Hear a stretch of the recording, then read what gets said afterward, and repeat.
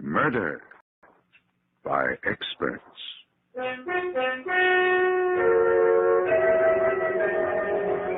The Mutual Broadcasting System presents Murder by Experts with your host and narrator, Mr. John Dickson Carr, world-famous mystery novelist and author of the recently published bestseller, The Life of Sir Arthur Conan Doyle. This is John Dickson Carr. Each week at this time, Murder by Experts brings you a story of crime and mystery which has been chosen for your approval by one of the world's leading detective writers. This time, our guest expert is the noted mystery novelist, Kelly Roos. From the innumerable thrillers he has read and enjoyed, Mr. Roos has chosen a story by Robert Foster. To quote Mr. Roos, the story is a fascinating study of an ambitious and corrupt man venturing into the unknown and being caught in a whirlpool to fill.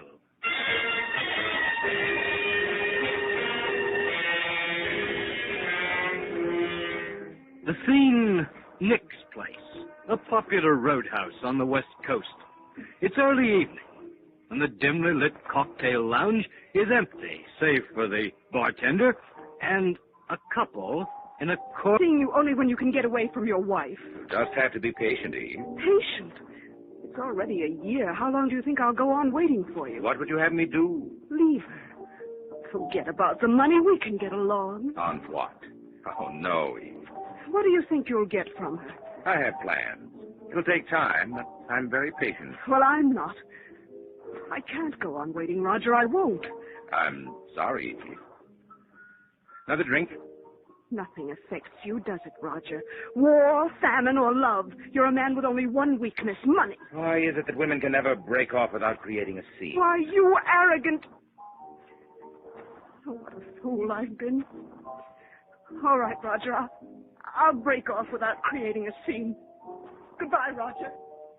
Eve, and put a dash of bitters in it. Hello, Thornton. Your friend left in a hurry. You're quite observant, Al. I'm a student of human nature. Nick's having a game in the back tonight. Interested? A game. Poker. Yes, since my date's walked out on me, I'll play a few hands. Tell Nick I'll be there.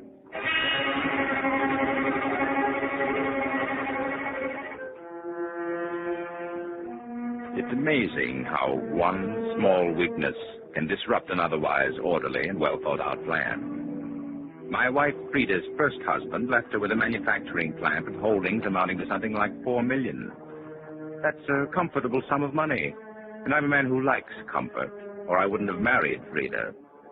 She was 40 and tired, and no bargain special in the marriage market.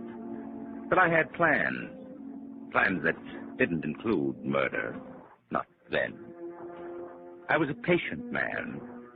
Patient until a weakness occurred, and I spent the night playing cards in a back room at Nick's place. That night cost me $30,000, all on my signature. Friend Al was so insistent a couple of weeks later. I was sitting at the bar in Nick's. Thornton. Yes? You busy? That depends. Nick wants to see you in his office. Wants to see me about what? I didn't ask him. Well, tell him I'll drop back after I finish this drink. Make it now. What? I said now, Thornton. All right. All right, let's have it your way.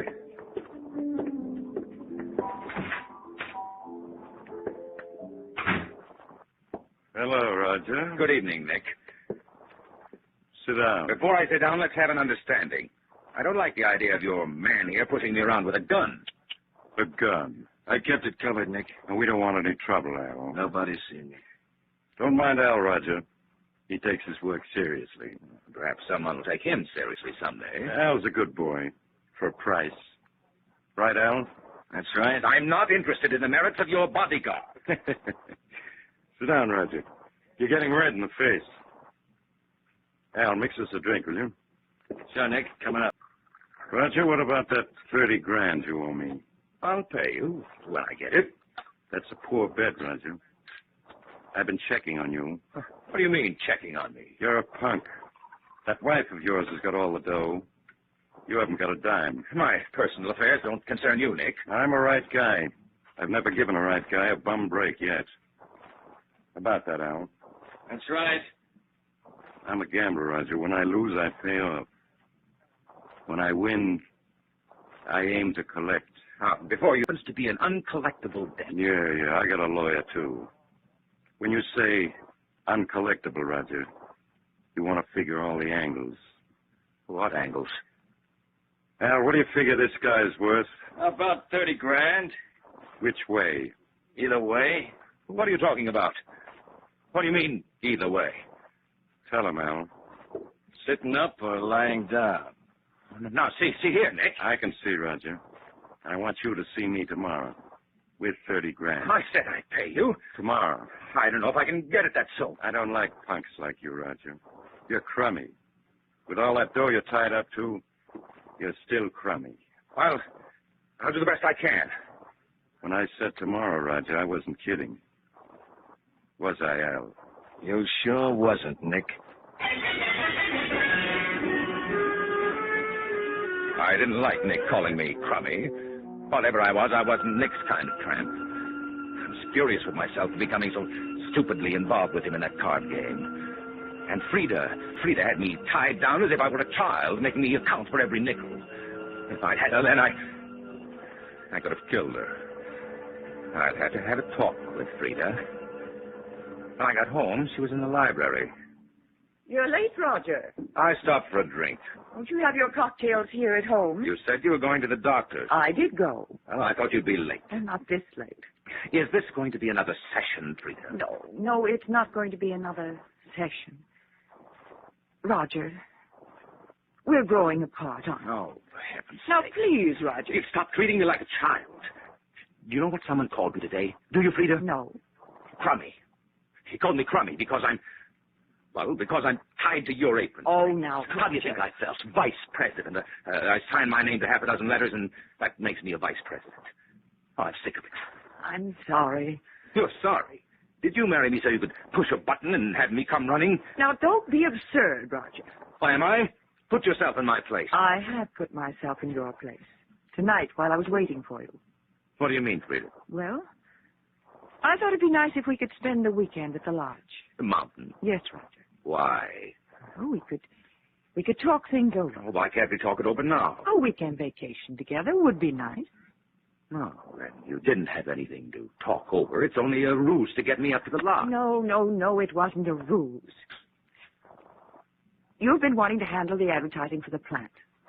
I wanted to surprise you. You mean you're turning the advertising over to me? Yes. I'll control the whole department, everything? Everything. Why, that's wonderful, darling. Of course it's a surprise, a charming surprise. Does it make you happy, Roger? Of course it does. I have something to do, or something I can sink my teeth into. Then will you go up to the lodge for the weekend? Well, why don't you run up by yourself this time, Frida? You need the rest, you know, and I have something important to tend to. I wanted you to go. Of course you did, dear. But next time, Frida. Next time. I promise you.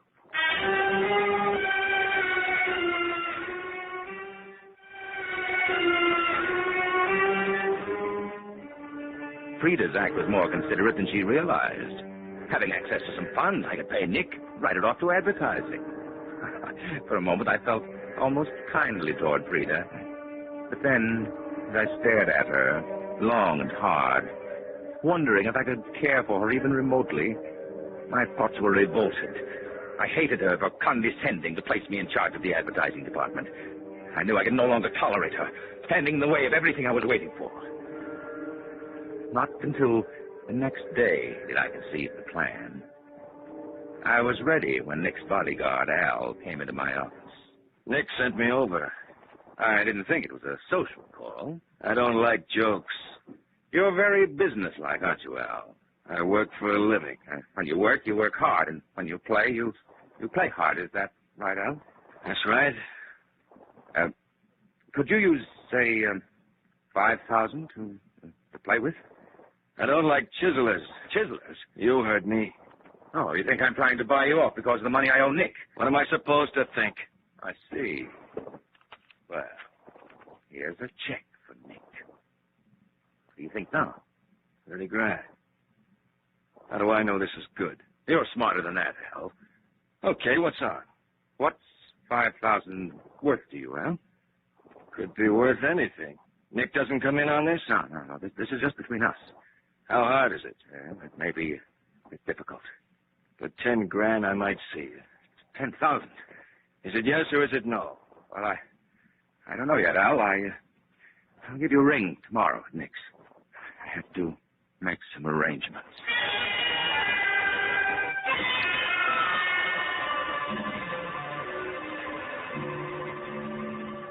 Frida? Yes, Roger? You're still planning to go to the mountains for the weekend? No, not without you. Well, I've been thinking you do need a rest, you know. Oh, I can rest just as well right here. Yes, I realize that, but, well, I thought I might come up to the lodge with you. Oh, Roger, do you really mean it? Of course, dear. Oh, I'm so glad you decided to go with me. Oh, there's just one thing, Frida. Yes? I won't be able to come up until later Saturday evening. Oh, I don't mind driving up late. But you don't understand, Frida. I expect you to drive up early. Why, Roger? Well, you can check over the repair work that needs to be done on the lot. Repair work? Yes, I ran into an old friend of mine today, Frida, a carpenter, Al Graves. He's a bit down on his luck, and, the lodge could stand some work. Oh, that's perfectly all right with me, Roger, but must I go up early? Well, we don't want him hanging around, do we? No, of course not. Good. Then I'll ride up with Al. Now, when we get there, we can discuss the repairs. He'll look things over, and then he'll drive on back in his own car. And you want me to go up early so I can make a list of the things to be done? Yes, Frida, that's it. Do you mind about the carpenter, I mean? Of course I don't mind, Roger. I'm just so happy that you want to go.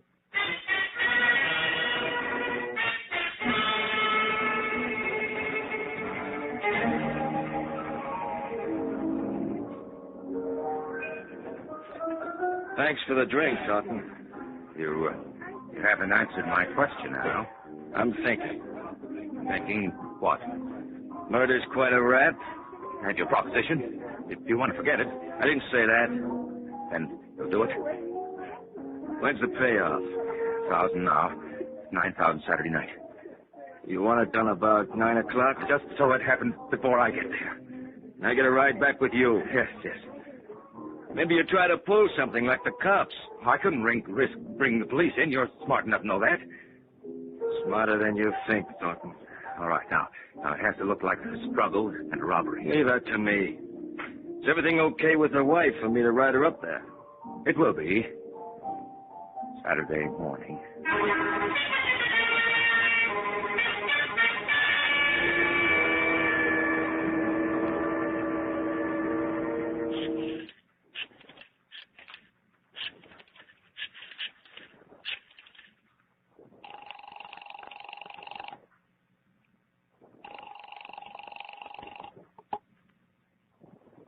Thornton residence? Oh, Charles, this is Mr. Thornton. Oh, good morning, sir. May I speak to Mrs. Thornton? Very well, sir. She's right here, sir.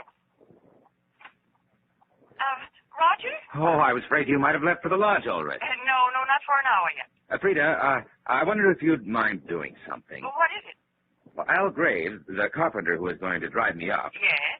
his car is broken down. It's in the garage.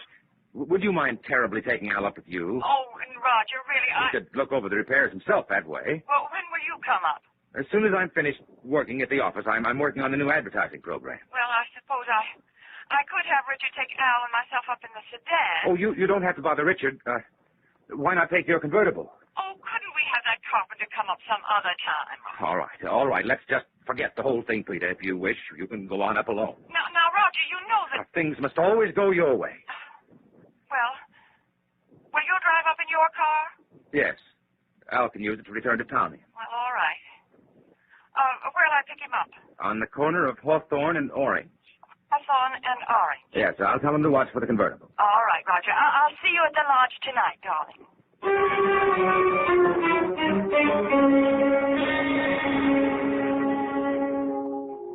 Things for the past few days have moved so amazingly fast and remarkably well that I had little time to reflect upon my emotions. Frida's surprising agreement to my wishes I knew was merely a new tack in her attempt to draw me closer to her. And yet, as I drove through the lane to the lodge in the evening, I had an unaccountable fear. The wind whined through the trees, and the eerie sound disturbed me. I parked the car and sat for a few moments watching the lights in the lodge. It was 10 o'clock. Al should have been finished long ago. I got out of the car, walked to the veranda, and opened the door. You finally got here. Yes. Well, how does it look? You satisfied? I said to make it look like a struggle. Don't it? I guess it's all right. You got the dough. Where is she? In the bedroom. Go in, take a look. Turn on the light. No. I can see. Satisfied, Thornton? She's partly under the bed. Yeah, she got scared. She tried to hide. I had to follow her. Shut the door. I said shut the door. You're a funny guy. Why? You figure all stuff. Let's sit down and have a drink. Sure. You got the dough? Yes, sure. There should be some glasses here. On that shelf. Yes, I see. I'll fix the drinks. When I get that drink, we're gonna blow. Where's your car? Garage? Want to see it? No. Here you are.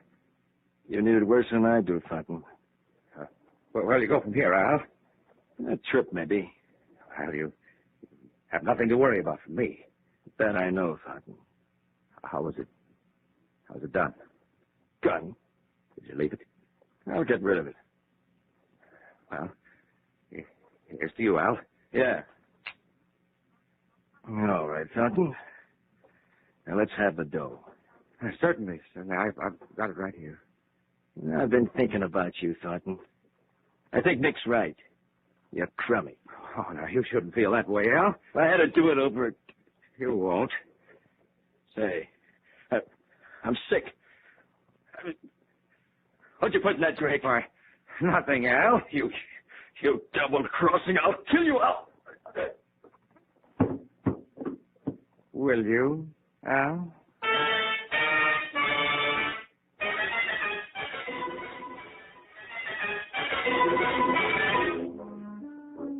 I poured some of the liquor on Al and tipped the bottle over. Then I carried him out of the lodge, across the carpet of pine needles, to the bluff 100 yards away.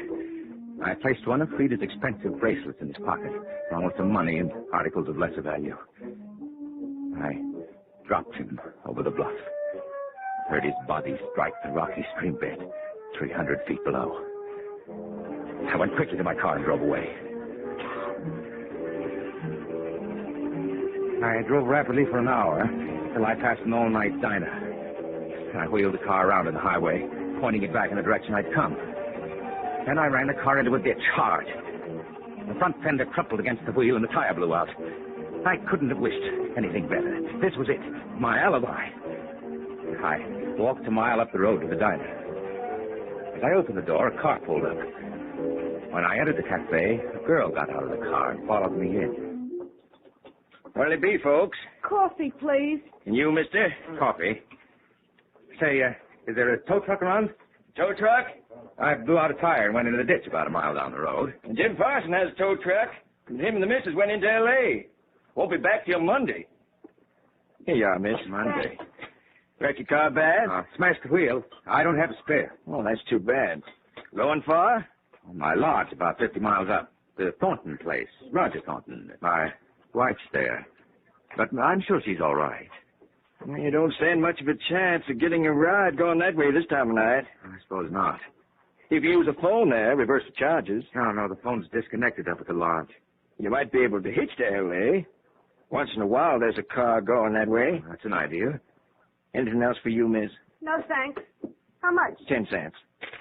Thank you. Good night. Good night. I reckon the young lady didn't want a passenger. Yeah, so it seems. Say, I think I will use your phone. Hope so.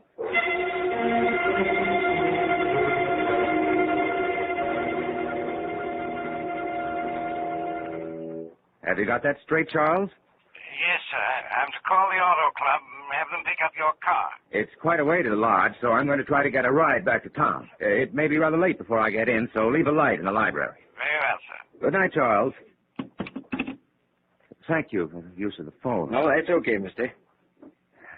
Could you use a drink? I ain't never been known to turn one down. I got a bottle in my car. Well, that's quite a walk. It's nice out, and I could use a drink myself. Suit yourself. You don't mind if I sit around after I get back? Maybe I can pick up a ride. Glad to have you. I'm open all night. Good. I'll be right back. Mister? Yes? Did you say you wanted a ride to L.A.? Why, yes, if you're going that way. Hop in. Well, thank you very much.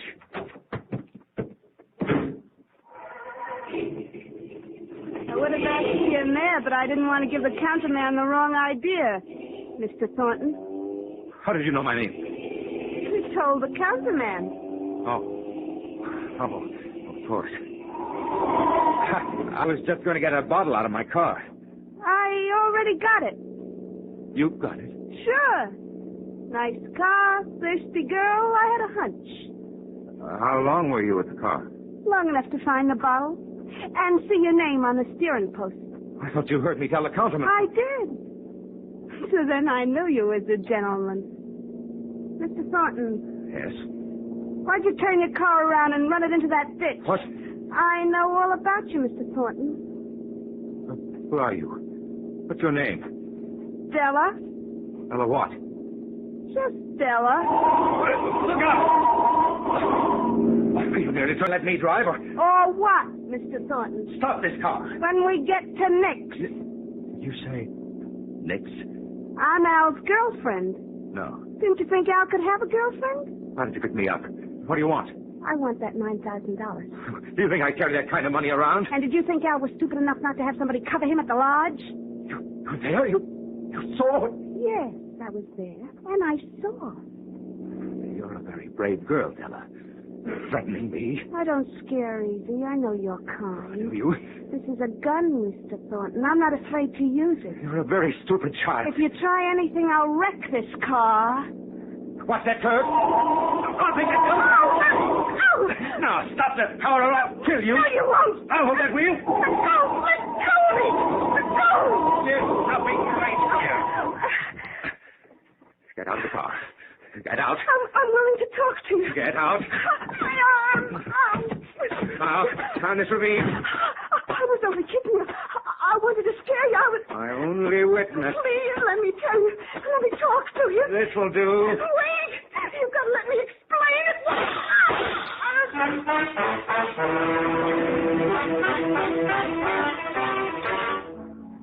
When the girl told me she'd seen me kill Al, I went out of my head. I didn't know what I was doing. I shouldn't have killed her. I was stupid, but I couldn't help it. I couldn't stop. I drove the girl's car into town and left it on a side street. I dropped the gun down a sewer and caught a bus home. It was almost daylight. I was tired and sick. It was all over. It was all over. I unlocked the front door, quietly entered the house. My house. I was too beat up to sleep. What I needed was a bracer. I went into the library. Good morning, Roger. What are you doing here? I've been waiting since you telephoned Charles. I killed him. Huh? I killed them both. You killed him? Al and the girl, and you're here. I'm so sorry for you. I had it all figured out. I did. That man, Al, the carpenter, he told me everything, Roger. I had to pay him. You? And it was the girl I saw. She was in the bedroom, pretending to be you, pretending to be dead. He never intended to kill you. Oh, Who said that? Who are you to feel sorry for me? I love you. I'm going to miss you, Roger. Love? Then why did you do something? Why didn't you tell me? I didn't know. I stayed home hoping you'd come here and we could talk things over before you did anything rash. Rash? You call it rash? Do you know what I've done? That's why I'm so sorry for you. You say that once more, Frida. It was greed, wasn't it, Roger? Greed for my money. I hate you, Frida. I know. And I love you. Isn't it strange, Roger? It's pathetic. What I wanted to tell you at the lodge, Roger. Or if I'd only told you sooner. What do you mean? Frida, what do you mean? I'll tell you. But it's too late now, Roger. You've killed 2 people. And you'll hang. I let you. What are you doing with that gun? I haven't any money, Roger. I've been wiped out. That's what I wanted to tell you. You needn't have killed them. No, Frida. No. But I still love you. No. No. And I won't let you hang. Goodbye, Roger.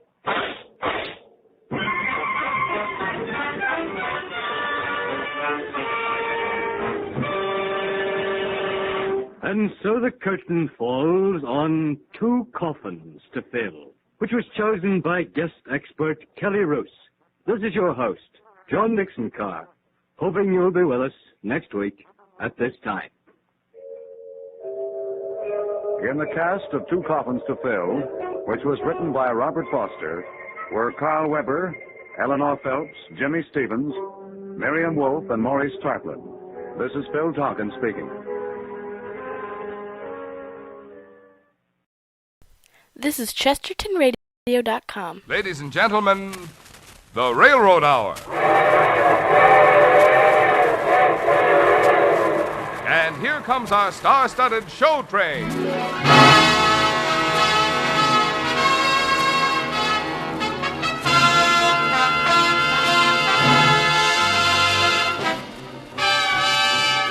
Tonight, the Association of American Railroads presents the romantic operetta Naughty Marietta, based on the Metro-Goldwyn-Mayer motion picture with Victor Herbert's beloved music, and starring Jeanette MacDonald and your host, Gordon MacRae.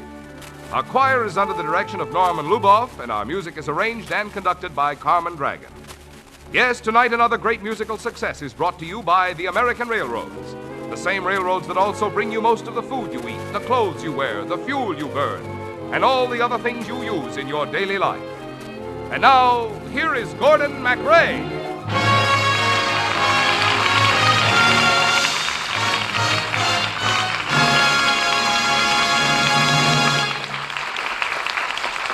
Thank you and good evening, ladies and gentlemen. This is your host, Gordon MacRae, bringing up the curtain on one of Victor Herbert's most melodic and popular operettas, Naughty Marietta.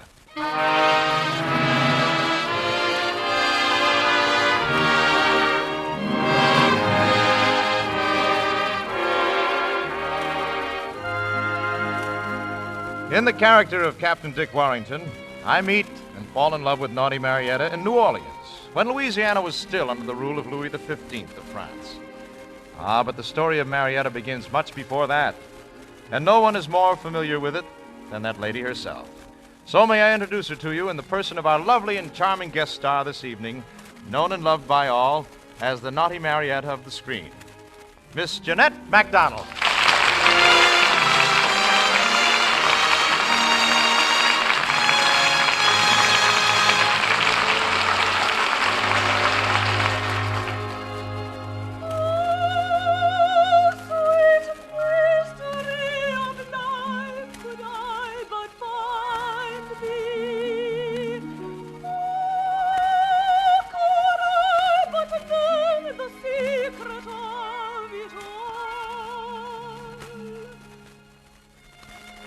I heard that melody one night in a dream and lived with the memory of it ever after.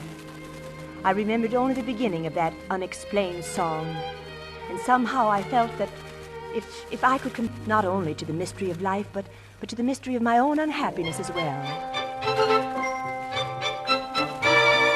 It was spring in the court at Versailles, and my royal uncle had informed me that the King of France had commanded that I marry a fat, elderly member of the royal house of Spain named Don Carlos. The thought was intolerable to me, so I arranged to take the place of one of the maids in the castle, a Marietta Fanini, on a bride ship bound for New Orleans. And that very night I stole away from the castle and set sail on the adventure of my life. Oh, Marietta, isn't the sea beautiful? I wish we weren't landing tomorrow. Why, Julie, I thought you were looking forward to this brand new world and the fine, handsome young cavalier who would claim you as his wife. Well, suppose it isn't a fine, handsome cavalier. Suppose it's a fat, ugly one. Well, you don't have to accept him.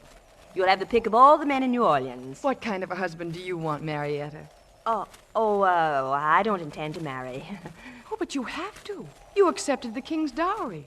A casket of gold and a grant of land to each girl who will go to the colonies and marry. Well, the king can keep his grant and his casket. Then why did you come on the bride ship? Oh, for many reasons, but mainly because of a song. A song? Yes, a melody that became a sort of challenge to me.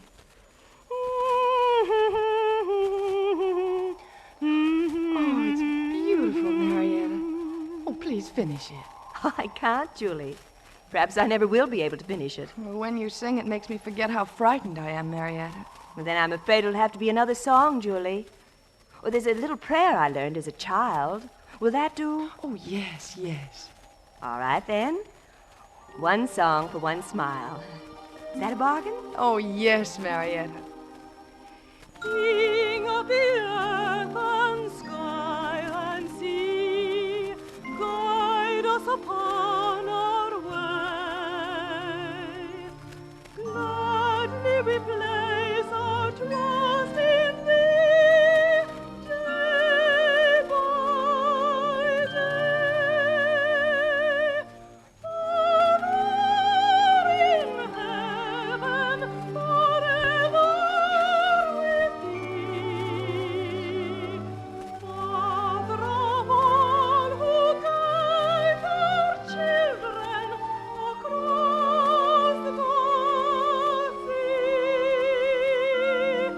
Dear Father in heaven, oh Father of all, guide us all by faith. Ruler of all, we fervently call thy name. Over in heaven, forever with thee. Show us the way, O heavenly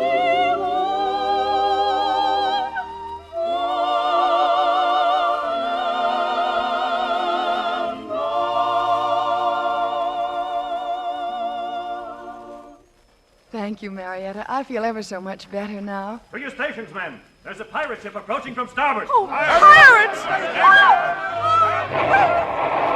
That was straight across the stern. Return fire.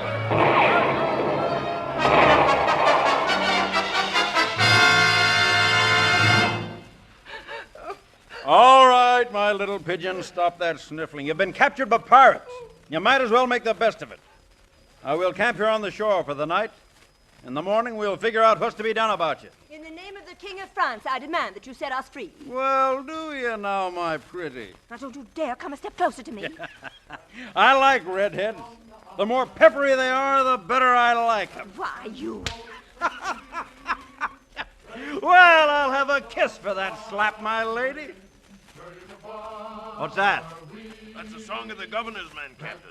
They must be looking for some word of the bride ship. Captain Dick Warrington's men, huh? Well, no point in fighting two battles today unless we have to. John, out with that campfire. Yes, sir. All right, now you women get down on your faces and keep quiet. Ah, good. Good, they're passing by. Help! Help! Soldiers, help! Hurry! Help! Come on, men. We found them.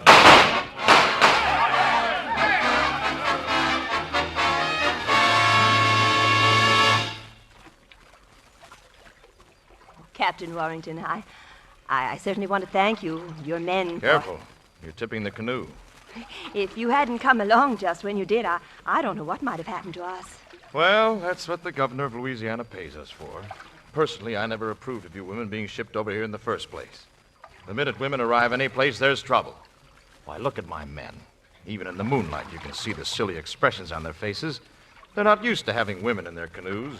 Judging from your manners, I wouldn't say you were either. Huh? Well, my manners were all right when I was saving your life. Didn't you say you get paid for that sort of thing? Well, I'll wager my next month's salary that you weren't any poor little milkmaid on a farm. Oh, would you? You don't have the manner born, my lady. Whoever your mistress was, she taught you to put on too many airs. Blue eyes. My eyes are green, and my name is Marietta. Nevertheless, I'll call you Blue Eyes. So you had to come all the way to New Orleans to catch a husband, eh? Well, don't look at me. You fancy yourself quite a lady killer, don't you? Oh, I am. I don't know whether it's my looks or my voice. By the way, what did you think of my voice, Blue Eyes? When I heard it, my mind wasn't exactly on musical matters, Captain Warrington. That's right. Too bad. It's a nice voice. Care to hear it again? No, thank you. Might spoil the effect of that lovely moon up there. Oh, on the contrary, it'll help it. Why, I'll sing you a song about our southern moon if you like. Fine. I'm a little bit tired anyway, so if you don't mind, I'll just take a little nap while you're singing. Careful. You might... It was the furthest thing from my mind. Captain, there are the lights of New Orleans up ahead. New Orleans? New Orleans, that's right, Blue Eyes. With your new husband waiting for you on the dock. Come on, men. Let's give him our song and have the whole town turn out to greet us. Let's see that these ladies get a rousing welcome from New Orleans. Tramp, tramp, tramp along the highway. Tramp, tramp, tramp, the road is free. Blazing trails along the byway. Feuille de bois are we. Tramp, tramp, tramp, now clear the roadway. Room, room, room, the world is free. With planters and Canucks, Virginians and Kentucks, Captain Dickson Infantry, Captain Dickson Infantry. Tramp, tramp along the highway. Tramp, tramp, tramp, the road is free. Blazing trails along the byway. Feuille de bois are we. Tramp, tramp, tramp, now clear the roadway. Room, room, room, the world is free. With planters and Canucks, Virginians and Kentucks, Captain Dickson Infantry, Captain Dickson Infantry.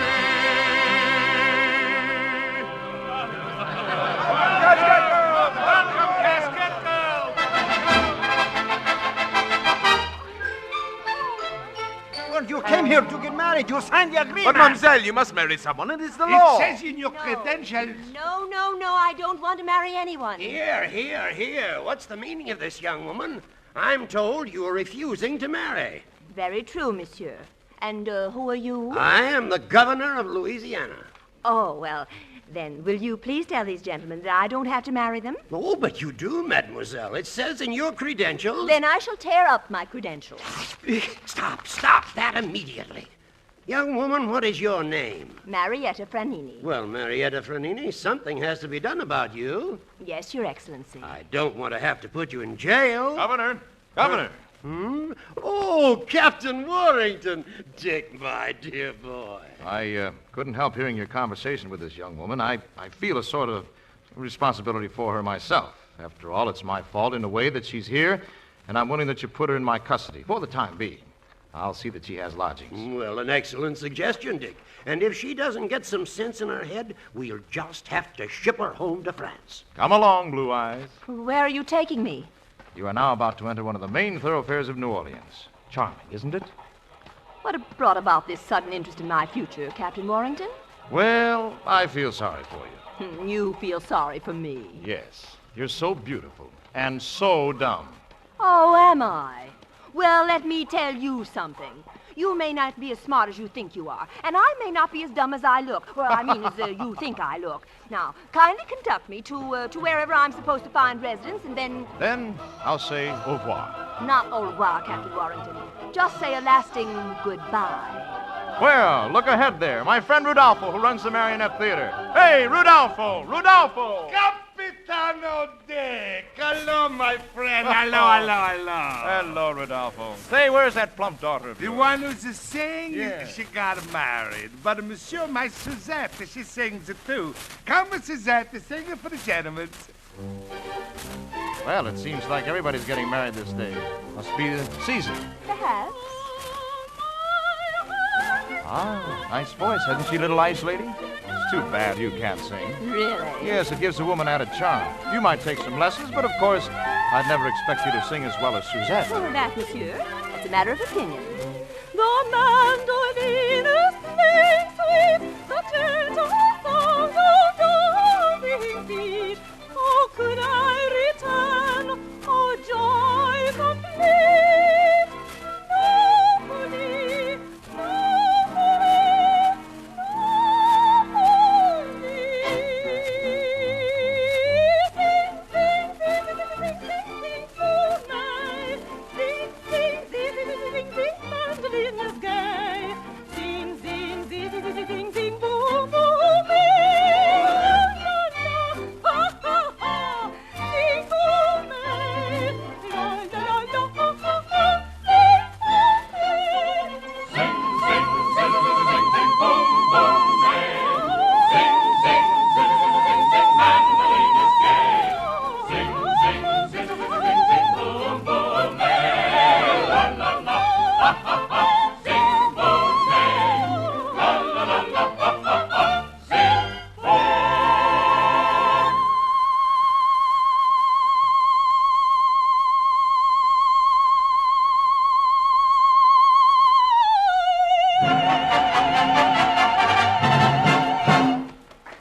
Brava, brava! Sandor Patata Cacchito, Mademoiselle, your voice is beautiful. Oh, thank you, Rodolfo. Oh, if such a singer would only come to me, it would mean a new days for my marionette. This lady is a prisoner, Rodolfo, and she isn't interested in helping you or anyone. Oh, but that isn't true. Rodolfo, the governor has placed me in this gentleman's custody. But if he'll permit me, I'd be very happy to sing at your theater. Oh, gracias, gracias. You will see that she has lodgings and take good care of her? I will. Hey, there's your man, Captain Dick. Are you coming, Captain? I'll be right there. Well, farewell, my lady.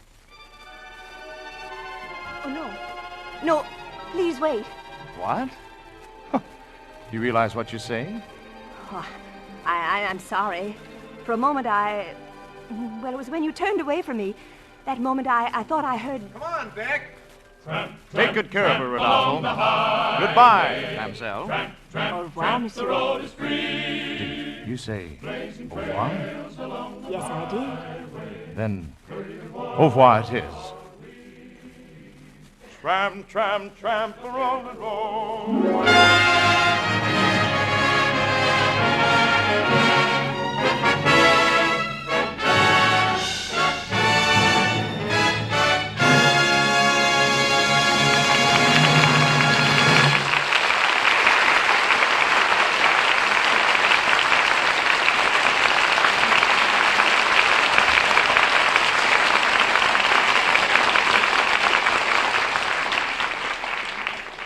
It's interesting to think of the way people lived in America in the time of Naughty Marietta. Here was this vast continent with every natural resource it has today, and yet it could barely support 2 or 3 million persons. Now, a nation of nearly 150 million persons living on the same area produces not only enough for its own needs, but enough to aid half the world besides. What makes the difference? Well, for one thing, there was born in this land a new sort of freedom.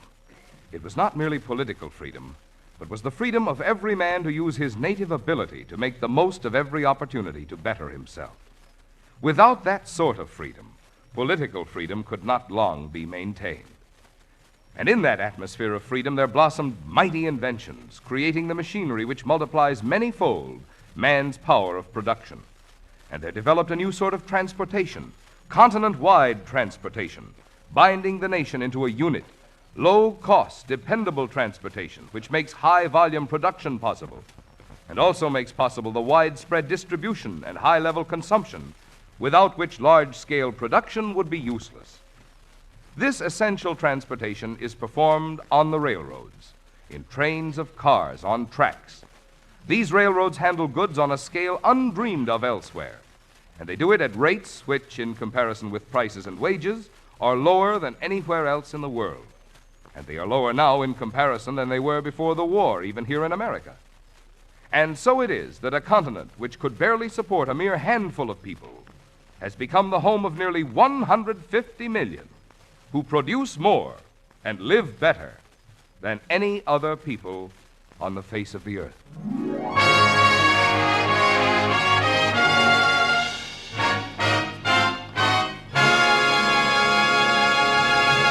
Now back to Naughty Marietta with your host, Gordon MacRae, and Jeanette MacDonald as his guest star.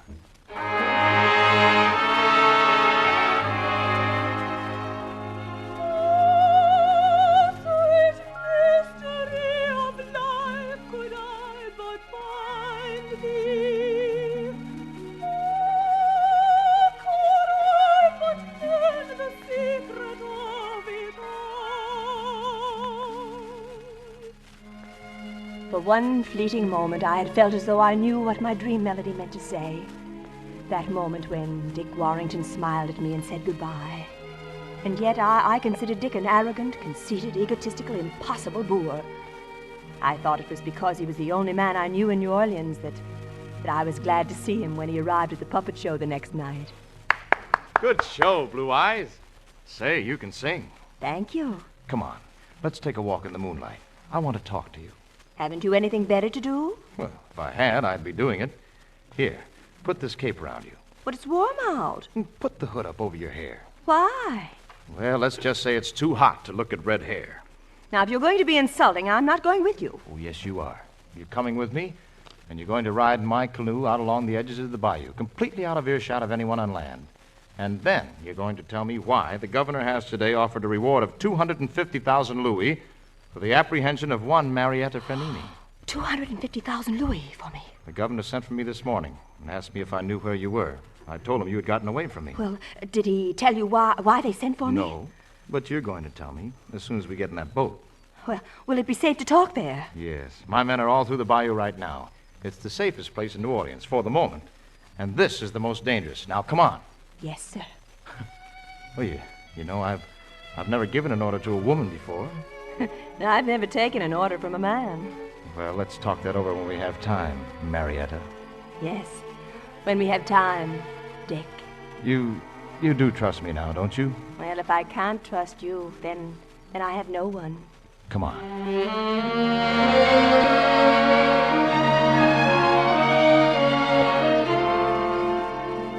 Oh, sweet mystery of life, could I but find thee. The words repeated themselves within me, urgently, over and over, as I followed Dick through the streets of New Orleans. And when he helped me into the boat and we drifted out on the moonlit water, it fairly thundered in my ears. But what the rest of the song was, or what it meant, I still didn't know. Now tell me, Blue Eyes, why should they offer a reward of 250,000 louis for a giddy little redhead from Marseille? Oh, please, let's not talk about it now. All this will end soon enough. Blue Eyes, you're in trouble. I want to help you. The governor has all the troops in New Orleans out hunting for you. What did you do? I ran away. Away from a man I didn't want to marry. Who are you? Oh, just someone. Someone, huh? Someone from somewhere. Well, you know, I have a very strange feeling about someone. No pain, I hope. No. I have a very strange feeling I never felt before. You're coming down with something, all right. a grind of depression. I wonder if it's catching. I hope so. My heart's acting strangely. It feels rather sore. At least it gives me that impression. My pulses leap madly without any cause. Believe me, I'm telling you truly. I'm gay without pause, then sad without cause. My spirits are truly unruly.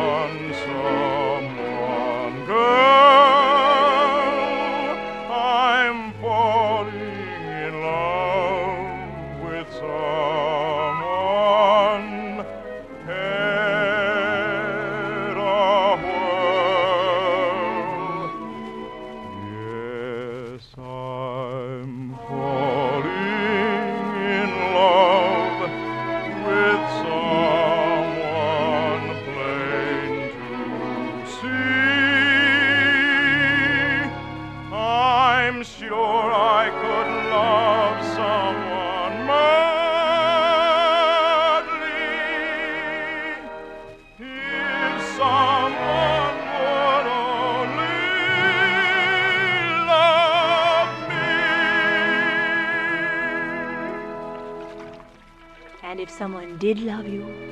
Oh, Marietta. I said if. Would you care what her past had been? Would you marry her without questions? If you say you love me, that's the only question I would ask.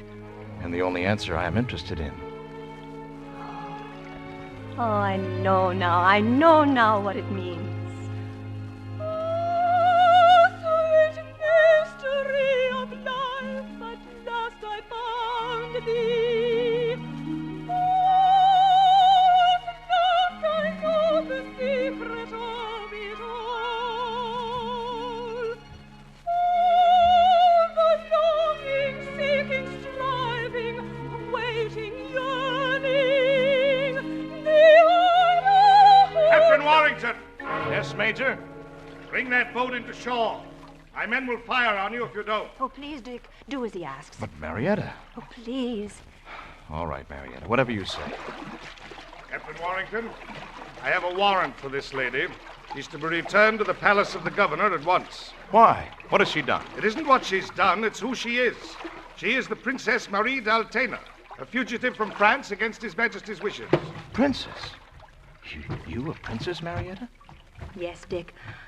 I hoped you'd never know. Permit me to help you from the boat, Your Highness. Thank you.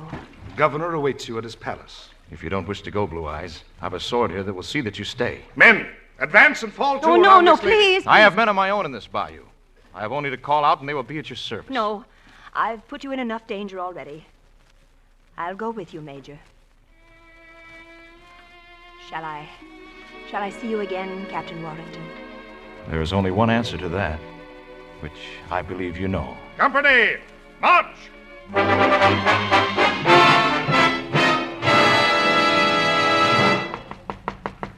Come in. Good evening, Your Highness. How charming you look. All dressed for the ball in your honor, I see. Well, I'm afraid the last thing I want is to be presented to New Orleans society, Governor. His Majesty is most provoked with you, Your Highness. As a matter of fact, another order just arrived, which I should like to read to you. And she shall be found and returned immediately under the custody of her uncle on his arrival. Anyone aiding or abetting her further escape shall be considered in treason to me and shall be given the extreme penalty. Signed, Louis XV. How would you like to marry an old, fat Spanish don that creaks every time he walks? I should be honored. Well, then you marry him. Oh, no, my dear. Oh, I could hardly do that. We'd better go down to the ball. You take my arm, Princess? Thank you. Oh, Princess, I thought you might be interested to know that I have ordered Captain Warrington and his men to start for Barataria today. He's a good soldier, and I should not like to be forced to carry out His Majesty's orders. But if he should attempt to help you escape... I understand, Governor. What's that singing? Oh, Governor, I promise you I won't cause you any trouble. Oh, only please don't let anyone else suffer. I'll return to Versailles. Very well. That, of course, makes my position much easier. Your ship sails at dawn. I shall be aboard.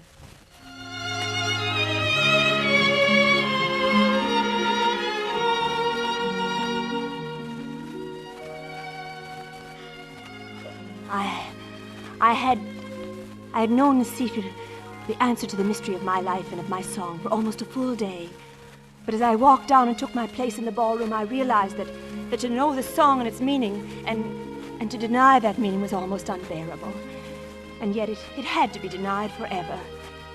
And then, late in the evening, I went out into the garden for a moment and suddenly, there he was before me. Your Highness.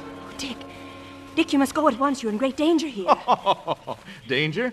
Do you think I'm afraid of danger? Oh, but I can't really talk to you tonight with all these people here. The moment they find I'm gone, they'll be searching for me.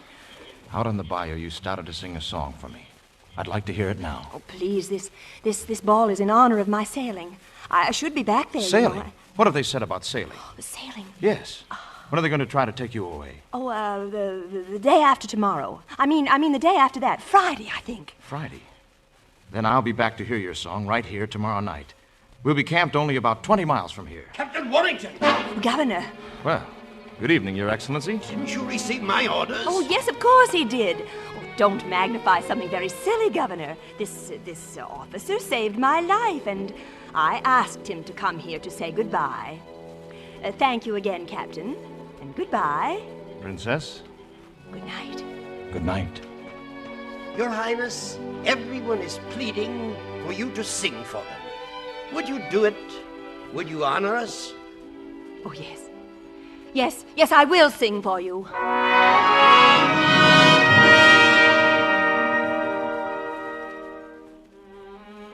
I knew I'd never see Dick again, and I had to let him hear my song.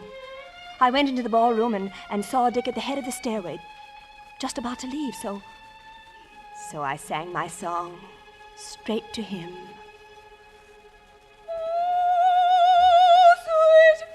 Mystery of life, at last I found thee.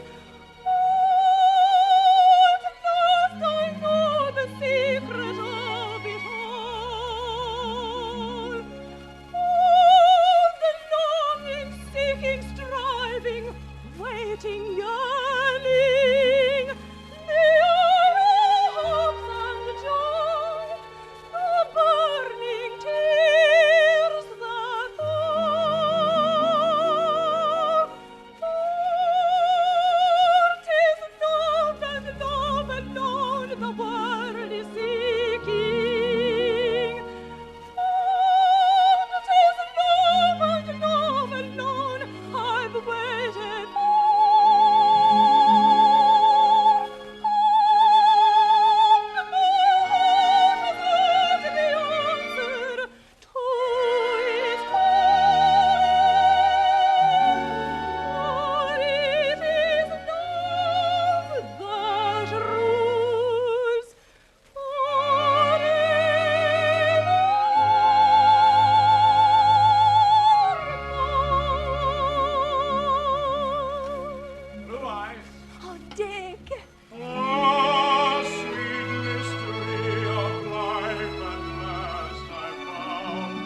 Who is that? It's Captain Warrington. There he is, up on the balcony. He's coming down the stairway. Look. Listen.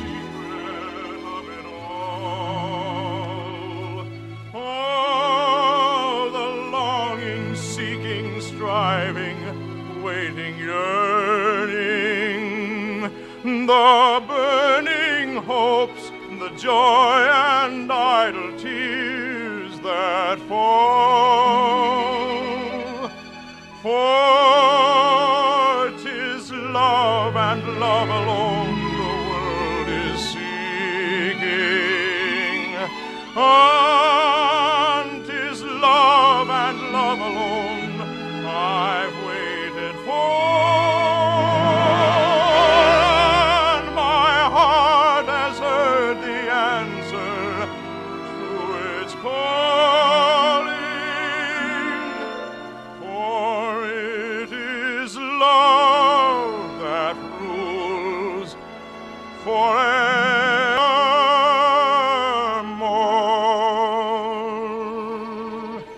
Blue Eyes. Dick, please go quickly.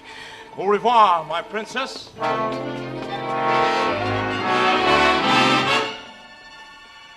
Goodbye. Oh, my darling. Goodbye.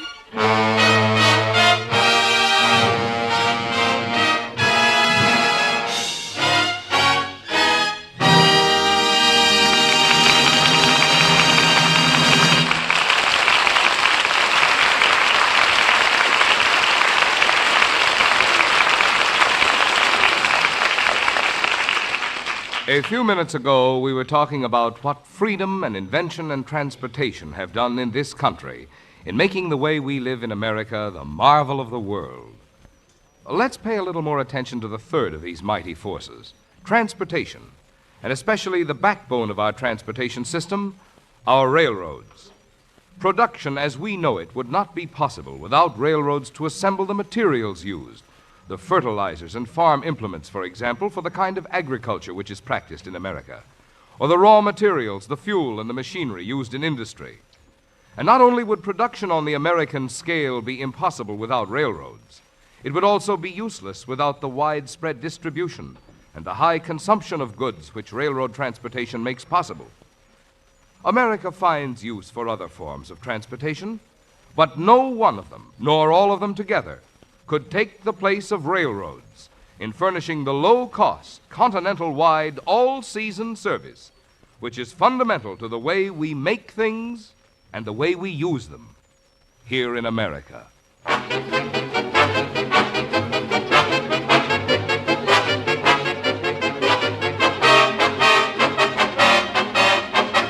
The Railroad Hour show train will return in just a moment after a brief pause for station identification.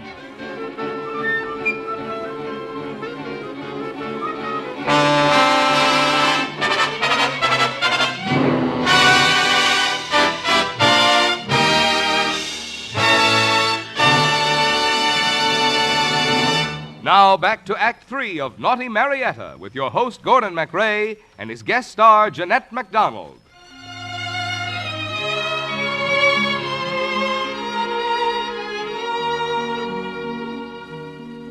And now I had sung my dream melody, and I'd pledged my love with it, and at the same time said farewell to that love forever. I ran upstairs after I finished singing and stood at the window, listening to his men march through the empty moonlit streets. And I stood there thinking, he is with them, and they are marching away from me. Yes? I just wanted to say good night, Princess. I hope you'll be quite comfortable. Well, it doesn't matter now, Governor. Nothing matters. I'm going back to marry Don Carlos as the king commanded. Sometimes it's very sad to be of royal blood, Princess. But life establishes the rules of our conduct by how we are born. And we must obey those rules. Well, I hoped this was a new country where all those out-of-date precepts could be forgotten. It's too bad, Princess, that we cannot make of the world what we dream it should be. Good night. Dick. Dick! Did you call me, Blue Eyes? Oh, Dick! Oh, why did you come back? I came for you. You wouldn't have sung that song to me if you'd ever expected to see me again, would you? No. When are you really sailing? At dawn. Why didn't you tell me? Well, if you'd known, you never would have gone, and I'd have seen them lead you away to be... What have I to live for without you? Oh, what are we to do? Get a cloak. My men are waiting at the edge of town. Now, hurry. Oh, but we can't. The palace is surrounded. I got in. I'll get out. But, Dick, wherever we'd go, they'd only find us again. Oh, not where we're going. We're heading west, Blue Eyes, into a new country, a new life, together. Will you come with me? Oh, of course I will. Then quick. Hurry now. Princess! Princess! Quick. Out on the balcony. Hurry. Guard! Call the guard! Something's wrong! Warn the guard! First, I'll jump over the balcony. Are you all right? Yes. Now jump. I'll catch you. Oh, there you are. Halt where you are. Up with your hand. Oh, I knew it. I knew it. Hold those two. We have them, Governor. Bring them to my rooms. Don't let them escape. They won't escape from us, Your Excellency. Good. Gentlemen? Oh, Dick, I knew it would all be for nothing. We know quite a long way to the governor's office, Captain. Yes, sir, through the woods. Kind of pretty. Uh-huh. Now you follow us. Right out through the castle gates. Dick. Shh. We're not safe yet. But these soldiers, they're your men. Of course. Oh, my darling. How on earth did you manage that? Easily. They changed places with some of the palace guards, who were very glad to get a night off. The horses are just ahead. The men are waiting. Well, here we are, Your Highness. No more, Your Highness. From this moment, there are no titles left in the world. Oh, yes, there are. Your new one. What's that? Why, Mrs. Warrington, naturally. Here, let me help you up. We have a long ride ahead of us, but there's a ship waiting, and a whole new country. And a new life. Ah, sweet mystery of life, at last I found thee. Oh, at last I know the secret of it all. All the longing, seeking, striving, waiting, yearning, the idle hope and joys, the burning tears that fall. Clear the roadway, room, room, room the way.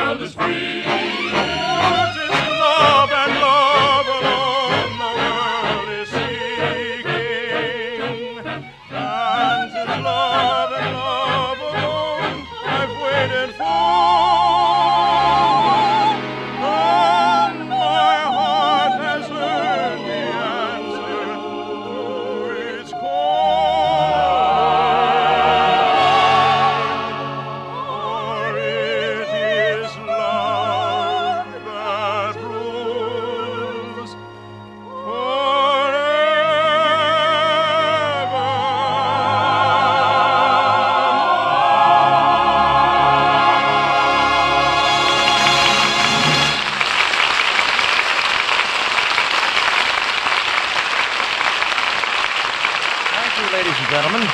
Jeanette MacDonald will be back in just a moment. Meanwhile, this is your host, Gordon MacRae, giving a big vote of thanks to our excellent supporting cast, Earl Ross, Alan Reed, Sheila Stevens, Paul Frees, Polly Bear, and Bill Demling for their fine performances in Naughty Marietta, with book and lyrics by Rita Johnson Young, music by Victor Herbert, and adapted for radio by Gene Holloway. And now, here's Jeanette MacDonald again.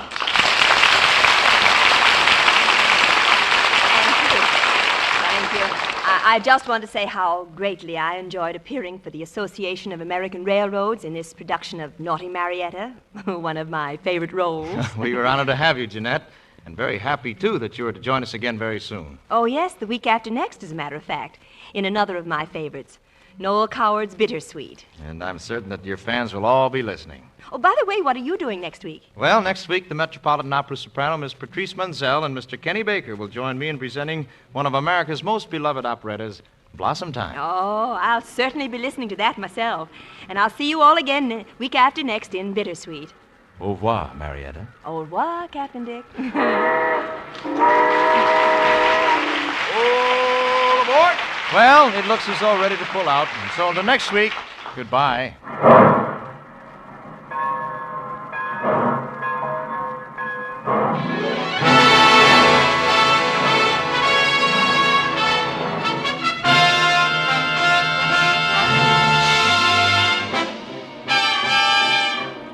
Naughty Marietta has been presented by special arrangement with the Tams Whitmark Music Library.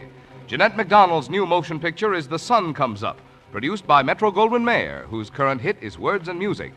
Gordon MacRae appeared on this program by arrangement with Warner Brothers. This is Marvin Miller speaking. The Railroad Hour is brought to you each week at this time by 132 railroads of the United States. Each one of them has its own operations and services. Each one competes keenly with others for business. But all of them work together through the Association of American Railroads for the improvement of all railroading and for better service to you.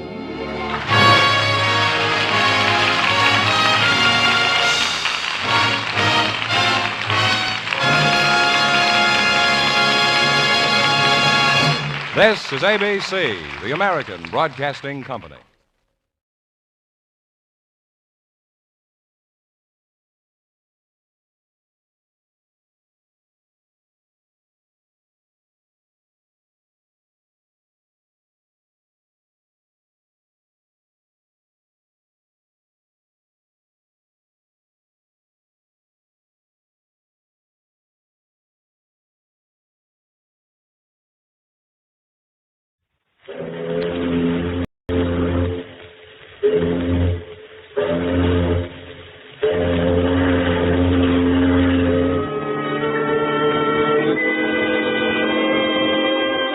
Cabin B-13.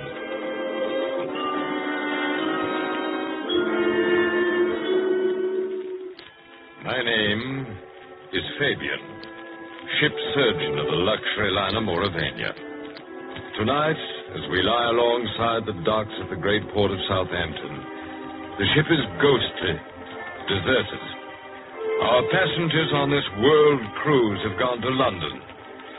And as I sit here in my cabin, B-13, I'm reminded how the tides and storms of 1,000 voyages have wrought nothing more strange, more sinister than man's desire for adventure in the strange ports and lands we touch.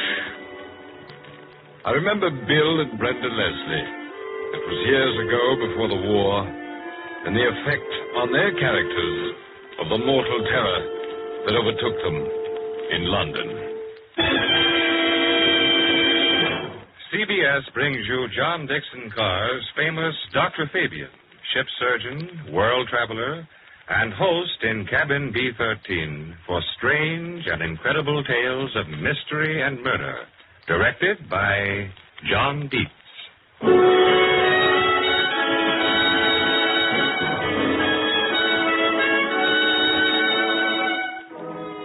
London and Hampden's Hotel in Norfolk Street off the Strand. A quiet little street sloping down to the river, quiet little hotel. So dingy with its stuffiness of old carpets and yesterday's tea trays, but you'd never suspect how fashionable it is. or how expensive. Can't you hear the lift whining as its two latest arrivals, the husband American, the wife English, go swaying up to a bumpy stop? This way, sir. Come on, Brenda.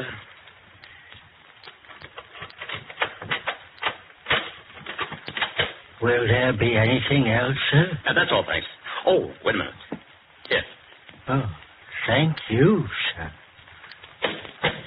Bill, darling, please don't look so bewildered. Was I looking bewildered? I know the furniture's red plush and dates back to the 1860s.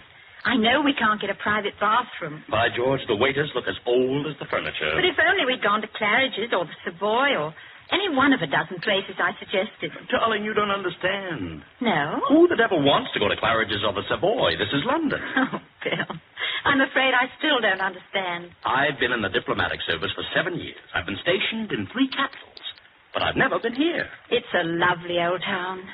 Oh, it's home. It's home to me, too, in a way. It's put a spell on my imagination ever since I was a boy so high. Sherlock Holmes, Dr. Fu Manchu, hansom cabs rattling through the fog. Darling, you don't think we'd still ride about in hansoms. No, but it's the spirit of the thing.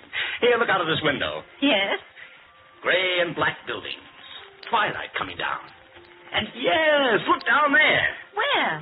I don't see anything. It's one of your famous barrel organs. Here, let's have the window up. It's under our windows, Brenda. What's the tune, dear? Do you know it? Oh, something about she was a lassie from Lancashire. It's a very old one. But it's right, don't you see? Everything's right. And if I crane out of the window sideways like this, I can see down to the river. That's where the bodies fall off walls and the police launches go out. Oh, Bill, please listen to me. Yes? Put your arms around me. Look down at me. There. I have a funny face. I admit I have a funny face. I love you terribly, Bill. I don't mean any words like very much or a lot. Just silly and terribly. But of all the romantic Americans I've ever met, you have the most absurd and fantastic ideas about England. You don't really expect to find Scotland Yard men in bowler hats trailing you every step. Now, do you? That wasn't the point, Brenda. When you think about it, just remember the barrel organ. Safe, stodgy, comfortable. That's London, Bill. Will you remember? Well, at least they've got telephones in this place. Hello? Mr. William Leslie? Yes, speaking. This is the reception desk, Mr. Leslie. There's a man here who insists on seeing you. In fact, the man is on his way upstairs. He's a police officer. What did you say? A police officer, sir. A police officer, huh? I see. He isn't by any chance from Scotland Yard? Yes, sir. I thought you might like to know. Did you hear that, Brenda? Yes, I heard it, but surely... About 6 hours in England. Oh, this is ridiculous, Bill. There must be some mistake. Well, there probably is. All the same, come to think of it, I don't feel very keen about facing one of these bowler hats in real life. But why do they come to us? We haven't done anything. Nothing I can think of. That's what worries me. Get ready for the hat and the raincoat and the cropped mustache. Yes? Mr. Leslie? Mrs. Leslie? That's right. Won't you come in? Thank you. Sorry to have to trouble you, sir. I'm a police officer, Metropolitan CID. Here's my warrant card. I see. Chief Inspector... Radford, sir. And I'm bound to tell you I'm here about a pretty serious matter. But we haven't done anything. Easy, Brenda, easy. Sit down, Inspector. Thank you, sir. Now, don't mind my notebook. It's a mere formality. You and your wife arrived this morning by the Mauravania. Your wife is British and carries her own passport, correct? Yes, that's correct. A week from today, you leave by the same ship for Lisbon. At Lisbon, you take up a new diplomatic assignment at the American Embassy. Correct? Yes, just one moment. I'd like you to look at this snapshot I have here. Who is it? But it's Bill. I mean, well, except for that awful shirt and tie. Well, it is Bill. So help me, I never had that picture taken. I know you didn't, Mr. Leslie. That's Flash Morgan. Ever hear of him? Never. Is he wanted for something? He's wanted for several murders. We won't mention bank robbery. Also, he's a ripper, if you know what that means. He uses a razor and likes it. Me, the image of a famous murderer? They don't look so different from the rest of us. Do you realize, sir, you can't leave this hotel without being nabbed as Morgan by the first copper you meet? But I can prove who I am. I've got my papers. You've got your papers. Right. Suppose Morgan gets them. Morgan? The Mauravania sails a week from today. Somebody called William Leslie, carrying diplomatic immunity, sails with her. What's to prove it's really you? You mean he might... I do. Oh, that's impossible. He couldn't get away with it. No, I don't think he could, but I'll give you 10 to 1 he tries it. This is too small a country to hide in, and he can't get away. He's desperate. This is his last hope. What about Brenda here? There are several things that might happen to Mrs. Leslie. All unpleasant. There's just one more matter I'm bound to warn you of. You've warned us, Inspector Radford. We appreciate it most awfully.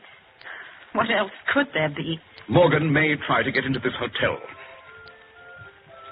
Safe, stodgy, comfortable. I see what you mean, Brenda. I beg your pardon, sir? Oh, just a little joke between my wife and myself. It's getting chilly. Better close the window. Look here, Inspector. This, Ripper, or whatever he is, couldn't possibly know there's a man who looks just like him. He couldn't, eh? Have you seen any evening paper? No. Some fool took a picture of you getting off the boat train. It's been published with comments on the resemblance. You'll find Morgan's story also with pictures on the front page. Here's the Standard. Read it. But haven't you got any idea where this man is? No, madam, we haven't. He used to have a hangout at 96 Fleet Street up over a barber shop. He won't go there now. He's loaded with money from the Whitehall bank job. He's got a razor. And he's ready to use it. Now, if you'll excuse me... Inspector, wait. What do you want us to do? I want you to stay in this hotel, both of you, until that boat sails. Cooped up here for a week just on a theory of yours? Yes, Mr. Leslie. Just on a theory. Suppose I do go out. I can't stop you, sir. The guard I'm leaving here can't stop you. But I might send you some photographs of people with their throats cut. Sorry to have upset you. Good day.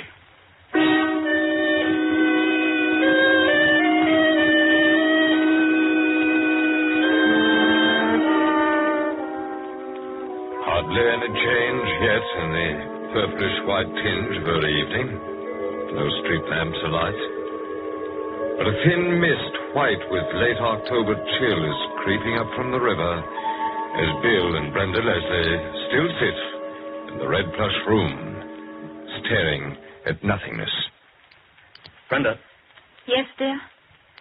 What was the number of that address Radford gave us, where Morgan used to hang out? I don't remember. 96, wasn't it? 96 Fleet Street? Why do you want to know? Because I'm going there. And I'm going now. Yes, I thought that was it. Bill, you can't. You mustn't. You can't do anything there. I know. Then why go at all? Sweetheart, you know what our life is. It's a wonderful life. Oh, with you, yes, every minute of it. But the diplomatic service. Vous allez bien, Madame la Comtesse? I am sure, Signor, that the Rio Alta Bridge will be a great success. Who precedes whom at dinner? Does the envoy's wife eat artichokes? Look, Brenda, suppose I captured Morgan before the police do.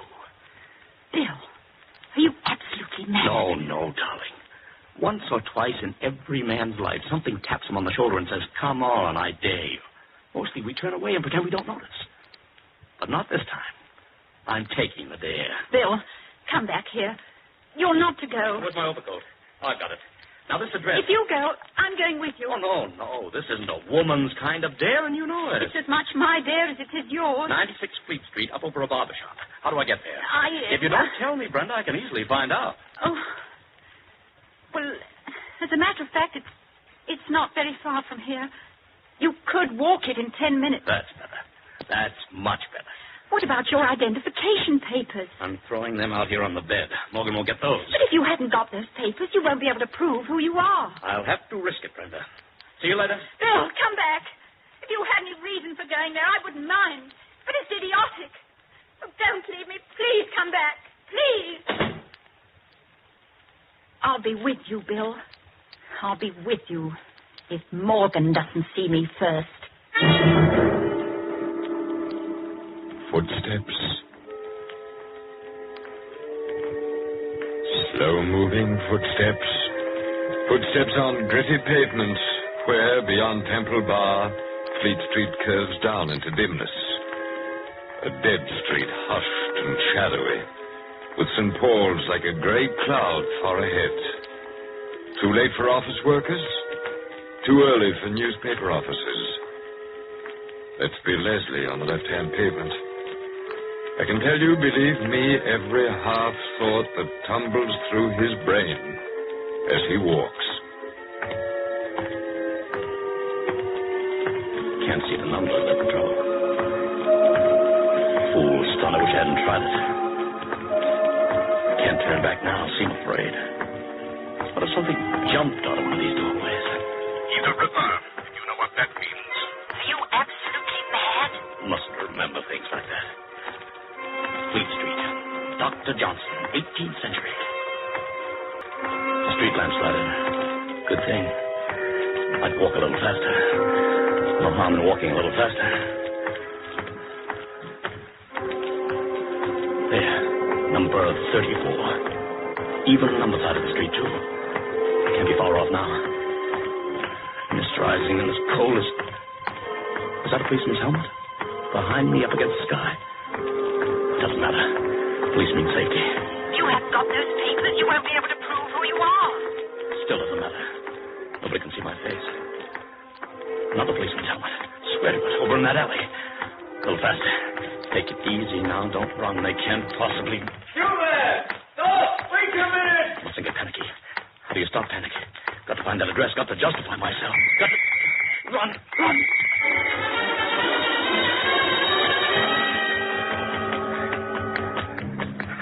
96. Little entry. No door. Flight of steps. Easy on the jump now. Run up quiet as you can. Door with glass panel. Henry M. Jenkins, barber. Door open and... A large room, perhaps not too clean, with a cork floor giving back no sound. Facing you, a window. On your left, another door. On your right, a wall of mirrors with two white barber chairs. This is what Bill Leslie sees amid a gleam of mirrors and a thick odor of hair tonic. On a white stool sits a little old man with yellow-white hair and a reddish nose, peering up from a paper with cockney friendliness. Why, I beg your pardon. I didn't mean to crash in like this. Not a bit of it, sir. Nobody here, sir. Let's have you come up any way you like. I've come about something important. Oh, I want a shave, please. And I'll just close this door. Shave, sir? Very good, sir. If you'll just come over here. That's it. Your overcoat, sir. Allow me. Oh, thanks. And in this chair, please. Now, we'll just whip out the cloth and round your neck it goes. Oh, wait a minute. Don't tilt me backwards yet. Are you Mr. Jenkins? And now that, sir, is what I call a real honor. What's so funny about it? Sorry, sir, it's only a joke. My name is Jenkins, and that's a fact. But mostly the gentlemen call me Old Scratch. Old Scratch? Oh, not in a religious way. Lummy, I should hope not. With me, a chapel goer for 40 years, and a teetotaler so's me hand wouldn't shake. Excuse me, sir. Mix the lather. No, sir, it's only a joke. If they call me Old Scratch, or as it might be Old Nick, it's 'cause they know I won't nick 'em. Never miss with a razor, I don't. There now. Now we just tip the chair back. And I'll bet this lather I'm putting on is as comfortable as going home to tea and kippers on a night like this. It's remarkable, sir, how comfortable... Here, sir. What is it? What's wrong? We're trying to signal you, that's all. Hey? Keep on lathering. Don't speak any louder than I do. What is it, sir? What's up? Flash Morgan has just come in. Who? Flash Morgan. But there's nobody here but you and me. Lift your head up and look. You didn't see him. You were looking at the shaving mug. I saw him come in by the door from the stairs when you moved the chair. You sure you don't know who Morgan is? So help me, Harry, I don't. He's a killer. What about the police? The police? Here now. I'll finish with the ladder and start shaving. But make it quick. Get a razor. Yes, sir. But that's it. Where's the bloke? Is he a blooming ghost? He didn't look at either of us. He didn't make a sound. I saw him in the mirror. He bolted the glass paneled door on the inside. Look over and see if it isn't bolted. Yes, sir, it's bolted.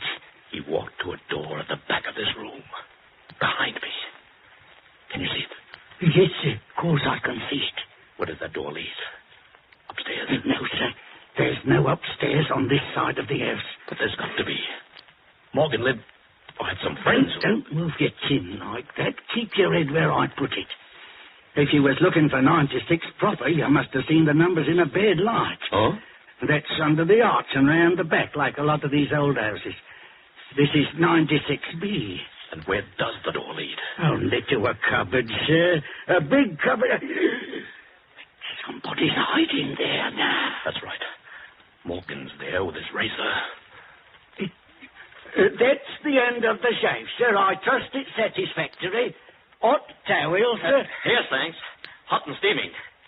Hang on to your nerve, old Scratch. We'll get him in 2 minutes. Towel satisfactory, sir. I'm a peaceful man, Governor. I don't want no trouble. Now, listen. When you take the towel off, go to the shelf under the mirrors and mess around with the bottles. Ask me if I'd like some kind of lotion. And edge toward the glass door. When you get near it, run like blazes and yell for the police. The whole neighborhood's full of cops. Morgan will come out fighting when he hears you run. I'll pick up that high stool and try to hold him off. The cops didn't find me because they went to the wrong 96. That door behind you. Well? The knob's moving. Then we'll have to do it when I count 3. I can't, sir. I just ain't up to it. You can run, can't you? 1, 2, 3. Better stay where you are, both of you. Oh, well. What do I hear in Chief Inspector Radford? You do? Sorry to break the glass door, old Scratch, but it seemed to be bolted on the inside. Yes, it is. In you go, boys. We may need several men here. Well, Inspector, don't you recognize me?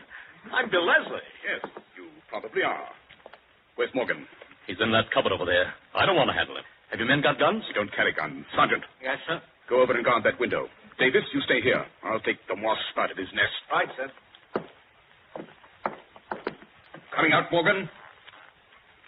No? All right, have it your own way. I'm turning the knob and... Lord almighty. Find that blood, sir. It's Morgan, all right. But he won't give any trouble now. His throat's been cut. His throat's cut?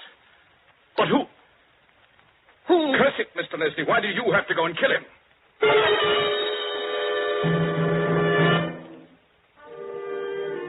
There was a famous building on the Thames embankment. Once red brick with white trimming. Now smoke darkened, redolent of old stone.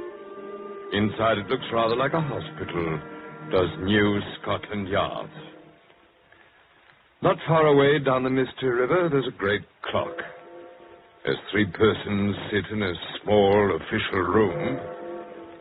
Mr. Leslie, why don't you tell us the truth? Inspector, I have told you the truth.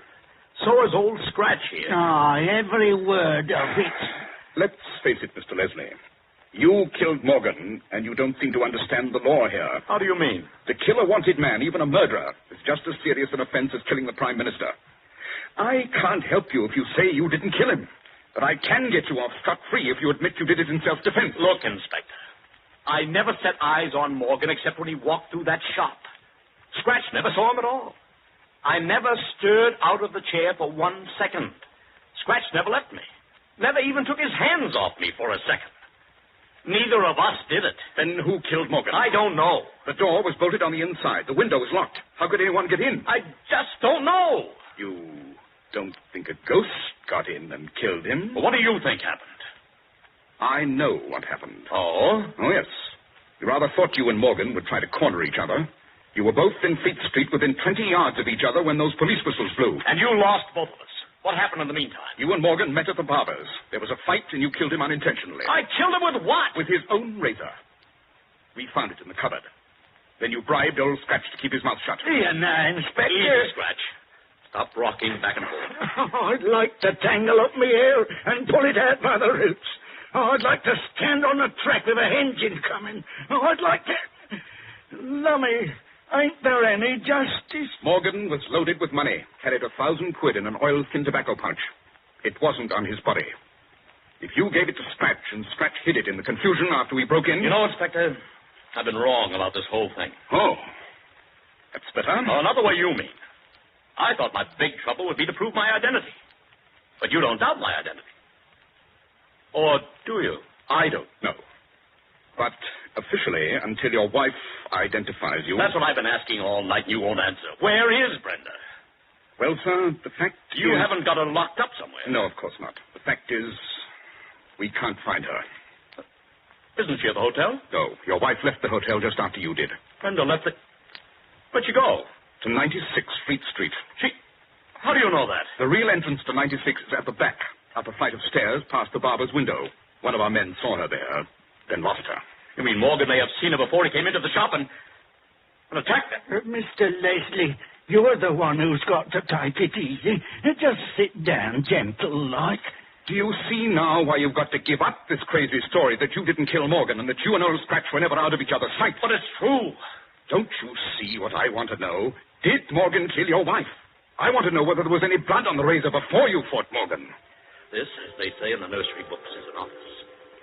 That's a filing cabinet. You're smoking a pipe.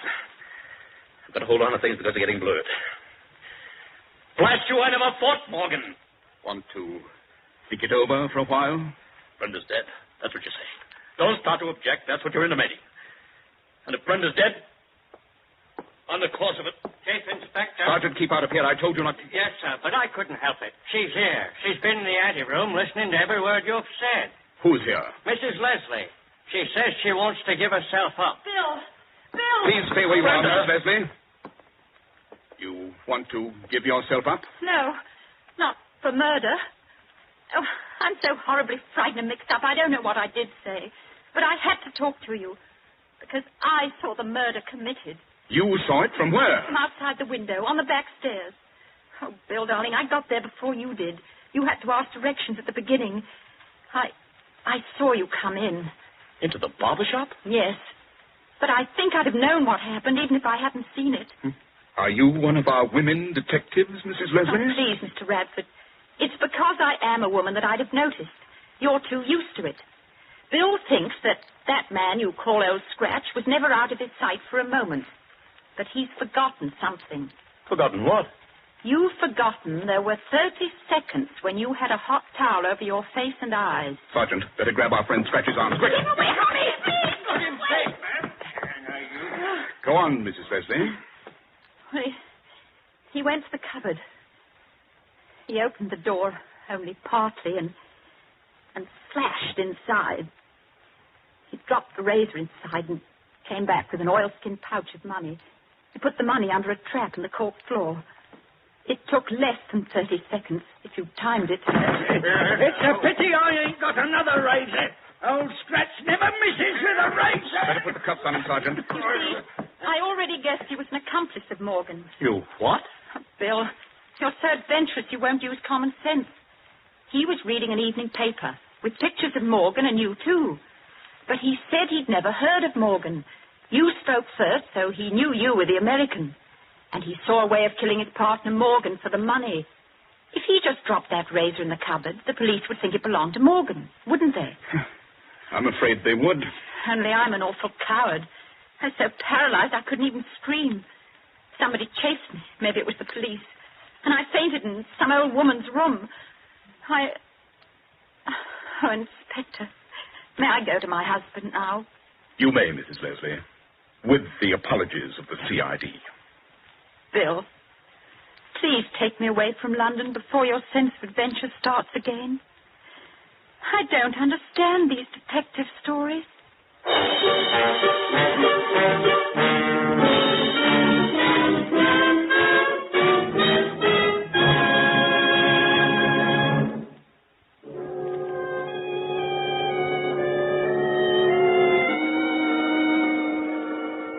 And so, in rather a pleasant vein, I end my story of the husband who sought trouble and the wife who got him out of it.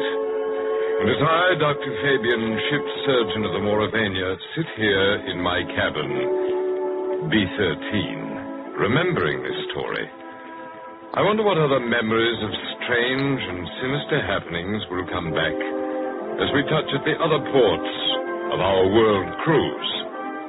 I hope to greet you again next week in cabin B-13.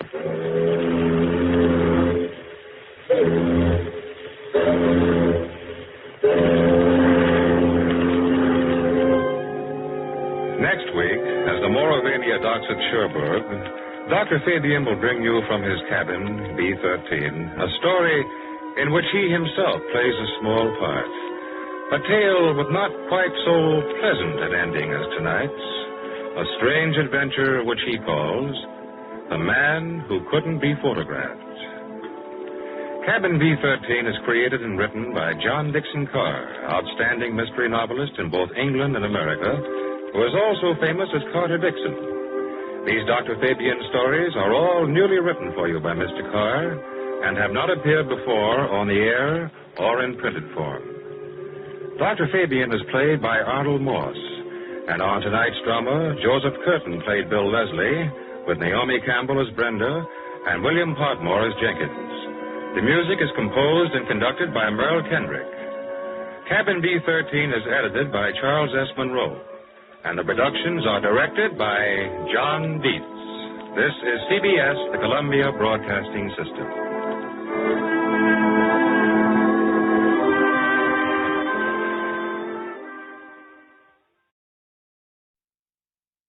Ladies and gentlemen, the Railroad Hour. And here comes our summer show train with your host, Gordon MacRae.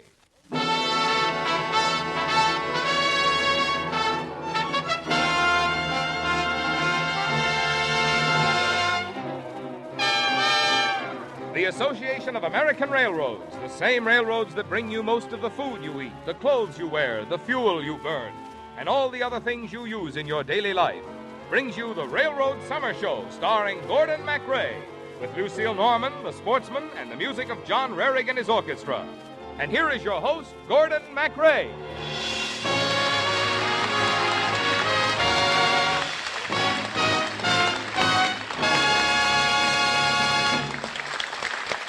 Thank you very much, and good evening, ladies and gentlemen. Tonight, the Association of American Railroads pays tribute to the distinguished American composer, Mr. Ethelbert Nevin, and to his music, which has become part of the rich musical heritage of America.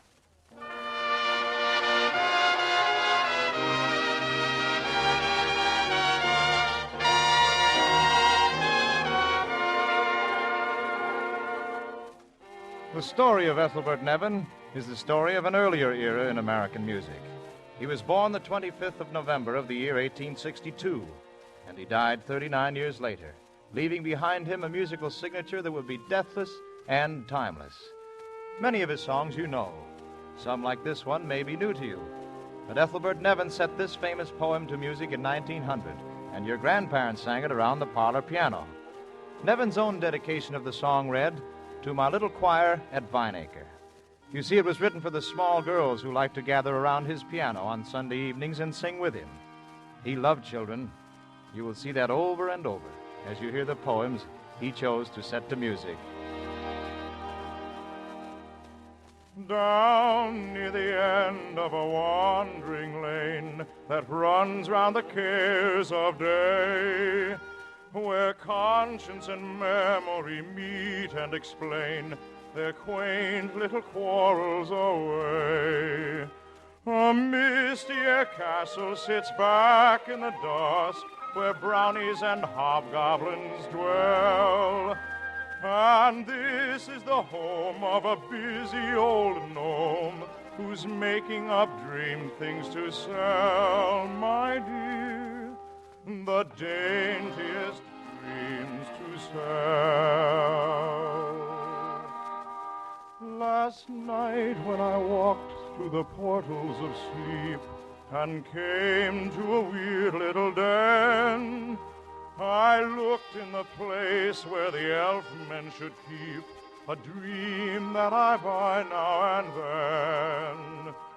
'Tis only a sweet, happy dream of a day, yet one that I wish may come true. But I learned from the elf that you'd been there yourself, and he'd given my dear dream to you, sweetheart. He'd given our dream to you.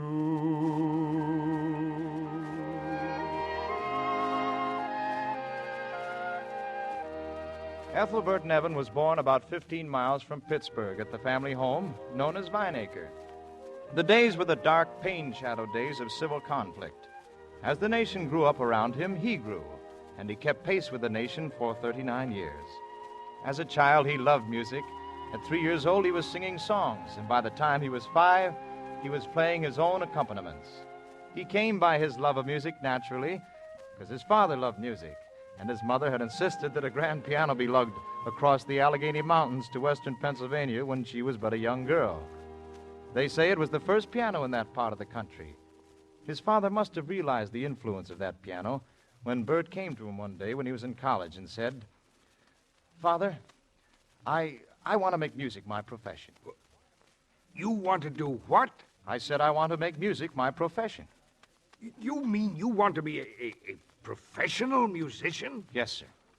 Why, Bert, no one in our family has ever had to descend to being a paid piano player. Oh, Father, I wish I could make you understand. I love music. It's like bread to me, and it's like water. Why, it's even like champagne. Bert, I love music, too. I've seen that you had lessons. I wanted you to know music and to appreciate it. But for a respectable livelihood, I must insist that you go into some sort of business. And so Ethelbert Nevin tried to become a businessman. He pored over books during long, tedious hours while his heart hungered. He forced his fingers to push a pen across the pages of ledgers, while his fingers actually ached for the keyboard. He doggedly tried to keep from thinking of music. But everything he read, every poem he glanced at, became music to him. The little toy dog is covered with dust, but sturdy and staunch he stands. The little toy soldier is red with rust, and his musket molds in his hands. Time was when the little toy dog was new, and the soldier was passing fair. And that was the time when our little boy blue kissed them and put them there. Now don't you go till I come, he said, and don't you make any noise. So toddling off to his trundle bed, he dreamt of the pretty toys. And as he was dreaming, an angel song awakened our little boy blue. Oh, the years are many, the years are long, but our little toy friends are true. Aye, faithful to little boy blue they stand, each in the same old place, awaiting the touch of the little hand, the smile of a little face. And they wonder as waiting these long, long years through in the dust of that little chair. What has become of our little boy blue since he kissed them and put them there?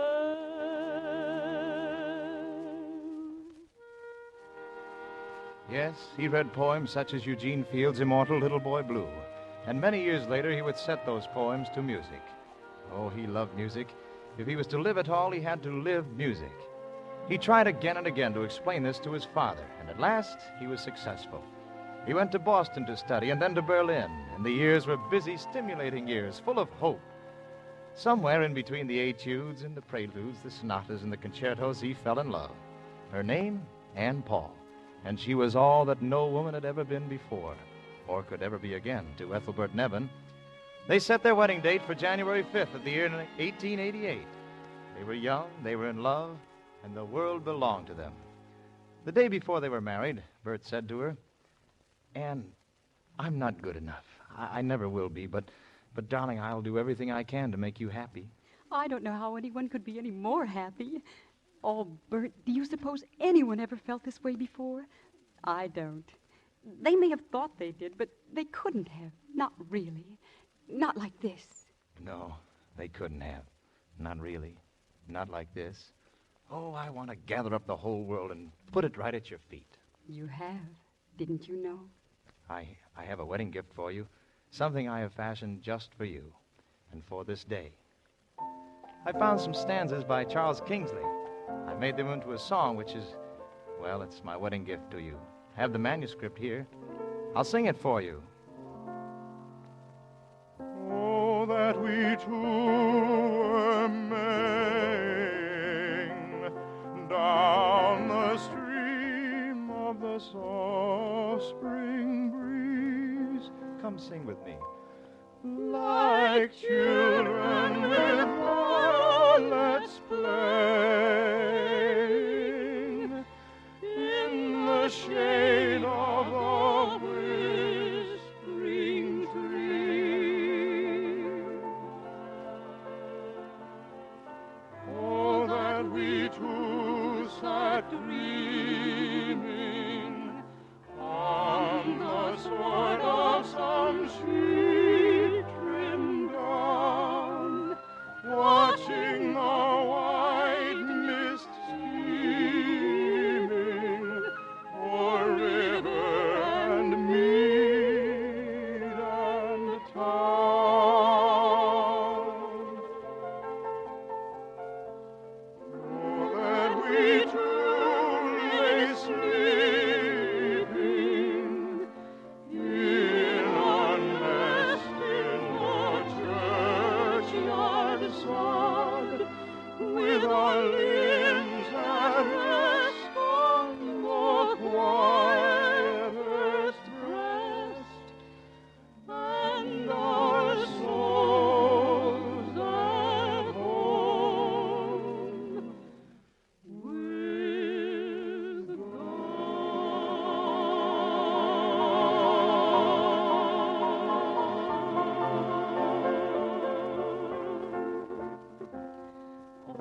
Bert, that's a beautiful song. It's yours, just as all my music will be yours, just as I am yours.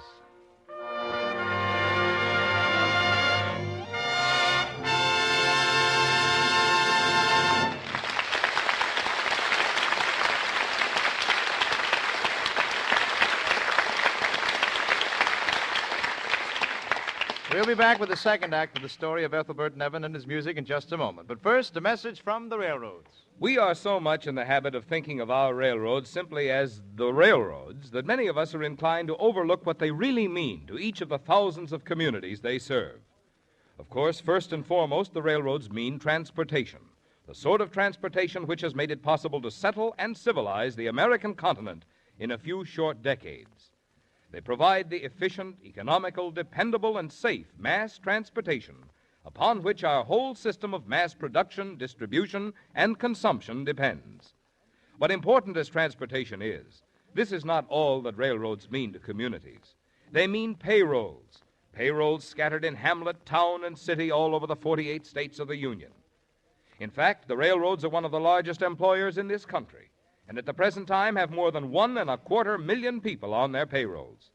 These people, together with their families, number 3.5 million, a group about the same size as the entire population of the city of Chicago. The railroads also mean purchases of more than 100,000 different items, ranging from paper clips to giant locomotives. These purchases are made in practically every city, town, and agricultural community, and help to give work to hundreds of thousands.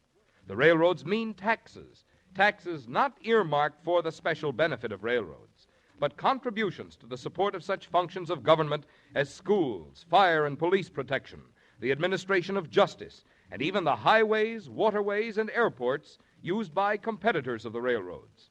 Essential transportation, payrolls, purchases, taxes. These are the railroad's contributions to the national economy. That's why it is frequently said that national prosperity is geared to railroad prosperity. That's one of the reasons it's so important to keep our railroads in a state of good health, for reasonably prosperous railroads are necessary to an enduring and satisfactory prosperity for our country.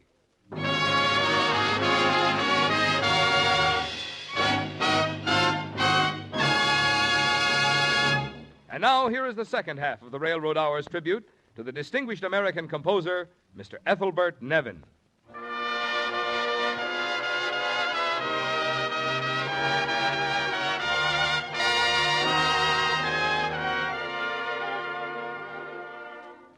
Ethelbert and Ann Nevin lived for a time at Boston, and then at Quincy. At Quincy, on December the 5th, they were joined by Ethelbert Paul Nevin, a handsome young fellow of 9 pounds. 3 nights later, Ethelbert was busy at the piano with a poem by Eugene Fields, writing a song for his son. The nurse said to him, Mr. Nevin, you're going to disturb the baby with that noise. "Oh, he's going to have to get used to this noise, nurse. He might as well start right now." You see? He seems to like music. Paul, my boy, let Daddy tell you a story that a wonderful poet calls a Dutch lullaby. The story belongs to the poet, but the music belongs to you. Winking and blinking and not one night sail off in a wooden shoe, sail on a river of misty light into a sea of dew. Where are you going and what do you wish? The old moon asked of the three. We've come to fish for the herring fish that lived in this beautiful sea. Nets of silver and gold have we, said Winkin, Blinkin, Winkin, Blinkin, and nod. All night long their nets they threw for the fish in the twinkling foam. Then down from the sky came the wooden shoe, bringing the fishermen home. 'Twas all so pretty a sail, it seemed as if it could not be. And some folks thought 'twas a dream they dreamed of sailing that beautiful sea. But I shall name you the fishermen 3, Winkin, Blinkin, and Nod.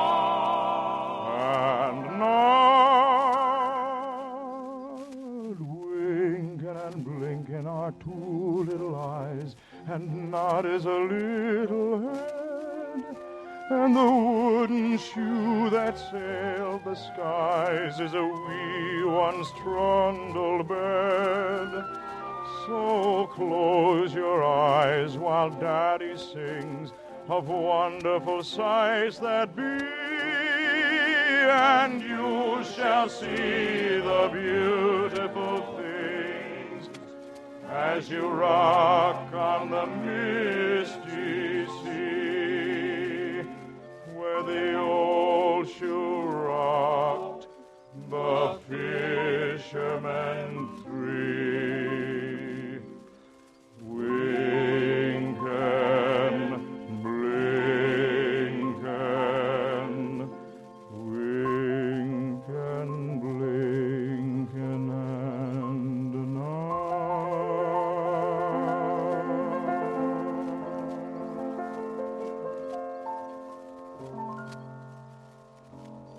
He's asleep, Mr. Nevin. Bert. Yes, darling. Oh, that's a lovely song. You know, Anne, when I began to study, I thought I just wanted to play music. But now I want to write it.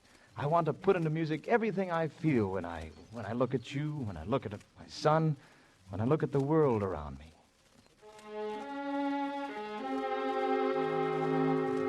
And so into music went Ethelbert Nevin's love of family and of home, and of children everywhere.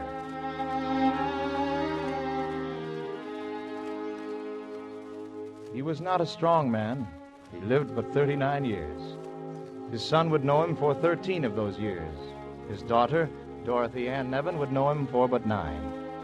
In the final analysis, they would know him best of all through his music. Children, we found this song in your father's things. Come over to the piano. I want you to listen to it.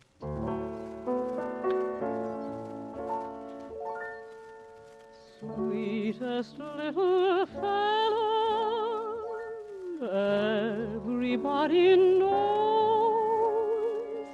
Don't know what to call him, but he's mighty like a rose. Looking at his mammy with eyes so shiny blue, make you think that heaven is coming close to you.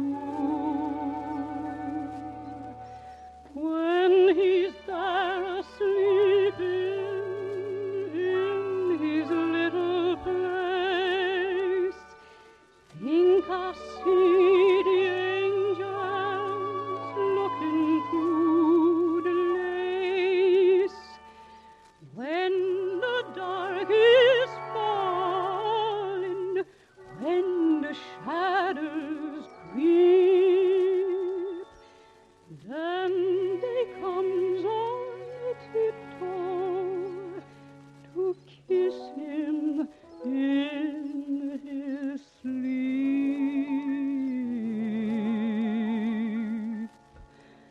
Sweetest little fellow, everybody knows. Don't know what to call him, but he's mighty like a rose. Looking at his mammy with eyes so shiny blue, make you think that heaven is coming close to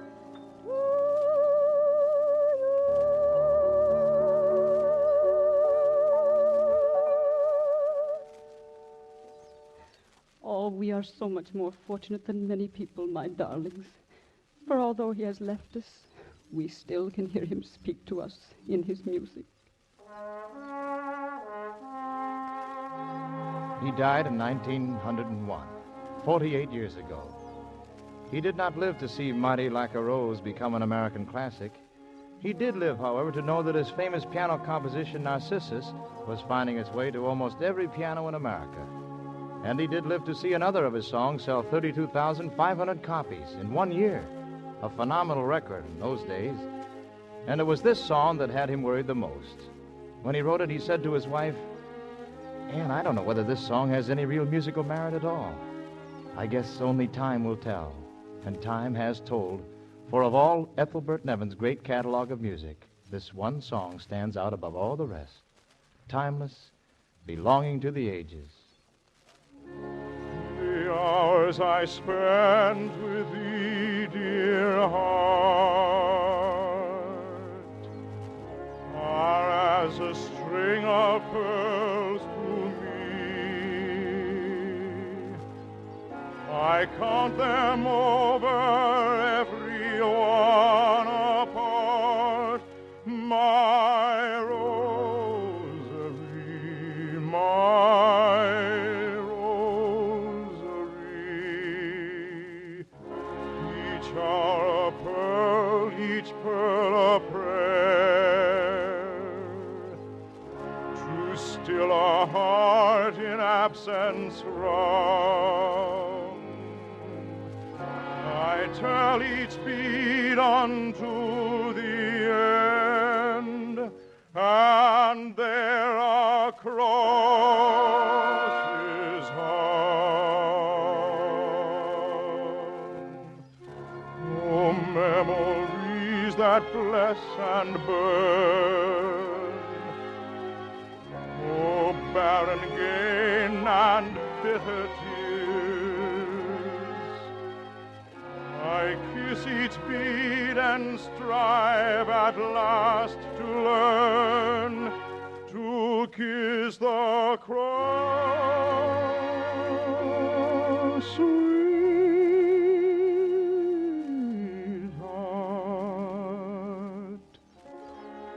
to kiss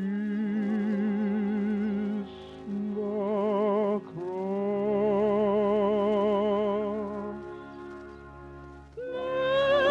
Memories that bless and burn, burn and never lost. I kiss each beat and strive at last to learn to kiss the cross, sweetheart,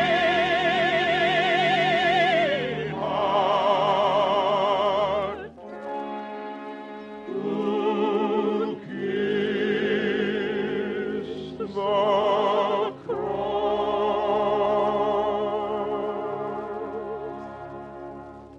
And so, for music that has become a treasured part of the musical growth of this nation, the Railroad Hour salutes the genius and the music of Ethelbert Nevin.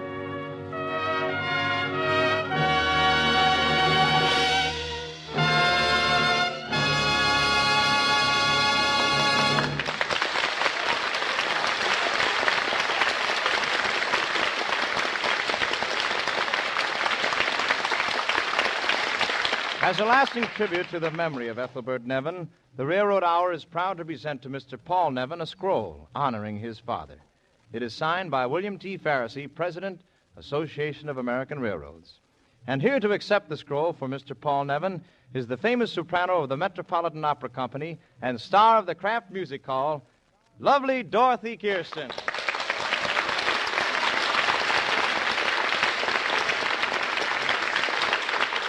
Hello, Dorothy. Thank you, Gordon. It gives me a great deal of pleasure to accept this scroll on behalf of Paul Nevin, Mr. Ethelbert Nevin's son, who was unable to be here this evening. The music of his father has been a great source of pleasure and inspiration to this nation through the passing years, and I know it will continue to be through the years to come. Thank you, Dorothy.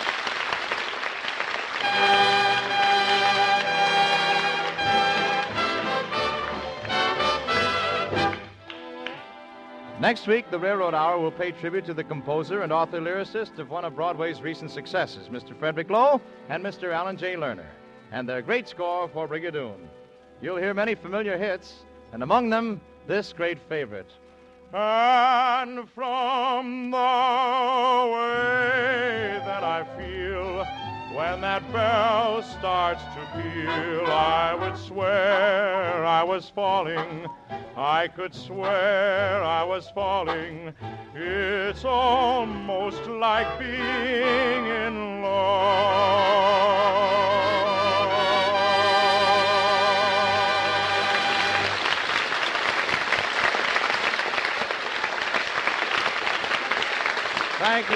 very much, ladies and gentlemen, for joining us. The Railroad Summer Hour is written by Gene Holloway and is brought to you each week at this time by the American Railroads. These railroads are your hometown partners. They are an essential, dependable working part of the life of thousands of cities and towns all over America. Railroads employ local people, often buy supplies locally. They own local property and pay local taxes on it. They are responsible citizens and good neighbors in your own hometown. All aboard! Well, it looks as though we're ready to pull out. So until next week, goodbye.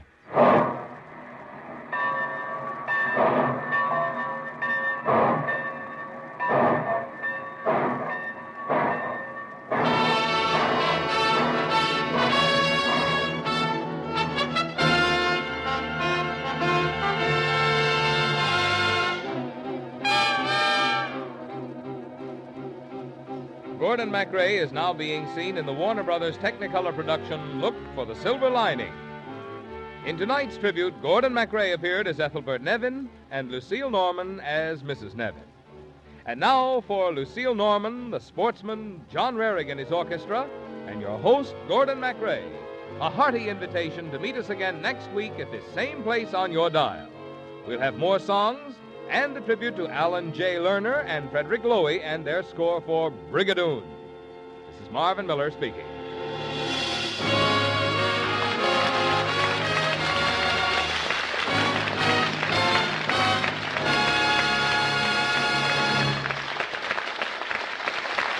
This is ABC, the American Broadcasting Company.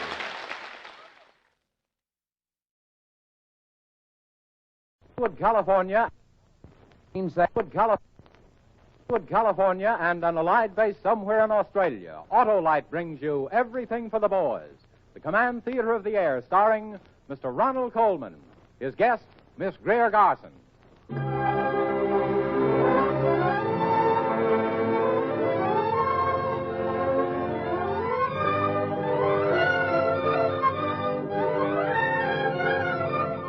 Everything for the Boys is presented by the Electric Autolite Company and its 22 great manufacturing plants. Builders of precision equipment for 35 years. World famous for Autolite spark plugs, batteries, wire, cable, and electrical systems for automotive, aviation, and marine use. Your host, Mr. Ronald Coleman.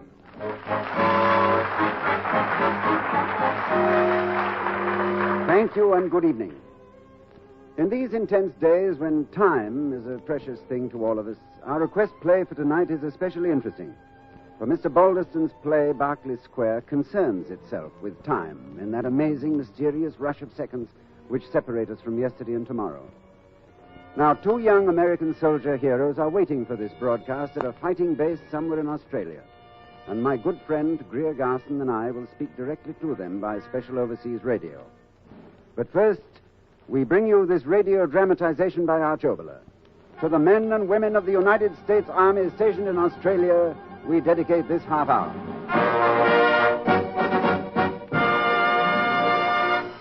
Stout hearts in men and machines win wars. Men who are not afraid to die. Machines that have the power to respond instantly to every command. This is the all-American team on which the world is backing its freedom. You and I are part of this team. We have pledged to make everything for the boys.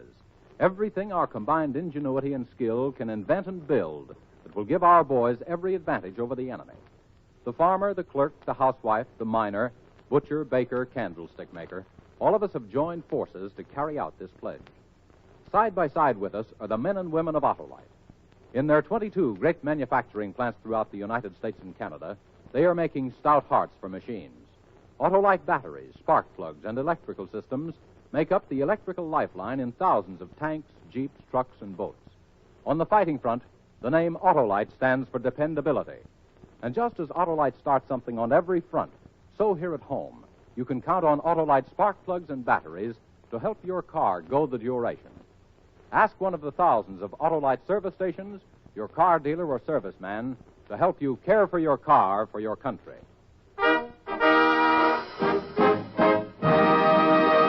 The play, Berkeley Square. The players, Mr. Ronald Coleman, and his guest of the evening, Miss Greer Garson. Before the curtain rises, let me extend the congratulations of all of us to Miss Garson, who yesterday was nominated as an Academy candidate for her splendid work in Metro-Goldwyn-Mayer's picture, Madame Curie. And now, on with our play.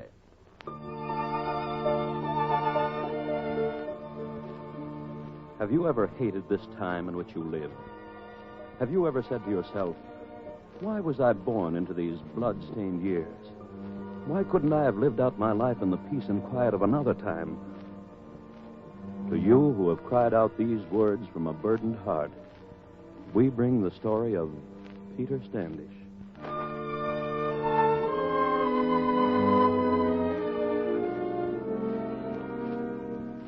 It began in this house in Berkeley Square. All my life I had hated the turmoil and the tensions of this century they call the 20th. So when a relative of mine left me this place, I came here from America and moved in, thankful for the mellowed silence of these old walls. For this house was exactly as it had been in the 18th century when he had built it. This ancestor whose name was Peter Standish, just as mine is. But his life had been in the quiet graciousness of the 18th century, and mine... War.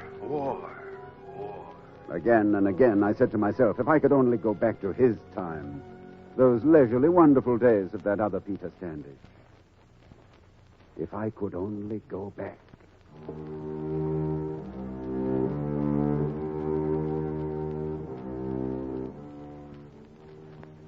Those very words were in my mind as I sat here reading his diary. The pages were yellow, the ink faded, yet what he wrote in 1784 was more real to me than my own world outside. It was a diary that began with his arrival here from America to visit his cousin, Lady Anne Pettigrew, and her daughters, Catherine and Helen. On that day in October of 1784, he had climbed the steps to this house in Berkeley Square and opened the door to the clean, fresh world of those days. I read the words, and suddenly... the words of his diary began to move in front of my eyes. The walls of the room began to lift and fall. I couldn't see. I couldn't think. What was happening to me? And suddenly, there was a voice. A woman's voice. I bid you welcome, Cousin Peter. A woman, tall, lovely, standing there. I trust you had a swift passage from the colonies. Passage, the colonies. What did she mean? My sister Kate and my mother will be pleased indeed to know that you are here. All of us have been waiting for you. What a dreary voyage it must have been on that packet. 27 days at sea.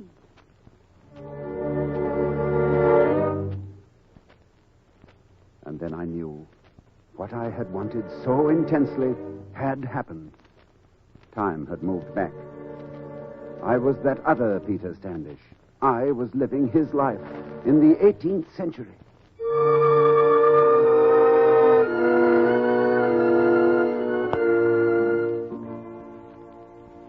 Welcome. 10,000 welcomes, dear cousin. You are Lady Anne? Why, of course.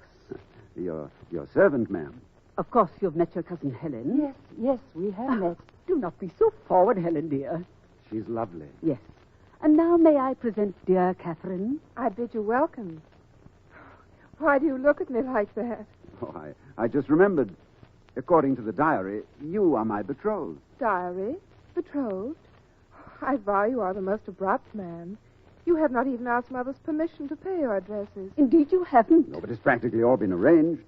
As I remember, the settlement was to be £15,000, wasn't it? Oh, but we never wrote you. I mean, we talked about it here, but we never... Mother? Oh, there's no reason to be disturbed.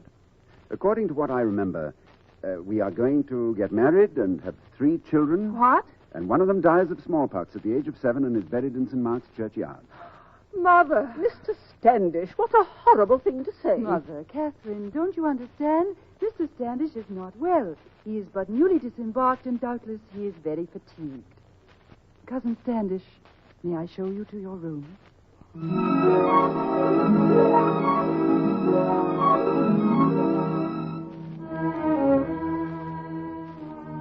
thank you very much for helping me out. Why did you say what you said to them? Oh, please, don't ask me. If you wish. Thank you. You know, as soon as I saw you, I knew that you were someone who...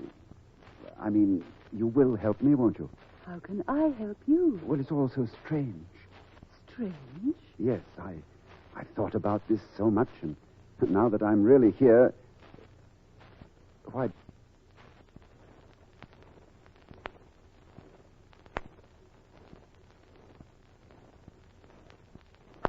Why do you look at me like that? I don't know. Is there anything strange about me? It was raining outside when you came in, yet neither your cloak nor your boots were wet. Who are you? Where do you come from? Why, I'm your cousin, Peter Standish. I've just arrived here from America. Of course, to marry my sister Catherine. Yes, to marry.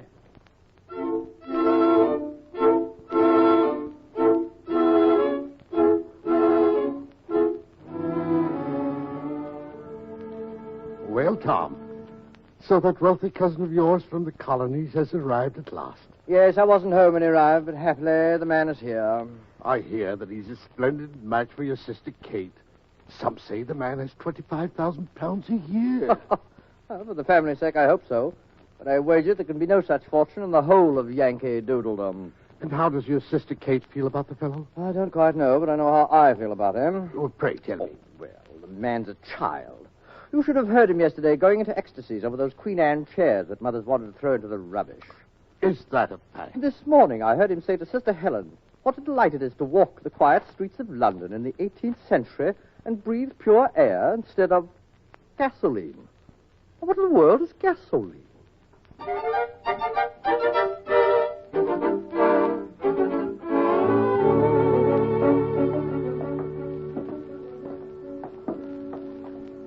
It was good of you to come walking with me. Oh, I wanted to. This rain, wonderful. Cousin Peter. Yes, Helen? You have been with us now for 3 days. Yes. Why have you changed? Changed? The first day we went walking, there was such excitement in your face. And the second day, there was wonder. And now you look about you as if something were very wrong. What is it? Well, I came here expecting to find the freedom and graciousness of a wonderful era. I find... What do you find? May I ask you a question? Are you afraid of me? I could not be afraid of somebody that I'm sorry for. Why are you sorry for me? Because I think you are somehow greatly disappointed. Oh, not with you. It is late. Cousin Peter, I think we should be returning. Oh, Helen. Catherine will be waiting for us. Yes, Catherine.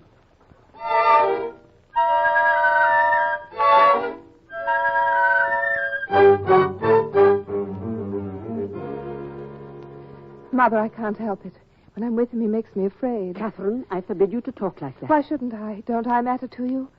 Is it only his bank account that you and Catherine, Tom... this is disgraceful. Just because the man sees and knows things strangely. Strangely? The way he looks at us. The way he seems to know what I think and what we're going to do before it even happens. The way he talks about things going to happen. Next year, the year after that. Once and for all, I forbid you to talk that way about the man you're going to marry. Marry? Oh, no, Mother, I couldn't. Tom. Yes, Mother. Come here and talk to your sister. Talk to her about what? Tom, he frightens you too, doesn't he? Our Yankee cousin? Oh, not at all. It makes me good and angry. Angry? Oh, certainly. He acts as if we were a tribe of barbarians. Why, yesterday at White's Clubs, he told me the best people there were vulgar, brutal, and dirty. What? Why did he say that? Baths. He insinuated we were dirty. As if we don't bathe at least once a month. And then that woman, you know, the one they burnt this morning for counterfeiting. Well? Well, this precious Peter of yours thought we were barbarians for watching. Stupid fool doesn't seem to know the law of the land. Kept talking about such things never happening in the world of tomorrow. Well, what's the matter with that, Kate? Did I say something wrong? I was just thinking that Peter Standish seems to know too much about tomorrow.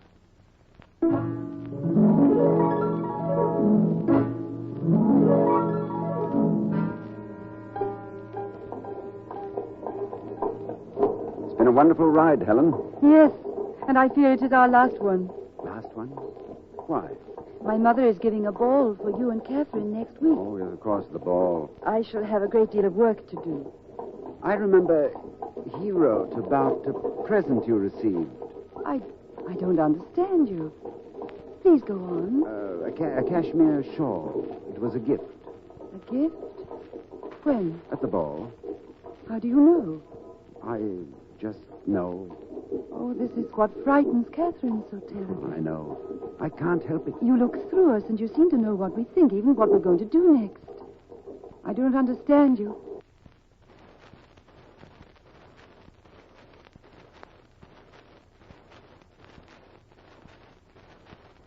I don't understand you. Yet I wish that I could help you. Help me? I think you are very unhappy with us. Although you are so brave and you try to hide it. Oh, you have helped me. By your sympathy, even though you can't know how much I need it. The days are all right. I go about through old London, and even in the filth and dirt, it's a wonderful experience to be here.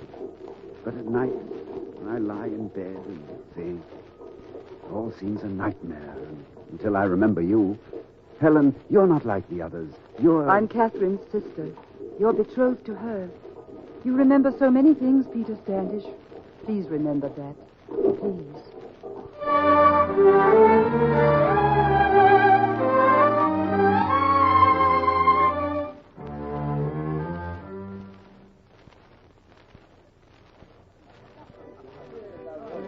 Catherine, you must dance with him. Mother, I can't. Well, what is it, Lady Anne? Is the gal upset? Well, how can you blame her? Look over there. The man seems to be quite attracted to his sister. I must say, Helen is looking amazingly lovely tonight.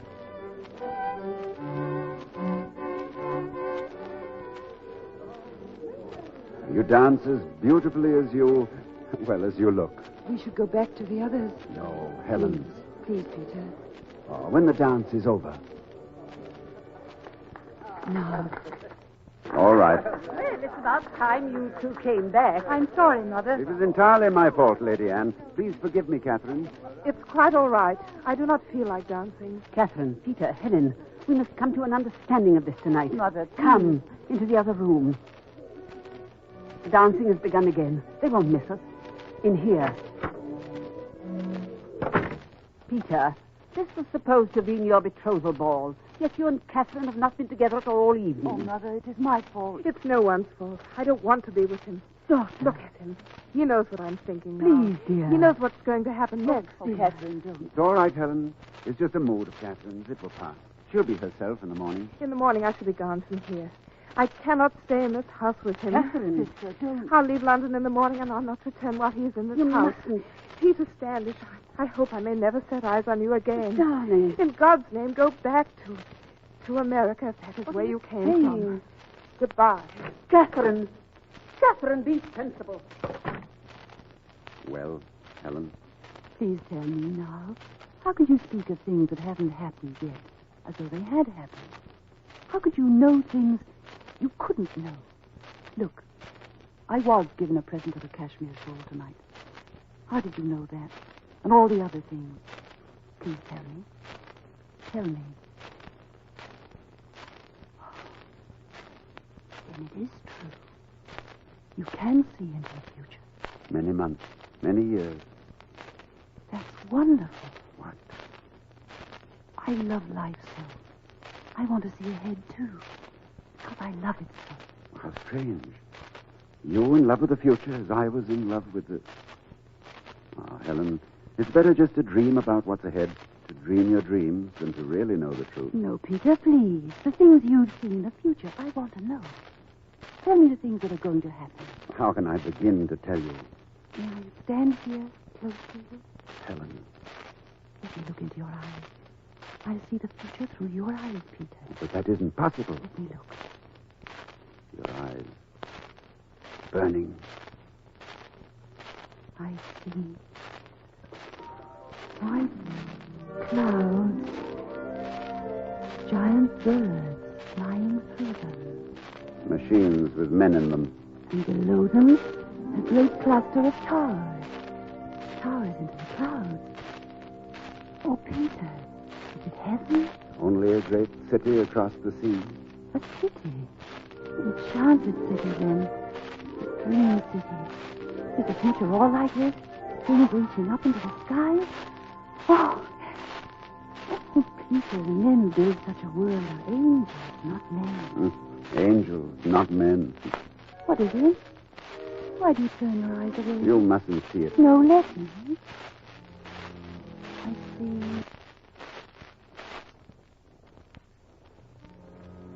I see men alone, Mr. Rondon. They drive others, helpless ones, before them.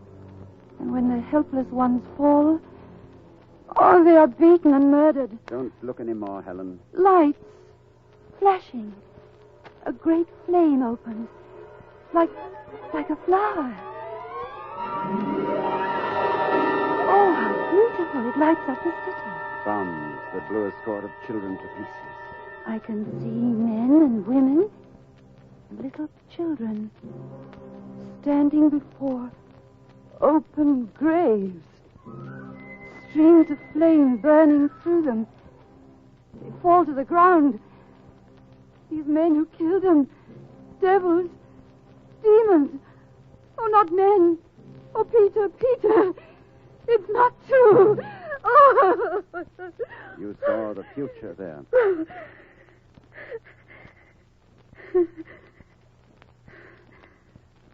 There must be something else. Something good. Yes, there is something else, something good to come out of that horror. Oh, are you sure? I think I am now. Out of what's wrong in this world came a better time, and somehow the same will happen out of the struggles of my world. Peter, how can you know the future? Because I came to you from there. How could that be? An accident of time. This isn't my world. And you have to return to your world. No, I want to be with you, Helen. I won't go back. Yes, you will. I understand now. You came here for the peace and charm of the 18th century. But now you hate us for our filth and ignorance and cruelty and disease. And you would all hate me as a changeling and a madman. Yes, if you go on living in my world, it would be a nightmare for you that never ends. You must go back to your own life. I love you, Helen. I think I loved you before I ever saw you. In my first dream of you. I won't go back. Ah, you will go back, Peter. You have your life to live out in the future. But I love you. Each must live through his own time, and you have yours. Don't be too sad there about a girl who has been dead so very long. I love you. Someday, in some tomorrow, come to my grave in St. Mark's churchyard. It will be generations after I am dead. No. But I will ask for a stone with the letters of my name cut deep, so they won't wear away before you come to me. Helen. You will come to me, Peter, alone, and stand by my grave and tell me that you love me, and I will hear you. I love you now, and in my own time, and in whatever time may come. I believe you. Hold me, Peter. Kiss me. Across the great darkness. Oh, my love. My love from another world. There has never been a kiss like this since time began.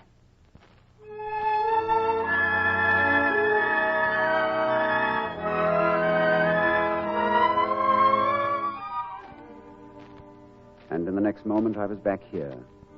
Back in this world, back in this time. It began in this house in Berkeley Square. It ended here. All in a few strange, miraculous moments. I was living in her time, and then I was back in mine. This morning, I went to the churchyard of St. Mark's. It didn't take me long to find out what I was looking for. The letters in the stone, cut deep. Here lies, in confident hope of the blessed resurrection and life eternal, Helen Pettigrew, beloved younger daughter of Sir William and the Lady Anne Pettigrew. She departed this life June the 15th, 1787, aged 23 years. Helen.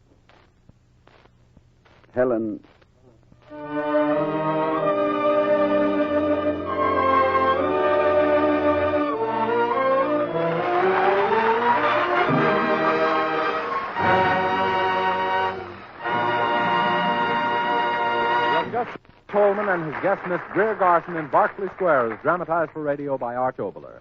The special musical score was arranged and conducted by Mr. Gordon Jenkins. And now, while our Autolite Trans-Pacific hookup is being set up for Mr. Coleman and Miss Garson to speak with the 2 American soldiers in Australia, Mr. Coleman has a word for you who fight on the home front. In the current issue of Time, Collier's, and the Saturday Evening Post, you will see a picture of a little blonde 2-year-old girl. She is one of thousands of children whose fathers are fighting for us. And as you look at the picture, you can almost see the puzzled thoughts running through her mind. She knows her daddy is at war. And yes, there's a picture of him in the living room. But to a child 2 years old, a picture is a poor substitute for the real thing. A daddy who brings you candy and dolls and who plays horseback and takes you to the zoo on Sunday afternoons. I think she knows that you and I can help her and is appealing to us with the simple, honest faith of 2 years old. Perhaps she is saying, please bring my daddy home. We can help to do this, and we must. We cannot look the other way. We have an obligation we must keep of buying all the extra war bonds we possibly can. All set on your call to Australia, Mr. Coleman. All right, Greer, grab those earphones. We're doing a kangaroo jump over 6,000 nautical miles from Hollywood to an Allied base somewhere in Australia. Oh, but Ronnie, it doesn't seem possible for those boys on the other side of the world to talk to us here in Hollywood. It's an actual fact, Greer. On this program, we have one of the first 2-way transoceanic circuits between this microphone and every fighting front in the world. Now, calling Private James Springer and Technical Sergeant John Thompson down under. Hello, Hollywood. This is Jim Springer. Hello, Jim. Is that you, Miss Miniver? Well, yes. Just a minute. A friend of mine wants to say hello. This is Tech Sergeant Johnny Thompson. Hello, ma'am, Curry. Oh, just call me Greer, fellows. It'll simplify everything. Okay. Say, how are you doing in Australia, men? Getting along okay with the diggers? Bonzi Carver. We're doing ding dong with all the officer jokers. Yep, with the planners, too. That's Deacon-Law. Say, Greer, I thought we were talking to American soldiers. Yeah, you are. That's American. That's Australian slang, Mr. Coleman. It means we're getting along great with the fellas and with the girls, too. Did you have any trouble learning the lingo? Oh, sure, but it took them a while to know what we meant when we said, dig me, Jackson, we're a solid timber. Say, I have a special message for you from your family, Jim. All the Springers and just about everybody else in Denton County, Texas, knows about the part you played in the assault on Arawa and how you were wounded in action. Tell them I'm okay and not to worry. All right. Now, is there anything you'd like us to send you from home? Well, my dad works in an airplane assembly line there in Texas. Sure would like to hear the sound of all the work going on in the plane factory. Okay, Jim. Listen to the sound of America at work. There it is, Jim. Fighting planes for you fighting men. Thanks a lot. There's one more thing. What's that, Jim? I'd like to send a kiss to my girl, Pauline Clarkson, in Dallas. Well, go right ahead. I happen to know she's listening. Here goes. I'm sending. And she's receiving. You know what I'm aiming for, Miss Garrison? What, soldier? Shorten the distance between the sending and the receiving. Say, Sergeant Thompson, are you still there? Yes, Mr. Coleman? We talked to your wife. She's tip-top. And she says your dad in Louisiana is well, too. That's great. She's been telling everybody about the action you saw in New Guinea. And she asked us to play you a few bars of your favorite song as a special trans-Pacific gift to her favorite soldier. All right, Mr. Jenkins, please wrap and ship immediately 10 seconds of Begin the Begin.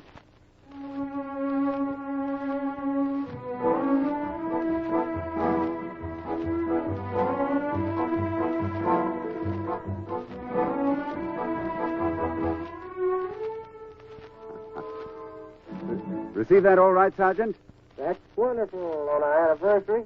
One thing more, Johnny. When we talked to your wife, we asked her if she had anything she wanted to say to you. What'd she say? Well, just 6 words, Johnny, and Miss Garson will try to repeat them just the way she said them in that charming southern accent. She said... Just tell him I love him. That goes double. Now, is there anything you want to say to the folks back home in Louisiana, Johnny? Yeah, I'd like to say that it's pretty sensational going halfway around the world and then meeting people like the Ozers and finding out how much they're like us. Like us? In what way, Sergeant? Well, they want the same things we want. Car baths, funny papers, movies, house, kids, a decent world. We're fighting for the same fight. Yeah, Johnny, I guess it took a mighty big war to get a lot of decent people marching together. We're not only marching together, Mr. Coleman. We know what we're marching to. There's somebody else who knows where we're marching. I mean, the people of Berlin and Tokyo. All right, that's all for now, men. Here's good night from Hollywood and from 132 million Americans. Good night, Mr. Arthur and Mr. Coleman. Good night, dear. Good night, boys. God bless you. Good luck.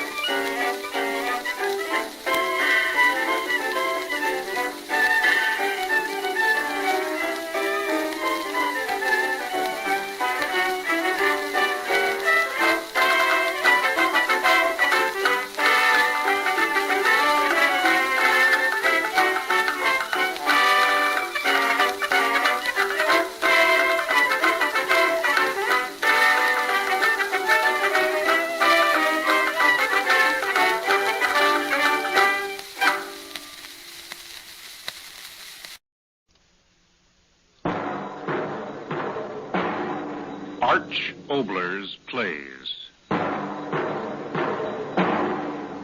Stories of the unusual. This is Arch Obler. The ocean's near my home, and as I was watching a number of those skin-diving characters, I began to think about the really deep sea and what's in it. The result is tonight's adventure titled Bathysphere. And now to Arch Obler's adventure story Under the Sea, Bathysphere. The sea is very quiet. Yes, Your Excellency. Will it be very quiet under the water? No motion, Your Excellency. It will all be very amusing. I hope so. The captain ought to have everything ready by now. If you'll excuse me, Your Excellency, I'll go see. No, just a moment, Doctor. Yes, Your Excellency. You are young. You will learn that the greatest joy of an experience is to savor it before it happens. Yes, stay and talk to me. As you wish, Your Excellency. How far under will we have to go to break the record? Over 7 miles. How far to the bottom? Just over the record mark. Deeper than any man has ever gone. It will be most amusing. Your Excellency, we are ready. Well, Captain, you too are impatient, eh? No, Your Excellency, I mean... No, don't sputter. Come ahead, my young, impatient friend. We will go aboard your diving bell ship and begin our great adventure. Come.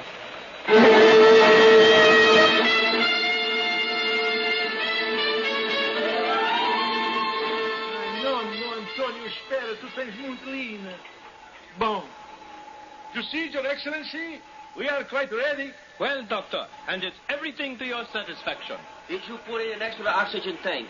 See, everything. Just as you say, Senor Zatur. The telephone communication. Tested 20 times. Searchlight. I assured you everything is in order, Senor Zatur. The emergency winch. Is it on standby power? The winch. Well, yes, sir, I believe... I don't want you to believe. I want you to know. But I assure Go and test it at once. Si, Senor Zatur. At once, Senor Zatur. And abra porta de linea. Well, your thoroughness is most commendable, Doctor.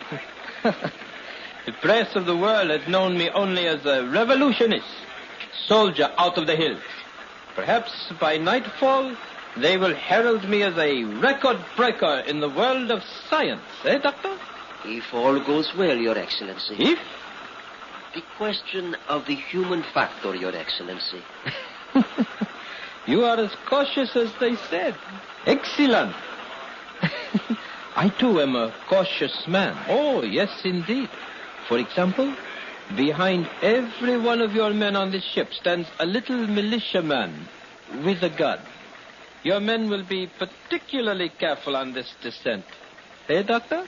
There is no doubt of it, sir. Indeed. He's all ready now, Senor. Shall we go now, Your Excellency? Oh, of course. Careful, Your Excellency. The deck is quite wet here. You are very thoughtful, Captain. Thank you, Senor. Attention? No formalities. Let the men go about their business so we can get started. See, Your Excellency. At your work, men. No press, no television, and they say I pose in posture. They are wrong as usual, Your Excellency. Would you like to get into the bathysphere first, Your Excellency? No, after you. Get in, Doctor. I'll follow you. Yes, sir. Of course, sir. Head first into a steel ball. Quite without dignity, eh, Captain? Shall I help you, Senor? No, I'll make it all right. Ready for me, Doctor?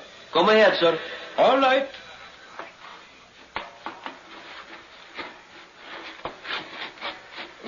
Careful the bolt end, sir. Yes, that does it. You're all right, sir. Yes, of course. Well, what are we waiting for? Captain. Si, Senor. Close her up. Si, Senor. Your ears. Cover your ears. Eh? The bolts, the wing bolts, they hold the door shut. They have to be tightened by hammering with the sledge. Cover your ears, sir.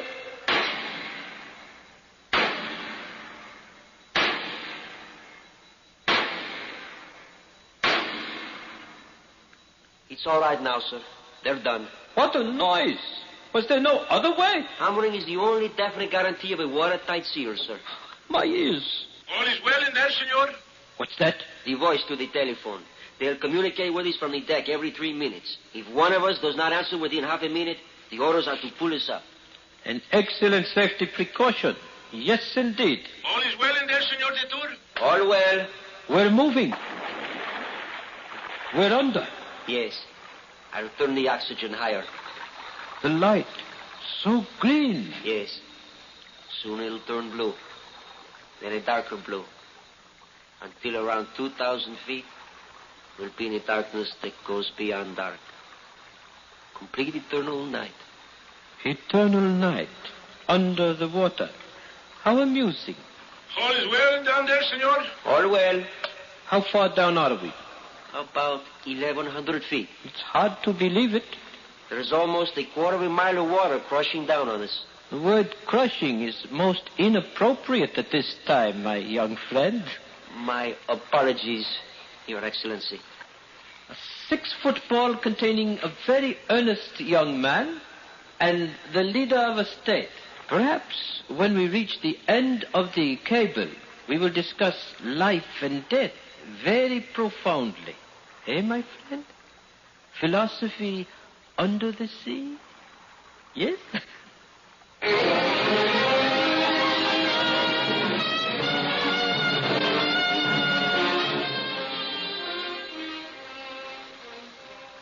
All is well down there, senor? All well. 28,000 feet, senor. Right. Your Excellency. Yes? In 10 or 11 minutes, we'll have broken the record. You keep your eyes so close to the window. Might I ask why? I thought I saw something out there. What, sir? Something huge. It gave off a pale green light and then was gone so quickly. I'm not quite sure. I'll turn on the searchlight. No. No. This infernal darkness amuses me. Tell me, Doctor, in your other trips, have you seen anything out there? Vague, huge... All is well down there, senor? Tell him yes, and to stop annoying us. All well. My compliments, senor de Tour. You've reached 35,800 feet. That was the Trieste record. Eh? The old one. 35,900 feet. Broken it? 36,000 feet. Doctor, that's quite enough. 36,050 feet. Doctor, did you hear me? Broken the record in feet to spare. Order them to haul us up. 36,100 feet. Doctor, are you out of your head? I gave you orders. Help them pull us up. I've had enough of this, I tell you. Oh. What was that? What was that? We just landed at the bottom of the sea, that's all. Why did you ignore my orders? I said to go up. What are you doing now? What was that lever that you threw? Signal the ship and have them draw us up. Your little adventure is over.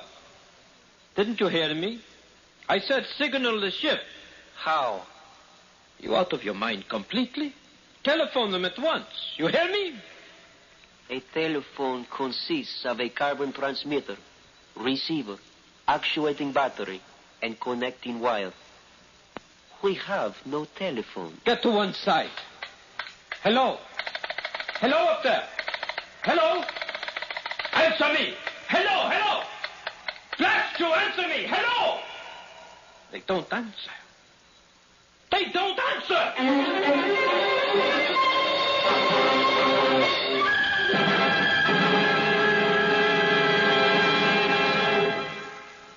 Ladies and gentlemen, we leave our exciting story, Bathysphere, for just a moment for a word from your announcer.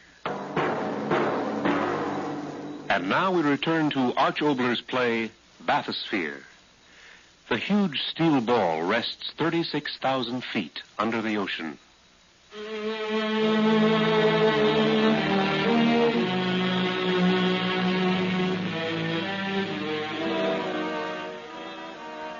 The wire is torn loose. Would you know how to fix it, Your Excellency? What? I see. Oh, happened when we bumped on the bottom, didn't it? Well, can't you fix it? No. Turn on the searchlight. All right, I'm quite capable of turning on a switch. Why waste your time? You've got so little of it left. What do you mean by that? The searchlight is disconnected. Why? It will be best to die in the dark. This is impossible. I investigated you, your record, your family, your associates. The clearest record in the state. You haven't the reason or the will to kill me. Kill me? That's really funny. A young, empty-headed fool kill me. Very, very amusing. You'll be afraid soon. You fool. Is it possible that you have forgotten the final emergency signal? The signal of silence. They will try the telephone as scheduled, and when we do not answer, they will pull us up. That lever up at the roof that I pulled. Well? It threw the end of the steel cable free. Yes. Severed the cord between ourselves and the ship and the world. No. We're here, down here to stay, Your Infernal Excellency. No, you lie. I don't believe you. They'll pull us up. The telephone. Here. You up there, listen. Get me up. Get me up, you. Up there. Hear me. It's your leader. Get me up out of here. Get me out of here. You hear me? Get me out of here. Out of here.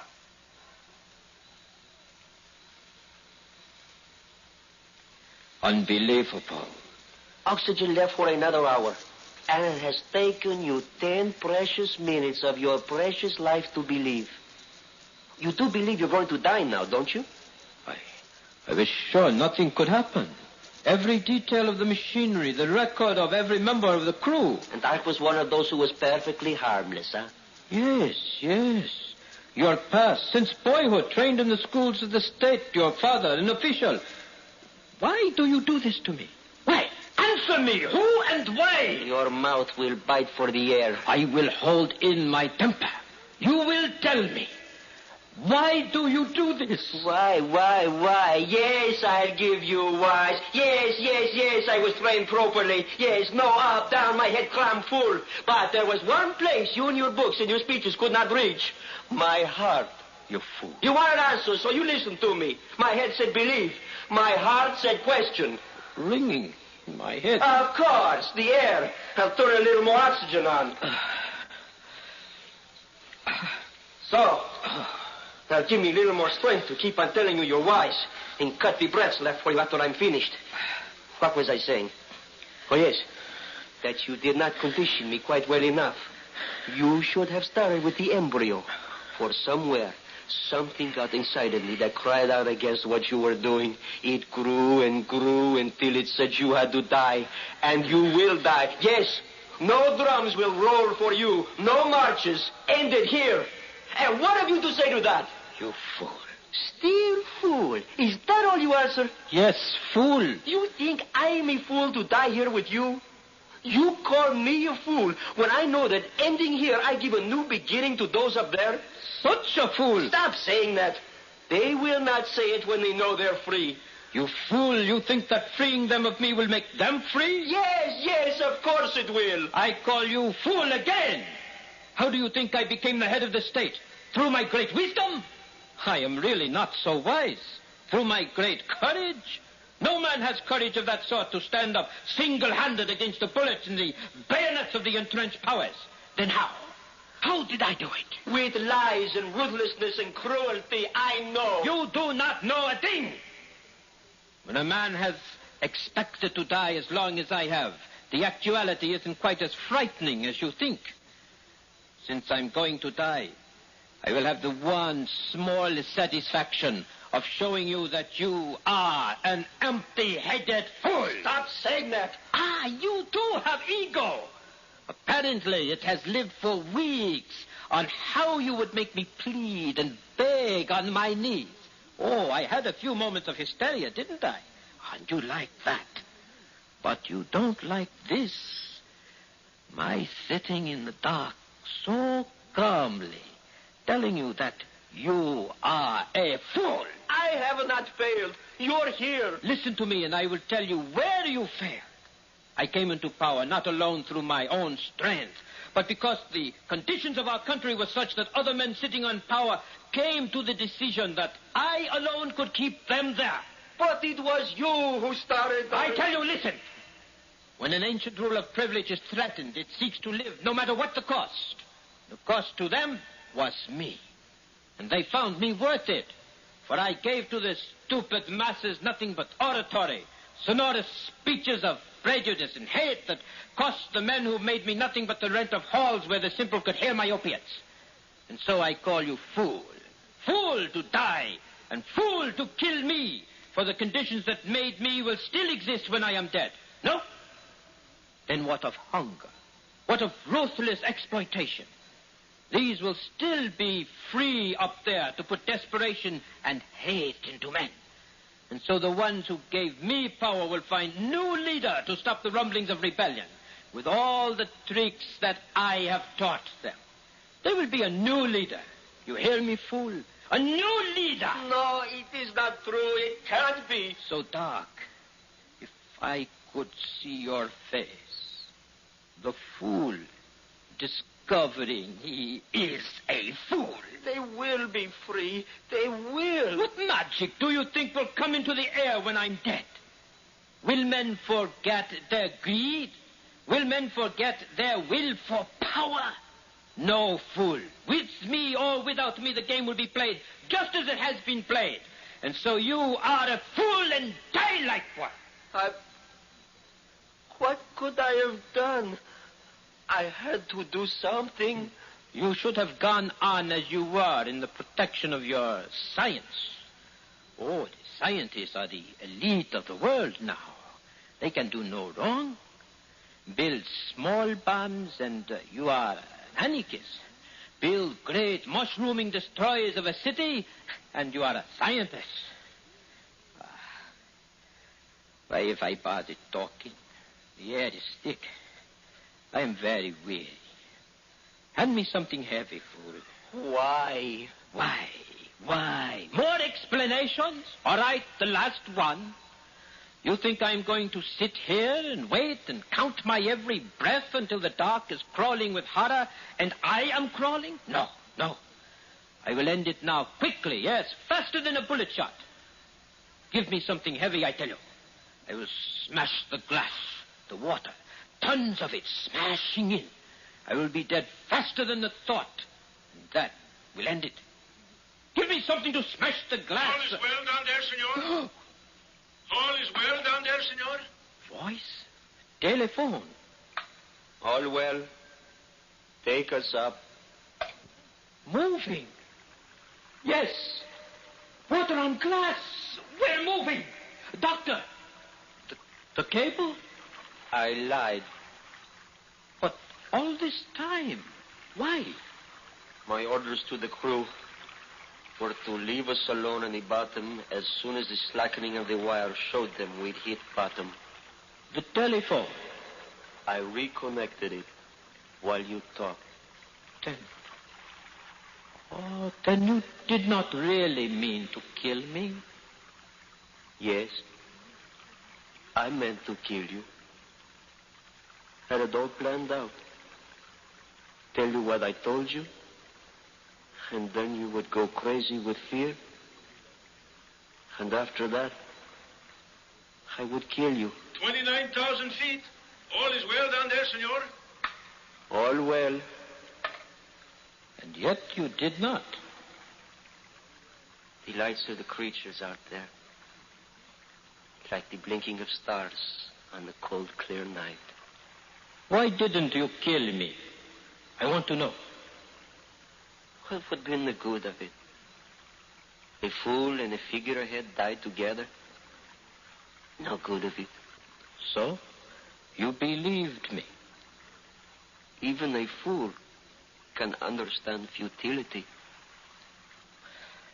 Water is getting lighter.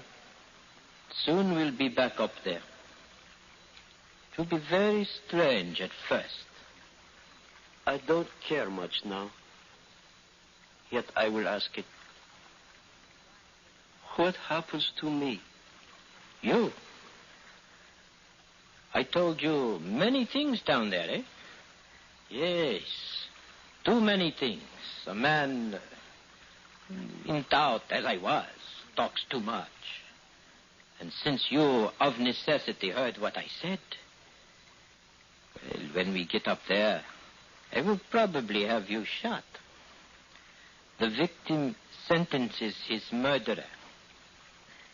It will be most amusing.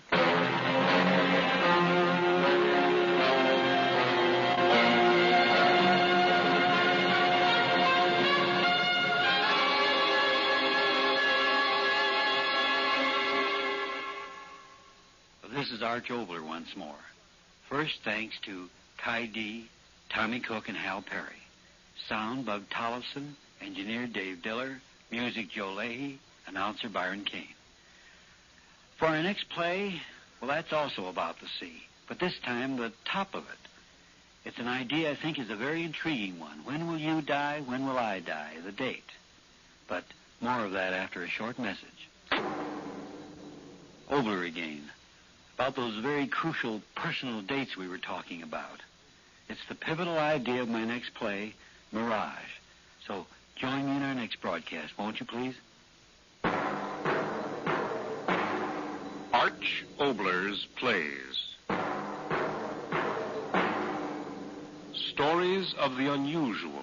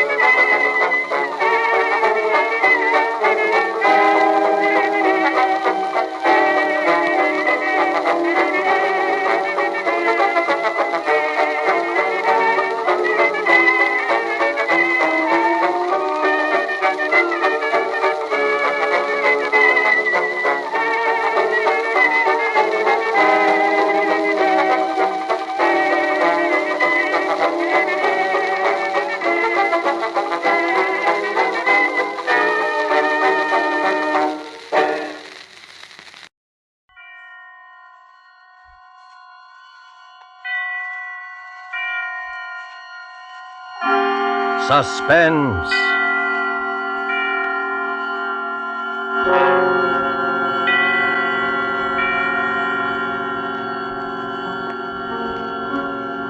This is the Man in Black, here to introduce Columbia's program, Suspense. In Hollywood this evening, our two distinguished stars are the lovely actress Margot and the polished young actor from Holland, Mr. Philip Dorn. A story by John Dickson Carr dealing with strange, very strange happenings aboard an ocean liner, and called Cabin B-13, is tonight's tale of suspense. If you have been with us before, you will know that suspense is compounded of mystery and suspicion and dangerous adventure. In this series are tales calculated to intrigue you, to stir your nerves, to offer you a precarious situation, and then withhold the solution until the last possible moment. And so with Cabin B-13, And with the performances of Margot as Anne Brewster and Philip Dorn as Dr. Karl Heinrich, we again hope to keep you in suspense.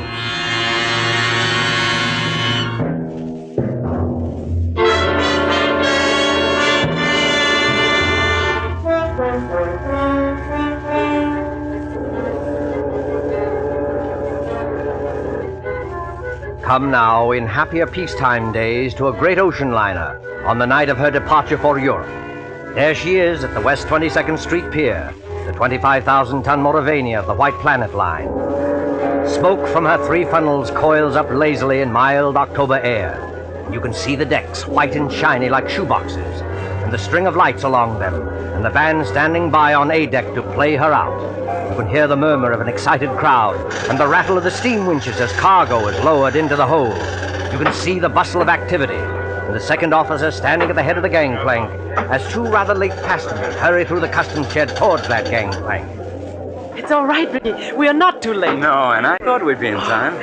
A honeymoon in Europe. 3 whole months with nothing to worry about. That's right, dear. And you've been my wife for, let's see, practically 5 hours now. I believe the correct phrase is, it was so sudden, Mr. Brewster. So sudden that we have to travel on our own passports instead of a husband and wife one. I hope they don't think you're not an honest woman. I'm going to act like a complete wanton just to devil you. Oh, what about our tickets, Ricky? Do we give them to that officer standing at the top of the gangplank? No, honey, you keep your ticket. The cabin steward will come around and collect it after we're underway. And the money, Ricky? It's a lot of money, Anne. $10,000 in cash. Maybe I better turn it in at the purser's office for safekeeping. Yes, maybe you had. Wait a minute, Ricky. What is it then? Wait. Do you mind if we stand here for a second before we go up the gangplank? Oh, what's the matter? You're not ill, are you? No, but getting over brain fever isn't any joke. Oh, I know, dear. You see, Ricky, I ought to be eager and excited like all those people up there, but suddenly you get fancies. Queer, sick fancies. Suddenly, right now, all I can think of is the night and the wind and all the black water in the dark. And that's exactly the kind of morbid fancy I'm trying to cure you of. I know, Ricky. I'll be good, but I was just thinking of a story. What story? Oh, never mind. It doesn't matter. Which way do we go? Up the gangplank, through that door there, and then down on the elevator to B deck. And no more horrors, do you understand?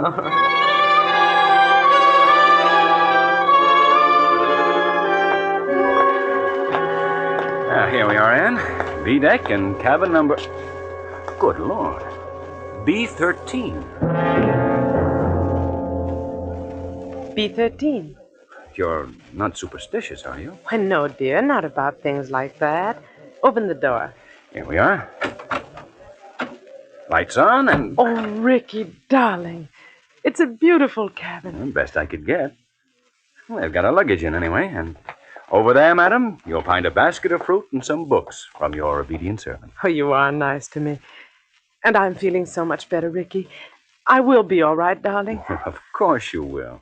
But you won't find any detective novels among those books. Please, Ricky. Detective novels may be all right for presidents and college professors, but they're straight poison to you. You'll read love stories and like it. You know, Ricky, I keep thinking and thinking about that story I mentioned. Oh, what story, dear? It's an old one. You probably know it, but it was new to me. A woman and her daughter arrive in Paris and go to a hotel. Oh, you mean the old Paris Exposition story? Yes, that's it. The daughter goes out. When she returns, her mother has disappeared. And even the hotel room isn't the same. The proprietor of the hotel swears the girl came there alone and that there never was a mother. The whole room is different when she goes back to look at it. The girl goes to the police, and they won't believe her, and she's nearly crazy. Of course, it turns out that the mother has caught bubonic plague and died, and they're hushing it up so that the visitors won't keep away from the city and ruin the whole exposition, Anne, but... You've got to stop this kind of talk. I know. But imagine being in a situation like that, with all those queer eyes staring at you, wondering if you'd lost your reason, wondering if your brain had cracked and the whole world might dissolve, and... Listen. Well, that's the last call, Anne. We'll be underway any minute now. You know, Ricky, I would like to see the skyline go past and the Statue of Liberty and the rest of it. Oh, then why not go up and see it? I've got to deposit this money in the purser's office on C-Deck. But I don't like you to leave me. Oh, now look here, dear. You don't think I'm going to disappear, do you? I suppose I don't really. When I get these ideas, and I can't help it, Ricky, I wish you'd wallop me. Well, I'm not going to wallop you, Ann, but you've got to stop being afraid. You certainly won't disappear in a crowded ship with any number of people all around you. And as for me, I defy Houdini himself to make me vanish. Don't talk like that. I'm not going to vanish, and neither is this cabin, dear. Now, run along. I'll join you on deck as soon as I can. All right, Ricky. I'll be good.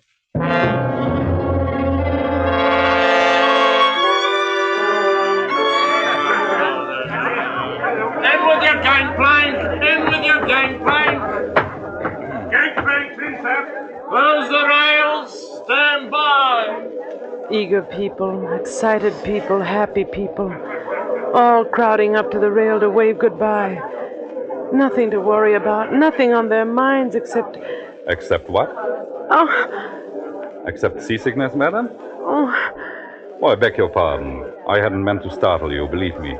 Please don't mention it. How silly of me. It was my fault. I haven't been very well. I noticed it, madam, if you'll forgive me. That was why I spoke to you. As you see by my uniform, I'm the ship's doctor. This is a British ship, isn't it?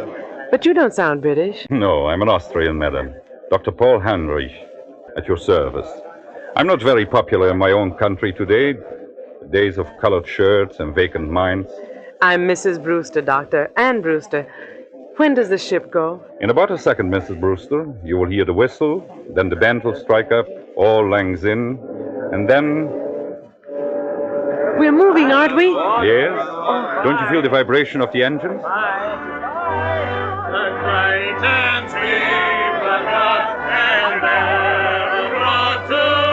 Tommy. Take care of yourself while I'm gone. Come on, dear. I'll see you at Christmas. Whoa! The key to the car is in the living room table drawer. If you go out with any blocks, Tommy, I'll kill you when I get back. Bye, the living room, Susie. Yes, dear. Of course I'll behave myself in Paris. Say, what time does the bar open aboard this time, huh?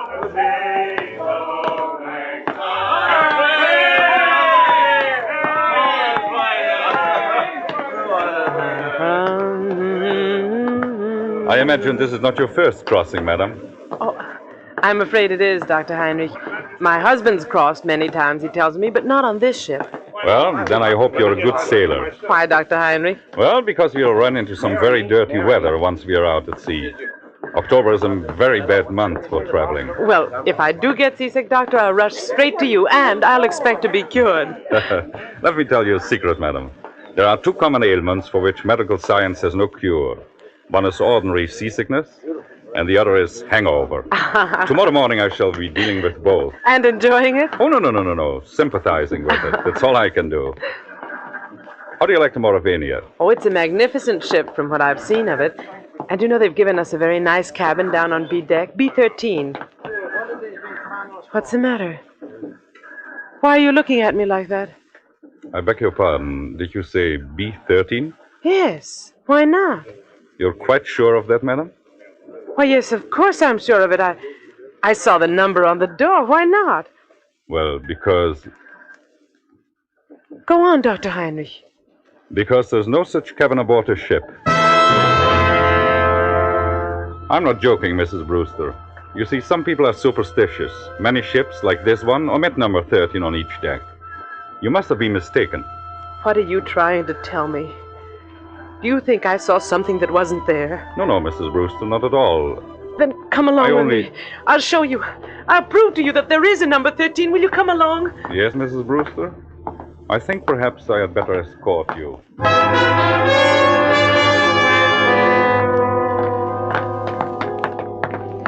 Stewardess! Yes, miss. Yes, ma'am.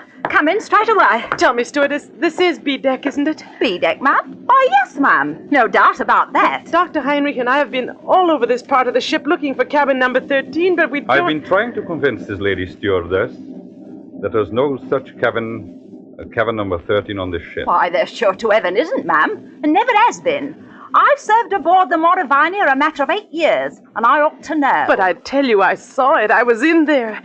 It was a big cabin with a private bathroom attached.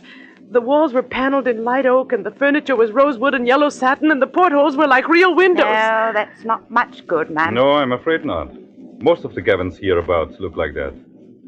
May I ask you, what name was the cabin booked in? Brewster, naturally. Mr. and Mrs. Richard E. Brewster. Here, let's have a look on my list. No, there's no Brewster here, ma'am. I tell you, I was in there. They even delivered the luggage. I saw it. Excuse me, ma'am, but I had a look-see in all the cabins I'm in charge of, just to see if the passengers wanted anything. And I don't remember any luggage with a Brewster label on it. Wait a minute. There may be a partial explanation of this. Ah, you see, that's better, Mrs. Brewster. I was hoping you might find one. Ricky, that's my husband. Ricky and I have only been married a very short time, and when my maid printed the baggage labels, she must have made them out in my maiden name. I never noticed at the time. Oh, what name might that be, ma'am? Thornton. Anne-Marie Thornton. Oh, Lord, miss. Now, why couldn't you have said that before? I remember it well. 2 silk cases and a little trunk. They're in B16 now. Where's B16? Right behind you, miss. You're standing practically in front of the door. Oh, thank goodness. Oh, yes, but, what about my husband's luggage? There's no gentleman's luggage in that cabin, miss. Your husband's or any other gentleman's, if you know what I mean. I won't stand for this. Where's Ricky? What have you done with Ricky? Please, Mrs. Brewster. There's one easy way to settle this. Settle it? How? Just look down the corridor. You notice the man coming towards us? The man with the 2 gold stripes around his sleeve? Well?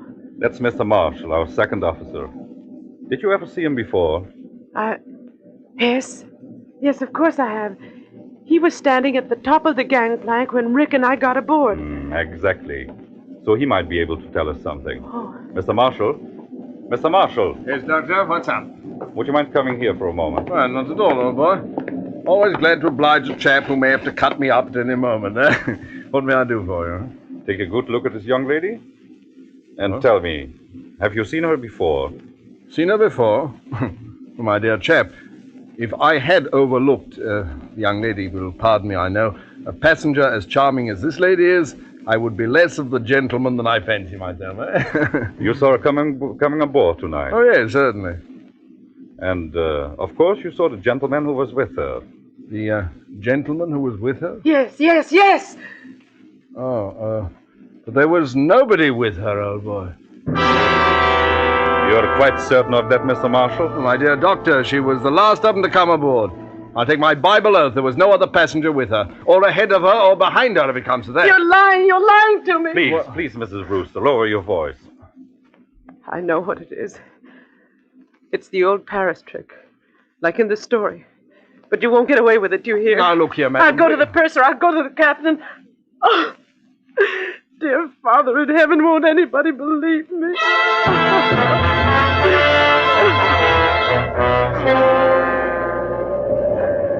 Later that night, in the captain's room just abaft the bridge, there is a conference of ship's officers. Outside, stung by spray clinging to the bulkhead rail in the dark, a frightened girl waits until the door of the cabin's room opens. Will you bring the young lady in, Dr. Heinrich, and close the door? Yes, sir. Here we are. This is Captain Wainwright. Now, just tell your story straightforwardly, and please don't excite yourself. Well, maybe we can get some decision into this matter. Will you sit down here beside my desk, Miss Thornton? My name is Brewster, Captain. Mrs. Ann Brewster. Whatever you say, Mrs. Brewster. Thank you very much, Captain. I might tell you, ma'am, I've got a lot on my mind already. My first officer comes aboard with an attack of flu. I'm facing an equinoctial gale short-handed, and now this has to happen on top of it. I'm terribly sorry I can't help that, Captain. But I want to know what they've done with Ricky. Just one moment, please, while I get this straight. By this time, I understand you yourself have personally interviewed practically every single passenger aboard this ship. Is that true? Yes, it's true. But your alleged husband is not here. Is that true? Yes, that's true, In the meantime, The purser has sent a squad of men to search this ship. They've searched every inch of it. You can take my word for that. There's nobody hidden. Your husband's not here.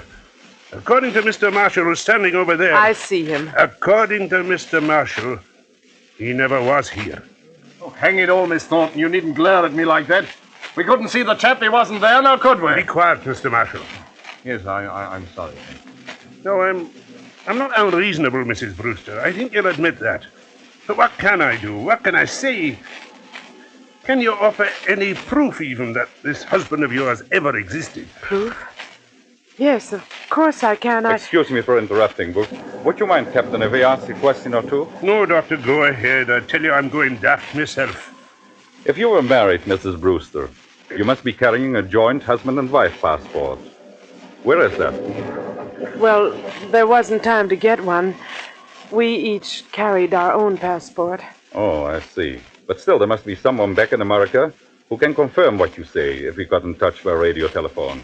Your parents, for instance. I haven't got any parents. They're dead. What about relatives, then, or a guardian? My guardian is a trust company. The administrators don't even know I'm married. But somebody must have performed the ceremony of marriage. The parson, the justice of peace. Yes, of course. But...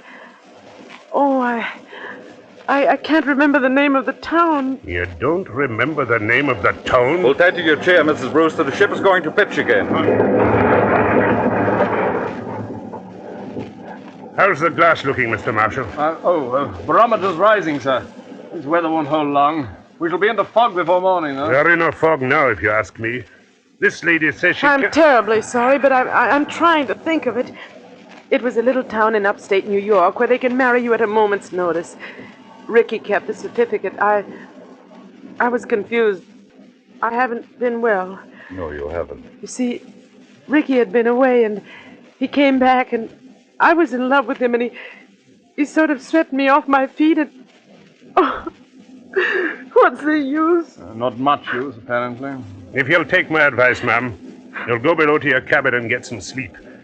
I'll send the doctor down to mix you a sedative. You think I'm crazy, don't you? I think you're a little overwrought, ma'am. What I can't understand is why. Why should you want to do this? It can't be the bubonic plague this time. Bubonic plague, ma'am? Who said anything about the bubonic plague? Never mind. But I'll show you. You're all against me, except maybe the doctor. But I'll show you. I'll prove it to you. I am going downstairs, and I don't want anybody to follow me. Good night. Good night, all of you. Well, I'm glad that's over. Look here, Mr. Marshall. Huh? You think it's quite safe to trust her out there alone? Well, I don't know, sir. She's mad as a hatter, if you ask me. You think she might do something foolish? Well, I think she might chuck herself overboard if we're not careful. What's your opinion, Doctor? I can give you my opinion, gentlemen, in a very few words. That girl is as sane as you are. What's that? Wait and hear what I have to say. I shared your own belief at first, but I've been talking to her all evening. I've heard her whole story, and there's not a psychopathic trait in her nature. She firmly believes in this husband. Yes, Doctor. A lot of people firmly believe they're Napoleon, but they get tossed into loony bins, that's the same. This matter is not a joke, Mr. Marshall. I tell you, this man exists. Or did exist. What do you mean, Doctor? I suppose he has been murdered. Perhaps he has been murdered and thrown overboard. Murdered? Thrown overboard? If you remember, Richard Brewster was carrying a very large sum of money in cash. His wife's wedding gifts. Practically all her inheritance. He meant to go to the purser's office. But he never got there. That money might have been a great temptation. To whom? To a stewardess, perhaps, or even to a ship's officer. Just exactly what are you getting at? Well, numbers on doors can be changed easily enough. Just print a small card and put it on the metal slot on the door. I still want to know what you're driving at. If you use your intelligence, gentlemen, I think you will understand how a man can be made to vanish into thin air. And why Mr. Marshall saw never another passenger. You still don't see it? No, I do not. Well, then listen, and I'll explain exactly how a situation like this...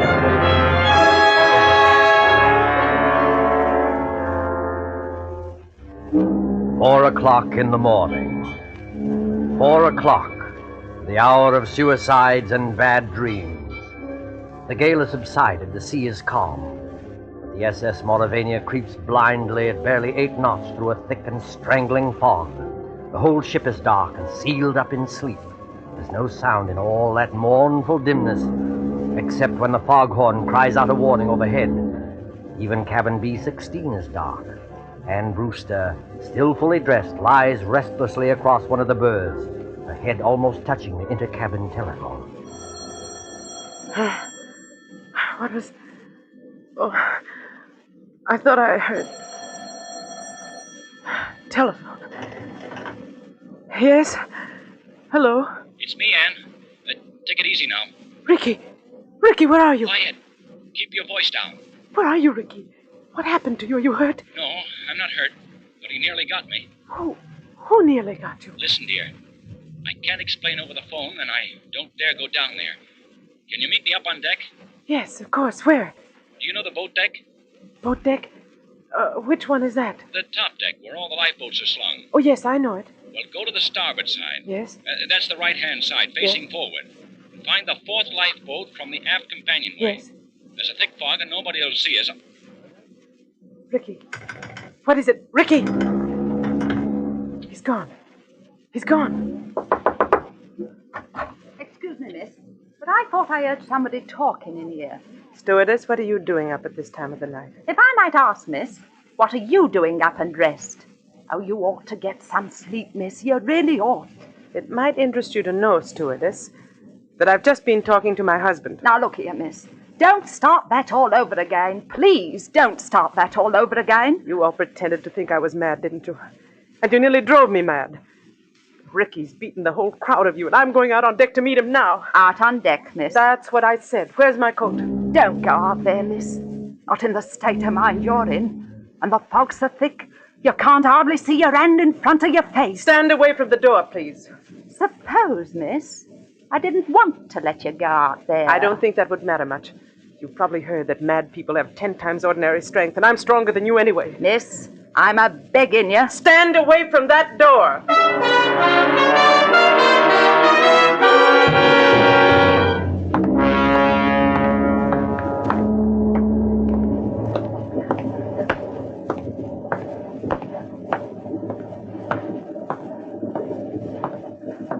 1, 2, 3rd.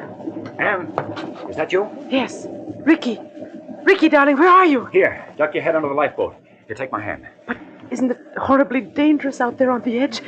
There's no railing along the side of the ship. Don't worry, Anne. I won't let you fall. Look out! Oh, went overboard here.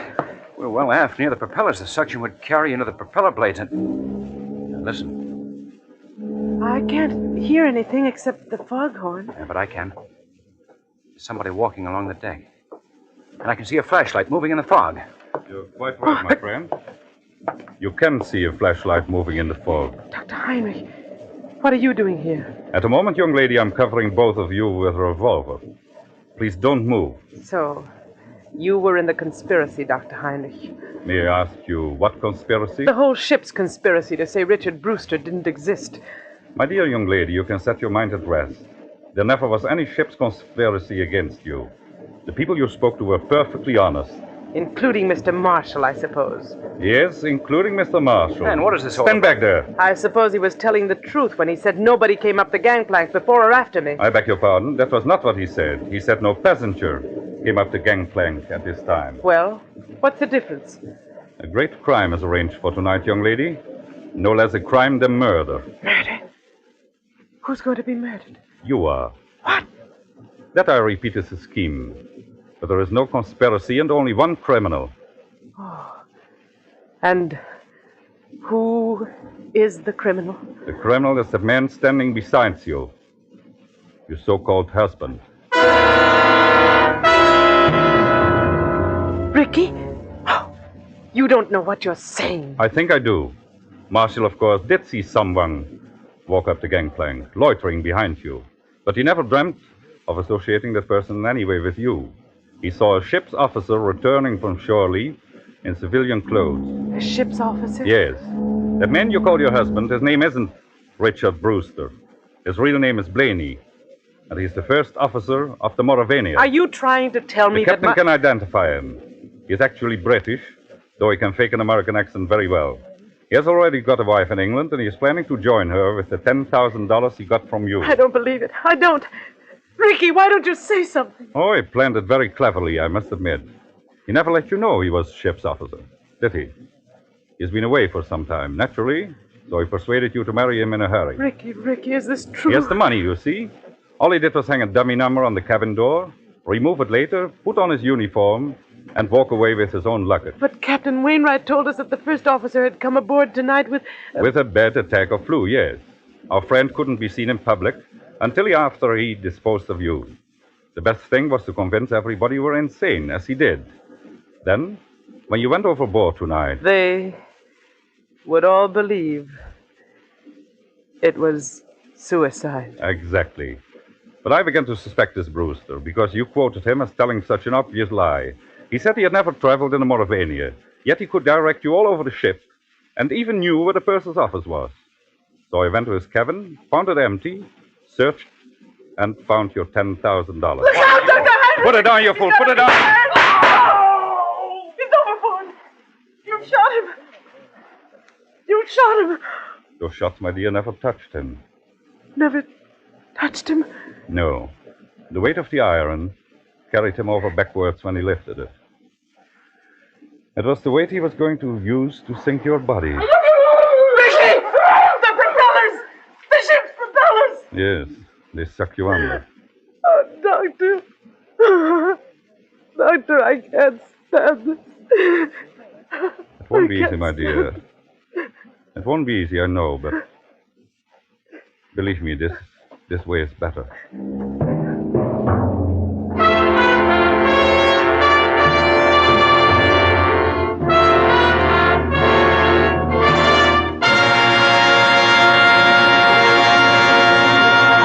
And so closes Cabin B-13, starring Margot and Philip Dorn. Tonight's tale of suspense. With our two stars tonight were Dennis Hoy as Captain Wainwright and William Johnstone as Ricky Brewster.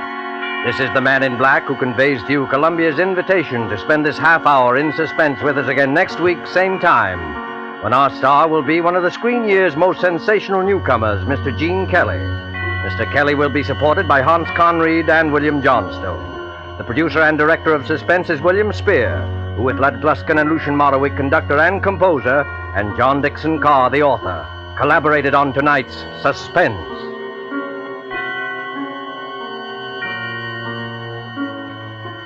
Suspense fans, please note that these programs will shortly move to different days of the week. Suspense will come to listeners in Eastern and Central time zones on Thursdays, beginning December the 2nd, and to Mountain and Pacific time zone listeners on Monday, beginning December the 6th. Remember, Thursday, beginning December the 2nd in Eastern and Central time zone, and Mondays, beginning December the 6th in the Pacific and Mountain time zones for Suspense. This is CBS, the Columbia Broadcasting System.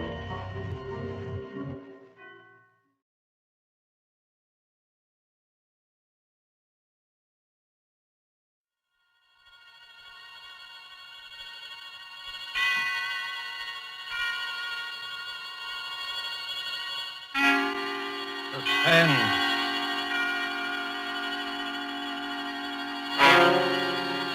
This is the Man in Black, here again to introduce Columbia's program, Suspense. In our starring Hollywood cast this evening is Mr. Peter Lorre, who appears as a mysterious gentleman called George Revel. Miss Wendy Berry plays our worried heroine, Marjorie. Mr. George Zuko is the lawyer, Alex Stevens. The story called The Moment of Darkness is tonight's tale of suspense. If you have been with us on these Tuesday nights, you will know that suspense is compounded of mystery and suspicion and dangerous adventure. In this series are tales calculated to intrigue you, stir your nerves, to offer you a precarious situation and then withhold a solution until the last possible moment. And so, with The Moment of Darkness, and with the performances of Peter Lorre, Wendy Berry, George Zuko, and our other players, we again hope to keep you in Suspense.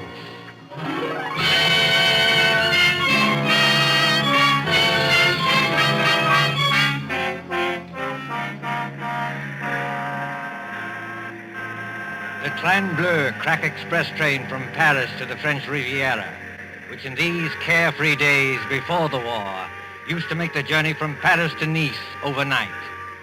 At the Gare du Sud on this particular mild spring evening, the train with its glistening wagon-lits or sleeping cars waits in a station filled with smoke and the iron coughing of engines. You can hear the excited crowd and the slamming of compartment doors. You can see the guard standing by with his watch in hand, with his horn ready to blow as a signal. En voiture, messieurs les voyageurs! En voiture! Better get in, Emily. The train just about ready to start. Commotion there. The last moment just before the signal, a girl in a light summer dress, carrying a small suitcase, hurries along the platform towards car number 10. The girl is blonde and evidently English, and as she hurries towards the guard... En voiture! Dépêchez-vous, mademoiselle. Hurry up, please. Oh, yes, of course. Is this carriage number 10? Oui, mademoiselle, numéro 10. Hurry up, please. Thank you. I'll get in. Et maintenant...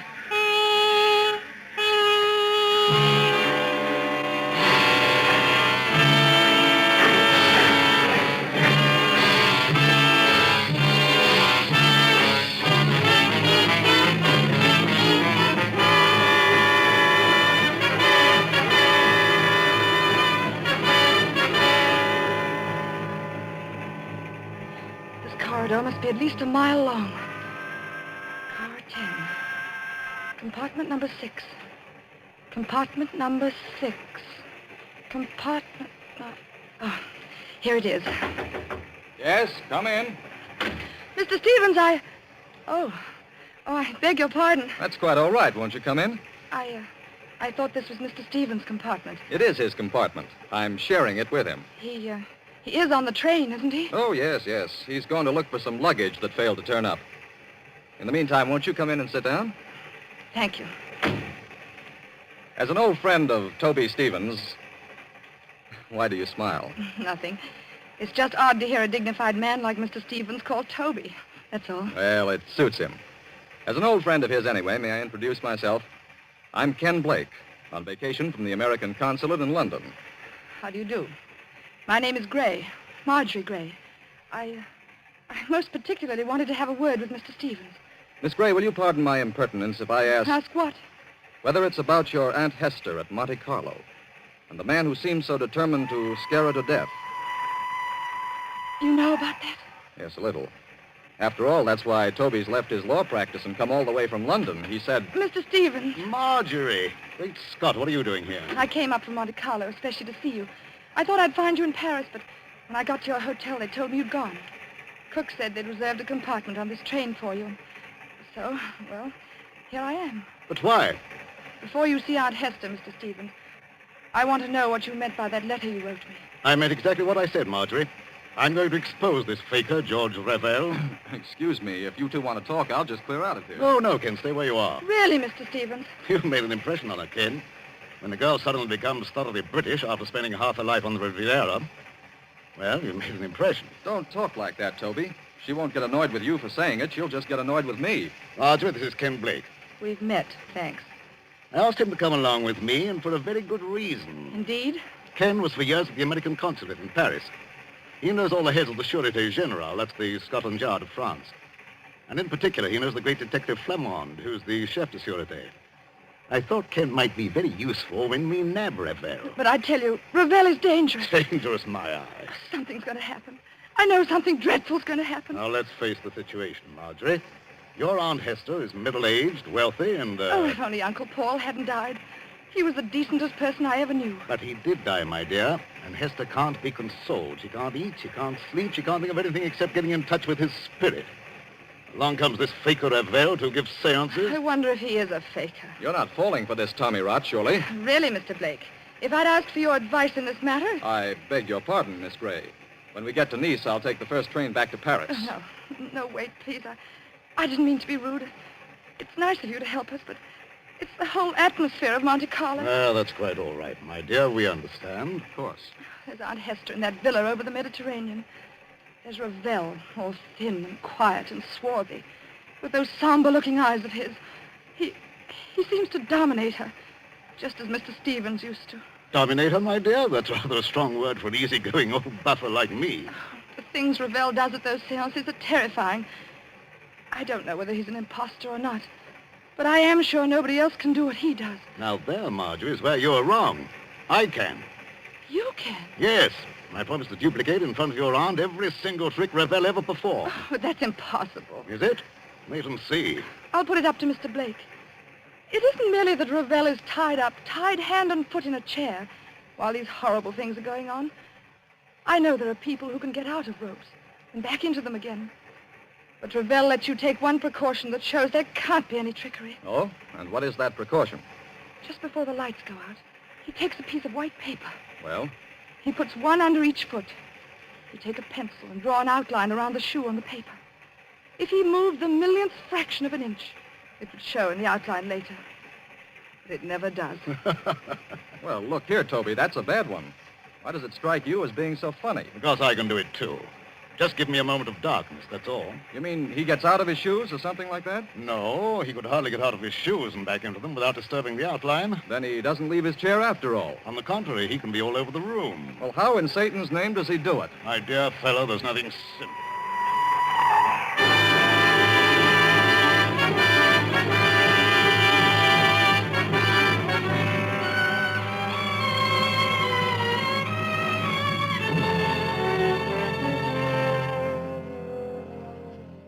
The Villa Bijou, Monte Carlo, the next evening. On the lighted terrace, that white villa, overlooking the olive groves and the sea, 3 people are seated at their ease, enjoying the night air. Below glitters the town, a white palm garden. But even its lamps are dimmed by the firework illuminations from the Promenade des Anglais. When the Principality of Monaco celebrates its ruler's birthday, great rockets go hissing upwards to burst and bloom in colored fires against a black sky.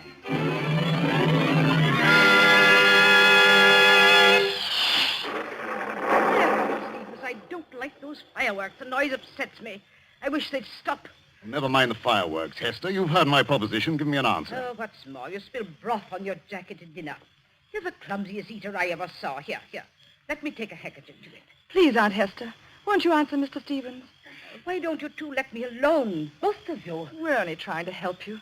Don't you believe that? Oh, yes, I believe it, but I'm happy. I talked with my husband twice last week. Now, look here, Hester. This has got to stop. Why? Ravel's a fraud, and I can prove it. If Monsieur Revel is a fraud, what does he gain by this? Has he not asked for money? I don't know, has he? No, not a penny. You haven't changed your will by any chance? People do queer things sometimes that even their solicitors don't know about. Oh, no, dear, I haven't changed my will. When I die, Marjorie inherits everything. I am a lonely woman. I'm getting old. I haven't got much to look forward to. Now, why don't you go your way and let me go mine? Suppose Revel is a fraud. Just suppose it. Well, all right. Have your way. You wouldn't like to think you'd been deliberately tricked and imposed on now, would you? Oh, no. Now, listen, Hester. If I prove to you these so-called miracles were really tricks that I can do myself. Oh, don't be ridiculous, Alex Stevens. I offer to prove that here and now. Would that shake your faith a little? Yes, I suppose it would. But how did you become so clever all of a sudden? How did you become so gullible all of a sudden? You used to scoff at this sort of thing. You used to be gay and lively and go to the casino. Well, that was before Paul died. You're shivering, Marjorie. If you feel cold, put on a wrap. I'm not cold. It's only... Only what? Oh, got a kind of presentiment that there's something dreadful hanging over us. I can't tell what direction it's taking or who's in danger. But I'm sure it's going to burst. Just as sure as By George, look at that rocket. Yes. Red and gold stars. And a deathly white blaze like the life we're living. You can see every leaf in the garden. Every blade of grass. And we can also see, look there, Revel and Ken Blake coming up the path. This Ken Blake, Mr. Stevens. Are you sure he's quite honest? My dear Marjorie, Ken's all right. I've known him for years. I thought he came here to help expose Revel. But he and Revel are as thick as thieves. What sort of game is going on here? Game, mademoiselle? You spoke of a game? Yes, Monsieur Revel, I did. So did I, friend Revel. Are you ready for my demonstration tonight? Demonstration? In the seance room upstairs. You claim you can bring back the dead. Pardon me, monsieur. I claim nothing.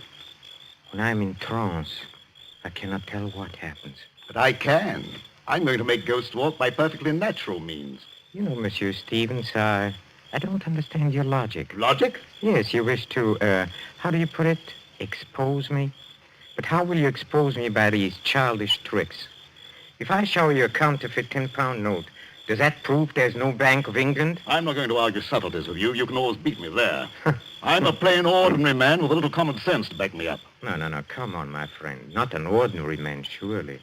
Just exactly what are you hinting at? Yes, I'd like to know that, too. Oh, Madame Hester, believe me, I didn't mean to upset you. I wouldn't upset you for anything. No, I'll bet you wouldn't.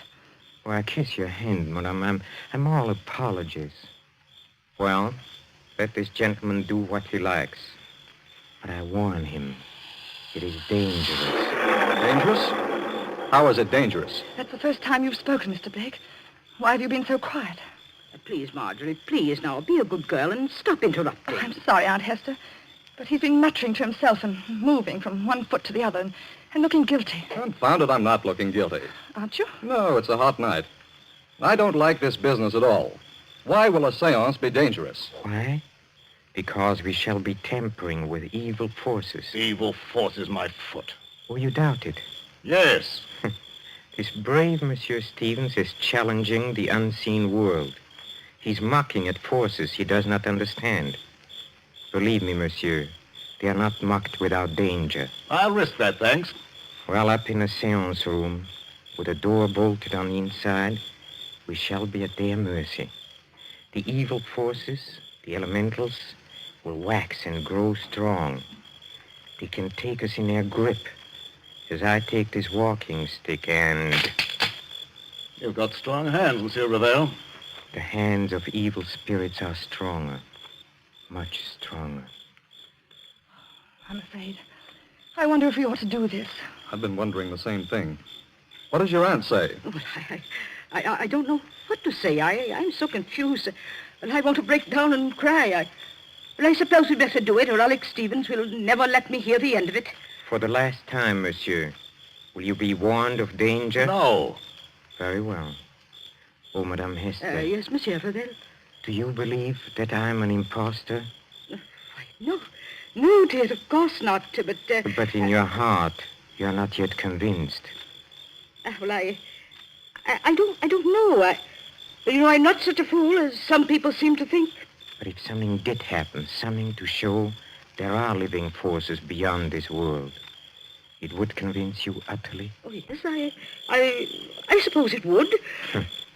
Then, shall we allow Monsieur Stevens to go on with his demonstration? I have a feeling we shouldn't do this. Oh, I'm afraid.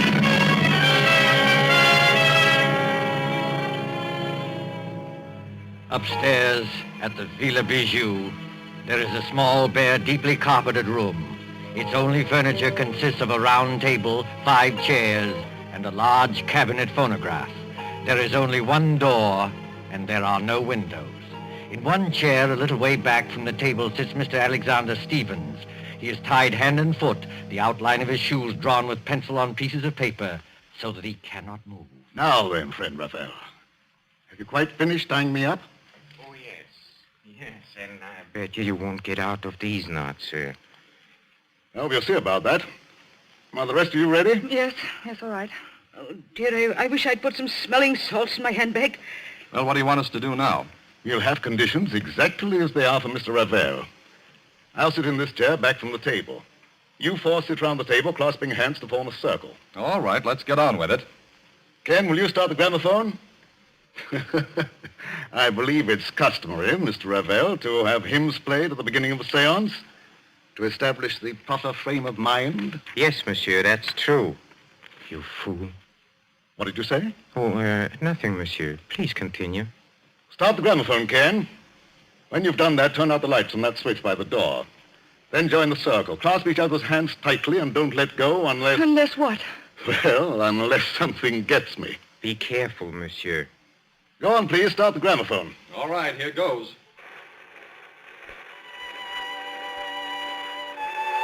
Now the lights, Ken. Switch off the lights. Lights? Yes. There you are.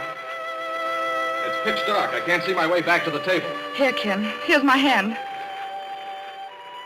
Thank you. Mine Thanks. on the other side, Mr. Blake. Thank you. I've got my bearings now. Are all of you clasping the hands of the next person? Then quiet and wait for what's going to happen.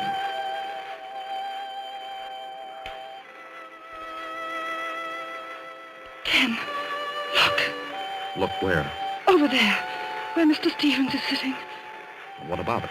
There's a luminous spot in the dark, about the size of a shilling. Shh. Quiet, please.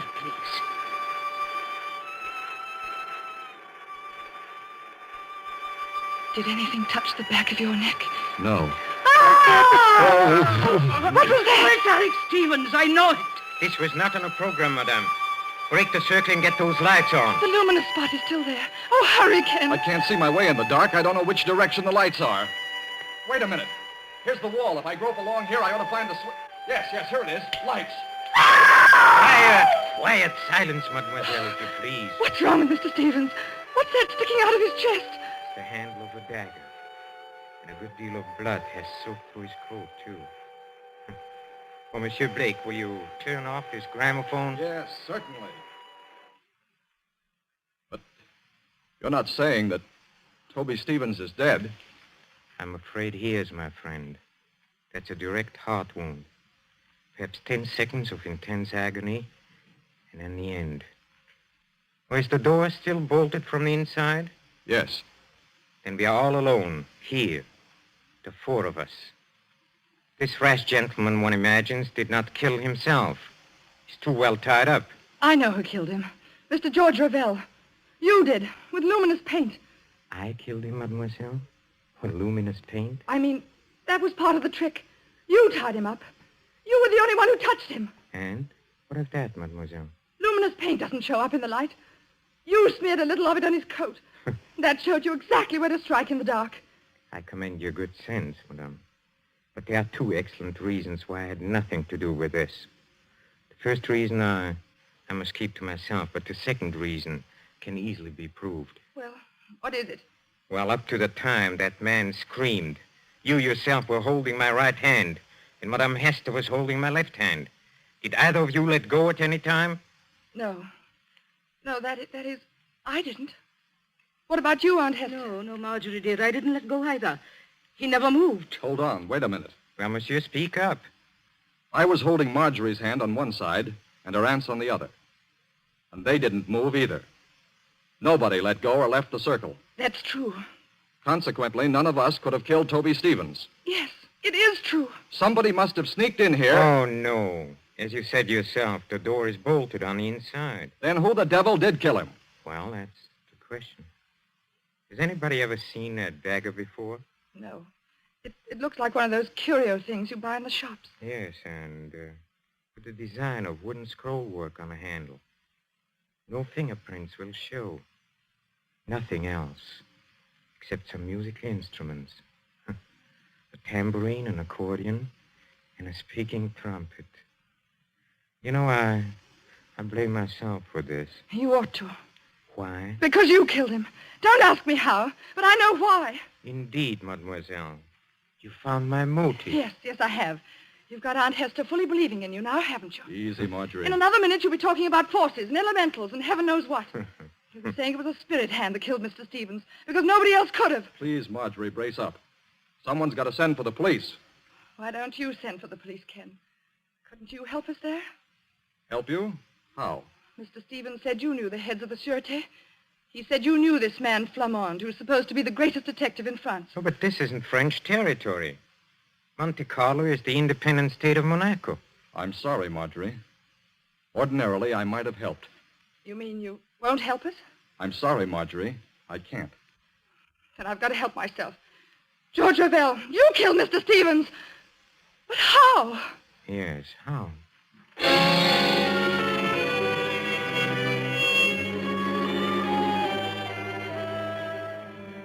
24 hours later, 24 hours of blind puzzling. In the railway station at Nice, 9 miles from Monte Carlo, the night express for Paris is already underway. The guard has blown his signal, and the great wheels grind. The young man, hatless and worried, pushes through the crowd past the already moving train. Non, monsieur. C'est défendu. Vous êtes trop tard. Too late, nothing. I'm getting aboard this train. Prenez garde, monsieur. Prenez garde. I'm sorry to have caused you any trouble, guard. But do you happen to know whether... Marjorie. Ken Blake, what are you doing on this train? Exactly the question I wanted to ask you. Walk along the corridor with me, will you? All right. Marjorie, you little idiot. What's the idea of running away? If it's any of your business, Mr. Blake, I'm not running away. I'm merely going to Paris. You were told to stay in Monte Carlo. Don't you know you can land in jail for this? They'll put you in jail, too, won't they? Yes, I suppose so. But what's the idea of going to Paris? First of all, I had to get Aunt Hester away from that man, Revel. She really thinks he can call up ghosts now. Is your aunt on this train? Yes, in that compartment there. Second, I'm going to Paris for some real help. I'm going to the Sûreté. I'm going to see this man, Flamande. You won't find Flamande in Paris, Marjorie. And you'll certainly never get him to arrest Georges Revel. Oh? And why not? Because, my dear idiot, Georges Revel is Flamande. What are you saying? The man who calls himself Revel is really Flamande, the head of the whole French detective bureau. He made me promise not to tell anybody. And that's why you've been looking so guilty for 2 days. Yes, I tried to tip you off today, but the police were with us all the time. So he is a fake spiritual medium. Mr. Stevens was right about that. And I still say I'm right about the other thing. Whoever he is, Revel killed Mr. Stevens. But how and why? Oh, I don't know. This alleged detective. Did he tell you why he was masquerading as a medium in Monte Carlo? No. All I know is that we're in one sweet mess. We've left town without permission. They'll probably stop the train and send us back in a patrol wagon. Oh, no, my friend. That won't be at all necessary. Revel! Yes, mademoiselle. Revel or Flamande. Well, since you know me as Revel, call me that. You knew that I was on this train? Oh, naturally. Look here, old man. I kept quiet about you because you swore it was a matter of life and death.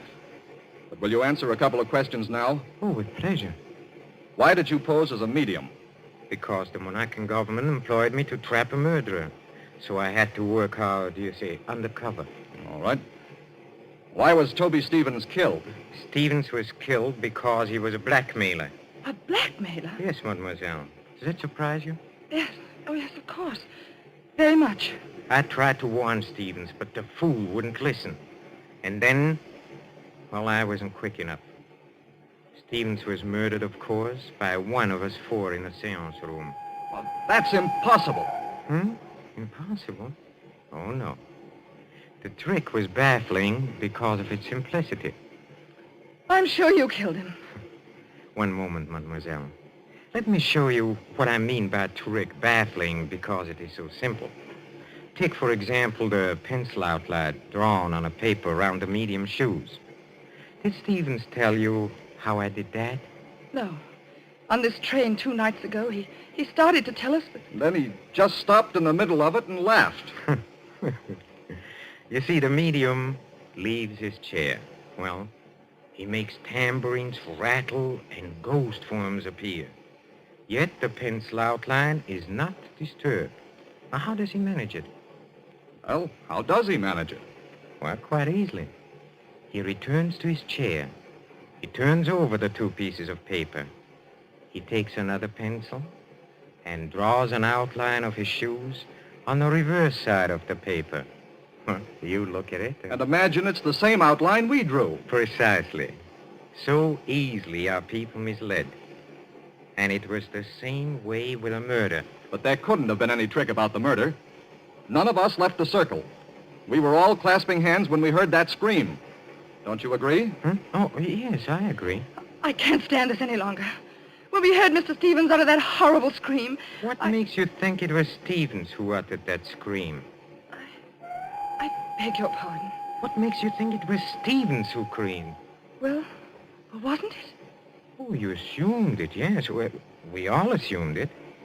But up to that time, Stevens wasn't even hurt. Wasn't hurt? You see, the source of sound cannot be located in the dark. It was the murderer who uttered that appalling cry.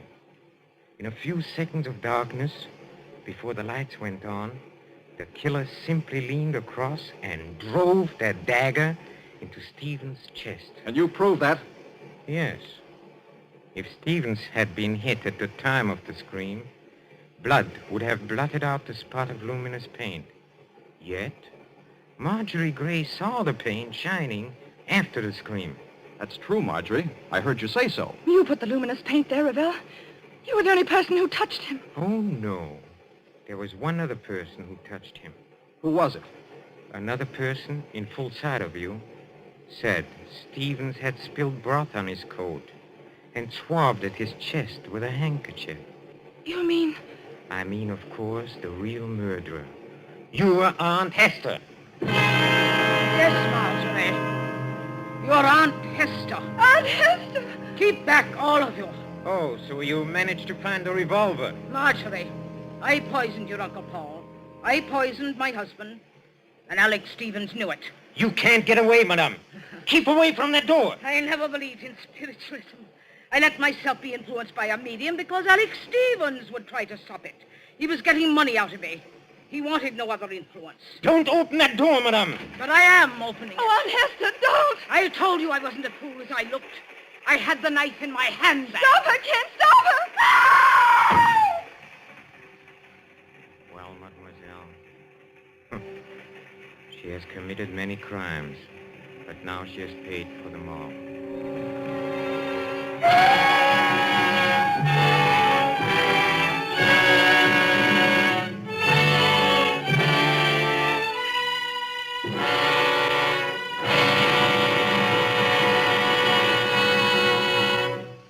And so closes The Moment of Darkness, starring Peter Lorre, Wendy Berry, with George Zucco. Tonight's tale of suspense.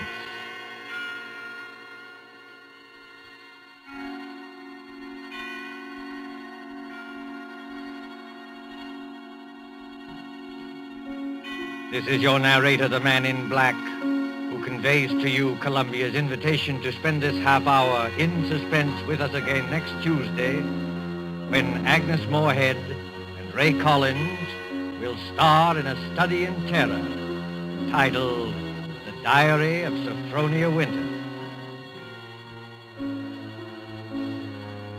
The producer of these broadcasts is William Spear, who with Ted Bliss, the director, Wilbur Hatch, and Lucian Morowick, conductor and composer, and John Dickson Carr, the author, collaborated on tonight's Suspense.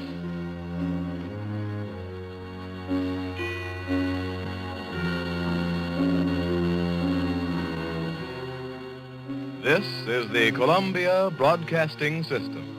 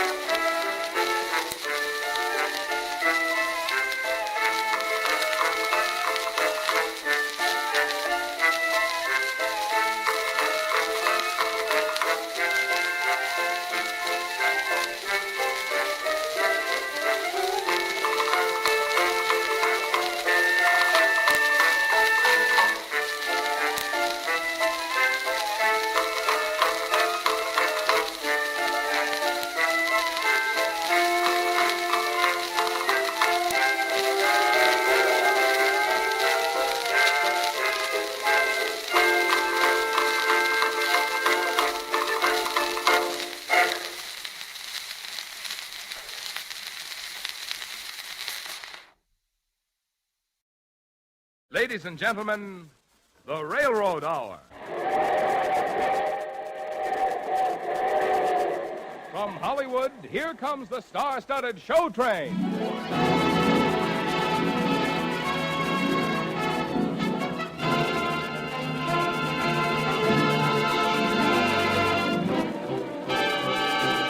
Tonight, your railroads, through the Association of American Railroads, present Rio Rita. In our star-studded cast, you will hear the host of our series, Gordon MacRae, and 4 famous guest stars, Margot, Marion Hutton, and Sweeney and March, with a great cast of Hollywood featured players, including Alan Reed, Elvia Allman, and Paul Frees. Our choir is under the direction of Norman Lubov, and the entire production is set to the music of Carmen Dragon's Orchestra and brought to you by the American Railroads. The same railroads that bring you most of the food you eat, the clothes you wear, the fuel you burn, and all the other things you use in your daily life. And now, here is Gordon MacRae.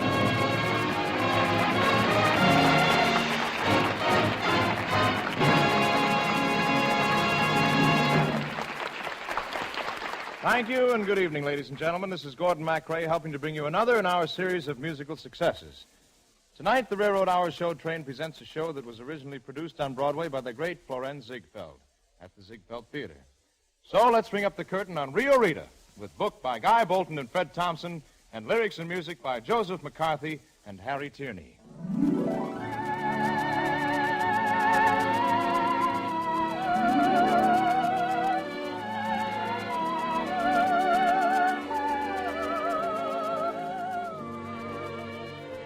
In our performance this evening, I play the part of Jim Stewart, who falls in love with Rio Rita, played for us by Margot. Marion Hutton is Dolly, a cabaret dancer. Hal March takes the part of the lawyer Ed Lovett, and Bob Sweeney plays his client, Chick Bean. Well, in every show there's a villain, and tonight, Mr. Alan Reed plays the part of a very bad hombre named General Esteban. General Romero Joselito Tomas Miguel Armando Esteban, if you don't mind, senor. And if I am, like you said, the bad hombre, maybe we have the more fun that way, eh? Anyway, you come with me to Mexico, eh?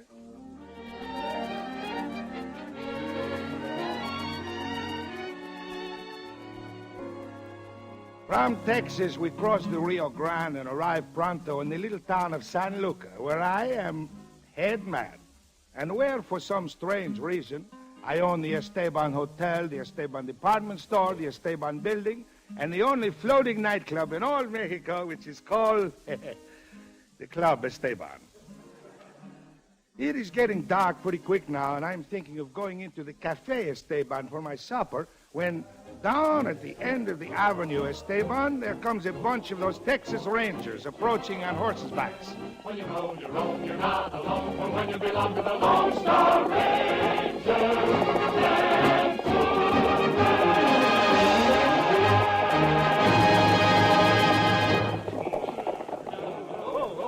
They stop their horses in front of my hotel. One of the Rangers, he gets off his horse and tags a piece of paper onto a pole. Then, without he says one word, he gets back onto his horse and they all ride off down the street, singing, just like was a musical comedy. we're all pals together, comrades, birds of a feather. I go over and read the paper, and when I am finished, I notice a very beautiful girl which stands by the hotel. Then, all of a sudden, a man steps out from the dark shadows. You know who that man is? It's me. So I grab her by the arms to keep her from making the scrams. Take your hands off of me, General Esteban. Take them off. Bastante, you are the spitfire, my Rita. I only wish to make conversation with you. Tell me, you seen the notice the Rangers just put up? No, what is it? It is a reward of $10,000 offered for the man who robbed the Texas State Bank of South Fremont last month. Do they know who it is? They only know he is the Kinkajou. I am not interested in the Kinkajou. See, you are only interested in this strange Americano, this gringo. Gringo, all the time gringo. Do you not know that my father was a gringo too? See, I know this. And I know also that you claim to be Americano. But that does not say you are half Spanish. Now tell me, what is the name of this gringo? It is none of your business. I know his name. It is Jim. What does he do here in San Luca? You know everything, so you must know that. No, that I do not know. But I'm going to find out, and pretty quick. Me, General Romero, Joselito Tomas Miguel Armando Esteban, am the head of this district.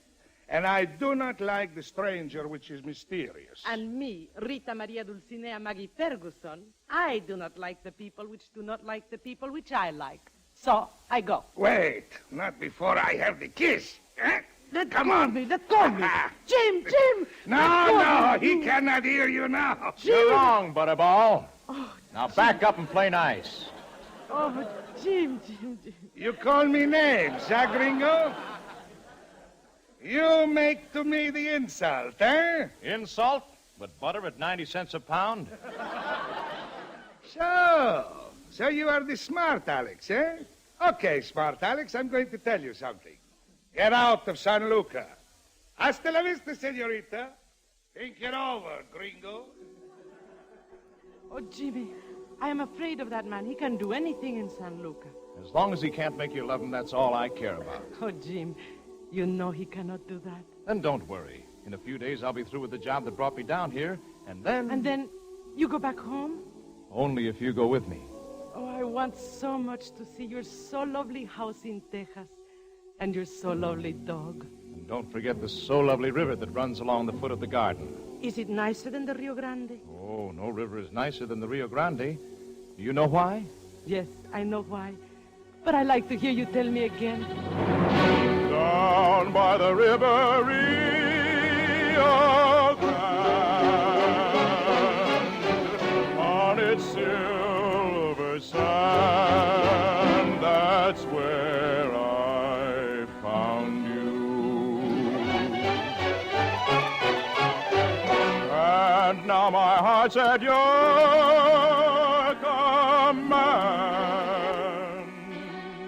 Want to be near your hand, lingering around you.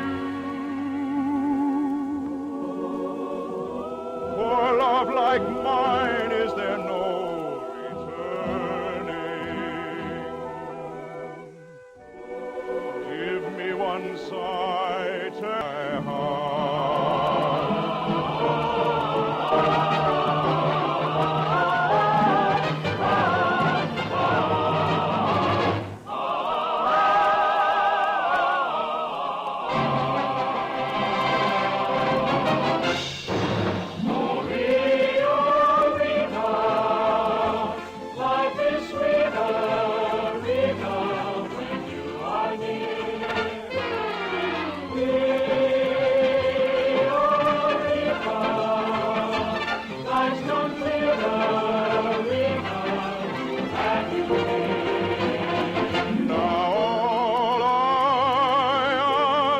Above is one day your lips will say I love you. Rio Rita, senorita, here is my heart. Here is my heart.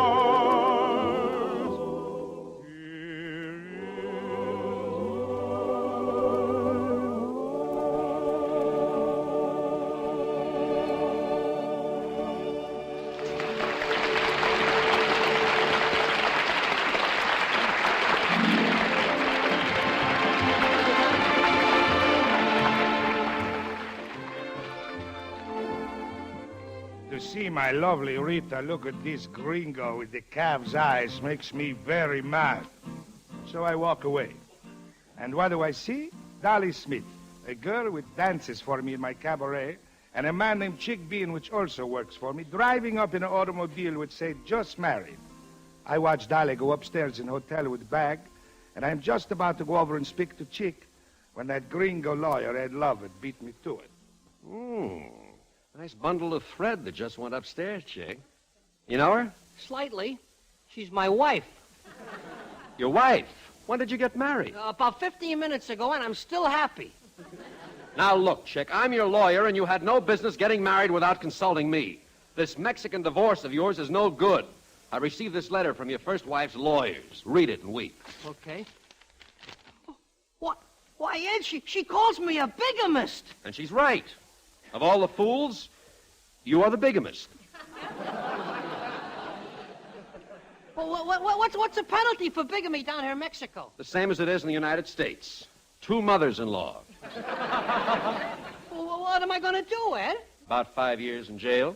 Well, I'll never be able to do that long. Well, the law doesn't expect miracles, kid. Do as much as you can. Now, here's the situation. Until I can get the first Mrs. Bean to accept the divorce, you and the young lady you've just married must live as far apart as the poles. Well, do I have to tell her now? Yes. Well, wouldn't tomorrow morning do? No. Oh, Chick, darling. Now, here she comes now. Be sure to tell her the honeymoon's off. See you later. Chick, who was that? Mr. Levitt, my lawyer. He's a fellow lodge member. He wants me to go on a hunting trip with him. Hunting? When? Tonight. On your wedding night, you're not going to go hunting. Well, it would be original, wouldn't it? Why, Chick Bean, how can you be so cruel? And on our wedding night. Oh, I want time to think things over. This is no time to think. You're always in my arms, but only in my dreams. In dreams, you're always near, sweetheart. We're always 'neath the palms, so happy then it seems, so near and yet so far apart. If I could only hold you, really, tell you all my love sincerely, how I adore your charms, you're always in my arms, in dreams, but only my dreams. I decide there is no use wasting my time on Dolly, so I go see what Rita is doing. And where do you think I find her, huh? In Jim's arms. You're always in my arms, but only in my dreams. In dreams, you're always near, sweetheart. How I adore your charms. You're always in my arms, in dreams, but only in my dreams.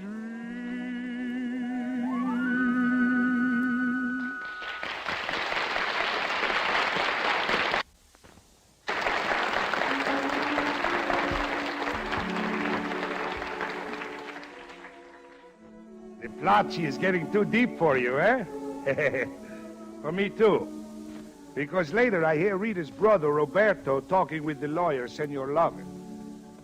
Senor Lovett, because my sister and I claim American citizenship, we have lost our rancho. I must leave here tonight, so I sold all our cattle.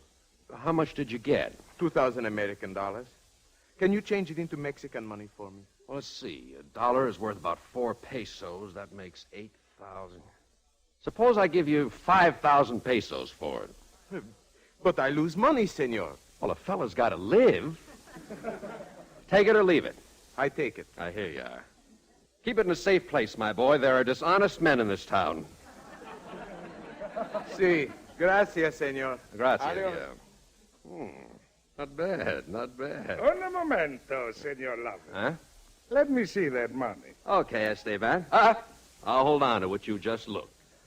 Just like I think. Those dinero are from the State Bank in Fremont, Texas. So it's from the State Bank of... Hey! That's the bank the Kinkajou robbed. You don't think I'm the Kinkajou, do you, Esteban? Who cares? The Kinkajou big hero in San Luca. But be careful, senor. Do not let the Rangers catch you with that money. Gosh, What am I going to do with this money? Hey, Ed, can you change some Mexican pesos into American money for me? Chick, you're a very lucky man. It just so happens that I have about $2,000 with me. Oh, thanks, pal. Here are 10,000 pesos for it.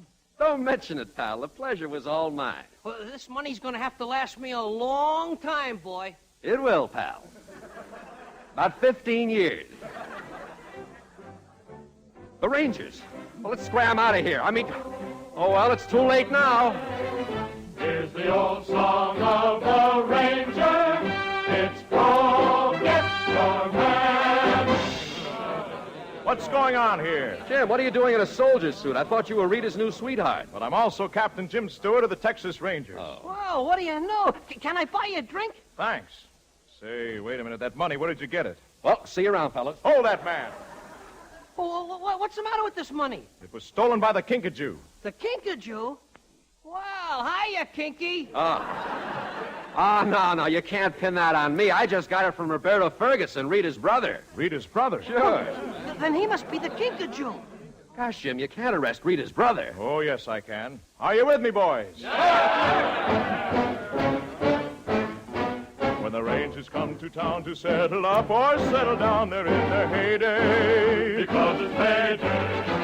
There's a bottle, laugh, a joke, a heck of a night, and then you're broke because tomorrow we'll have to borrow. We'll find this consolation when we haven't got a dime. Our job's a big vacation and a darn good time. We're all pals together, comrades, birds of a feather, rootin' pals, tootin' pals, scootin' pals, shootin' pals, in rain or sunshine. We stand for law here, that's what we're for here. And when we're about, you'll hear them shout, you better look out for the Lone Star Rangers, Texas way. We're all pals together, comrades, birds of a feather, rootin' pals, tootin' pals, scootin' pals, shootin' pals, in rain or sunshine. We stand for law here, that's what we're for here. And when we're about, you'll hear them shout, you better look out for the Lone Star Rangers, 'cause we're the Rangers, man to man.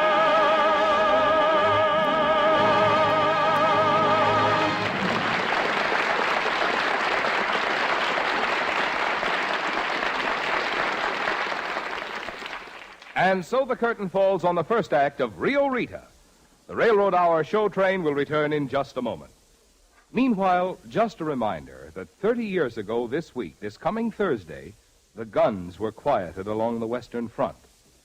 No one who experienced it can forget that first Armistice Day. So this is a week for remembrance of those who brought us victory in 1918, and of the other men and women who in the Second World War once more fought to preserve the things that make America free. Many of these men and women were railroaders. Some of them, the 30-odd thousand men of the military railway service, were soldier railroaders in foreign lands. They ran during the war period the railroads in 19 different countries located on 4 of the 5 great continents of the earth. Others of these railroad men served with other elements of the Transportation Corps of the Army and with the transport services of the Navy to provide the worldwide movement of men and material and supplies so essential to victory. Still other railroaders had no connection with transportation during the war. They were soldiers, sailors, airmen in the armed services of their country. Altogether, from the ranks of the railroads, there went into the armed services of the nation more than 350,000 men and women, an army in themselves. To them, and to the millions of other Americans who were in the service of the country in the 2 world wars, the nation owes the grateful remembrance of which this Armistice Week is a symbol.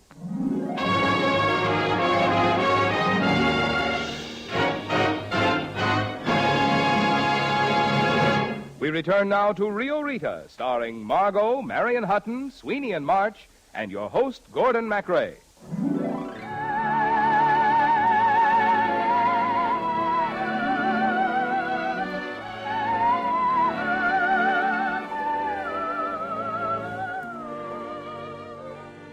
Tonight I am giving big party on my patio. I am working out big plans in my mind when Dolly comes out of the house with many of my guests, all laughing and having one swell of a good time. Good evening, General. I am glad to see you all enjoy my party. Where is Rita? You see her, Dolly? No, not since dinner time. Ah, there is the musicians. Let's waltz, eh? Oh, now you can't waltz to that music. That's the kinkajou they're playing. The new dance they've named in honor of that bold, bad bandit. How do you do it, Dolly? Well, the principle of the thing is, don't let your left hip know what your right hip is doing. Now you watch. Senor, when you do the kinkajou, you'll dance before you think you do. You clown around, you're feeling oh so lazy, for you know you're shouting whoops-a-daisy. First you feel a kink or two, but here's the kick for you. Your one desire is to acquire each movement of this dainty dance. 'Twill thrill you through. Oh, I know it will entrance you when you do the kinkajou. When you do the kinkajou, you dance before you think you do. You clown around, you're feeling oh so lazy, for you know you're shouting whoops-a-daisy. First you feel a kinkajou, but here's the kick for you. Your one desire is to acquire each movement of this dainty dance. Will thrill you through. Oh, I know it will entrance you when you do the kinkajou.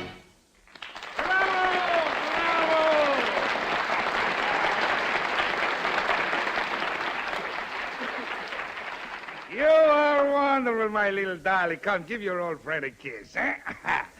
Once more, the encore. Eh? Hey, take it easy, General. Your good conduct medal is sticking me.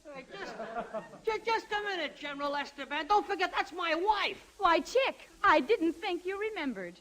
Well, look, Dolly, I haven't told you the truth about us. Well, what do you mean? We're married, aren't we? Well, that's just it, honey. You heard about the secret society of the Poison Fang, haven't you? No, but I got a sneaking hunch I'm gonna. Huh? I'm an honorary member, baby, and honorary members aren't allowed to marry until they get permission from the head tiger. Oh, they're not, huh? Well, who is the head tiger? My lawyer, Ed Lovett. Well, then let me at him. Where is he? Looking for someone? Who are you? Your husband's lawyer, Ed Lovett. So you're the... Hey! Hold that tiger! Hey! Hold that tiger! Tiger, what is this? Chick, have you been lying to this lovely girl? Haven't you told her yet that you have another wife? Another wife? You've got another wife, Chick Bean? Why, you bluebeard, you! Oh, Dolly, that's just a 5 o'clock shadow. Don't you touch me, Chick Bean. I want to be a real wife, not a member of a syndicate. Goodbye! Dolly! Oh, you're not a lawyer, Ed. You're just a fight promoter. Now, Dolly's just as mad as hops. Now, you got to do something. I already have. I talked to your first wife, Katie, on the phone, and she's coming down here. Oh, no! Not her, not Katie. Haven't I got troubles enough? Oh, don't get all excited. She won't be here for 2 days. Oh, that's just dandy. Gosh, funny the fuss they make about a little wedding. Just a few words mumbled in the church, and you're married. Yeah, just a few words mumbled in your sleep, and you're divorced.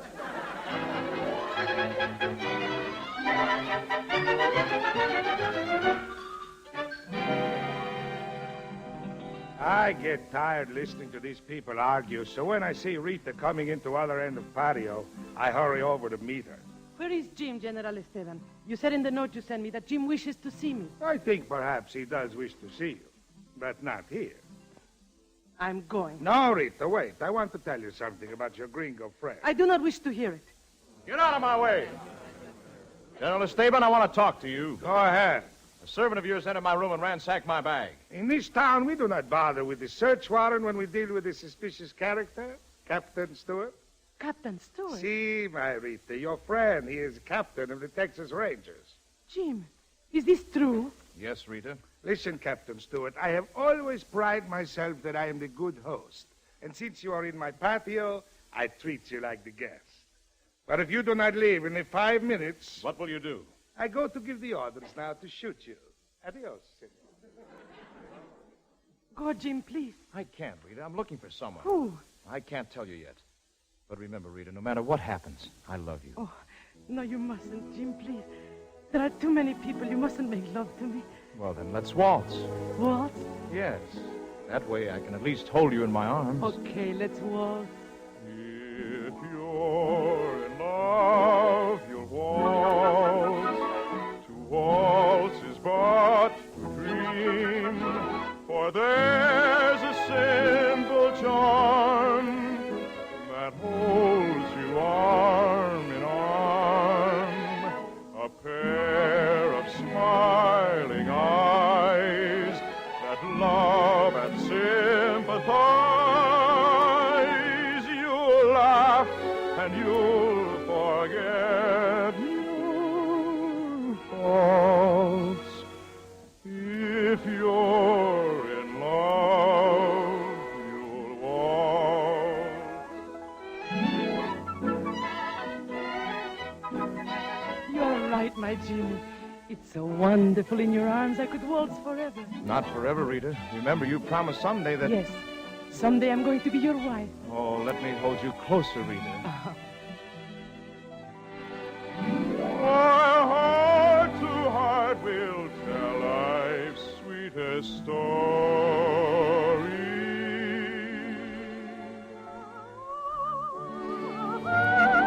Hold me in your arms. Hold me in your arms, for there's a simple charm that holds you arm in arm. With smiling eyes that love and sympathize. You'll laugh and you'll forget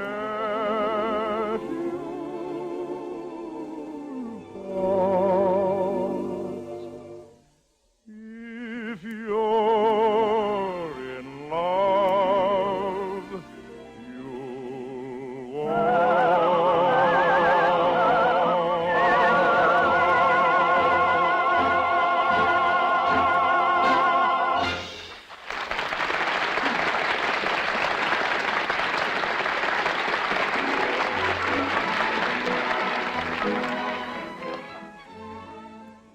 When I come back onto the patio, I see Rita in Jim's arms again. But I am very cool when I say, Rita, I cannot see you made the fool of by a gringo. How did he make the fool of me? This gringo, he is after your brother. I do not believe it. Ask him. Jim, is it true? Yes, Rita, your brother is the kinkajou. The king... Oh, now I know you make the silly jokes. He make the love to you, my Rita, so it can help him to get your brother. You lie. I prove it to you. Captain Stewart, if you wish to catch the kinkajou, you better make the hurry, because he is getting ready to run away. Where is he? At his ranch. Jim! I'm sorry, Rita. Jim! What did I told you, Let go of me. Wait, Rita. Do you love him more than your brother? No, I hate him. But I must keep him from taking Roberto. Do not make me worry, my Rita. Roberto is safe. Where is he? Inside, in my private office. Oh. And Jim will never bother you again. My soldados will take care of him. Soldados! Shoot the gringo who is just leaving. No. Get out of their way, Rita. No. Fire, soldados, fire! I will not let you. I will not let you. Rita! You do love him. You forced the guns up so they couldn't shoot straight. Jim! Oh, you have killed him. Jim!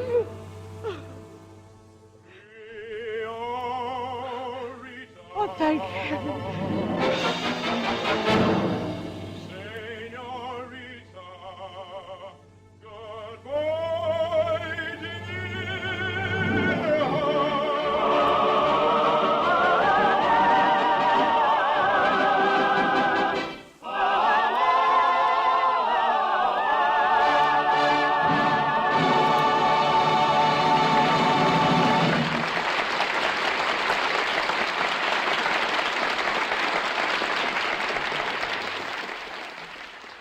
Before we bring you the last act of Rio Rita, I'd like to point out that the 30 years since the armistice of November 11th, 1918, which brought to an end the hostilities of the First World War, have seen amazing developments in every department of life.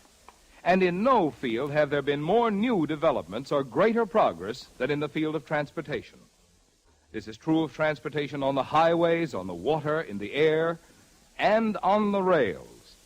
Between the end of the First World War and the beginning of the Second, the railroads of the United States spent an average of $500 million a year on the improvement of their plant and facilities. Much of the improvement was undramatic, straightening out curves, cutting down grades, putting in better signals or communications, improving shop machinery and practices, as well as building and buying new and better engines and cars. But when the great test of the Second World War came, these undramatic improvements, made and continued year after year, paid off for the nation. For despite all the other developments, and even after all the billions of public funds which had been spent on other ways of transportation, when emergency came, it was to its railroads that the nation turned. It was the railroads which carried 90% of the war freight and 97% of the organized military travel. And nothing has happened since the war which in any way diminishes the importance, indeed the absolute necessity, of maintaining in full force and vigor these railroads, which in time of peace are essential to commerce, and in time of war are vital to victory. The Railroad Hour show train will return in just a moment after a brief pause for station identification.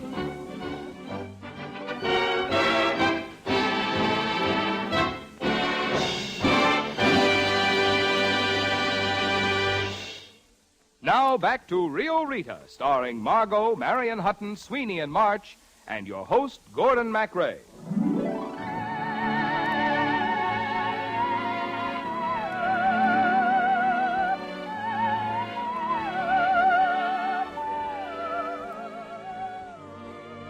A couple of days they go by, and I see no sign of Captain Jim Stewart. Meanwhile, I keep Roberto out of sight at the Club Esteban, which is the floating nightclub I own on the Rio Grande. By this time, I am so sick of the women that when I see a gringo dame coming up the gangplank, I make the quick duck. So when she speaks to the lawyer, the Senor Ed Lovett, I am happy. Because she is not so good looking anyways. Pardon me. I'm looking for a gentleman by the name of Lovett. They told me at the hotel that he was here at the Club Esteban. Madam, you have the honor to be speaking to that broad-shouldered, irresistible chap right now. Oh, really? Well, I'm Mrs. Bean. Oh, you're the first Mrs. Bean. In other words, you're the has-been. Mr. Lovett, I am not going to let Chick put anything over on me. Now, Mrs. Bean, I suggest that you make arrangements to collect alimony from Chick and then go back home. I don't want alimony, Mr. Lovett. My uncle just died and left me $3 million. What? How much? In the neighborhood of $3 million. That's my favorite neighborhood.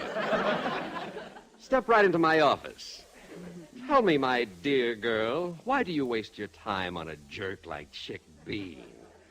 Don't you know how beautiful you are? Don't you know you have charm? 3 million charms?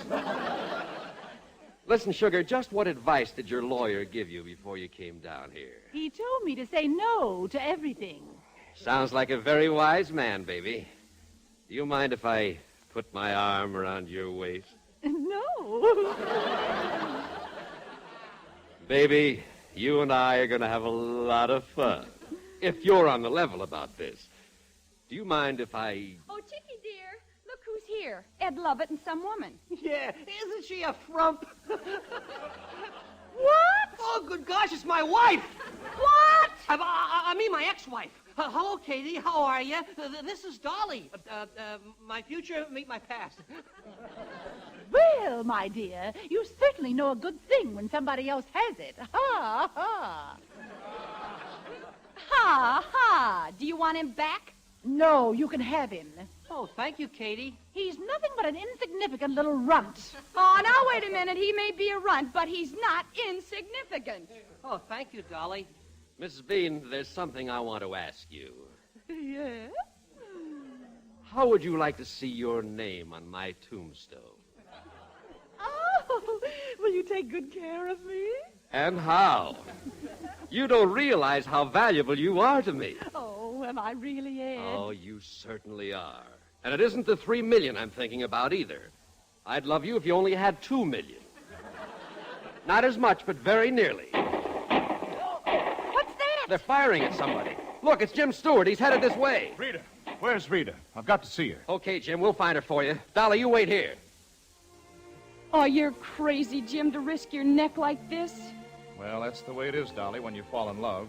Why don't you practice my philosophy? Well, what is it? Well, when things look darkest for me, I just keep singing.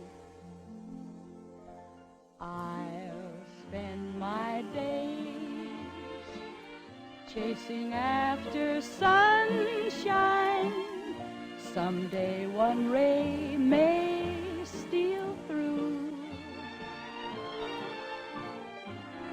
Can't change my ways, always hoping sometime someone else may learn to care as I do. There's only one beneath the sun that I've ever found. If he would smile on me a while, 'twould change things all around. Until then, I'll spend my days chasing after sunshine, following the sun around. I think you've got something there, Dolly. Well, now you try it yourself and see how much better you feel. I'll spend my days chasing after sunshine. Someday one ray may steal through. Can't change my ways, always hoping sometime someone else may learn to care as I do.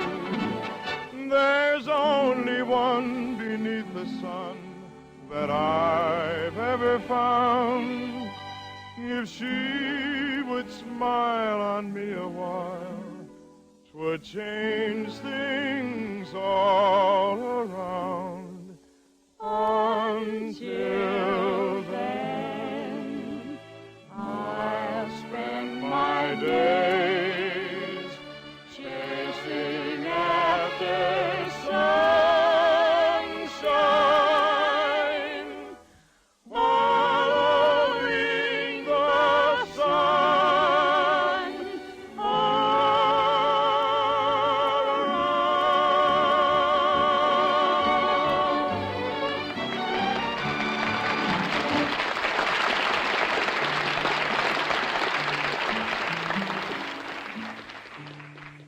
I listened to that song waiting for Rita to show up, and sure enough, she does. I have them all trapped now.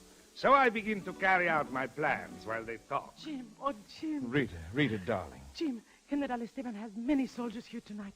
They will kill you. You must go quickly. Not till you tell me you love me. I love you, Jim. Gonzalez, place your man at the gangways. Oh, Jim, he knows you're here.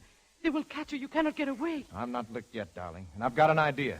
Look, try and keep Esteban busy for a couple of minutes. I'll be right back. Rita, have you seen the gringo? One of my men tell me they see him come aboard this barge. Then why you do not ask your man where he is? Because I am asking you. Oh, you're hurting Tell me, have you seen him? Tell me. Take your hands off my sister, Esteban. Take them off. You dare to take the pokes at me? Lopez, shoot this Roberto. He is the Kinkajou. That is not so, Esteban. It is so. If I say it is so, it is so. Shoot him, Lopez. Hold it. You can't shoot that man. Ah, the gringo. He shows himself. Shoot him too, Lopez. I'd recall that order if I were you, Esteban. You are telling me what to do. I am the head man of this district. I do what I please. You're not the head man of this district, General. You're in Texas now. Texas? That's right. I cut the cables, and this barge has drifted across the river. We're in Texas. He is right. This is Texas, and here come the Rangers. Don't try to get away, Roberto. You're under arrest. So it was for this you came back. Oh, I despise you. I hate you more than ever. Rita, let me explain. Do not speak to me. Not now. Forever. Esteban! What you want, gringo? I want you, General Esteban. You're under arrest. Arrest me? You make the talk like the crazy one. I don't think the judge will think I'm crazy, Esteban. When I show him the proof that you are the Kinkajou. Jim, is this true? Yes, Rita. Esteban is the Kinkajou. I had to pretend that I thought it was your brother in order to get the proof against him. Arrest him, men. You cannot do this to me. No, it cannot be did. Not to me, General Romero Joselito. What? Well, maybe it can. Come, men. Take him away. We're all pals together. Well, anyways, I get a nice horseback ride out of it. But I have fun. I fool you, all the time? You do not guess it was me, it was the Kinkajou, Oh, you did, Okay. Well, they will not hold me long, because the courthouse where they take me is named Esteban Courthouse, and I am very familiar with the judge, who is my cousin, Pablo Esteban, Jr. And maybe I still win Rita, too, because you know who rides with me, by my side, out of Rita's reach? Listen. Oh, Rita,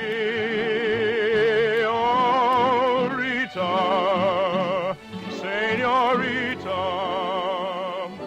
goodbye, dear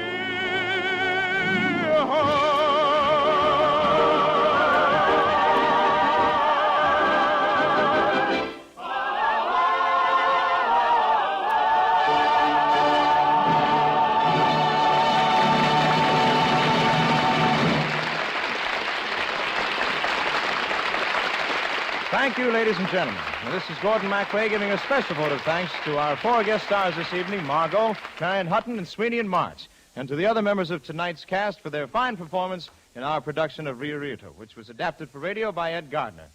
Well, next week, our star-studded show train will arrive on the same tracks and at the same time. On board will be Dorothy Kirsten, Lucille Norman, and Francis X. Bushman to join me in bringing you Rudolph Frimmel's famous Vagabond King, with our chorus under the direction of Norman Luboff and the music arranged and conducted by Carmen Dragon.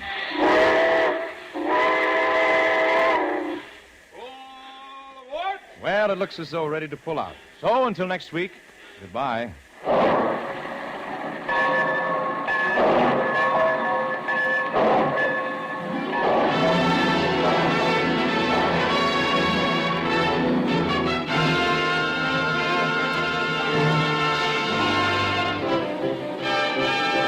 And remember, during the coming week, as always, the American railroads will provide for you the dependable low-cost transportation which is so essential to the American way of living.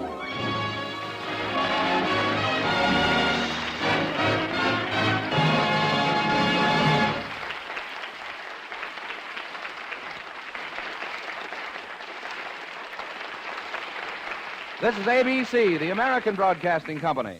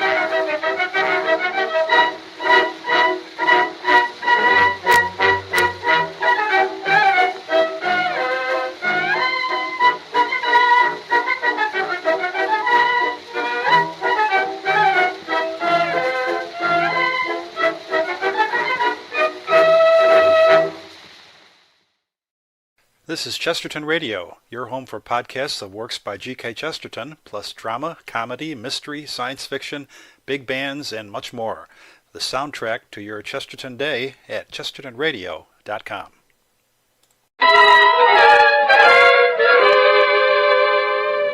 Arch Oboler's Plays.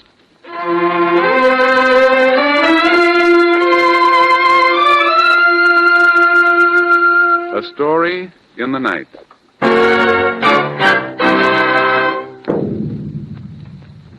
Tonight, James Cagney in Arch Oboler's dramatization of the most talked-of book of the year, Johnny Got His Gun, by Dalton Trumbull.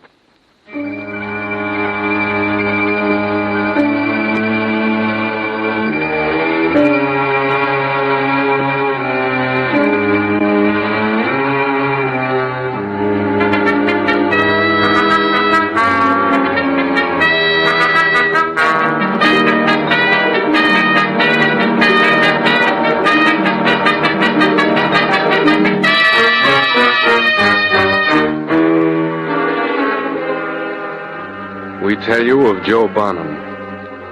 22 years ago, he went to war. They carried him back from that war. They carried him back because he had no arms, no legs, no ears with which to hear, no eyes with which to see, no mouth with which to speak. Today, he lies alone in a room in a hospital close to your city. He's living flesh, and he waits. Your world is shut off from Joe Bonham. He has only the world within his own mind. We tell you of Joe Bonham. These are the thoughts of a boy who 22 years ago went to war. Somebody listen to me. I'm talking to you. Somebody listen to me. Gotta talk to somebody. It's dark and lonely. Somebody... No. Going out of my head again. How can you hear what ain't got a tongue, ain't got a mouth, ain't got... No, won't think of that anymore. Gotta think of something, yeah, something else. If I don't think, my head, yeah, quick, think about when I was a kid. Hey, Joe, come on in swimming. Yeah, swimming. When I was a kid, I went swimming. Dive in the river, feel the water against my legs and my arms. Now I haven't got any No, won't think of that. Think about my town. It's the nicest little old place on earth, Shale City. I gotta remember. Hamburger, get your hot hamburger, get your hot hamburger. Yeah, best hamburgers in the world. All right, boy, here's 30 cents. Go down and get 3 hamburgers. Pa. Oh, they're delicious. If I could only cook like this. Ma, No, don't think of her. Think about... County Fair. See the lady cut in half the fourth part of $1. A motorcycle rider defying death inside a straight up and down circular wall. I can't remember anymore. I gotta remember. If I don't remember things, I'll think, and if I think... No. I gotta remember something. Something. Girls. Think about girls. Quick, think about girls. Joe. Karine? Joe, I'm scared. I'm so scared. No. Kiss me. Hold me. We shouldn't have turned the lights out. Your old man will be sore. He understands. Your lips. Don't go. They'll kill you. I gotta go. When you're drafted, you gotta. Oh, Joe. Joe, I don't want you to go. Hold me. Tight. Maybe we'll never get another chance. Now, Joe. In your arms, Joe. In your arms. In your arms. My arms. My arms. What? Joe, hold me. Don't go, Joe. Johnny, get your gun. Joe, I'm part of you now. There's that Don't go, Joe. Theodore Roosevelt said. All aboard, soldier. All aboard, soldier. No. Hold me, Joe. Hold me. Both your arms tight around me. Both your arms tight around me. Both your arms tight around me. Both your arms. No, stop! My arms. I haven't got any arms. You hear me, Karine? I haven't got any arms.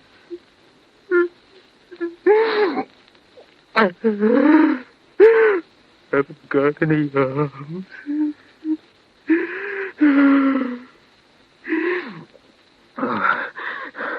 What's the matter with me? I didn't find it out yesterday or the day before. It was 1939, 1938, 1937. a long time ago. Joe. Karine, you're still in my head. I'll tell you, as if you were here. Here's how I found out everything about myself. I woke up like out of a dream. It was like I was in the water. I tried to swim, but I didn't have any arms. I started to kick my legs to float up in the air out of the bed, but I couldn't kick. I didn't have any legs. I threw my head back. I started to yell. I only started, but how can you yell when you haven't got 'em up? I began to reach out, Karine. The only way I could reach out, with the nerves of my skin. The hole in my face. Feel the skin creeping around the edge of it. It went. I was blind. What a lousy dream. Nobody could live like that. Just dream, and that's all. But it wasn't a dream. It wasn't a dream. Mother, where are you? Hurry, Mother, hurry, and wake me up. I'm having a nightmare, Mother, where are you? Mother, listen to me. I can't stand it. Mother, please, tell me it's not me. Not me, no, not me. Oh, please. That's the way I found out. A long time ago. Who was I telling that to? Joe. Oh, Karine. Still in my head. In my heart. Now I'll tell you about how I found out about time. About the days. Knowing about the days you're living through, that's important, see? But all I remembered was dive in the dugout and then... And that was all. A day in September 1918. And that's all. Time stopped then. Start time over again. But how could I catch hold of time when I was caught inside myself? Vibrations. I had it. When the nurse came into the room, the vibration of her footsteps running up through the floor, through the bed, through the springs of the bed, into me. All I had to do was count the seconds, then the minutes, then the hours between each visit she made, until I had 24 hours counted up in my head. And after that, I'd be able to figure the days out just by counting up her visits. One day, the minute the nurse left me, I began to count. 1, 2, 3, second by second, 4, second 5, by second. 6, When I 7, counted 60, 8, that meant a 9, minute, 10, as nearly as I was able to figure it. 13, But I always lost count. I'd think of something else, then I'd lose count again. 1, 2, 3, 1, 2, Day after 5, day after day, but I could never keep track. 5, I couldn't. 6, I couldn't. And all the time, the days were running away from me. And then, one day it happened. The skin on the side of my neck, the half of a forehead above the mask. Lying there all the years going by, I got to thinking that maybe there was some way I could use those pieces of skin. Skin free to the air. They were healthy. I got to thinking what a man did with his skin. To feel with. But that didn't seem enough. To sweat with. Yeah, sweat with. Hot and cold. Sunrise and sunset. Just like that. The idea came into my head just like that. All I had to do was to feel with my skin. When it changed from cool to warm on that little piece of skin, it'd be sunrise and the beginning of a day. I got to thinking about the nurse and how many visits she made me each day and when she made them. Yeah, I'd better start with the nurse. She changes the bedding. In a hospital, they must change bedding in the morning, maybe around 8 o'clock. So all I got to do is wait till she changes the bedclothes. That'll mean it's morning. Then wait, maybe 18, 20 hours, and that'll be next morning. That'll be sunrise. You can feel the heat of sunrise against your skin, yeah. So I waited until the next time she changed the bedding. She walked away. Calm down, because you haven't proved anything yet. Calm down and wait and count her visits. Number 2, I dozed off and woke. Visit number 3, time got all mixed up. Then 4, and then... the 5th time. And then all of a sudden, I knew it was happening. My heart stopped. My breath stopped. I knew it was happening. Slow at first, crawling along my skin. Warmer and warmer. The rising sun. In my room. In my room. I'd won. I'd won. I'd caught up with time again. The sun. It was dawn. It was dawn for the world and for me. I could smell the dawn. Yeah, me without a face lying there, and the smell of the dew on the grass, and me without eyes, shading my eyes and seeing the sun coming up over the mountains back home, and the hills going pink and lavender like the inside of a seashell. The sun warming my little piece of skin, and me seeing without eyes the town where I was born, and me without ears hearing the lowing of the cows waiting to be milked, and babies kicking in their cribs and rubbing their eyes with their fists. It's sunrise, and I've got it. And now I'll always know when it's sunrise, and they can't take it away from me. Thank you, God. Thank you. Thank you. Thank you. I may never have anything else, but I'll always have dawn and the morning sunlight. A year went by fast. I was a busy guy. I learned a lot. Yeah, could even tell my nurses apart. The day nurse always walked to the bed with 4 steps. She was always the same, but the night nurses seemed to change. One of them must have cried when she looked at me. I felt her tears wet on me. I like to think she was young and beautiful. But every night, summer and winter, week in and week out, month in and month out, every night I was with you, Karine. With you, darling. My arms around you, yours around me. With you, Karine. Joe, my darling. Close to you. My dearest. My arms around you. My lover. And yours around me. Mine. With you, Karine. Oh, Joe. Joe. 2 years went by after I discovered time. 3 years went by after I discovered time. The 4th year started awfully slow. One day I felt vibrations. Vibrations heavier and heavier, and then they stopped. I knew they were standing around the bed. After all these years, visitors. And all at once, crazy thoughts went through my head. It may be your mother. No. Karine. No, not Karine. Not Karine standing by my bed. You can't see me. Not this way. Not you, Karine. Go away. Go away. Go away. Go away. Go away. Go away. Then a hand came to rest on my forehead. A man's hand. Doctors. Yes. Maybe doctors come to examine me. Somebody was touching at my nightshirt over my left breast. The cloth fell back against my chest again. It was heavy now, weighed down by something. Medal. They given me a medal. Me, a medal. Me, a medal. Me! The generals were here, around my bed. The generals. The big guys, the famous guys who still had arms and legs and could still see and talk and smell and taste. In my throat, I felt a tearing of something that used to be a voice. I was talking to them, and they couldn't hear me. I was saying, listen, big guys, I'm lying here like a side of beef, and for what? War. We're going to war. Yeah, someone said that, so I went. But why? Why? Somebody just said... Let's go out and fight for liberty. Liberty? What kind of liberty? How much liberty and whose idea of liberty? A guy says, come on, let's fight for liberty.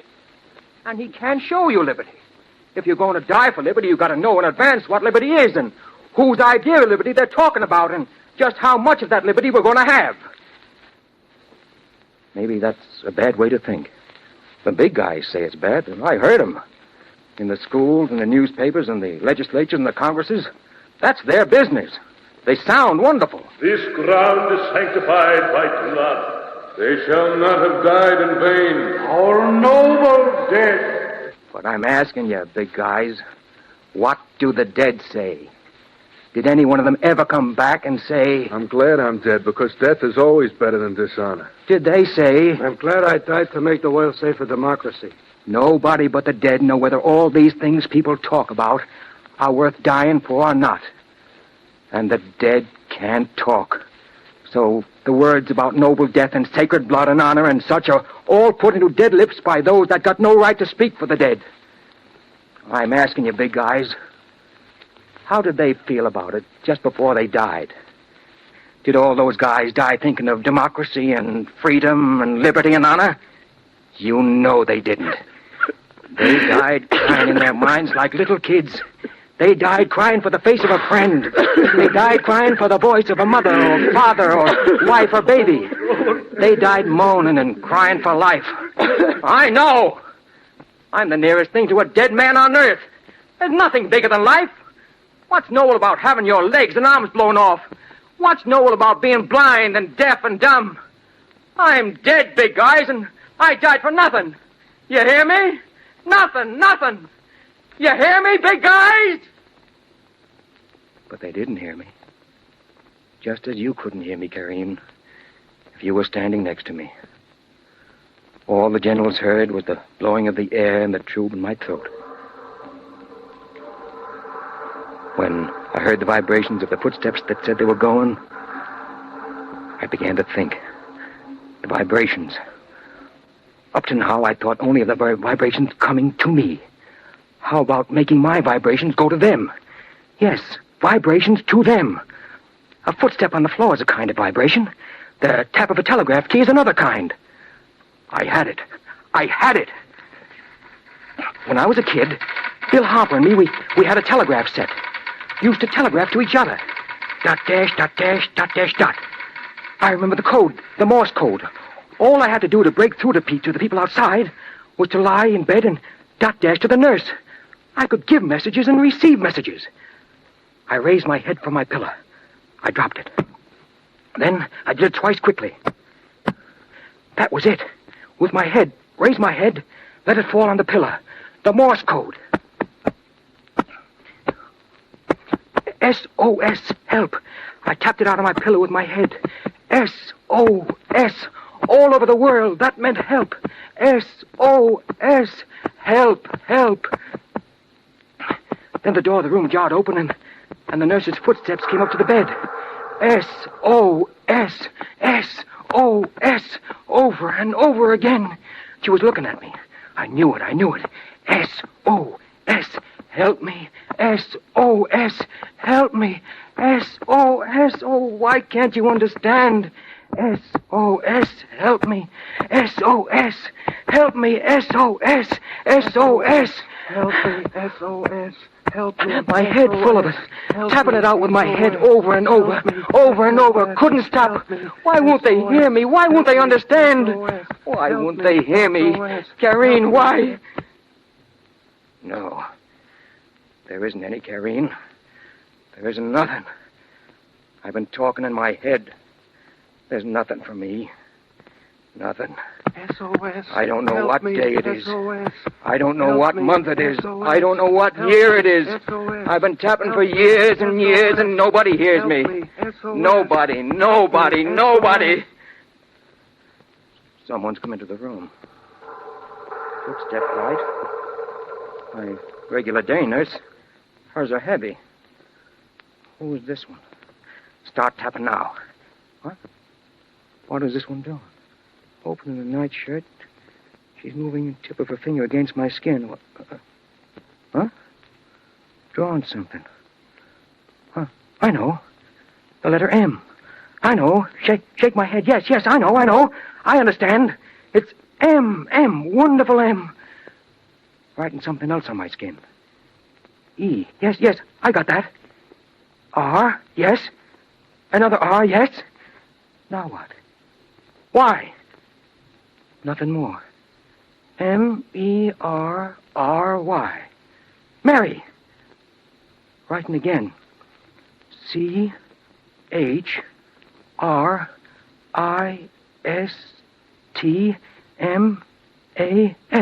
Merry Christmas.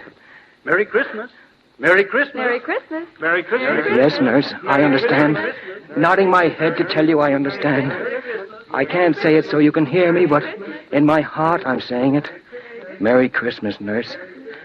God bless you.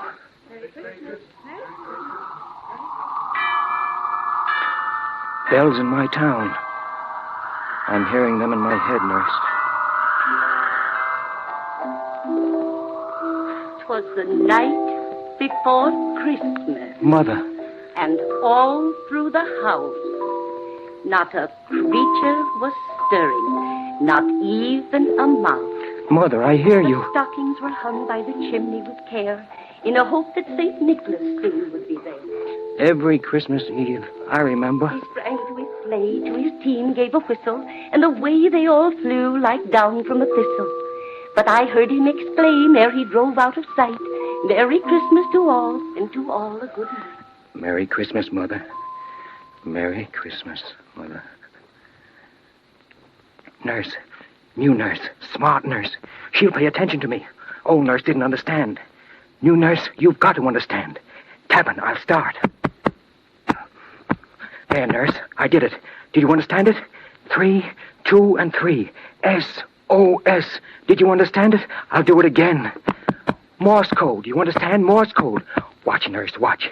If I had a tongue, if I had a mouth, I'd yell it at you. I'd scream it at you. But I have nothing but the tapping of my head, so watch, nurse, watch. If you turn and walk out of the room and never come back, you will be carrying my life with you. You're life and death to me, nurse. Look, I'll tap it again. See? S-O-S. Help me. S-O-S. Oh, I'll do it again. I'm praying now, nurse. Me, just an ordinary guy, I'm praying. Oh, please, God, make her understand what I'm trying to tell her. Please, God, make her understand. I know you're a busy guy. I know there are millions of people praying to you every minute. I know all these things, God, and I don't blame you for getting behind in your orders. Nobody's perfect, but what I want is such a little thing. All I want you to do is to take a tiny little idea that's in my mind and put it in her mind 2, maybe 3 feet away. That's all I want, God. Just a little idea that's in my mind and put it in her mind. It's such a little thing, God. Such a little thing. She's going away. She's gone out of the room. No, can't be true. Can't shove me down under the ground again, bury me deep again. No, I won't believe it, I won't. I won't start crying now. She'll come back. She's my life. She's my chance at life. She will come back. She will. Door. She's back. Brought someone with her. Man's finger on my head. What? Finger tapping on my head. Tapping out W. H. Tapping out the code on my head. A. T. W. H. A. T. What? D. O. Y. O. U. Y. O. U. U. W. A. N. T. W. A. N. T. What do you want? What do I want? What do I want? What do I want? I want to get out. Let me out, that's all I want. I've been lying here for years and years in a room in a bed with a little covering of skin. Now I want out. I've got to get out. If I had legs, I could run away. I could get away. I could get out into the open where there's air, where there's room, where I'm not in a hole and smothering. Inside me, I scream and howl and push and fight for room and air, for escape from the smothering, from the loneliness. So, let me out of here and take me back into the world. No, I didn't tap that out. What I just said, I only was thinking.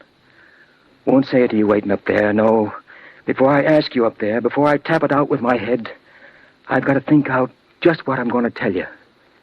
It may be my last chance. I've got it. I've got it. Listen, you up there. I'm tapping it out with my head. Let me out of here. Let me out of here. Let me out. I can earn my keep. I can do a job like anyone else. Take me out of here and build a glass case for me so people can see me. Take me in my glass case to the beaches, to the county fairs and the church bazaars and the circuses and the traveling carnivals. You'll do a wonderful business with me, and I could pay you for the trouble. They've never seen nothing like me. I'm something you can really holler about. I'm the dead man who's alive, the live man who's dead. I'm the man who made the world safe for democracy. Take me into the places where men work and make things. Take me there and say, boys, here's a cheap way to get by. Maybe times are bad and your salaries are low. Don't worry, boys, because you'll have your chance. There'll be another war along pretty soon, and then maybe you'll be lucky like me. Take me into the schoolhouses, all the schoolhouses in the world. They'll scream at first and have nightmares at night, but they'll get used to it because they've got to get used to it. And it's best to start them young. Take me into the colleges and universities and academies and convents. Call the girls together, all the healthy, beautiful young girls. Point to me and say, girls, here is your father. Look, girls, here is your lover. Call all the young men together and say, here is your brother, here is your best friend, and here are you, young men. Take me wherever there are parliaments and diets and congresses and chambers of statesmen. I want to be there when they talk about honor and justice and making the world safe. Put my glass case upon the speaker's desk, and every time the gavel drops, let me feel its vibration through my little glass case. Then let them draft notes and ultimatums and protests and accusations. But before they vote on them, before they give the order for all the little guys to start killing each other, let the main guy rap his gavel on my case and point down at me and say, gentlemen, here is the only issue before this house, and that is, are you for this thing here, or are you against it? And if they are against it, then let them stand up like men and vote. And if they are for it, let them be hanged and drawn and quartered and paraded through the streets and thrown out into the fields where no clean animal will touch them, and may no green thing ever grow where they rot. Take me into your churches, your great towering cathedrals, which have to be rebuilt every 50 years because they are destroyed by war. Carry me in my glass box down the aisles where kings and priests and brides and children at their confirmations have gone so many times before to kiss a splinter of wood from a true cross on which was nailed the body of a man who was lucky enough to die. Set me high on your altars and call on God to look down upon his murderous little children, his dearly beloved little children. Then bring in the fierce ones, the spawners of hate, the inventors of slogans. Bring them in and make them look at me, and then dare them to break the peace.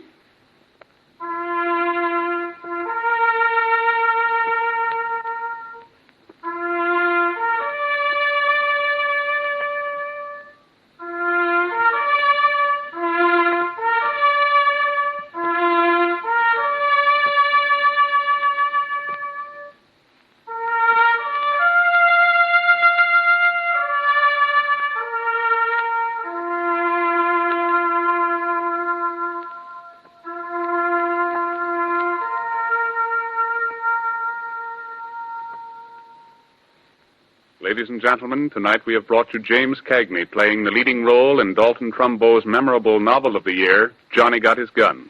The book was dramatized for radio by Arch Oboler. The musical score was written, conducted by Gordon Jenkins. Mr. Cagney can now be seen in the Warner Brothers picture, The Fighting 69th, and in the forthcoming production, Torrid Zone. In preparation is City of Conquest. The book, Johnny Got His Gun, is the prize-winning novel by Dalton Trumbo. All of us want to thank Mr. Cagney and Mr. Trumbo for their great contribution to this program. Next week, it is our pleasure to present an actor known and respected by all of us, Mr. Ronald Colman, in an unusual play, The Most Dangerous Game. Next week, then, Mr. Ronald Colman. Arch Oboler's plays are a presentation of the National Broadcasting Company. Tonight's play came to you from Hollywood's Radio City. This is the National Broadcasting Company.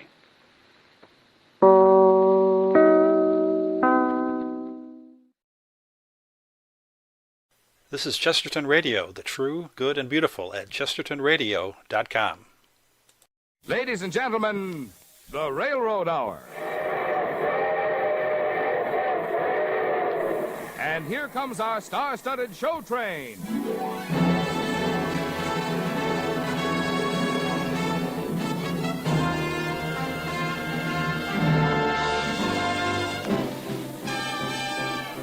Our choir is under the direction of Norman Luboff, and our music is arranged and conducted by Carmen Dragon.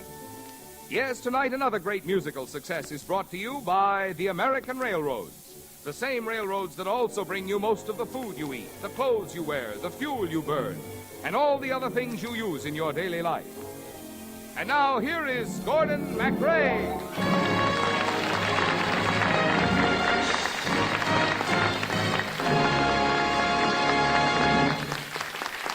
Thank you very much, and good evening, ladies and gentlemen. Well, tonight we bring you the immortal melodies of Franz Schubert in the operetta based on the life and music of that great composer. It's Blossom Time with book and lyrics by Dorothy Donnelly and music adapted by Sigmund Romberg.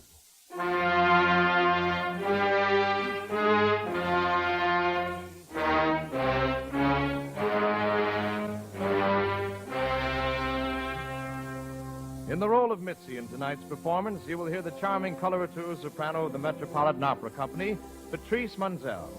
And as Baron Schober, the popular tenor of radio and the screen, Kenny Baker.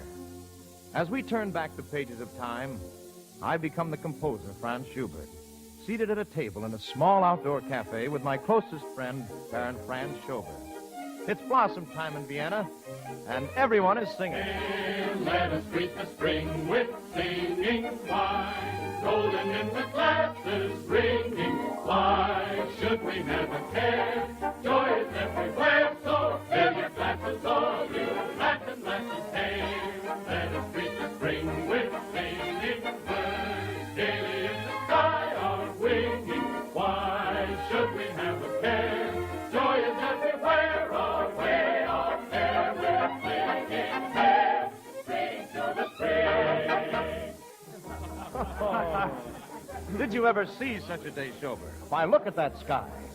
Sky. At the moment, I'm more interested in my stomach. Where is that waiter? I'm afraid he's very busy. The whole town seems to have turned out and landed right here at Domayor's. Come on, let's order everything on the menu, huh? Wait a minute, Franz. Remember, I'm just a poor composer. Oh. Just because you're wealthy, I can't always take advantage of our friendship to...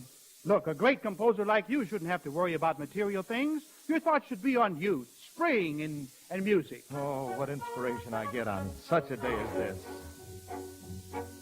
Birds are darting, buds are starting, hand in hand go girl and boy. Very charming, but more calming is the wine cup's golden joy. I would roam from my home far across the sea. My joy best is expressed in a melody. What more royal, comrade loyal, greater blessings can you tell? Since you're pondering wine and wandering friendship, I will lose its spell. Oh, gentle April, who blesses the earth with caresses, be kindly and give me the girl of my heart. Upon her soft maiden bosom let sweet lilacs blossom, while I sing her praises, my springtime thou art. Oh, how the world laughs in springtime, 'tis ever known as love's own ring-time. Why are we waiting? The birds are mating. In every tree they chirp and sing. And in the green forest flowers we'll twine a wreath of snowy flowers. Why do we tarry? It's time to marry. Come pluck the blossoms in the spring. And in the green forest flowers we'll twine a wreath of snowy flowers. Why do we tarry? It's time to marry. Come mark the blossoms of the spring. Oh, isn't that wonderful? Isn't it great? Look at those blossoms. And look at those three beautiful young girls sitting at that table over there. Ah, careful, Franz. Pulling the reins. A man could get into trouble on a day like this. Where is he? Where is Baron Schober? Yeah, I'm in trouble. Oh, there you are. Madame Bellabruna. You deceiver, you breaker of women's hearts. Now, please, just a moment. You promised to take me to supper last night after my performance at the opera. Where were you? Careful, madame. My friend is a composer. You'll upset his inspiration. I'm not interested in his inspirations. I'm only interested in... Bellabruna! My husband. My husband. Or no. Good heavens. Oh, I must fly. Get out of sight, Baron. He's frightfully jealous of you. Yes, Franz, where shall I go? Here, under the table. Oh. Where is she? Where did she go? Young man, wasn't Madame Bellabruna here a moment ago? Well, she may have been, sir. I couldn't say. I saw her talking with that young whippersnapper, Baron Schober. Now, where did they go? That way, I think. Oh, thank you, sir. I'll find them, and when I do, I'll keep... All right, the coast is clear, Schober. You can come out now. Oh. You certainly get yourself involved, my friend. Yes, but through no fault of my own, Franz. Bellabruna fancies herself in love with me. Oh, and you? Franz, you know women mean absolutely nothing to me. Nothing. I beg your pardon, but aren't you Baron Schober? Well,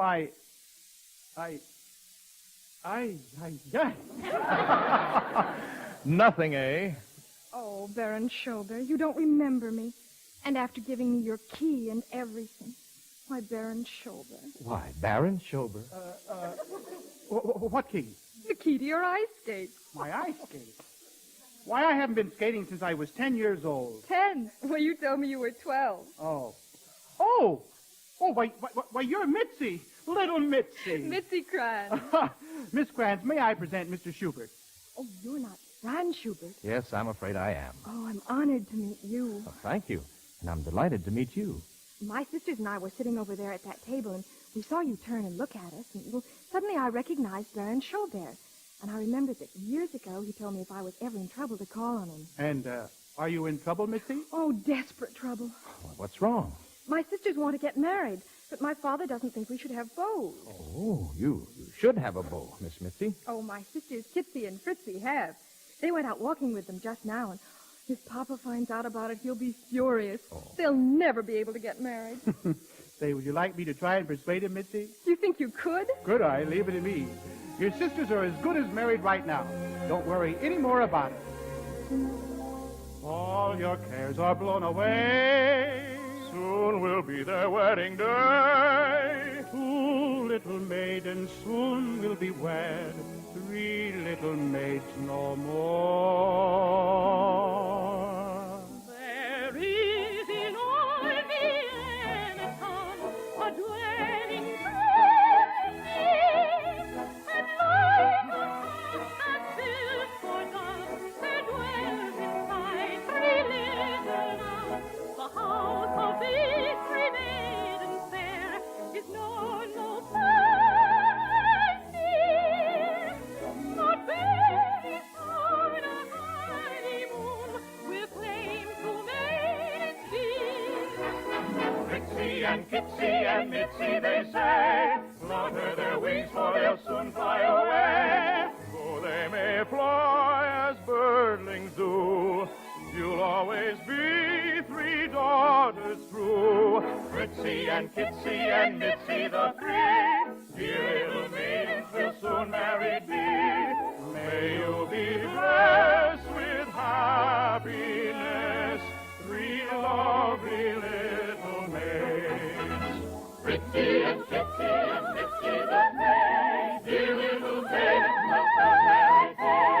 May you be blessed with happiness, and while the sunset fades, let every boy hear with and cry, 3 happy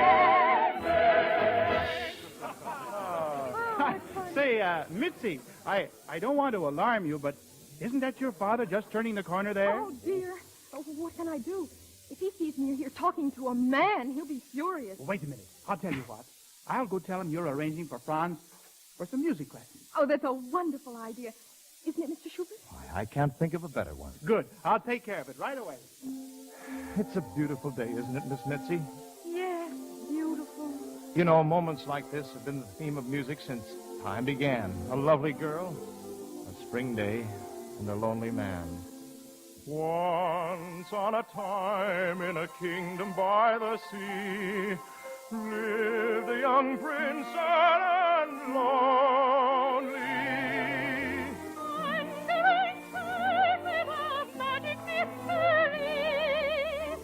To be set free by one only. Weary he waited while ye sped along. Came then a maid to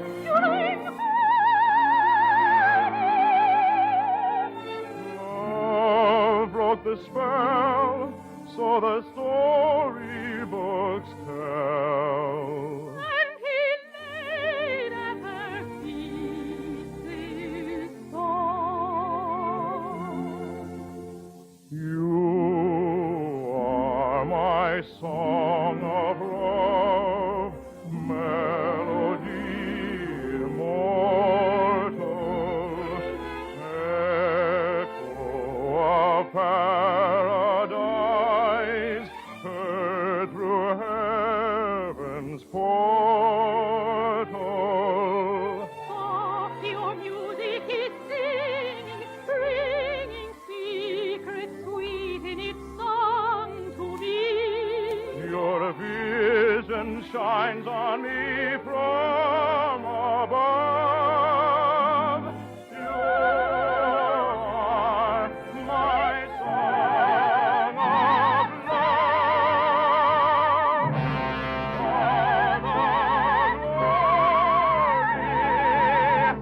All the Oh, Mr. Schubert, this has been an afternoon I shall remember forever. Aha, Mitzi, and all alone with a man. Oh, Papa. Why, Miss Mitzi, this man is your father? Depressing, ain't it? Papa, may I introduce Mr. Franz Schubert? Franz Schubert, the great composer? Yes, Papa. I came to see Mr. Schubert about music lessons, but I didn't come alone. Fritzy and Kipsy are here. You don't say. Well, they must have shrunk a little. I don't see them. I believe they went for a stroll through the gardens. Well, that's harmless enough if they don't meet those two young men who are always mooning around them. Oh, but Fritzy and Kipsy are in love, Papa. They want to get married. Impossible. I refuse to grant my permissions. But surely you aren't against marriage, sir. Why, you got married yourself. One of my strongest arguments. You know what marriage can lead to? Daughters. You know what daughters can lead to? Young whippersnippers who try to take them away from you. Such agony those boys cost me. I could do anything this side of murder to get rid of them. Then let them marry your daughters. That ought to teach them a lesson. You're right. I'll do it. Wait a minute. Would you say that was this side or the other side of murder? Well, I think the punishment would just about fit the crime, Mr. Kranz. Oh, there you are, Mr. Kranz. Good afternoon. Sorry I missed him, Franz. I had to hide from Bella Bruna, and he slipped by me. Well, it's just as well, my friend. Mr. Krantz has consented to the marriage of his daughters. Everything has been arranged. Who arranged that? Why, you did, Mr. Krantz. Sometimes I'm so clever I outwit myself. Oh, look. Everyone is leaving the cafe here. We must go too, or else Mama will be wondering what happened to us. Wouldn't you like to have us walk home with you, Mr. Kranz? Oh, that's a wonderful idea, Baron Schaubert. You walk ahead with Papa, and Mr. Schubert and I will follow. Yes, I'm so lucky. Don't get lost in the crowd, Papa. If I do, I'll find myself. Come, Mr. Schubert. Thank you. Mr. Schubert, I want to thank you for helping me with Papa. Oh, it was a pleasure. But I'm sorry the music lessons were just an excuse. Oh, but I'd love to study with you, if you're willing. Would tomorrow afternoon be too soon? Oh, that's wonderful. We can talk all afternoon. The whole afternoon. About music. Oh, yes. About music. Softly your music is singing, bringing secrets sweet in its song to me. Your vision shines on me from above. You are my song of love.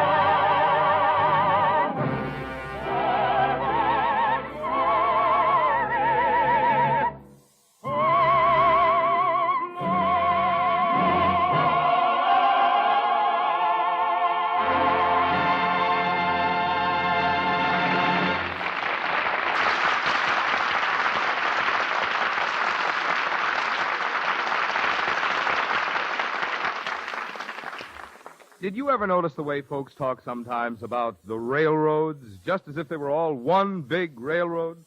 Actually, there are about 600 different railroads operating in the United States. Some of them operate over thousands of miles of track spanning great sections of the country. Some run just a few miles between local stations. Others operate joint terminals for 2 or more railroads in cities. Whatever the kind of operating they do, each one of them has its own business to do, its own problems to meet, its own services to perform. But there are some things common to all of them, large and small. They all are part of the great national and indeed continental system of transportation, which makes it possible for any shipper anywhere to send his goods anywhere else that railroads run, all as one transaction. He doesn't have to deal with a lot of railroads, just the one in his own town. And there's another thing common to all these railroads. They are, every one of them, part and an essential part of every place they serve. They are not some distant and abstract something, the railroad. They are part of your town. Railroad men and women work there. Railroad wages are paid there. Railroad supplies and materials are bought there. Railroad property is owned there. And railroad taxes are paid there. Because railroad service is so widespread, because railroads go so many places, all of us are likely to overlook this big and simple fact about them. The fact that everywhere the railroad goes, it is a local business enterprise, a citizen of every community it serves.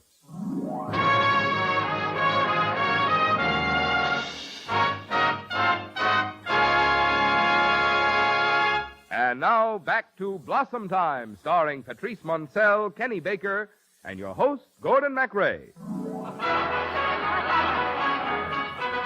Fritzy and Kitsy are happily wed. May joy be theirs in the future ahead. Though they may fly as birdlings do, they'll always be my sisters true. Fritzy and Kitsy are leaving today. Two lucky husbands will take them away. May they be blessed with happiness, their husbands by their side. Each may to secret always stay.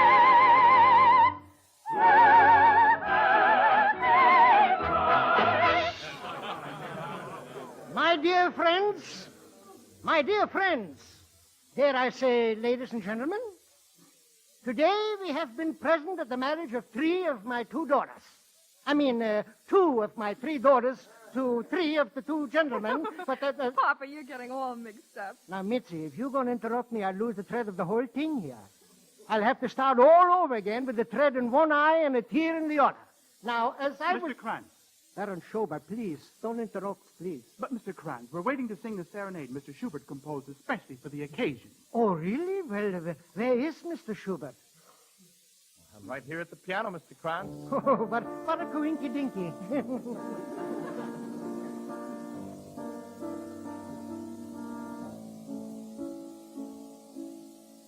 Under your window, deep in the shadow, stand I here alone.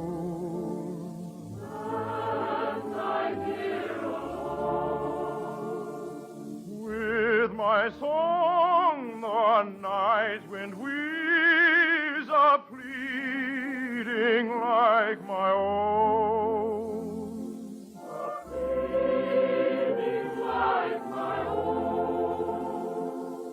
In the trees that softly whisper sings a nightingale.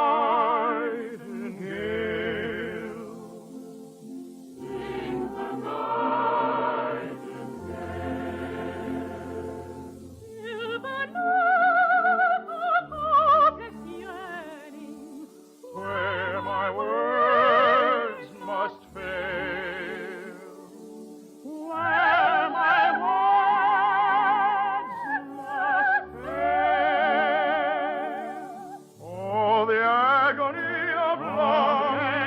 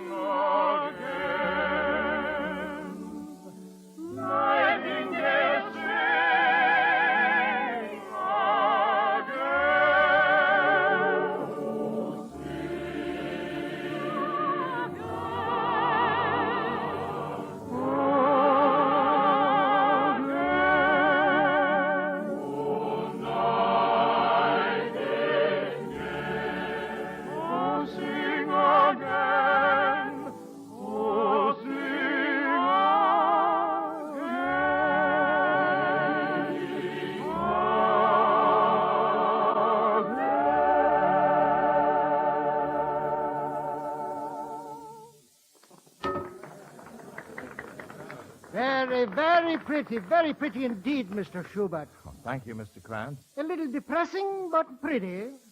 Why, don't be silly, Mr. Kranz. People will be singing that song when we're all playing on harps. That's what I mean. Depressing, ain't it? Don't pay any attention to Papa, Mr. Schubert. It was beautiful. If my little song pleased you, Miss Mitzi, then I'm happy. Well, come everybody. Coffee and cake in the garden. May I pour, Papa? You mean you want to reign at the table? That was a little joke, Mitzi. Oh, Papa. Aren't you coming with us into the garden, Franz? Oh, no, thanks. I'm a little self-conscious among so many people. Among people or just around Mitzi? Is it that obvious? It is to me. You know, I wrote my serenade just for her. I tried to say everything in music that I've never been able to put into words. Did you tell her that? No. When I'm with her, my throat goes so dry, it's all I can do to pass the time of day. Look, I've written another song for her, Franz, a love song. Would you sing it to Mitzi for me? Me? You have a way about you with women. I know it's asking a great deal, but I hoped you might be willing to help me out. Why, of course I will, Franz. At least I'll do my best. Oh, thank you, my friend. Baron Schober, there's a very beautiful lady in the garden asking for you. What's her name, Mr. Kranz? Madame Bellabruna. Bellabruna? Yeah. You can't escape your past, Franz. Who wants to escape a past like Bellabruna? Now, wait a minute. Don't let her charms fool you, Mr. Kranz. She has a violent temper. You see that scar on my hairline? Yes. Soup tureen. No.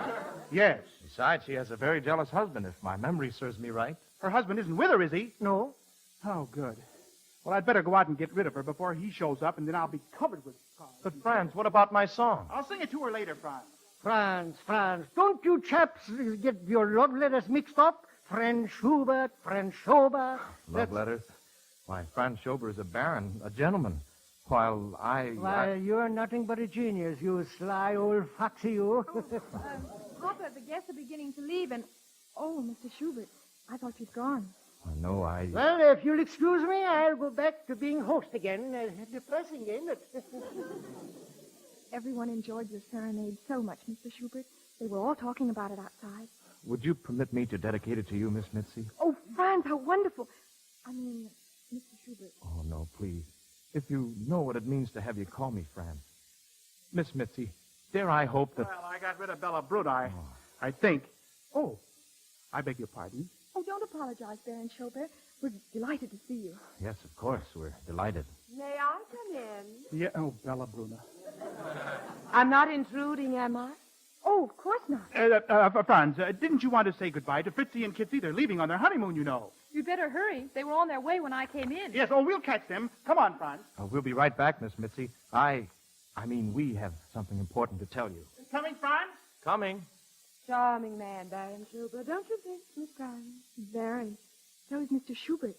All Papa's friends are most pleasant. I'll wager I know one who's head over heels in love with you. You do? Who? Oh, come now. I'm sure you can guess the name. It's someone who just left the room. Madam, you embarrass me. I'll give you the initials then. S.S. How could you tell? He's so shy. Oh, he's shy with you, is he? That's a new method. What do you mean? Why, that bashful, shy creature with the silent man and the eloquent eyes has left a trail of broken hearts all over Vienna. I don't believe it. He's fine and good. Oh, don't be taken in, my dear. These shy fellows are the worst of all. I don't believe you. You have no proof. No proof? Why, I am the proof. He was shy with me. He looked at me with those longing eyes. He sang to me. Oh, madam. You must weep, and let your tears be tears of joy. It's far better to cry at your age than to cry at mine. Good afternoon, Miss Franz. Oh, Franz. Has she gone yet? Mitzi, what happened? What's wrong? Oh, leave me alone. Please, leave me alone. Oh, now, wait. Don't cry, Mitzi. Please. Come lift your head with laughter and show your pretty smile again. For sunshine follows after on summer roses in the rain. You men are everyone deceivers. I never trust you anymore. When women are believers, they may find their hearts are sore. They talk of love and favors when another maiden they adore. But seashore plaintive sighing, another tale you shortly tell. When Cupid comes a-flying, you'll hear the wedding bell. I'm sure that I never wed. Quite often I've heard that said. Forever with love I am done. But there'll come just the one,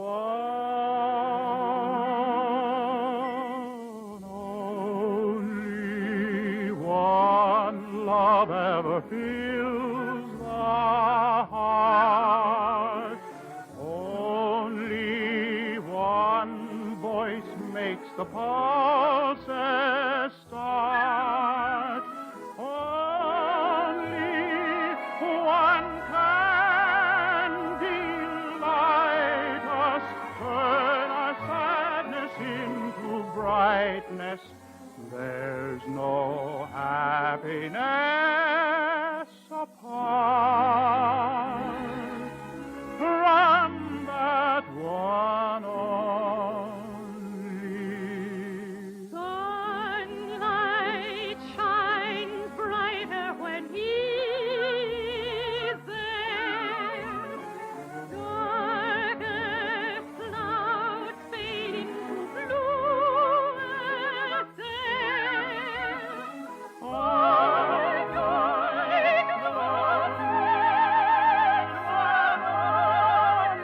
And without her life is lonely.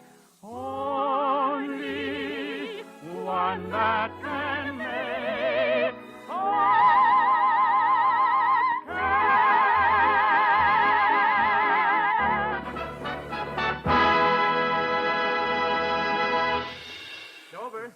Silver. Oh, you're both here. Franz, here's a copy of my song. Wouldn't now be a good time to... Oh, Mr. Schubert. Baron Schober, I know you'll excuse me. I must see to our guest. No, wait, Mitzi. Just a moment, huh? You see, Franz has composed a new song that he wishes to lay at your feet. Doesn't that interest you? Oh, I'm sorry, Oh, please, come. Sit down and let me sing it to you. Oh, well, if you wish to sing it, Baron Schober, it will give me great pleasure to listen. Good. Then sit here, huh?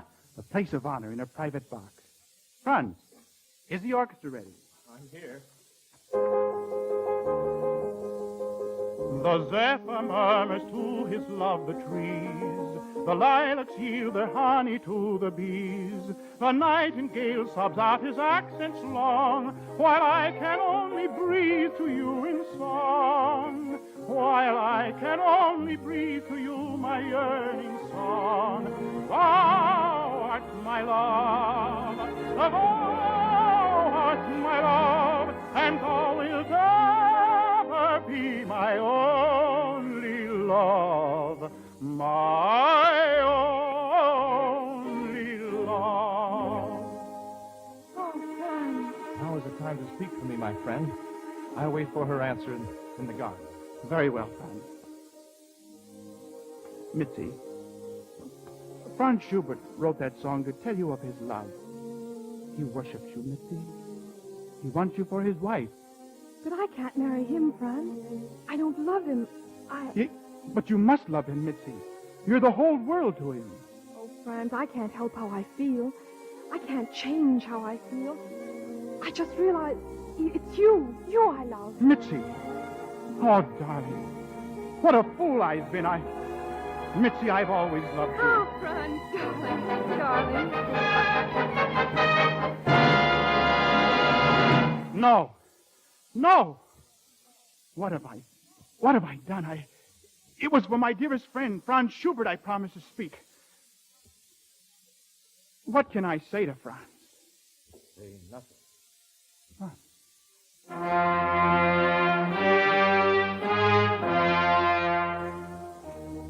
I saw it all, and I understand. Franz, it was unintentional, believe me. Can you forgive me? Why, of course. It will bring me great joy to know that you both are happy. Go tell your father the glad news, Miss Mitzi. Come, darling. Goodbye, Mr. Schubert. We'll never forget you. She loves him, of course. How could I have thought for a moment that she could care for me? Well, at least I have my music, my eternal mistress. She will never desert me.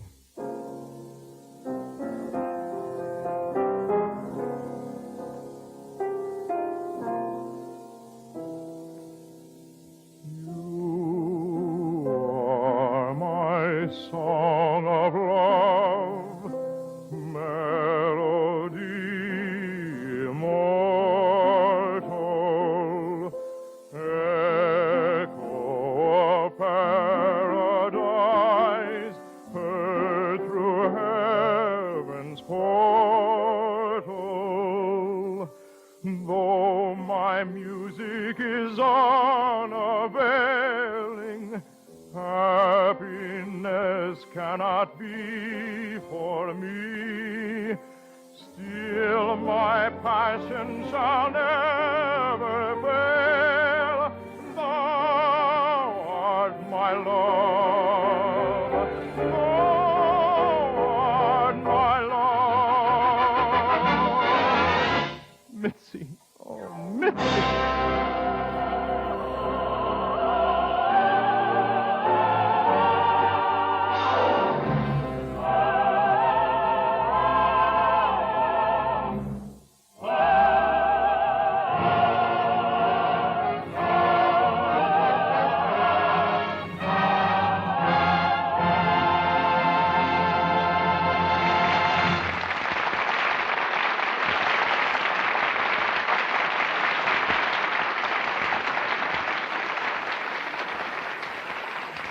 We were talking a few minutes ago about the railroad as a citizen of every community it serves.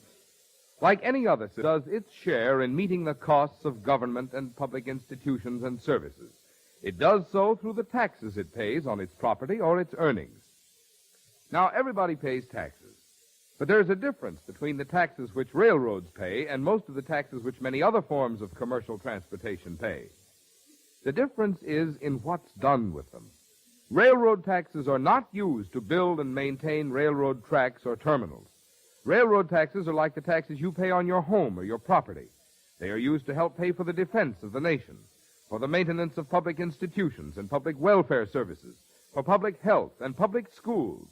And they even help to pay for the highways and the waterways and airports and airways, provided and maintained at the expense of the taxpayers for the use of other forms of commercial transportations which compete with railroads. So when you think of the railroad in your community, think of it not just as the railroad, but as a fellow citizen and a fellow taxpayer.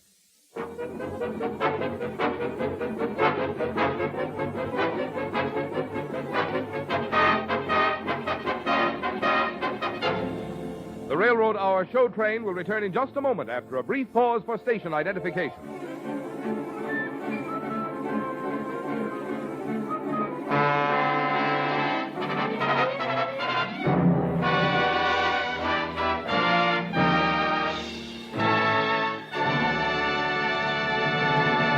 And now back to the third act of Blossom Time, starring Patrice Munsell, Kenny Baker, and your host, Gordon MacRae.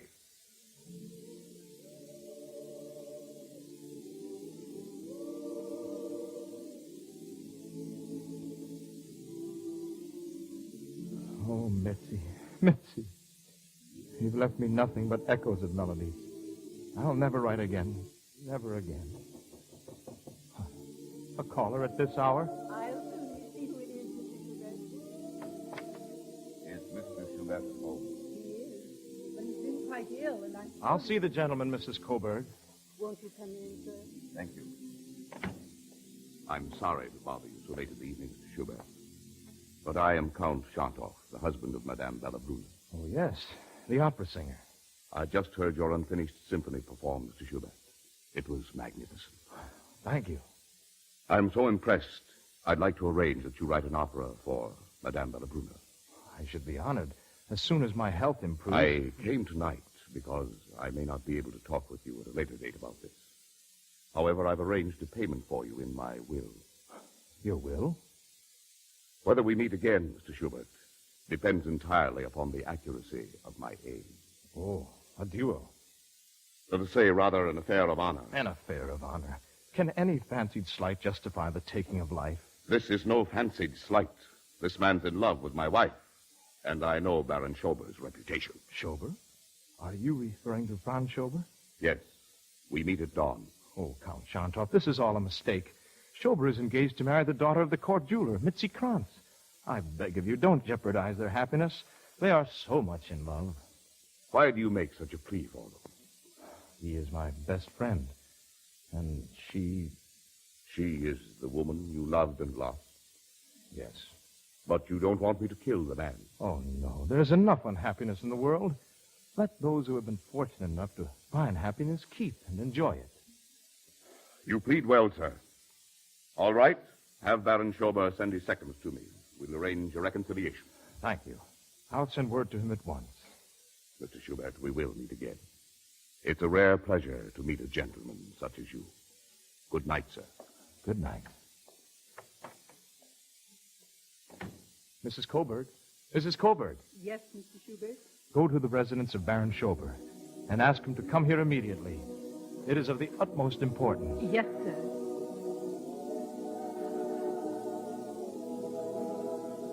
Oh, what music. What eternal music is sounding in my ears. Where is my pen? I must write it down.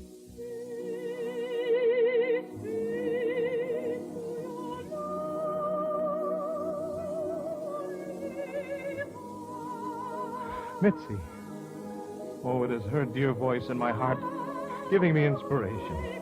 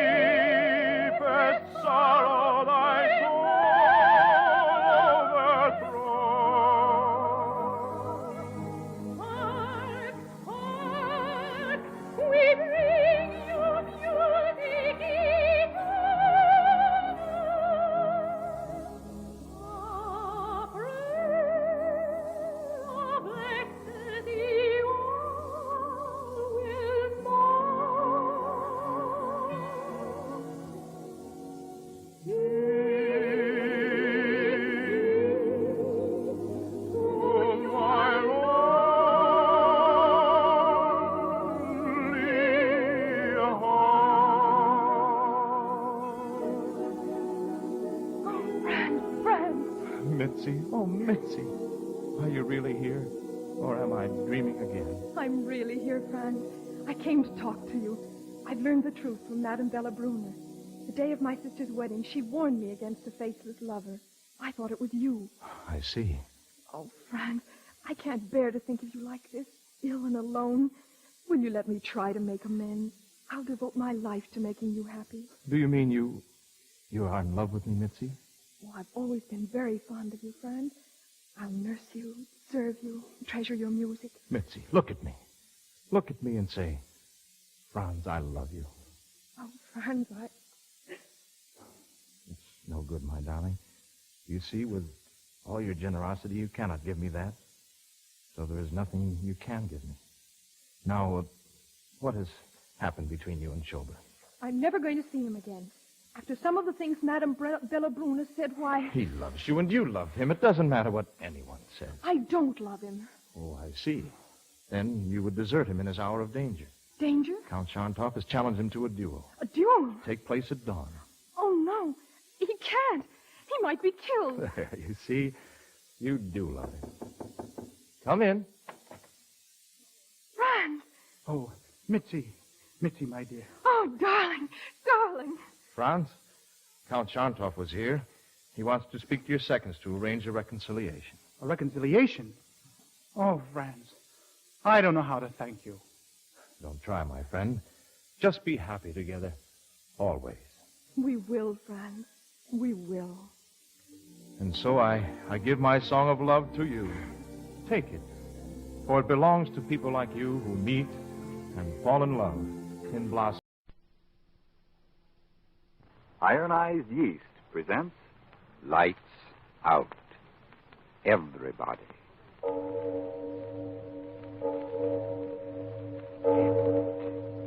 It is later than you think.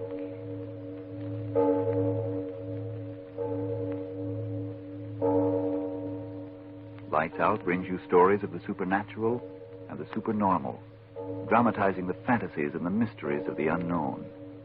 We tell you this frankly, so if you wish to avoid the excitement and tension of these imaginative plays, we urge you calmly, but sincerely, to turn off your radio now. This is Arch Obler. Some call it the root of all evil, and some call it the flower of all good. Ordinary people call it money. That's what our story is about tonight. Money. $3,000 worth. But first, Frank Martin. Confidentially, folks, how do you feel these wartime evenings? Too jittery, run down, and tired for any fun? Then quite possibly you simply need more vitamin B and iron than you're getting from your food. If so, try ironized yeast tablets. They're the famous two-way tonic that gives you both vitamin B and iron. Thus, when you need them, ironized yeast helps two ways to step up your pep and strength and ambition. Helps you two ways to really enjoy living. And the cost? Just a few pennies a day. Friends, remember that name. It's ironized yeast tablets. And now, Lights Out. Everybody.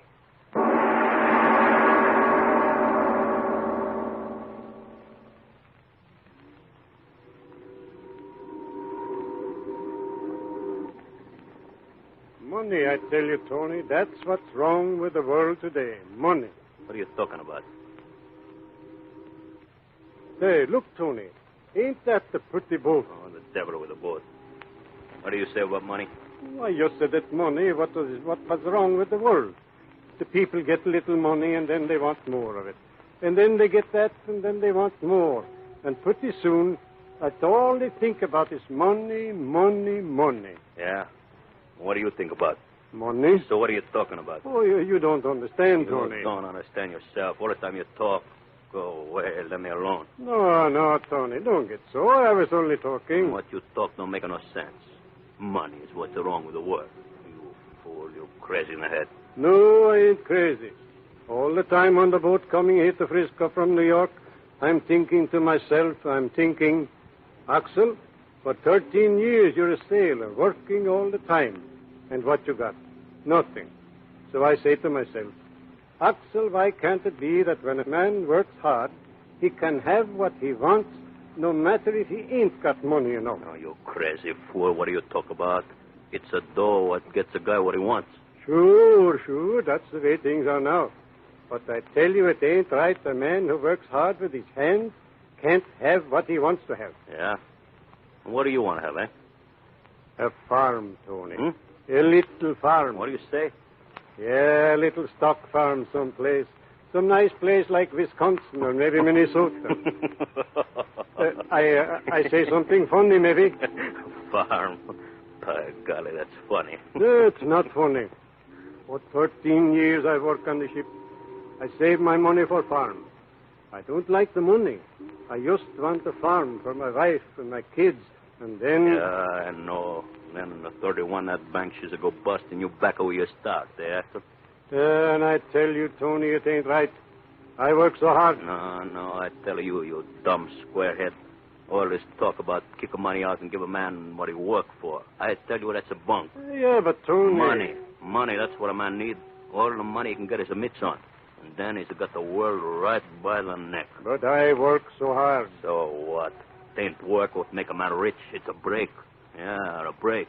Me, I'm best deep water diver in the whole Pacific. So what? I never get a break, so I'm still eating slop and walking the ducks. Yeah, Tony, that's what I say. All right, Come, Dave, move on. No bumming around the docks. Oh, yeah, officer. We go. That belly. What's that? What's that you said? No, officer. He don't say nothing. This is Mr. Tony, officer. He's the best deep water diver in the whole Pacific. Yeah? Well, if he said what I think he did, he's going to do all of his diving in the can for about 30 days. Now get out of town or I'll run you in. I cut his heart out. Oh, no, Tony, please, sir. Come this way. Come on, Tony, in here. We'll get the cup of coffee. That cop was shoving me around. Come on in. I pay. Nice and warm. The dump. What do you have, boy? 2 cups of coffee. Maybe you like soups. I got nice hot soup. No, we just want coffee, please. Yeah, and get a letter out. Okay. 2 coffees coming up. So, what do you want dough for us to get a farm, eh, Swenson? Yeah, my wife, Who cares about your wife? Farm. For 13 years I've worked. Okay, here you are, boys. Nice coffee. Here. 10 cents, please. Yeah. Coffee, she's good when you're cold, huh? Yeah. Yeah, that guy was winning. He don't drink coffee tonight, I bet you. What a guy. The guy was winning the sweeping stakes. The sailor sweeping stakes. You know, hear it? Swenson, what is this guy blowing about? I'm telling you, the sailor sweeping stakes. Everybody's buying a ticket. $3,000 first prize, you betcha. It's in the papers he's winning. Oh, lucky guy. So, who cares? Give me some more coffee. Okay. No. Wait a minute, mister. Yeah? This fellow what won. You say his name is in the paper? Yeah, sure. Here. I got it here. Get my coffee, you. No. Wait, Tony. I want to hear. Read it, mister. Okay. It's a winner. First prize is somebody who gave the name of Farmer. Farmer? What's the matter, you Swenson? Tony, quick. He's sick. Hey, that's my paper. Tony, come on. Quick, come on. Hey, you crazy squarehead, wait for me. Wait, you crazy fool, you. What's the matter? Where you go, huh? Tony, listen. It's me. Me what? What do you say? Farmer. That's the name I give the man when I buy the ticket. Huh? I'm rich, Tony. I can get the farm. You? You mean you? What he said in there? You? Yeah. Me, Tony. Me. I buy sweepstake tickets long time ago. I win. I win. You crazy in the head. No. I tell you, I win. Look. Huh? Farmer. That's me, Tony. Oh, my wife and my kids, they be so happy. No, wait. It ain't right. I mean, look, give it the number here. Ticket number 6933. You got that number? I got it here. I got it, Tony. Here, let me see, huh? No, please. 13 years. What's the matter? You ain't going to hurry. I just want to see. Look. Huh? 6, 9, 3. Just like it's in the paper. You did win. Yeah, Tony, I win. Me, oh, my Anna, $3,000. Oh, we wait so long. $3,000. I quit the sea. I buy a farm. Oh, Tony, my Helga, my kids and me, the happiest people in the whole world. $3,000. I buy the best farm in all Minnesota. Come on, Tony. I go get my money. No, wait. Huh? Don't go now. It's a pretty late. Oh, but my money... Oh, but they're going to be closed, yeah. Now, you come on. We'll go down on the dock and see what is the first boat. Oh, sure. So right away tomorrow, quick, when you get to the door for that ticket, you catch a boat home to the wife and the kids, eh? That'd be good, eh? Yeah, Tony, yeah. That policeman. I wish you meet him now, eh, Tony? Huh? What's the matter? Why you want cop, huh? Oh, I show him we ain't no bums anymore. Oh. $3,000 this ticket is what. By Jiminy, a man is no bum. No, you're right there. No, you bet your life you ain't.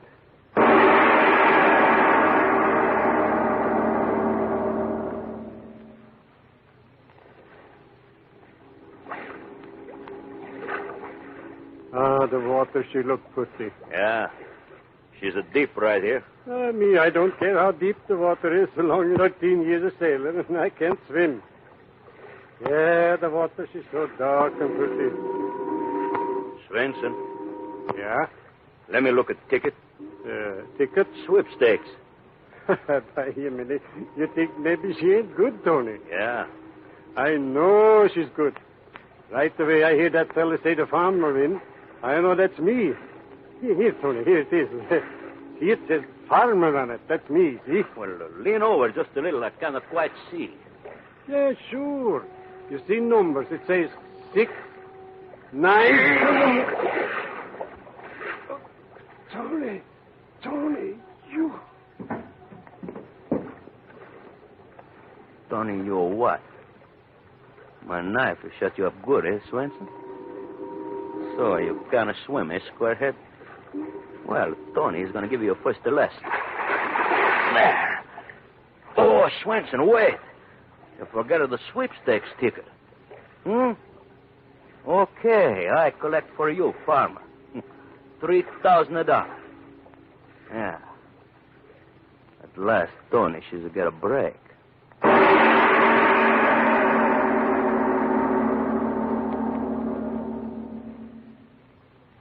Ladies and gentlemen, I know we're all interested in this story of money, but at the same time, I'm sure we're also interested in calming down long enough to make sure that the murder took place quite a distance away from us. And while we're making sure of that, supposing we take this time out to consider something very real. Help me? Oh, there just isn't any help for the way I feel. I'm so thin and tired and jittery, I'm disgusted with life. And nothing I've tried has helped me. But, miss, have you tried ironized yeast? You see, you may simply need more vitamin B and iron. And they're just what ironized yeast gives you. Well, of course, I've heard about vitamin B and iron, but could they make all that difference? You bet they could, if you need them. Why, when you don't get enough vitamin B from your food, you may lose your appetite, not eat all you need. Or you may not get all of the good out of what you do eat. And when you don't get enough iron from your food, you may be weak and pale. You may feel only half alive. And you say ironized yeast supplies vitamin B and iron both? Yes, ma'am. What's more, it's ironized yeast, and it's two-way help that's been of such amazing benefit to thousands who only needed more of these substances. Quickly help them gain glorious new pep and strength and pounds they needed. So, if you need more vitamin B and iron, get ironized yeast tablets right away. Start taking them tonight. And now back to our lights-out story of money, money, money.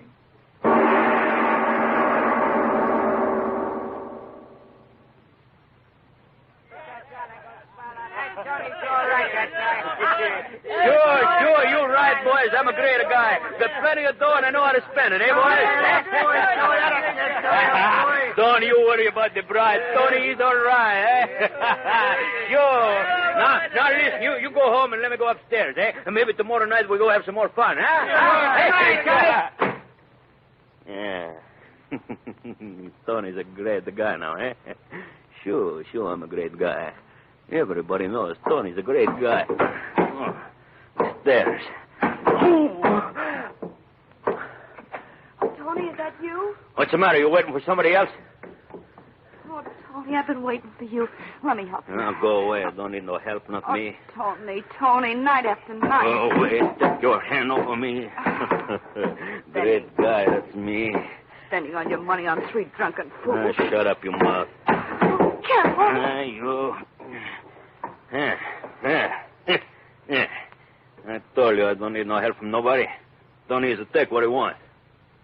Shut the door. Yes. Now, come here and give a great guy a kiss. No. Come here, you. No, wait. Tony, listen. Don't want to listen to nothing. But, Tony, the man... Man? What man? The man that was here. He's been here a dozen times since midnight looking for you. Midnight? Who was he? What do you want? Well, he acted so funny. What do you mean, funny? He spoke so funny, as if... As if what? As if his mouth was full of water. You try to make a joke of Tony, eh? No, I'm not fooling. Really, I'm not. He said... He say something? Yes, that's what I'm trying to tell you. He said, tell him... Well, what? What did he say, eh? Well, I could hardly understand him. He talked so funny, but I think he said, tell him I was here, and then I think he said the farmer. No. The farmer? Yes, that was he. Oh, Tony, what's the matter? What he look like? What's the matter, Tony? What he look like? Well, he was tall, and he looked like a sailor, and I think his clothes were wet. Well, Tony, that's him again. That's the way he knocked before. No. Oh, Tony, don't stand there staring at the door like that. You're scaring me. Don't do it. You out there. Go away. You dead. What? Dead. You hear me? Dead. They killed you 6 months ago today. Tony. I'd throw you in the water 1,000 miles from here. You dead. Tony, Dead. Tony, no. You scare my wife, but you don't scare me, you farmer. You, I kill you Tony, again. No, don't you scare me. Swanson, you go away from that door. I shoot.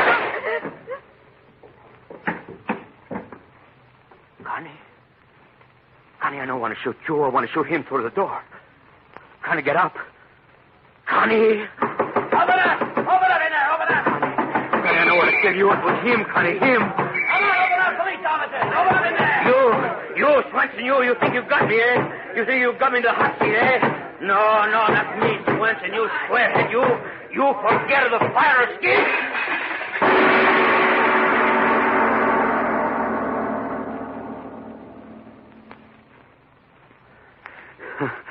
Listen to me, Cap.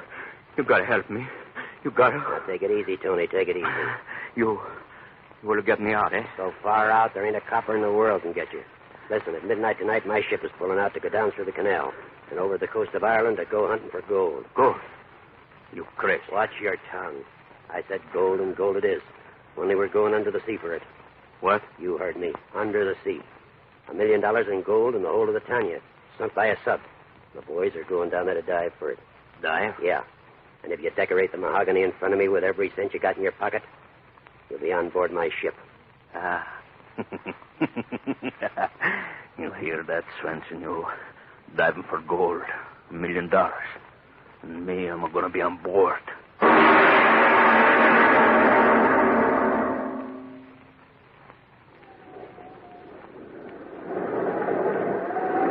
that door, you fool.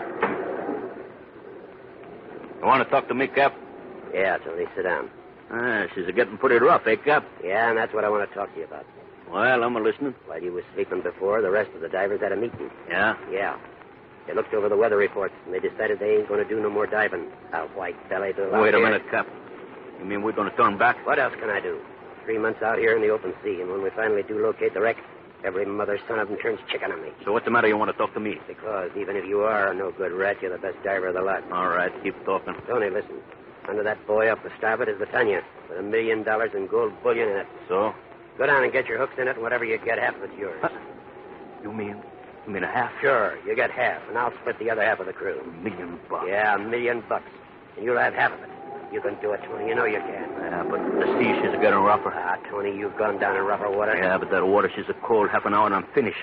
Hey, at the room with the gold. Who knows where she is? Tony, listen. I know just where that gold is stored. You're not trying to fool me, eh? God is my judge. I'm telling you the truth. Jake located the room on his last dive yesterday. He told only me about it. So? Don't you see, Tony? Chance of a lifetime. I got enough coal for one more day out here.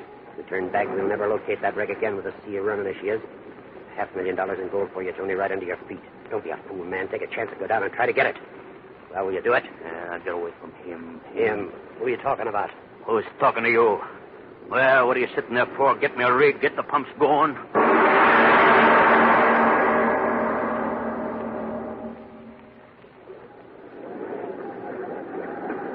Ready, Tony?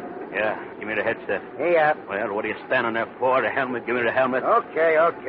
Cap? Yeah? What's the matter, you? Told you to keep the deck clear. Only the men I want. The rest get below or I don't die. Right, Tony. You men get below. Every white-bellied one of you. Come on. All right. Hold up the helmet, but I want to try out the phone. Hello? Well, answer me. Okay, Tony, I hear you, okay. All right. The valve. Okay, I'm ready. Put the helmet on me. Okay.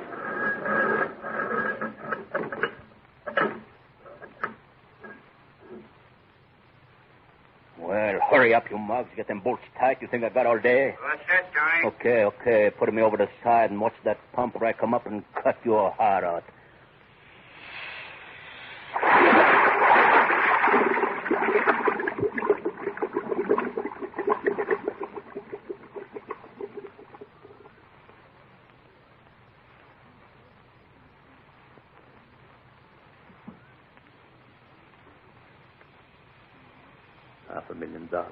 $500,000. Me, water, coal, down. $500,000. All right, Tony? Sure, I'm all right. Let me alone. Okay. Down, water hard. It came to me, Tony, best diver, 50-50, $500,000. Listen up there. I'm on the bottom, you hear me? Tony, listen. Captain says hurry up. Squall coming up. Tell the captain if he's taking me up before I give signal, I'll cut his heart out. But, Tony... Shut up and let me alone. Me, Tony, $500,000. The captain says gold was inside door A deck. $500,000. Oh, the door, the captain said.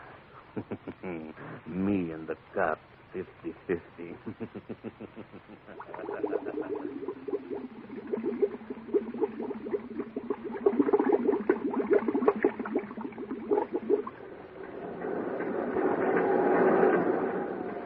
Say, Art. He says to leave him alone. He don't want to talk to nobody. That's no good, rat. I was a fool sending him down. He's going to butt him all right. But what's he doing? Has he found the gold? Has he found the strong room? How long is he going to stay down? Talk to him, Art. Tell him he's got answers.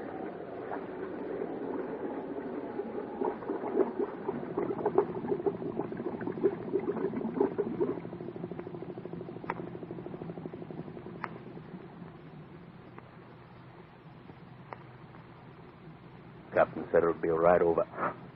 Santa Lucia, the gold. Roma full of gold. I'm rich. All the money in the world. Me, Tony, rich. Yeah, all the money you want, eh, Tony? Huh? Oh, who's it talking? Answer me, who's it talking? What's wrong, Tony? Anything wrong? You up there, I told you I don't want to talk. What's the matter? You don't listen to me. What do you mean all the money I want? What do you say that for, huh? I didn't say that, Tony. I've been standing by. Standing by. Oh, wait till I get up there. I show you standing by. Wait till I get the headset connection with my teeth. I'll fix it so you don't bother me no more. No, wait, Tony. The captain said that... So, now, talk all you want, you sour-face me. I won't hear you. Me, I'll be alone with my gold. No, Tony. Not alone. You up there, stop talking to me. Stop, you hear? Stop. I am down here, Tony, with you.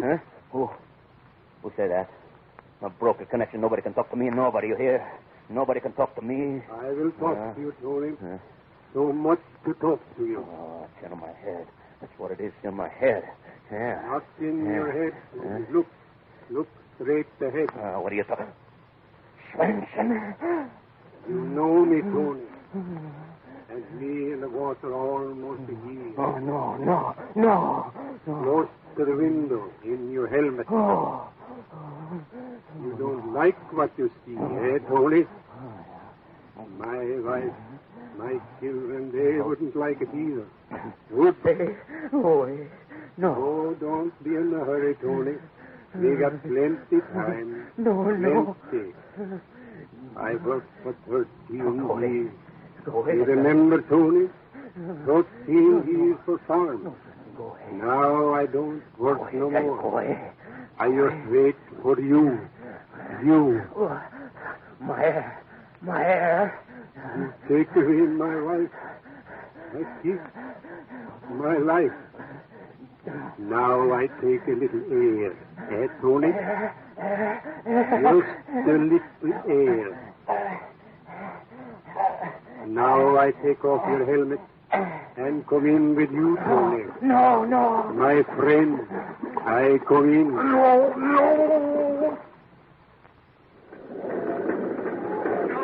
Go away, Swenson. Go away. No, don't come in. Don't come in, Swenson. Go away. Hey there. Is he getting airs? Yeah, sure, plenty. Everything's okay.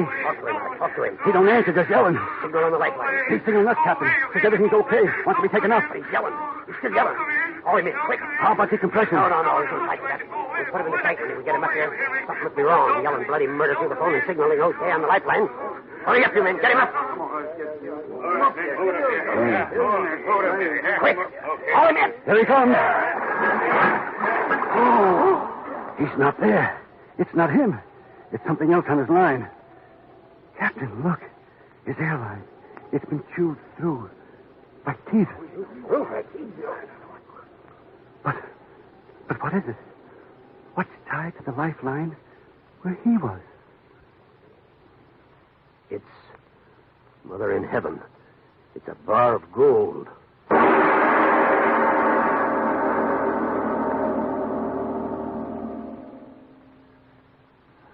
Mr. Ober, all I can say is... Oh, I suppose it's quite fitting to gulp after a story about the sea, Frank. But before you start asking me if the story's a true one, I'd like to tell you with some excitement about next week's play because it's really a most exciting story. But first, you have your say, Frank Martin. Let me remind you, friends, if you're unattractively thin and jittery, tired and run down, unable to eat and sleep as you should, and if it's only because you're short on vitamin B and iron, then try ironized yeast tablets. They've helped thousands with these deficiencies. They cost but a few pennies a day, and what's more, you don't risk even those few pennies, for ironized yeast is sold on this money-back basis. If you don't quickly begin to eat and sleep better, to gain new pounds, to feel much stronger and peppier, the cost of the first bottle will be refunded to you in full by ironized yeast, Box IY, Rahway, New Jersey. Now, what about all the excitement next week, Mr. Obler? Well, before that excitement, Frank, we've got news for our friends about the red, white, and blue. I don't mean Old Glory. I'm talking about those all-important red, white, and blue ration stamps. Well, I'm sure all the folks are well acquainted with the white and blue stamps by now, Mr. Obler, so let's concentrate on the red stamps that went into action yesterday. These are the stamps you use when you buy any of the newly rationed foods: meat, cheese, butter, oils, and shortening. And here's how your red stamps work. Yesterday, March 29th, the red A stamps became valid, a total of 16 points per person for this week. Yes, but this is very important, Frank, to all of us who like to eat regularly. You don't have to use all of those stamps this week. Your red A stamps are good right well up to the end of April. Yes, and that holds true for the B stamps that become valid next Monday, April 5th.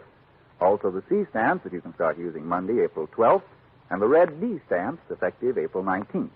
But at the end of April, all the red A, B, C, and D stamps expire, and only the red E stamps will be good. And remember, you can use these points any way you like. You can spend them all on meat, or you can concentrate on meat and butter. In the American way, it's up to you. But don't forget, all forms of meat are now rationed. So is canned fish and fish products. But fresh or frozen or smoked fish and fish not in sealed containers are not rationed. Neither is poultry and game. And in the cheese line, cottage cheese, cream cheese, camembert, liederkranz, and several other varieties are not rationed. And whereas all kinds of fats and oils, butter, margarine, lard, shortening, and cooking and salad oils are rationed, salad dressing, mayonnaise, and pure olive oil are not rationed. And now that we've covered the salient points about the new red ration stamps, what about next week's story, Mr. Obler? Well, have you ever thought what would happen if motion pictures could come to life? That is to say, supposing you were watching Hedy Lamarr or Bob Taylor, as the case may be, and suddenly they came to life right in your own living room. You want to know how to do that? Well, listen in next week. Yes, tune in next Tuesday again for Arch Obler's eerie story, Super Feature. And if you need more vitamin B and iron, be sure to try ironized yeast, the one and only ironized yeast, with the big letters IY on the package and on each tablet. It is later than you think.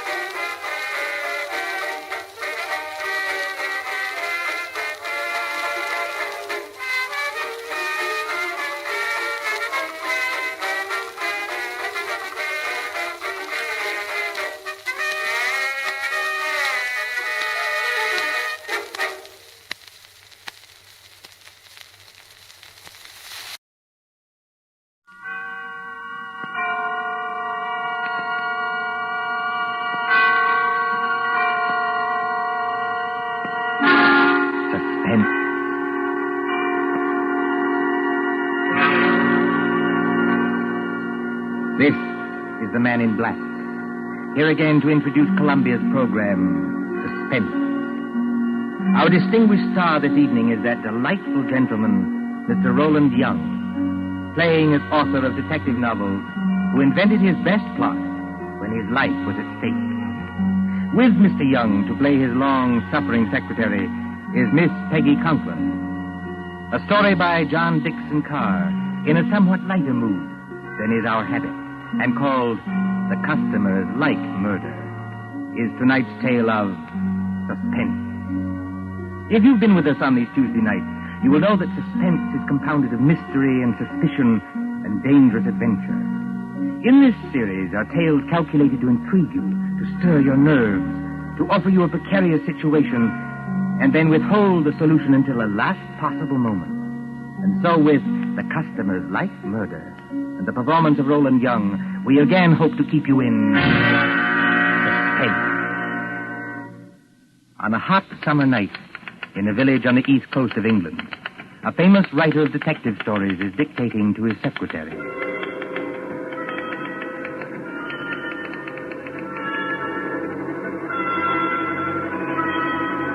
You have all heard of Mr. Gerald Hawkstone, celebrated author of Murder on the Woolsack, Aconite at the Admiralty, Who Shot the Prime Minister, and other thrillers which have held us past the midnight hour. You have followed the exploits of Pendleton King, diplomat detective. Gerald Hawkstone lives quietly at Deal with his friend Dr. Roberts nearby, in case he should need medical knowledge. And his pretty, if somewhat pert Canadian secretary, Miss Patricia Phillips. Gerald Hawkstone would be a happy man, even in wartime, if it were not for... You got all that, Miss Phillips? Yes, Mr. Hawkstone. Good. New paragraph. Yes, Mr. Hawkstone. At the head of the great banqueting table, comma, the Lord Chief Justice staggered to his feet, full stop. His face was a ghastly whitish color, and his eyes had become glassy. Is he drunk, Mr. Hawkstone? No, Miss Phillips, the Lord Chief Justice is not drunk. Sounds pretty cockeyed to me. For your information, Miss Phillips, the Lord Chief Justice has just been poisoned with curare because he discovered the identity of the master criminal. Is that clear? Yes, Mr. Hawkstone. But I wish you wouldn't do it. Do what? Well, in the last 4 books, Mr. Hawkstone, you have shot the Prime Minister, killed the Lord Chancellor with an axe, poisoned the Home Secretary, and blown up the First Lord of the Admiralty. Why don't you stop picking on the poor government and murder somebody else for a change? The Lord Chancellor, Miss Phillips, was not murdered with an axe. No, Mr. Hawkstone? Definitely no. He was beamed with the Great Seal and found dead on the woolsack. And there's another thing, Miss Phillips. Whether you talk like this because of a dense vacuum in what we will charitably call your mind... Really, Mr. Hawkstone? Or whether you are really making out what you might define as hot cracks, I don't know. But I don't want any more of it, do you hear? Just as you please, Mr. Hawkstone. Oh, Lord, where was I? His face was a ghastly whitish color, and his eyes had become glassy. Sounds like me. All right. A single choking cry escaped his lips, comma, and his body crumpled to the floor, full stop. New paragraph. With one swift stride, Pendleton King had reached the fallen man. He can't have done that, Mr. Hawkstone. Who can't have done what? Pendleton King. What about him? Well, on the last page, you had him sitting at the foot of the table. So he can't get there in one stride, unless you want him to sail across the room like a kangaroo. There are times, Miss Phillips, when I should like to poison you with curare and dance on your grave. I was only trying to help. All right, change it, strike it out. With hardly a second's delay, how's that? Comma. Pendleton King had reached the fallen man, full stop. New paragraph, quote. I feared it, comma, close quote, he muttered, full stop. Quote. Note the rigidity of the muscles, exclamation point. Note the characteristic odor of curare, which... That won't do, Mr. Hawkstone. Why not? Curare hasn't got any odor. Now, there, Miss Phillips, you've really gone too far. But I can't help that. It's true. If you will permit the small vanity, I am noted for the correctness of my medical knowledge. Who is murdering the Lord Chief Justice, you or I? You are. But you might murder him properly. Curare hasn't got any odor. I say it has. And I say it hasn't. Listen, Miss Phillips. I propose to settle this rather childish dispute by going next door and asking Dr. Roberts. Will that convince you? Ferrari hasn't got any odor. And anyway, the Lord Chief Justice wouldn't be mixed up in any such silliness as this. Silliness, eh? Yes, I said silliness. Read your evening paper. The Lord Chief Justice is sentencing some American gangster who got involved in a robbery over here. That's the sort of thing he really does. You're very fond of these gangster reports, aren't you? Yes, I am, because they're real. Real? Fa! Don't you say fa to me. Merely remarking, Miss Phillips, that with your usual ingenuity, you sidetracked the argument. I am going to see Dr. Roberts. That's not necessary, of course. My own knowledge of poisons is as great as that of any doctor. Dr. Fa. And finally, kindly don't say fa to me, either. When I return, Miss Phillips, I hope to find you in a better frame of mind. Please observe that I, at least, have been able to keep my temper. Excuse me. All right. Go on. See if I care.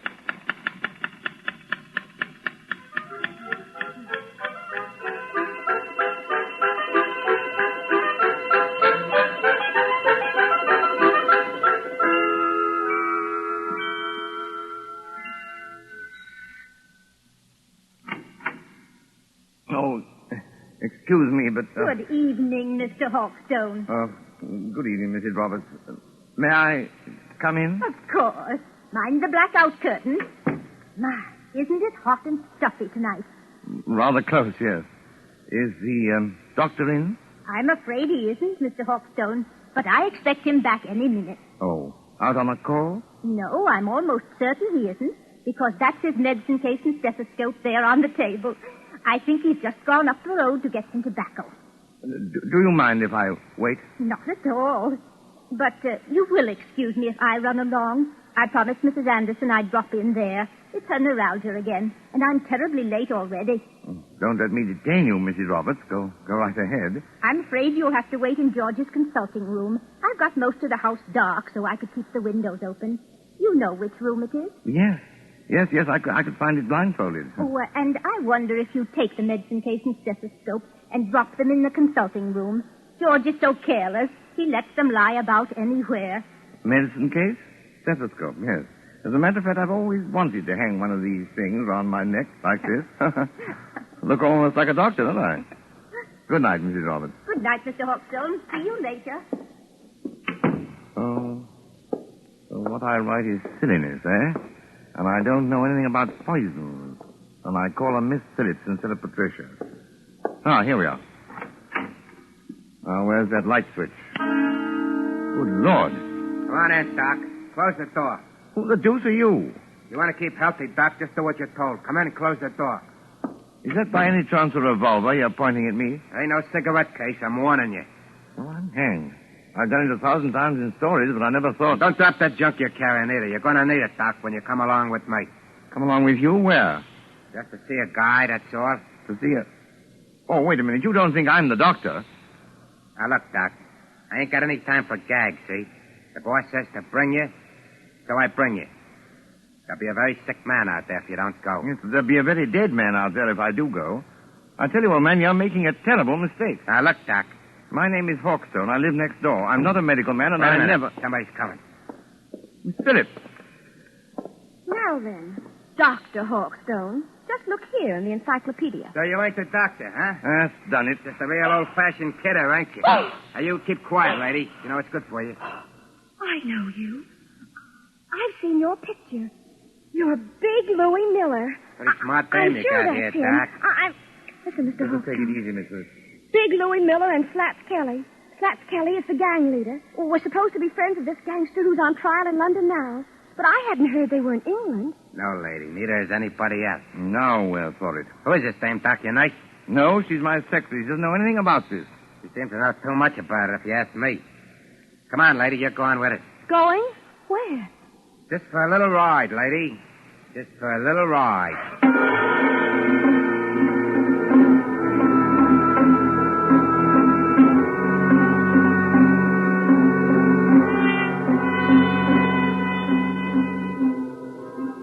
Far out from the village, in flat and miry swampland where pools of stagnant water gleam under the moon, stands the old Rutherford house.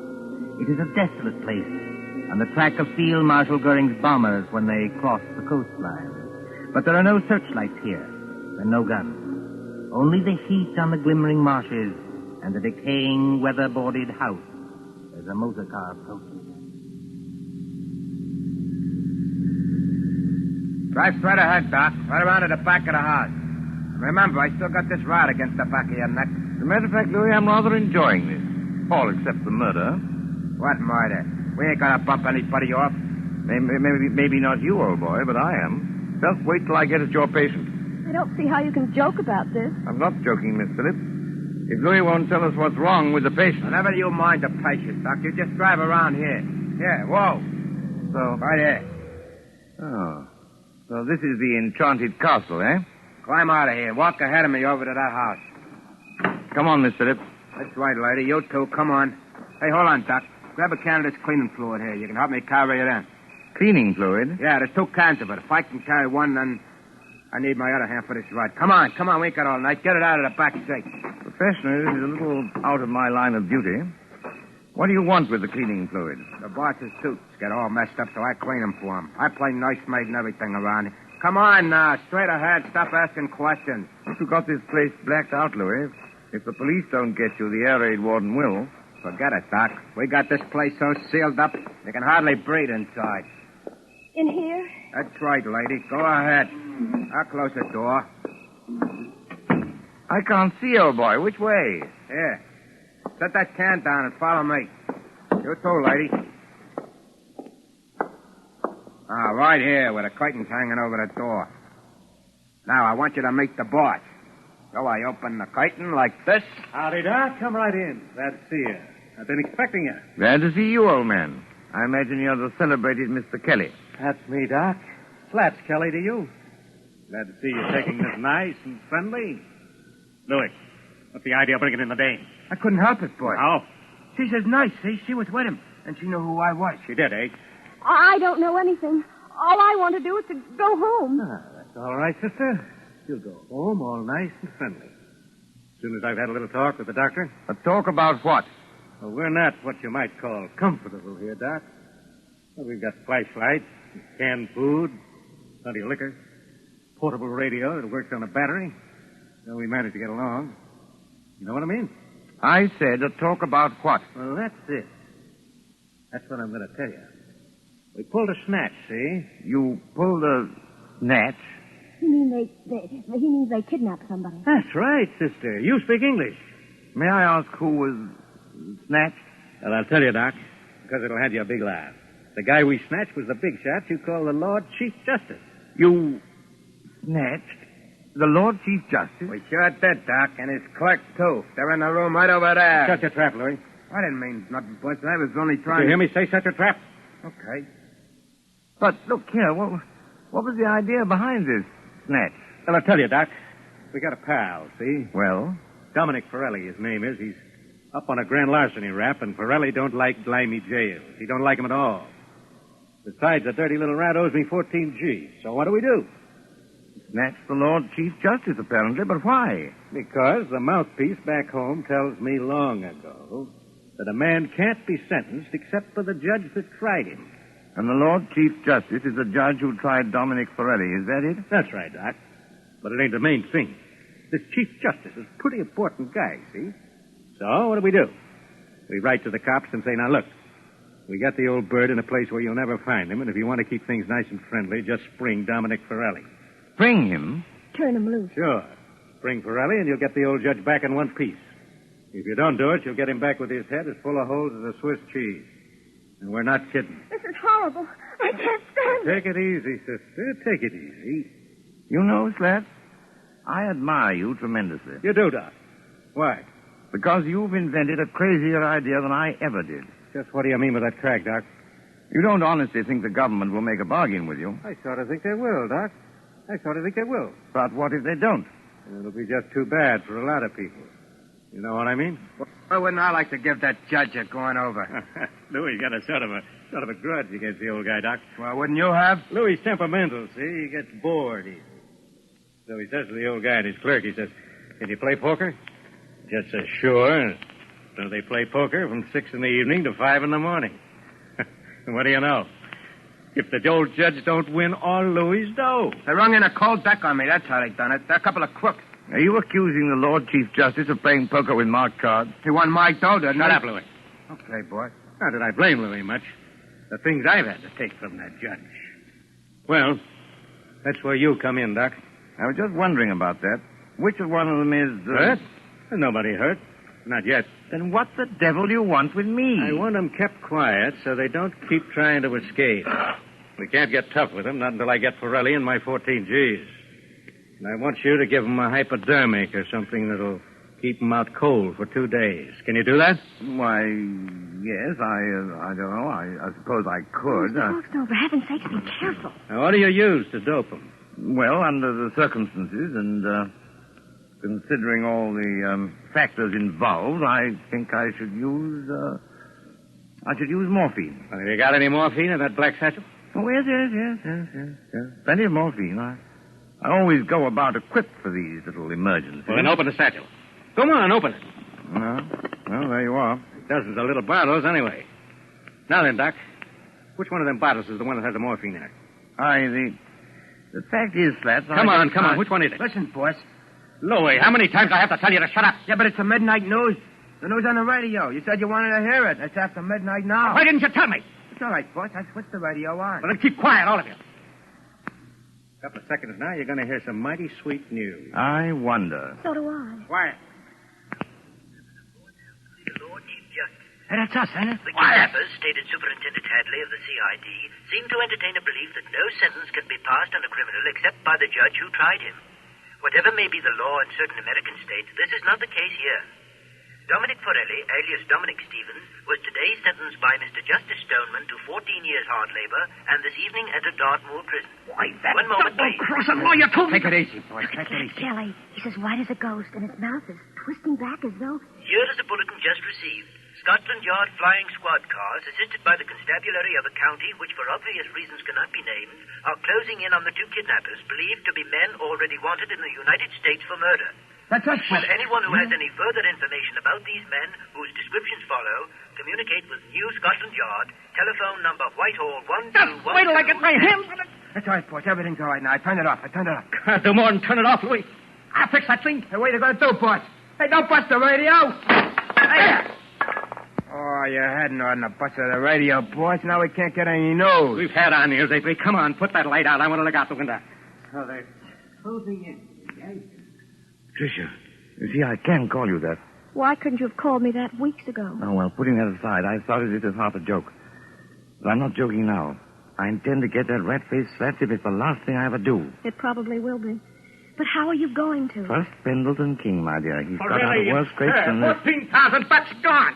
And the cops on our tail while we stand here yapping. You heard what that radio said, Louis. Yeah, I heard it, all right. Look, boss, we better lamb out of here while Sure it's we time. will, Louis. Before we go, we settle things with the old guy in the other room. You can't get away with it, Louis. This is England. They'll hang you. So what? We got a murder rap for facing the States, ain't we? And I just as soon hang as fry. What about you, Louis? You said it, boss. Let me take this rod of mine, stick it against the back of the old guy's neck, and... No. No rod. That's too easy. Easy? Sure. One slug and it's all over. This guy rates special treatment. And that's where the doctor comes in. You know anything about poisons, Doc? I know a good deal about poisons. The customers like murder. What's that? Oh, nothing. Just a slogan in my profession. Look, Louis, do you remember the time Johnny Presco was running the old 3rd Avenue Social Club? Yeah. And Mike Delaney talks out of turn? And they feed him some white stuff called strychnine? Oh, yeah. And sit around and light cigarettes and watch him die. It took 4 hours, Doc, and you could hear the rats screaming as far as 81st Street. Now, wait a minute, Slats. You I can't... can't, We'll see. You got any of that white stuff, Doc?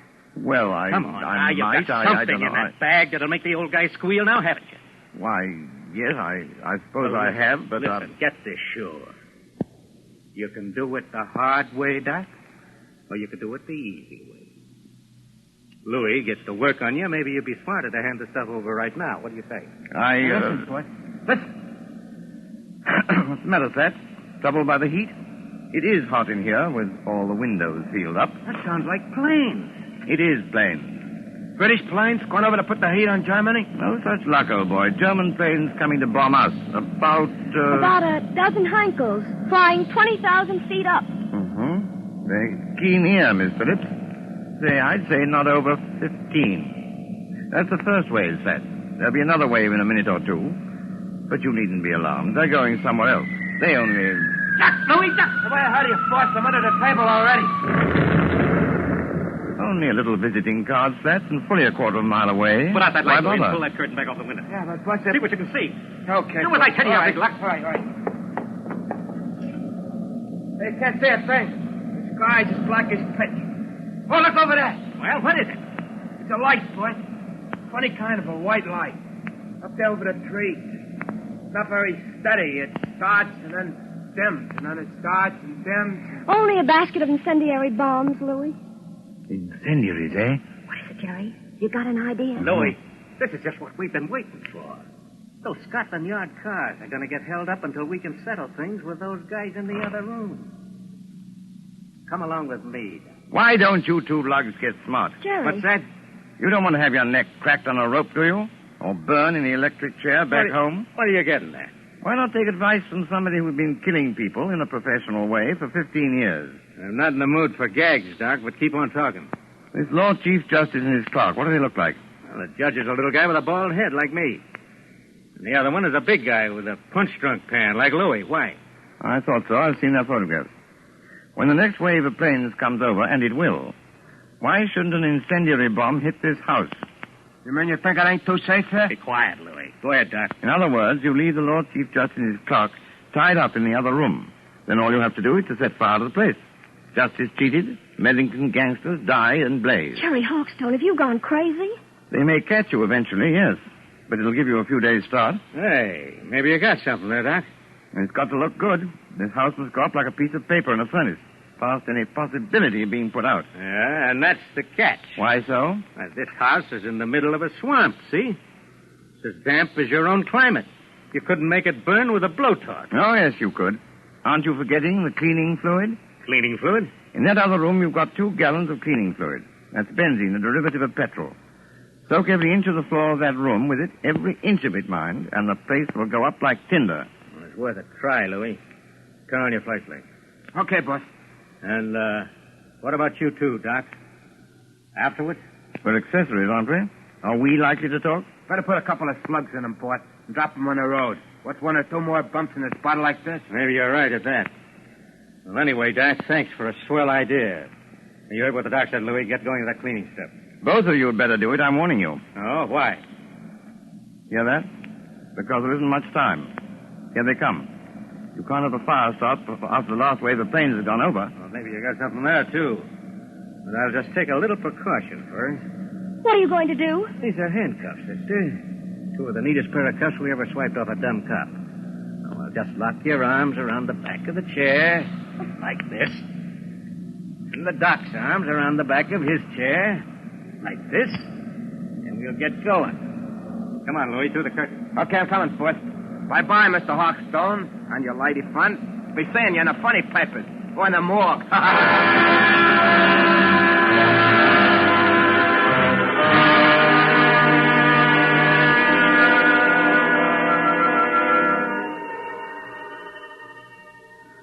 It won't be long now. They must have everything in there soaked with that benzene by now. Jerry, I know you can't be completely crazy. Many thanks, my dear, for the qualification. You're right. They have soaked the place with benzene. And if they strike a match before... I know you've got some kind of a scheme, but do you think it'll work? I don't know, my dear.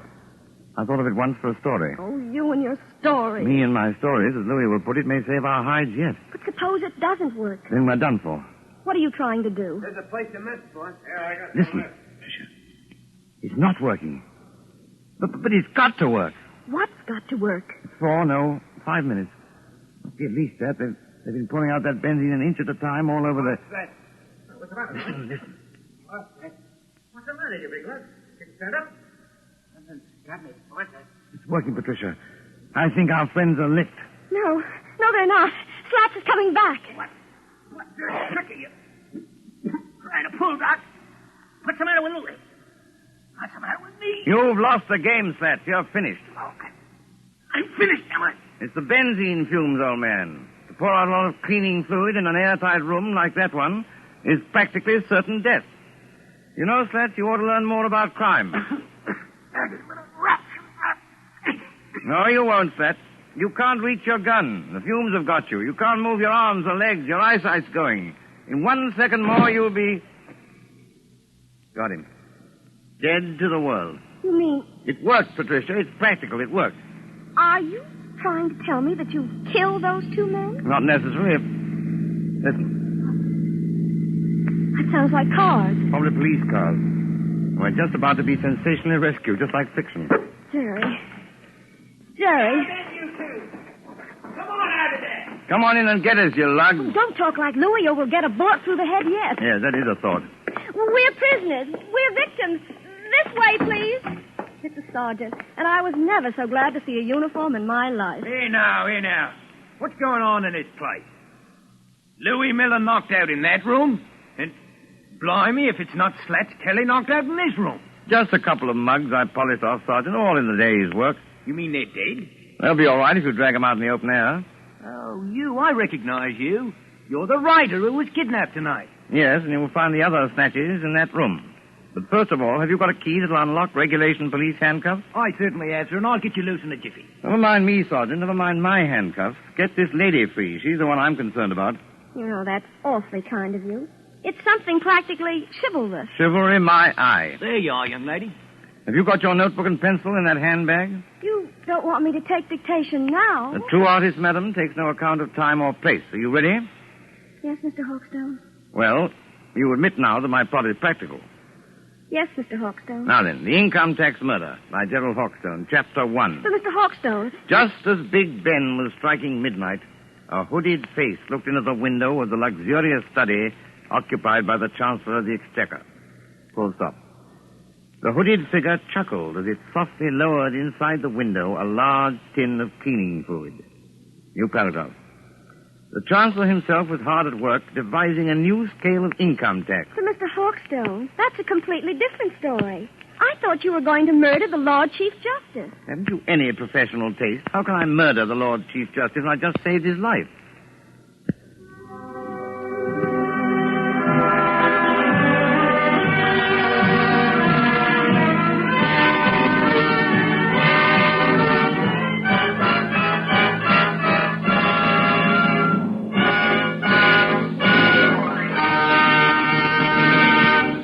And so ends The Customers Like Murder, starring Roland Young with Peggy Conklin.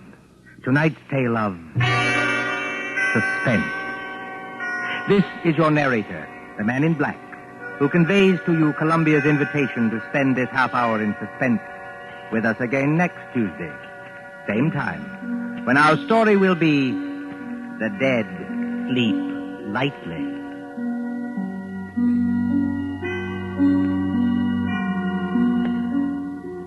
William Spear, the producer, John Dietz, the director, Bernard Herrmann, the composer-conductor, and John Dickson Carr, the author, elaborated on tonight's Suspense.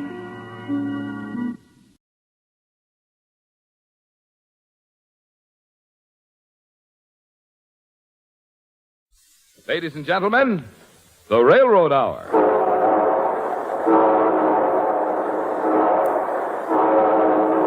And here comes our star-studded show train.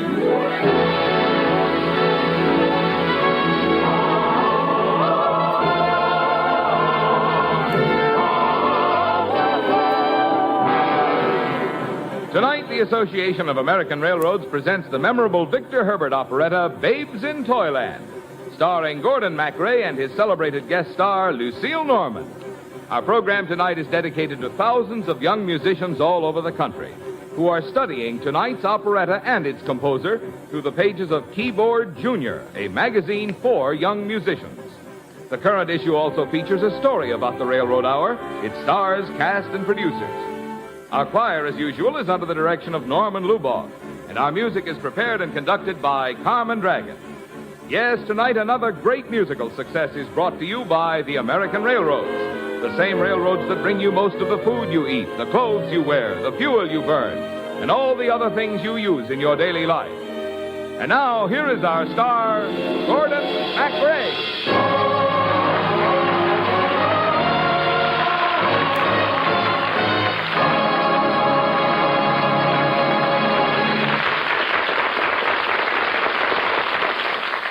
Thank you, Marvin Miller, and good evening, ladies and gentlemen. Well, what do you know? It's the 1st of December, the beginning of the holiday month. So we're going back to the storybook days, to the days of remember when, days of once upon a time. When you've grown up, my dears, and are as old as I, you'll often ponder on the years that roll so swiftly by, and of the many lands you will have journeyed through, you'll oft recall the best of all, the land your childhood knew. Your childhood knew.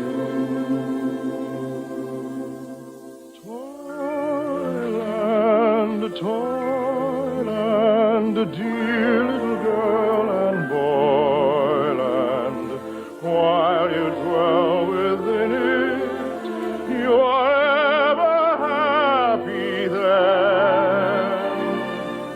Childhood's joyland, mystic merry toyland, once you pass its borders, you can never return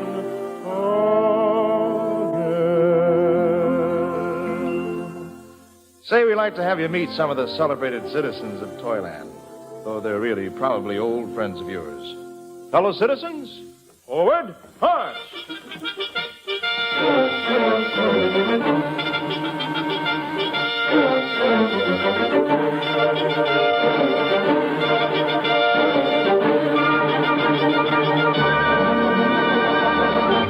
May we present Miss Hood. First name, Red Riding. Lovely child, very devoted to her grandmother.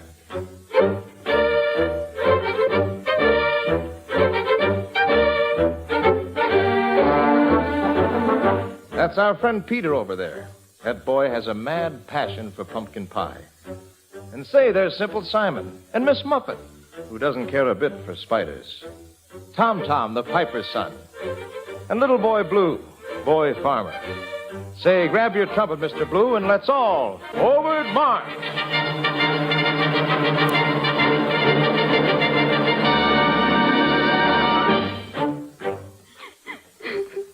Say, who's crying? Why, it's Little Bo Peep. What seems to be the trouble, Bo? Now, you haven't gone and lost those sheep again.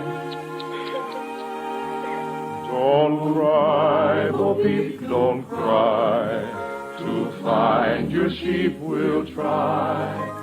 We'll seek them far, we'll seek them wide. We'll seek them low and high. Don't cry, Bo Peep, don't cry. To find your sheep we'll try. We'll seek them far, we'll seek them wide. We'll seek them low and high. So you see, Bo Peep, there's really no use worrying. Never mind, Bo Peep, we will find your sheep, no matter where they be. So be gay, Bo Peep, go astray your sheep, soon home again you'll see. Give a smile, Bo Peep, for a while your sheep may cruise in pastures new. Never mind, Bo Peep, we will find your sheep and bring them home to you. Good afternoon, my dear fellow citizens of Toyland. Mary! Mary! How are you, Mary? I'm quite well, thank you, considering I'm so contrary. Dear Mary, have you had any word from Alan and Jane? No, Tom. Their wicked Uncle Barnaby says they've both been lost at sea. And if it's true, then I'll never see my beloved Alan again. Golly, Mary, it looks as if you'll have to spend the rest of your life teaching arithmetic. And everybody knows what a dreadful thing arithmetic is. It's so everlastingly dull. 2 and 2 just always seem to equal 4. But I'll give it some variety. If a steamship weighed 1,000 tons and sailed 5,000 miles, with a cargo large of overshoes and carving knives and files, if the mates were almost 6 feet high and the bosun near the same, would you subtract or multiply to find the captain's name?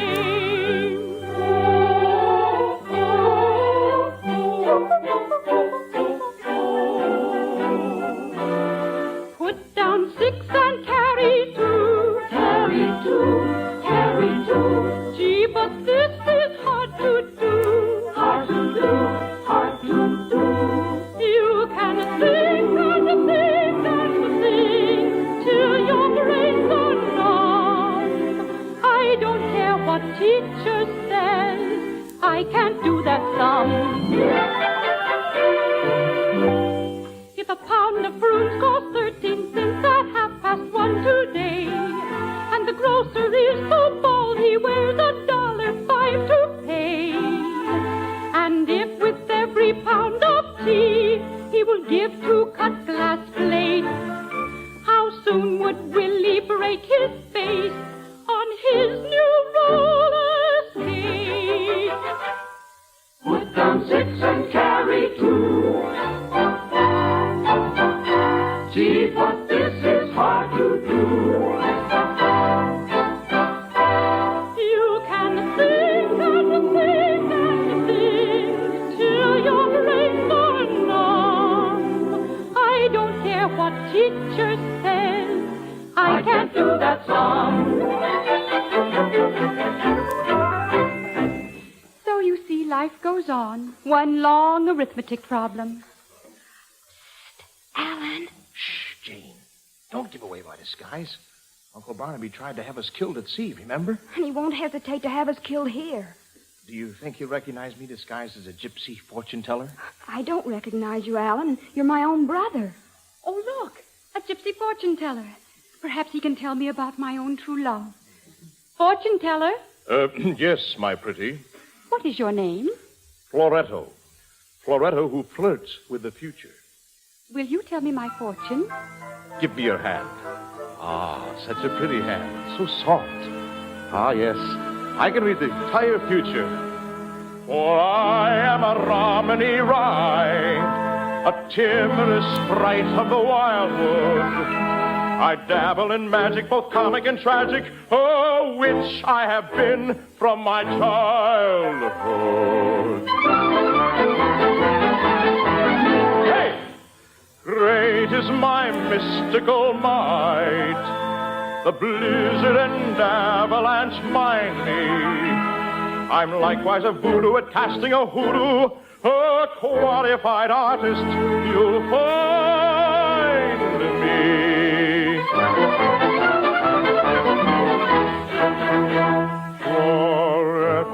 Floretto, the gypsy am I, the past or the future to tell you I'll try. Your fortune I'll read from your palm at a glance. Pray notice I also collect in advance.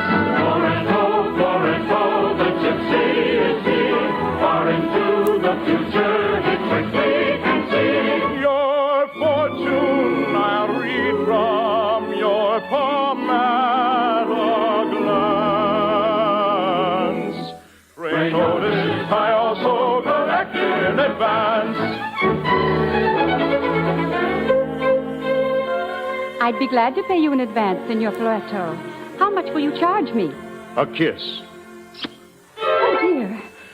Now tell me, what do you read in my palm? Your name begins with an M. That's right. It's not Methuselah, or Mehirable, or Marmaduke, or Minnehaha. I have it. It's Mary.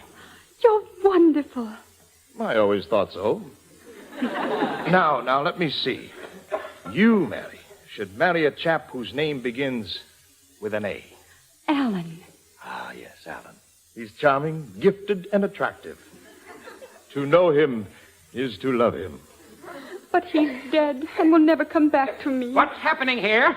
Barnaby. I will not have gypsies wandering around giving Toyland a bad name. Shoe? Shoe? Now, you better be careful where you put your shoe. Besides, I have an important announcement to make. I have decided to marry the lovely, though sometimes contrary, Mary. Oh, no. Mary? But, Barnaby, aren't you a little, old for me? Certainly not. Besides, Barnaby, I'm in love with somebody else. With Alan? But he's been lost at sea. He's asleep with the oysters. Makes me feel like I'm swimming in tartar sauce. I have positive proof that he will never return. No, I'm in love with somebody new. With Barney O'Flynn. Mary? Who is Barney O'Flynn? Oh, Tom, I can't marry that old ogre Barnaby. So I just made him up. He's a lad from County Clare. It is the wild one comes from there. And be sure it is in his cove you'll see. For the girls he cast a spell. Oh, I know that very well. For between us from that spell I am not free. There's no calling in the land could his eloquence withstand. Should he speak to her as he has spoke to me? And me heart have ye stole, you're the thief of me soul. Me senses ye have taken too. Both Faith, Ryan, Helen, and Venus excelling, they'd ne'er hold a rush lie to you.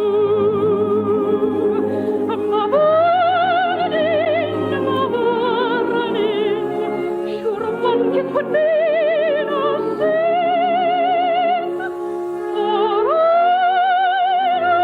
love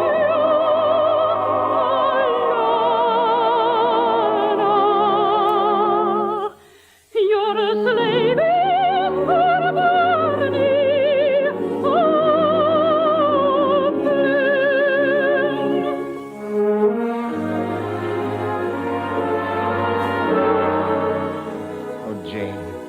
She's forgotten all about me. Oh, no, Alan, it's not true. But you heard her. She's fallen in love with some County Clare Casanova named O'Flynn. What are we going to do, Alan? You must leave here, dear sister, and never return. Leave Toyland? I have nothing more to keep me here. Mary is in love with somebody else. And Uncle Barnaby might try to kill us if he found us here, Jane. I'll go with you. Goodbye, Toyland. Goodbye forever. Childhood's joyland, mystic Mary Toyland. Once you pass its borders, you can never return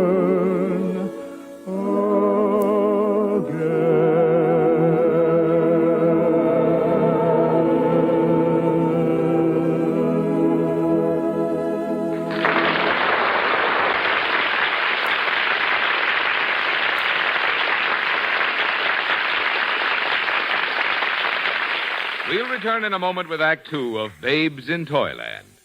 We have as our guest tonight the distinguished administrator of the Defense Transport Administration and member of the Interstate Commerce Commission, Mr. James J. Knudsen. And now, Mr. Knudsen.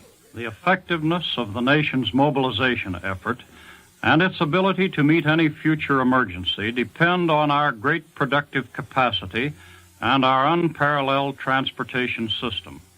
To achieve a well-balanced national strength, the nation must build up its armed forces, it must build up its productive machine, and it must build up its transportation lifelines. Because the railroads serve every part of the nation, carrying everything movable for anybody, interconnecting every region into an immense productive unit, they are the primary carrier in our transportation network, both in time of peace and in national emergency. As was demonstrated during World War II, the railroads were capable not only of carrying 90% of our billed military freight, but also of moving 70% of our intercity commerce. Now, with our current national emergency threatening to become even more serious, the fact that these essential carriers, the railroads, have been busy at work, expanding and improving every part of their plant is important to all of us. Since the end of World War II, the railroads have spent an average of more than $1 billion a year on improvements. Since the outbreak of fighting in Korea, the railroads have installed thousands of new freight cars, in line with their pledge to increase the supply of these vital cars to a fleet of 1,850,000. This pledge has just been reaffirmed by the nation's railroads. They are making every effort to obtain the allocation of enough steel to build at least 10,000 new cars monthly as soon as it is possible to reach such a production rate. The Defense Transport Administration commends the railroads for their forthright action to increase their transportation capacity to meet the nation's needs and will continue its active effort to help obtain the materials required.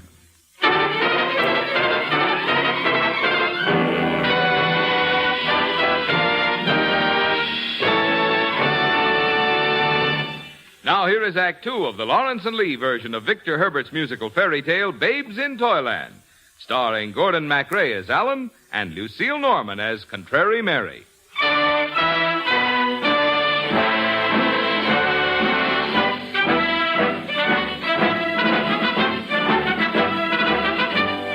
When Jane and I left Toyland, never more to return, we went to a distant land.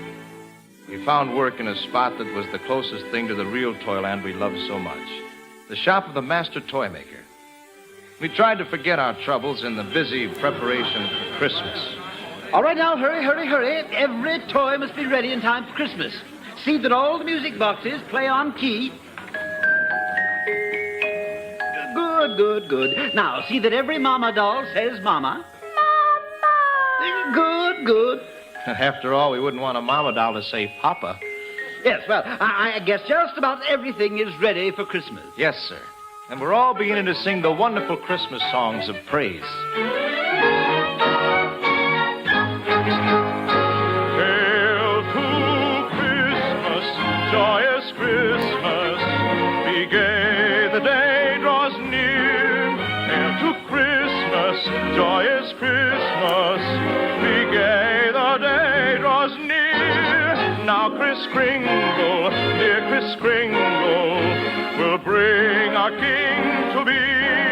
Now Kris Kringle, dear Kris Kringle, will bring our King to be.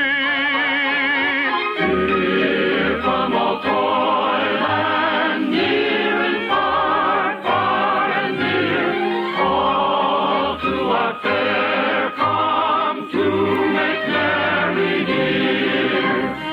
Near from all Toyland, near and far, far and near, all to our fair come, to our fair, to our fair, all to our fair come to make merry here at our fair. Hail to Christmas, joyous Christmas, be gay, the day draws near. Hail to Christmas, joyous Christmas, be gay, the day draws near. Now Kris Kringle, dear Kris Kringle, will bring our King to be. Now Kris Kringle, dear Kris Kringle, will bring our King to be.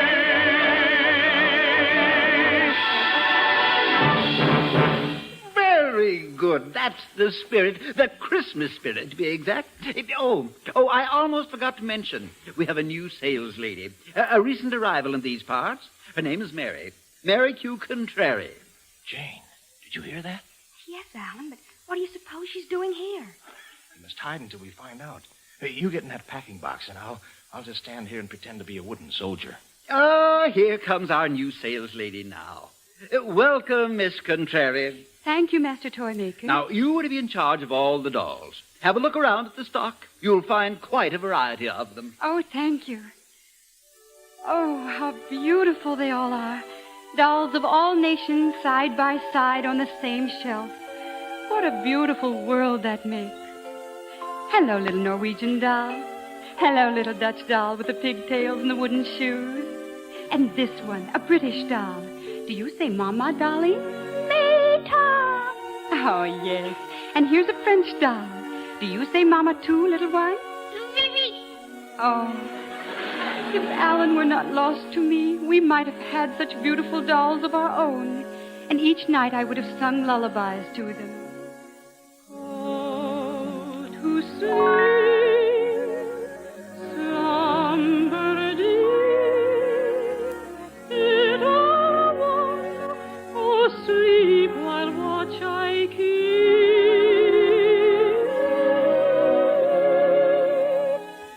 Dream and rest, that is best.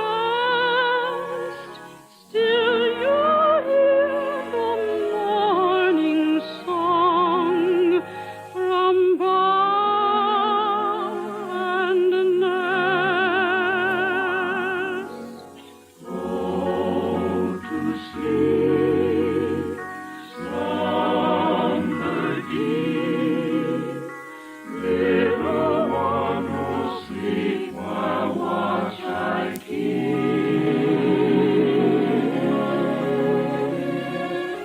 Dream and rest, that is best.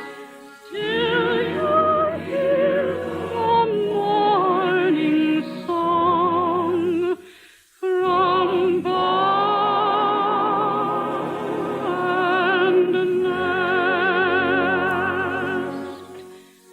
But it was never meant to be. Why, what's this? A wooden soldier. He looks just like Alan, but he certainly needs a paint job. A paint job? And he ought to have some medals on his chest. I'll just sew some on him. Oh, no, I forgot. He's a wooden soldier. Well, I'll just nail them onto him. Oh. Oh, dear, I wish you weren't wooden. I wish you were Alan, so I could tell you how much I love you, how I ran off from that wicked Barnaby, and how I had to make up a sweetheart named O'Flynn to stay out of the old man's clutches. You made him up? He talks. Mary, it's me, Alan. Alan! Is it really Alan?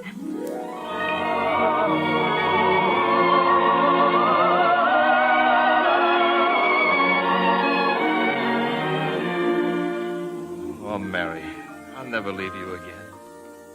But wait, you're sure there's nobody named O'Flynn you love? Never. No, my sweetheart, there's one test of true love.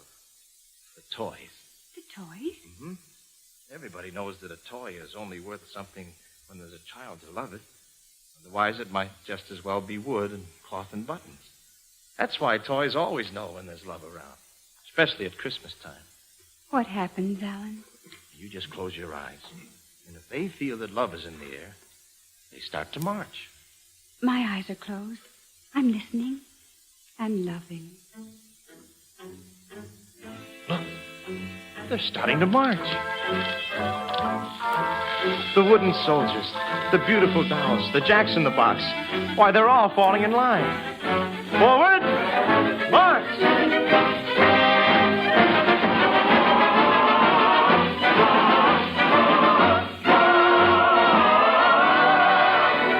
Oh, this is going to be a wonderful Christmas.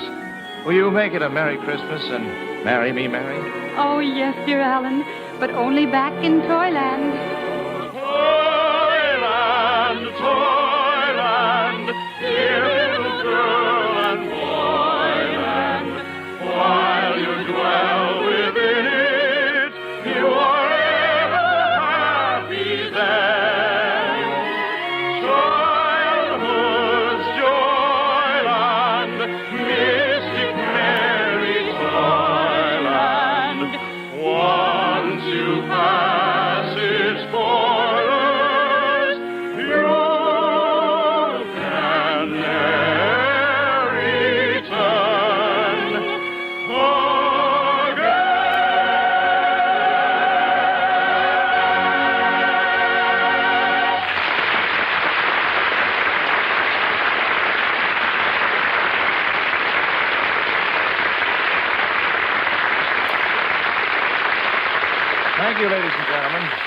Our lovely guest, Lucille Norman, will be back in just one moment. And meanwhile, our thanks to Sam Edwards, Janet Stewart, Parley Bear, Lou Merrill, and to all the members of our company.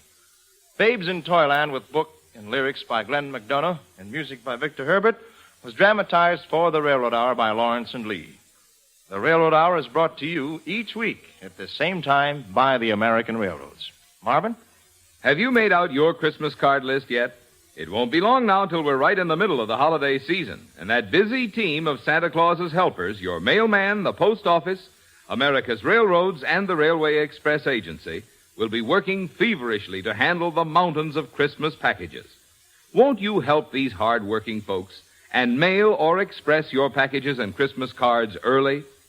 And when you do, please use Christmas seals as much as possible. By doing so, you help bring the priceless gift of health to fellow Americans suffering from tuberculosis. Thank you, Marvin. And now, ladies and gentlemen, here again is our charming contrary Mary, Lucille Norman.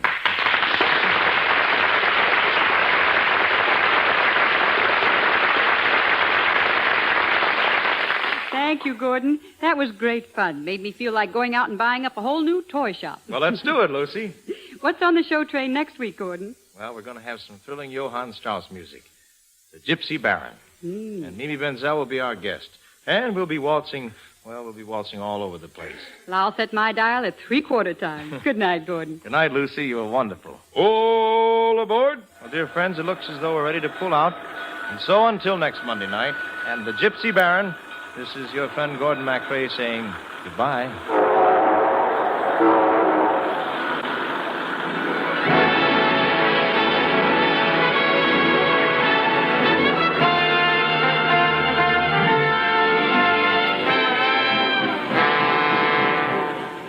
Babes in Toyland was presented by special arrangement with the Tams Whitmark Music Library. Gordon MacRae appeared through the courtesy of Warner Brothers, producers of The Miracle of Fatima.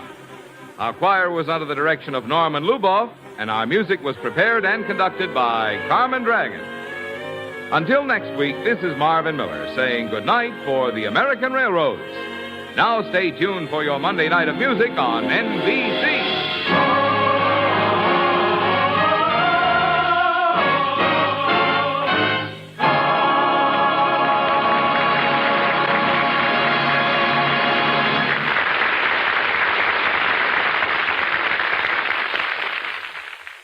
Tonight, The Voice of Firestone features Thomas L. Thomas on NBC.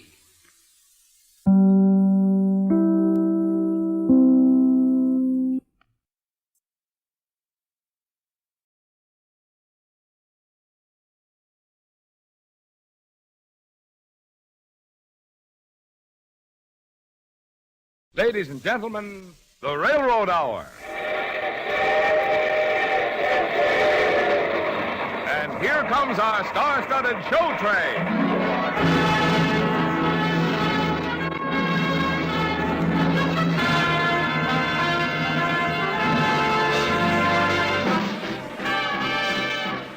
Tonight, the Association of American Railroads presents the well-known musical hit, Sally, starring Dinah Shore, Leon Errol, and your host, Gordon MacRae, with our chorus under the direction of Norman Luboff and our music arranged and conducted by Carmen Dragon. Yes, tonight another great musical success is brought to you by the American Railroads. The same railroads that also bring you most of the food you eat, the clothes you wear, the fuel you burn, and all the other things you use in your daily life. And now, here is Gordon MacRae.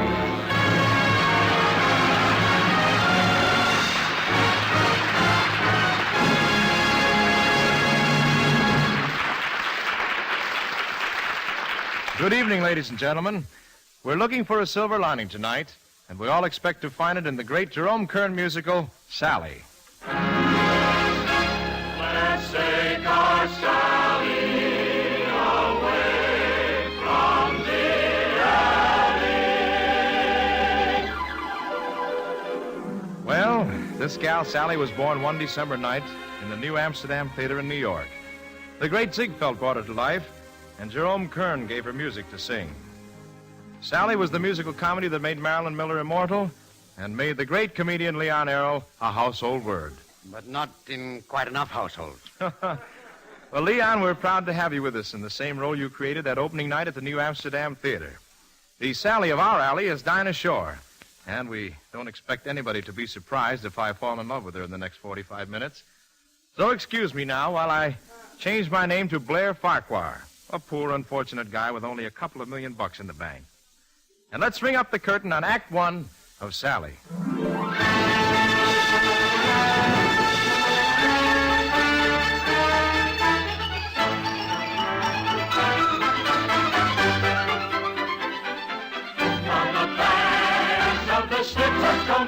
They're all just as wild as can be. Anytime, without reason or rhyme, you may find it far wiser to flee.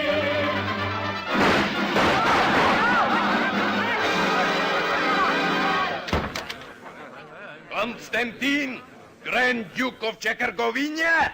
That's me. Revolution! Hey, why can't you have your revolutions in the daytime so America can get some sleep? We have found out about you and Madame Nukharova. No. What did you find out?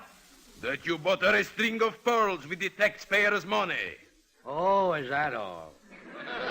For a minute, I thought you were going to tear loose a scandal. Would you mind taking that bayonet out of my ribs? Tickles me. You are deposed. You are now a fugitive, an emigre, an exile. A bum. In the night, they may rouse you and chase you and prod you with bayonets with glee. And they cut down in haste all your government waste where the Schnitzel flows down to the sea.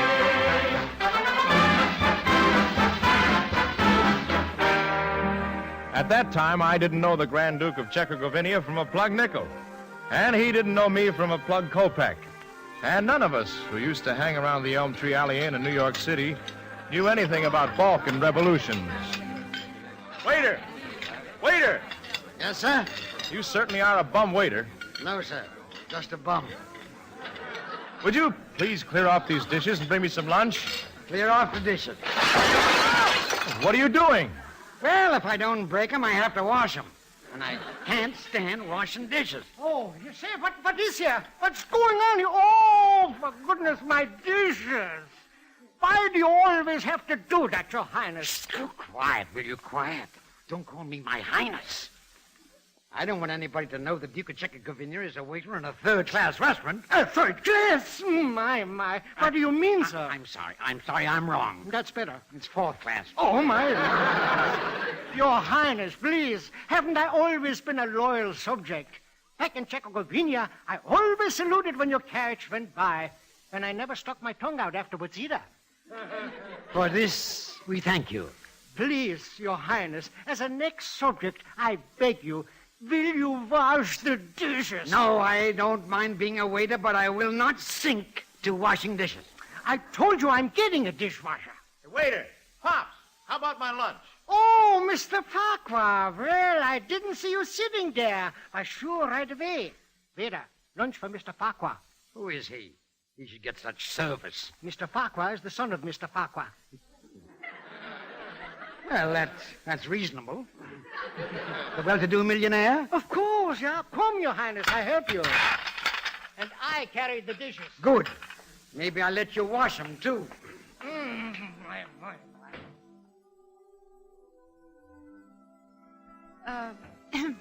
Excuse me. Well, hello.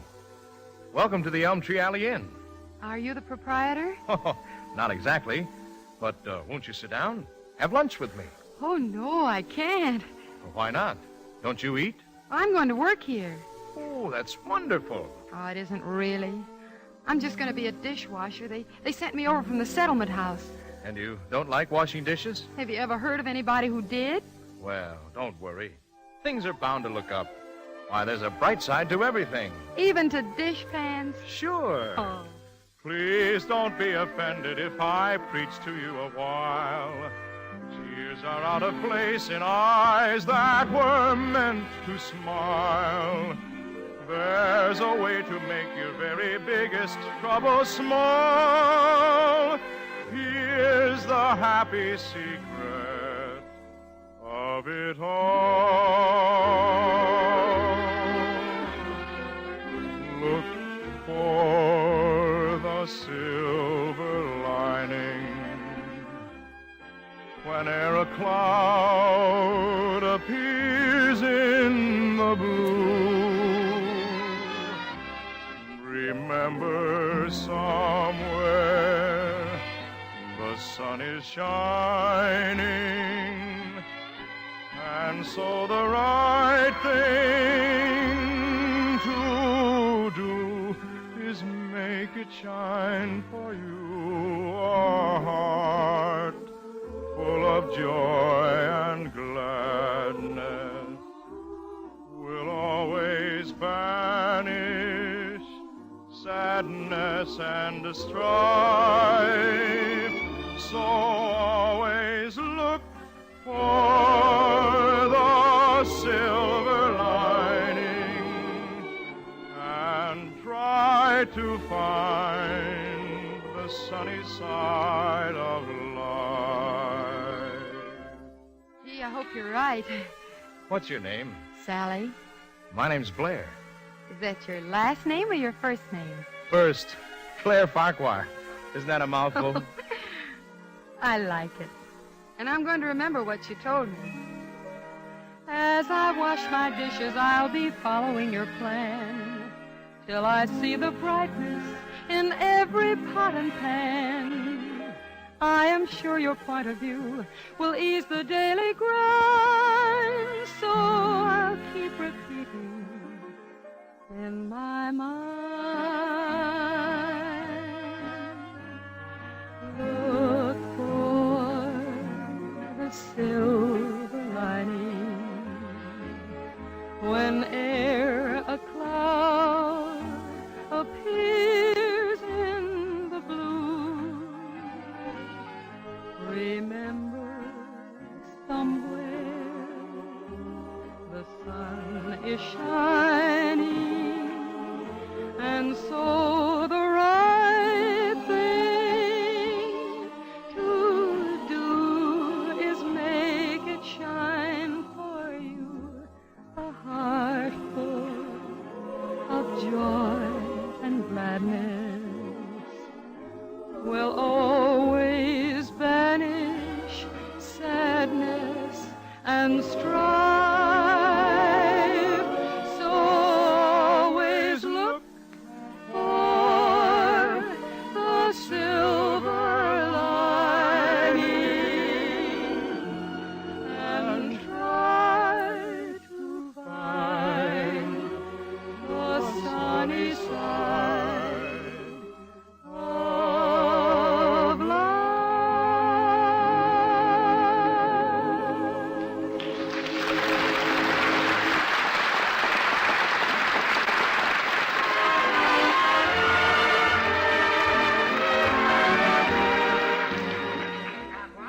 Well, thank you, waiter. Hey there! Are you the new dishwasher from the settlement's house? Yes, sir? The dishes are fading. Yes, sir. Wait. Will I see you again, Sally? Maybe. Over the sink. Goodbye. Oh, pardon me, sir, Mr. Farquhar. But will you be at the party your father's giving tonight in honor of the Grand Duke of Czechoslovakia? Not if I can help it. Why not? Well, for one thing, I hear the Duke is a stupid bore. Yes, I see what you mean. You want me to bring your dessert now? No, I don't think I care for dessert. You're lucky. In all that high society, there won't be one girl as pretty as your new dishwasher. I didn't notice. Is she beautiful? Beautiful. Why, she's a painting by Titian. She's Juliet, Cinderella. Cinderella, huh? Maybe you'd like to be a Prince Charming. Can you get me the job? Oh, do what I can. Maybe I'll be the pumpkin. You know, this is a little silly. I only met the girl a few minutes ago. Well, nobody ever gave Cupid a stopwatch. She's somehow different from the rest. I can't describe her quite. She seems to me just right. She won my heart at sight. It matters not how she is dressed. I want to hold her tight. She is the darling of my heart, and I met her in the alley, and on some future day, to her I mean to say, dear little girl, I love you, dear little girl. Though the dress that you wear is a poor affair, you made me care.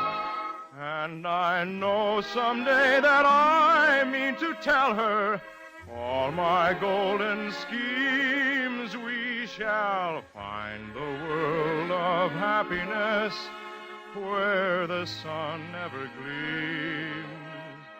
And then I'll take my Sally away from the alley to my wonderful valley of dreams. Dear little girl, I love you, dear little girl.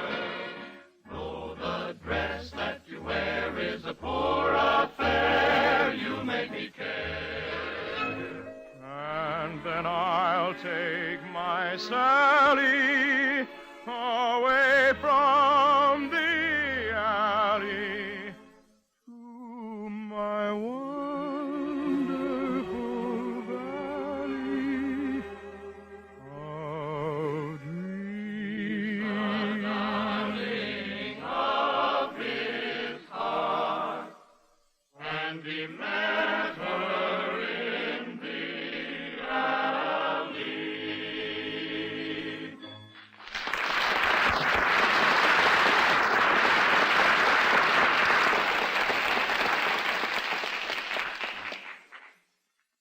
Hey, you've really got a crush on this dishwasher. Well, it kind of feels that way.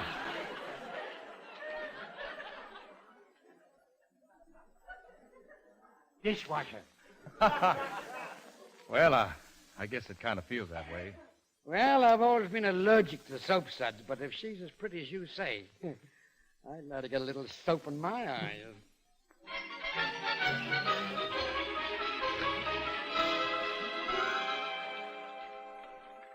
I've never seen so many dirty dishes in my whole life. Oh, well. Remember somewhere the sun is shining, and so the right thing to do is make it shine for you. That's good, Sally. Oh, yeah, you're the first cheerful dishwasher I ever had in my restaurant.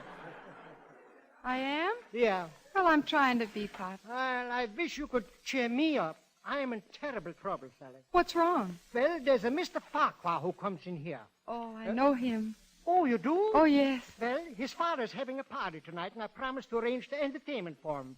But the entertainment missed the boat. Who was it? A countrywoman of mine, the Czechoslovakian Nightingale. The which? A wonderful singer, but her name is Madame Nukharova. Oh. She was supposed to arrive today from Czechoslovakia. Her trunks got here, but she didn't. Oh, that's a shame. Pops? Yeah. Let me go and sing at the party. Oh, no, please, Sally, no. They don't want to hear a dishwasher. But I wouldn't go as a dishwasher, Pops. Huh? I'd go as Madam, whatever her name is. Would her clothes fit me? Yes, I think they might. Oh, please, Pops, let me do it, please. I'll get to see Blair again, and I'll sing good. Honest, I will. But suppose something goes wrong, Sally. What if they recognize you? Oh, but they won't. Huh? I'll put my hair up on top of my head, and I'll wear my false eyelashes. Well, oh, Pop. It might work out. Excuse me, Sally. I go look for Madame Nukharova's trunk. Oh, gee. Maybe I'll get out of the soap suds yet. Well, so this is the new dishwasher, huh? Let me look at you. Well? You're not pretty. Oh? You're beautiful. Ah, thank you. You're cute, too. Oh, sexy. Really? What's your name? Konstantin Alexandrovich Fedor Grigorovich. What's yours? Sally. Sword. I like it. Sally, The thing I hate most in the whole world is doing dishes. But will you let me help you do the dishes? Won't you hate it? Yes, but I want to make myself suffer. Well, you've got yourself a job, mister. Constantine, here is the towel. We are deeply honored. Gee, with your helping, I'll be through twice as fast. Even faster if I break a few. Here, now you take this platter and make it shine. Sure, Sally. It's funny. But I guess what he said is right. Maybe you can find it, even in the dishpan. And so I'll look for the silver lining and try to find the sunny side of life.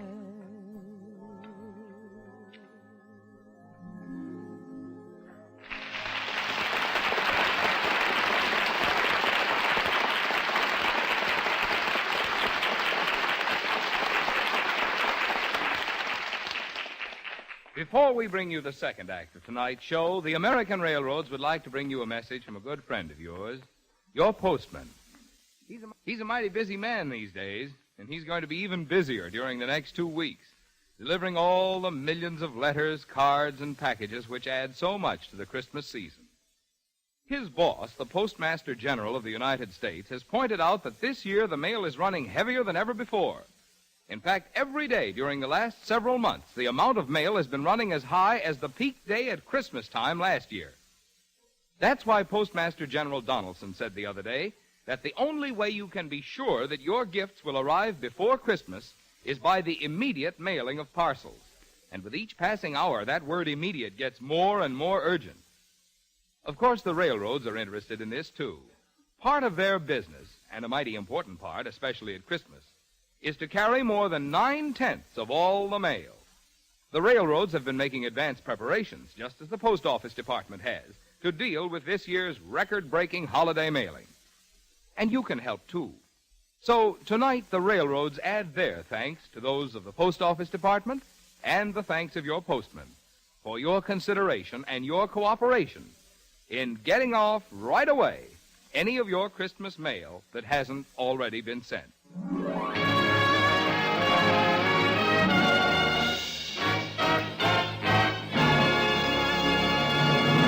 We're ready for the second act of Jerome Kern's Sally, starring Dinah Shore, Leon Errol, and your host, Gordon MacRae. And here's Gordon as Blair Farquhar to continue the story of Sally.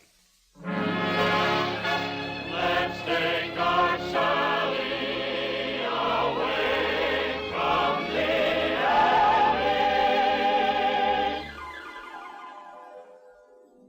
That night, my father gave the party for the Grand Duke of Czechoslovakia.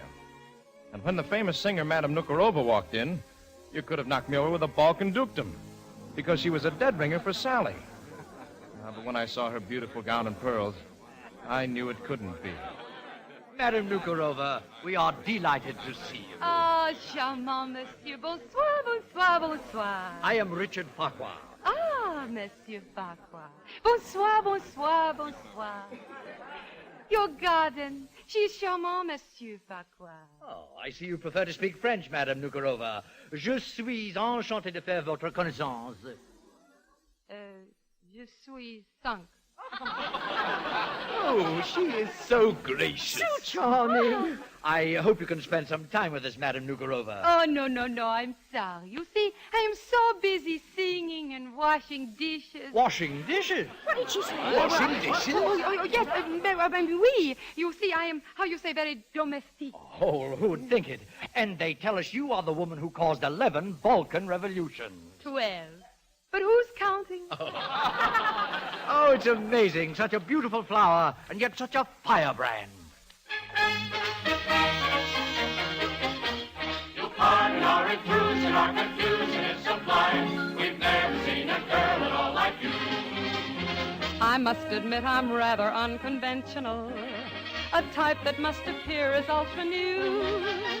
You're like a splendid flower, not from our domestic clime. an orchid that can thrill us with delight. Alas, I'm not a blossom so original. An orchid bloom would not describe me quite. You're nothing tame, you're like a burning flame. We know your name. You do? Well, all the same, I'm just a wild rose, not a prim and mild rose. Tame me if you can. I'm a rose to suit any man. Some passion flower, this is my hour. Who'll get me, no one knows. I'm such a wild, wild rose. She's just a wild rose, not a prim and mild rose. Tame her if you can. She's a rose to suit any man. Some passion flower, this is her hour. Who'll get her, no one knows. She's such a wild, wild rose. Frantic, romantic, excited, delighted. It's thrilling, just killing. I'm willing to play my part. Shall I lose my heart? Well, who can tell? It's a magic spell. Some lovely flower. This is your hour. Who'll get me? No one knows. I'm such a wild, wild rose.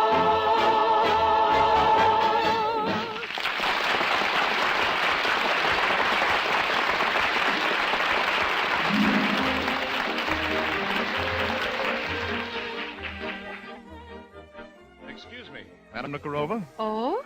My name is Farquhar, too. Yes, I know. You do? Oh, I mean, I know who you are. You look an awful lot like a little dishwasher I know. A dishwasher? Incredible.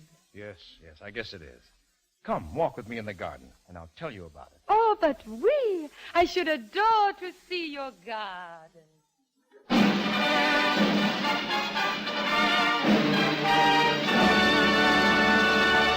Hails the Royal Highness, the Grand Duke of Czechoslovakia.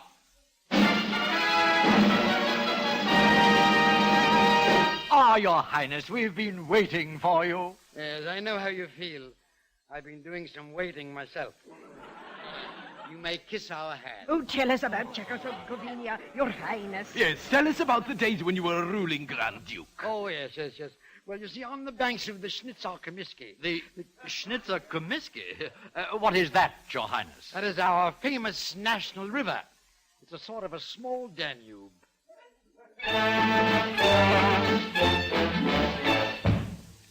I'm a duke from a wonderful clime, and I've had a remarkable time. My people are splendid, but somewhat unique. They like revolutions, at least once a week. On Sunday, you may be the king. Monday, you don't mean a thing. On the banks of the Schnitzer Comiskey, they're all just as wild as can be. Anytime, without reason or rhyme, we may find it far wiser to flee. In the night, they will rouse you, chase you, and prod you with bayonets like me. If you meet with defeat, they'll cut off your retreat where the Schnitzer flows down to the sea. On the banks of the Schnitzer, Comiskey, the fellows are glad they're alive. Pretty girls? Well, we just commandeer them and sell them in bunches of 5. And they dress, so to speak, more or less, while they're simply as sweet as can be. And all the girl needs is a small string of beads. You have the Schnitzer Comiskey. The peaceful Comiskey just gurgles its way to the sea.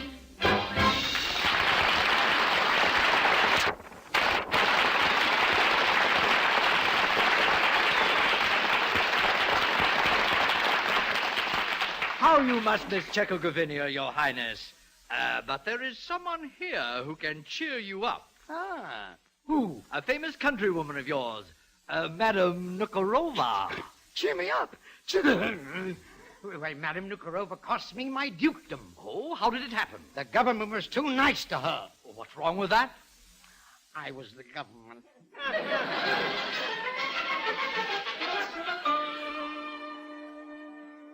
I wonder if they've missed us inside. I don't care. You know, it's amazing how much you like that little girl who washes dishes in the restaurant. This little girl of yours, she is nice? Oh, she's charming. Just as you are. Merci. Of course, this other girl hasn't had the experiences in life that you've had. Oh, I'm certain she has not, monsieur. After all, I am a woman of the world. She looks like you, but I think you're prettier. Nonsense, monsieur. It is just the moonlight and the starlight and the beautiful garden. Oh, listen to that lovely bird.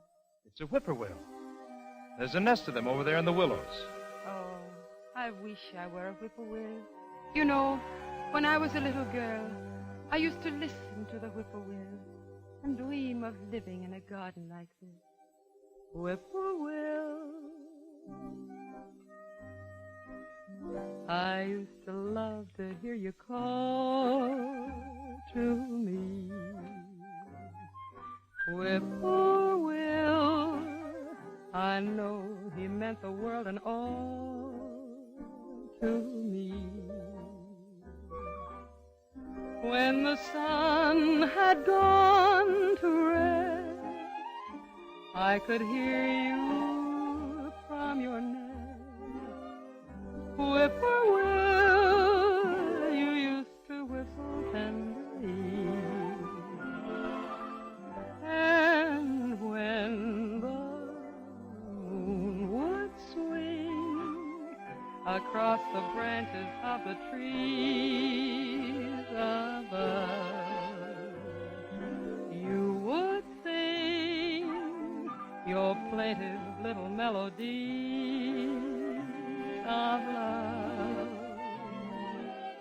Now though you're no longer here, in my dreams I still can hear whippoorwill ever calling to me. Yes, that bird certainly has the right idea.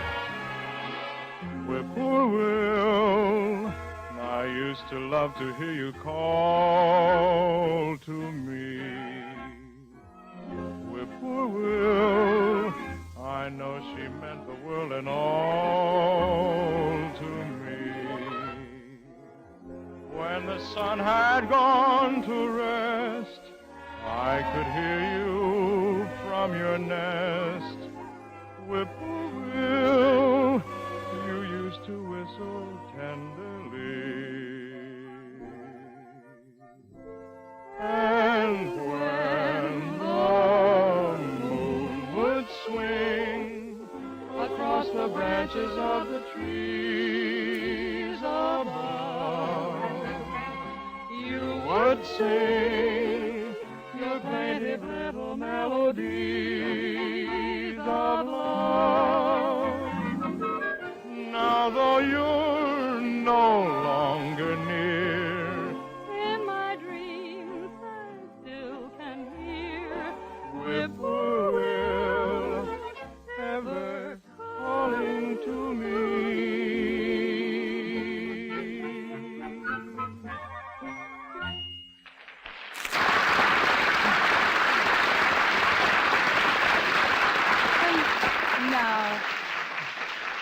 Now, we must go back to the party, Mr. Farquhar. It is rude for us to stay out here so long, really. All right, Madame Nukarova. Here she comes. Here comes Madame Nukarova. They'll be meeting face to face for the first time since the scandal. I wonder what she'll say to the Duke. And I wonder what he'll say to her. Madame Nukarova, I presume you've already been presented to the Grand Duke. Huh? Oh. Well, this isn't Madame Nukarova. Not Madame Nukarova. Then who is it? Why, it's Sally, our pretty little dishwasher. Why? How insulting. Oh, Your Highness, I humbly beg your pardon having a commoner like this at your party. Don't apologize to him, Dad. He's no Grand Duke. He's a waiter. What? Well, you know I could be both. Oh, why, this is terribly embarrassing. It sure is, Dad. Hadn't you better go, Sally? Don't you want to hear me sing again? Well, people like this don't want to listen to a nobody. Oh, well, that's just fine. As long as you thought I was that notorious woman, you wanted to hear me sing. But now that I'm just an ordinary human being... No, Sally. Don't speak to me. I never want to see you again. Sally. Come on, Your Highness. We've got to get back and finish the dishes.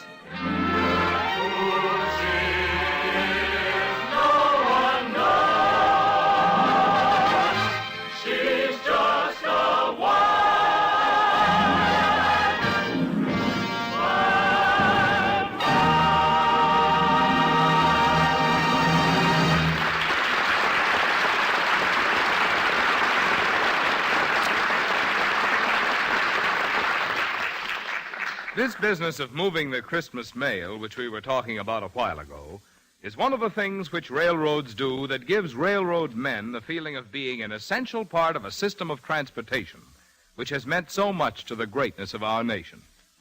Here's what a freight handler in the station at Glenwood Springs, Colorado, George A. Galby is his name, had to say about this system of transportation, and I quote, "The system rolls on smoothly, efficiently. The trains wheel by, loaded with merchandise bound for the four corners of the earth, crowded with passengers for all the ends of the world. And I know that I have a part in it. It is a small part, to be sure, for I am no more than one tiny cog in a great and complicated organization. But there is an abiding satisfaction in knowing that my work contributes to keeping the wheels rolling on the rails." End of quote. What Mr. Galby said was in an essay on why I like to work for my railroad, which was today awarded first place in a nationwide contest sponsored by the American Railway Magazine Editors Association. Other national winners in the contest are Ralph H. Sanborn, station agent at Raymond, New Hampshire, and J.B. Corson, chief clerk at Waterloo, Iowa. Their essays were adjudged the best among the several thousand submitted in the local and national competition. All these papers told why men like to do railroad work. There were a lot of reasons, and good reasons, too. A lot of them were tangible, such as good pay, good jobs, security, and the like. And then there was something more. Something, Mr. Galby said, which has to do with intangible things. And then he summed it up in a phrase. It is a proud calling, that of a railroad man.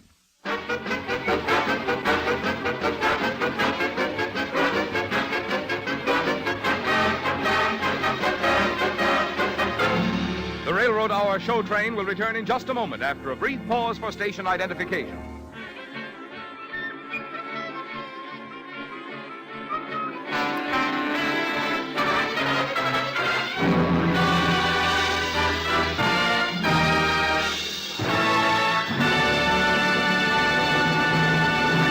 And now for Act 3 of Sally, starring Dinah Shore, Leon Errol, and your Railroad Hour host, Gordon MacRae. Let's take our Sally away from the alley. Sally of our alley. A beautiful girl. A rare girl.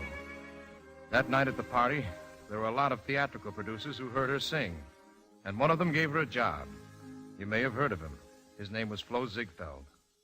Well, just before Sally's opening night on Broadway, I visited the Elm Tree Alley Inn. The place was silent and deserted. There was a sign on the door, "Restaurant closed tonight, dishwasher's big break."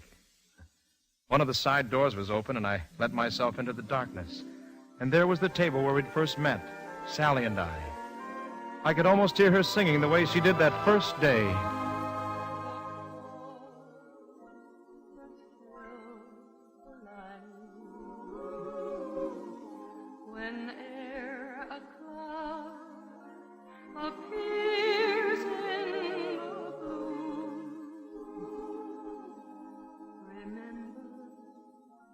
Somewhere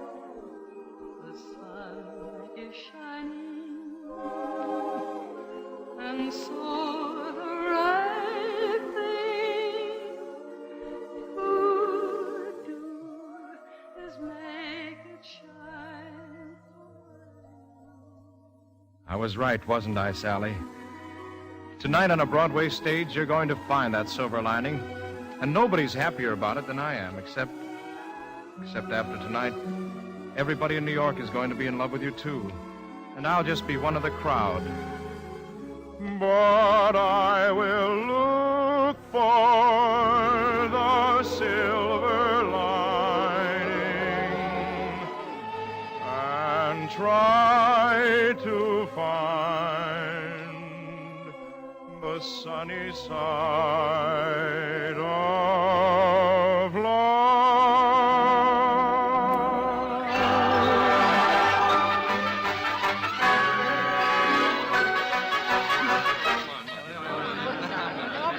Congratulations, Sally. Great show. It's a hit. Sally, New York is never going to forget tonight. You got 'em all right on the bottom of your dishpan. Was it all right? Really all right? All right. It was wonderful. Sally, you're a big star. Aren't you happy? I guess I ought to be.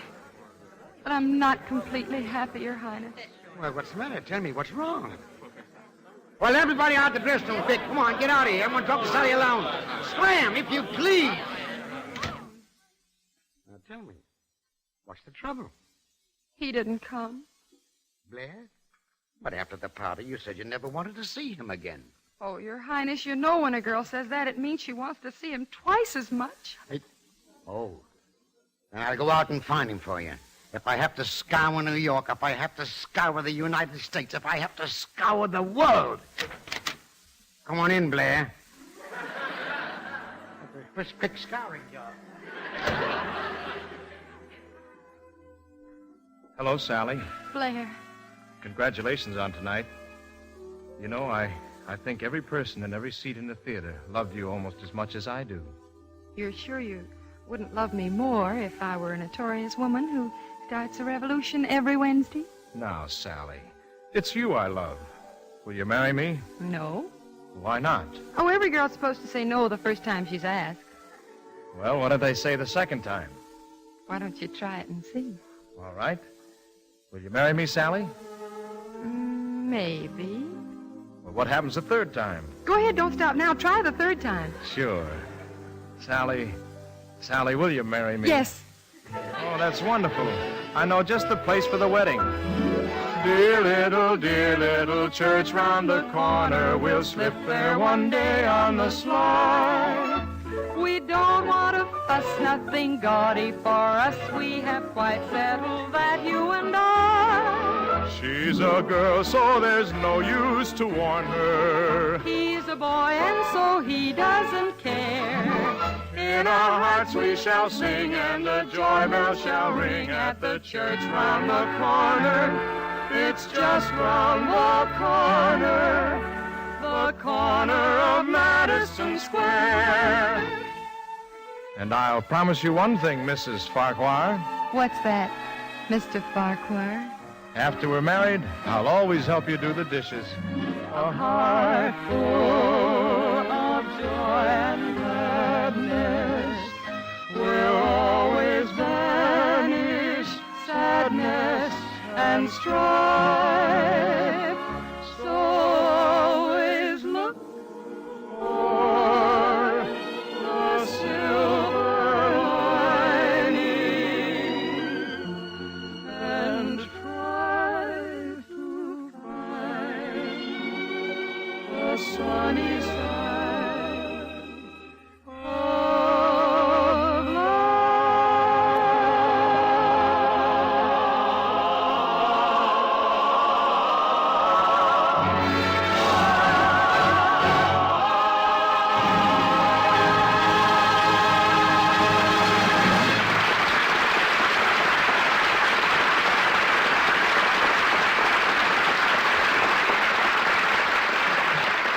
Thank you, ladies and gentlemen. This is Gordon MacRae giving you a big thank you to Miss Dinah Shore for her performance tonight as Sally, and to Leon Arrow for being the Grand Duke again, just as he was in the original Broadway production. Congratulations to the others in our cast, Sam Hearn, Joe Kearns, and Paul Frees.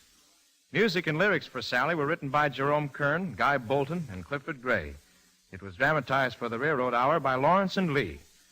Next week, our show train will arrive on the same tracks and at the same time.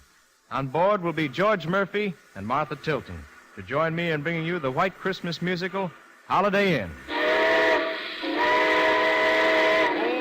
All aboard! Well, it looks as though we're ready to pull out. So until next week, goodbye.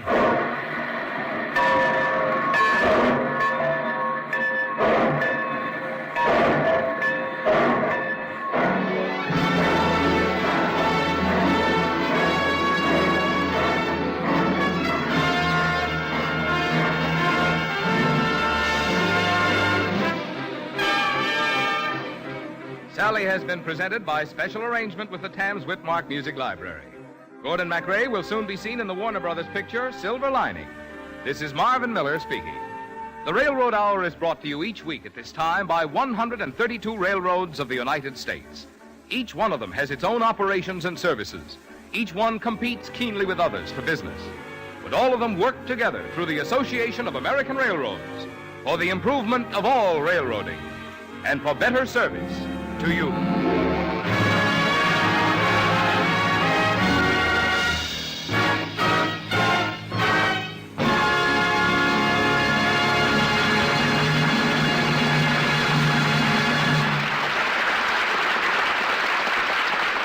Don't forget, the show train will be back next week with Holiday Inn. And here's Carmen Dragon and the orchestra to play you one of the hits from that show.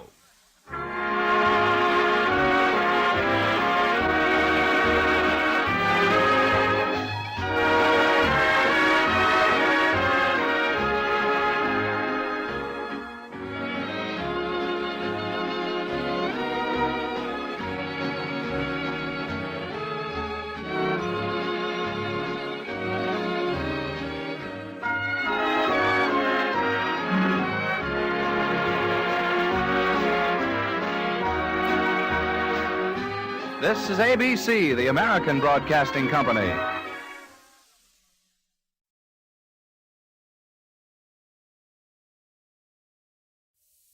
Ladies and gentlemen, the Railroad Hour. And here comes our star-studded show train.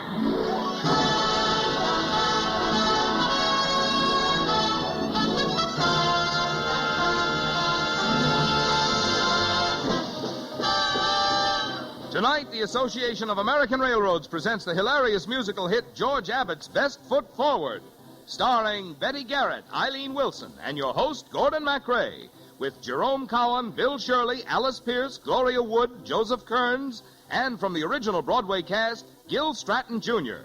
Our choir is under the direction of Norman Luboff, and our music is arranged and conducted by Carmen Dragon.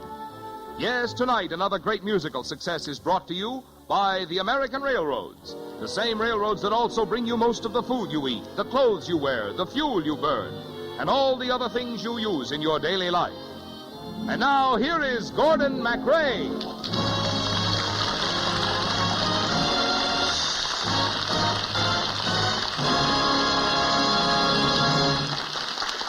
Thank you and good evening, ladies and gentlemen. Well, we're going back to prep school tonight for the light-hearted musical hit Best Foot Forward. And we're coming on the campus just in time for the spring prom. We've got an all-star cast to sing the wonderful Hugh Martin, Ralph Blaine songs. So, are you all ready, gang? Let's go! What's the best school in the whole darn state of Pennsylvania? Buckle down, Winsocki, buckle down.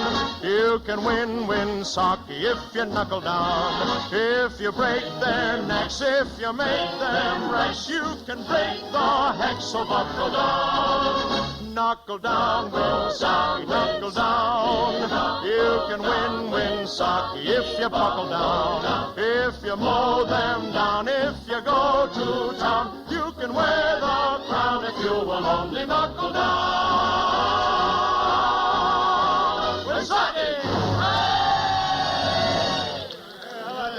Hey, that's the old fight, gang. Hey, freshman, hurry up with those decorations. Hey, we sure have to hurry, Greenie. The girls will be here any minute, and this place still looks like a basketball court. Just think. Across this foul line will pass the most beautiful girls in Pennsylvania. Hey, here comes the bus. Women! Well, come on, Greenie. What are you waiting for? I'm afraid I've got a blind date. Oh, that's tough. What does she look like? Well, she's a girl. I hope. All right, girls. This is the gymnasium where the dance will be held. I am Dr. Reba, principal of Woonsocket Preparatory School. While you are our guests, I hope you will all enjoy yourselves within reasonable limits. Dismissed? Hey, Minerva. Hi, Dutch. Gee willikers, my first prom. I feel so sophisticated. Mm-hmm. You'll feel more sophisticated when you go back. Oh, you wicked. Okay, where is he? Who? A character named Green. I'm his blind date. If he's on the premises, I'd like him to step up and take the rap. Oh, Greenie! Oh, Greenie! Somebody want me? My, they grow 'em small here. Well, cheer up. I'm a good kid at heart. And you're so short you won't have to look at my face. Hello, everybody. What's the matter with you, Bud? You look a little chartreuse. Fellas, come on outside, will you? I gotta talk to you. Gee whiz, Bud, what's the matter? Yeah, what's eating you? Guys, I'm in an awful jam. What's wrong? Well, remember the movie we saw about 2 months ago with Gail Joy? Oh, yeah, the Wham girl. You know, sweaters. Yeah, that's her. Well, after the picture, see, I wrote her a letter and asked her to be my prom girl at the dance tonight. And something terrible happened. What?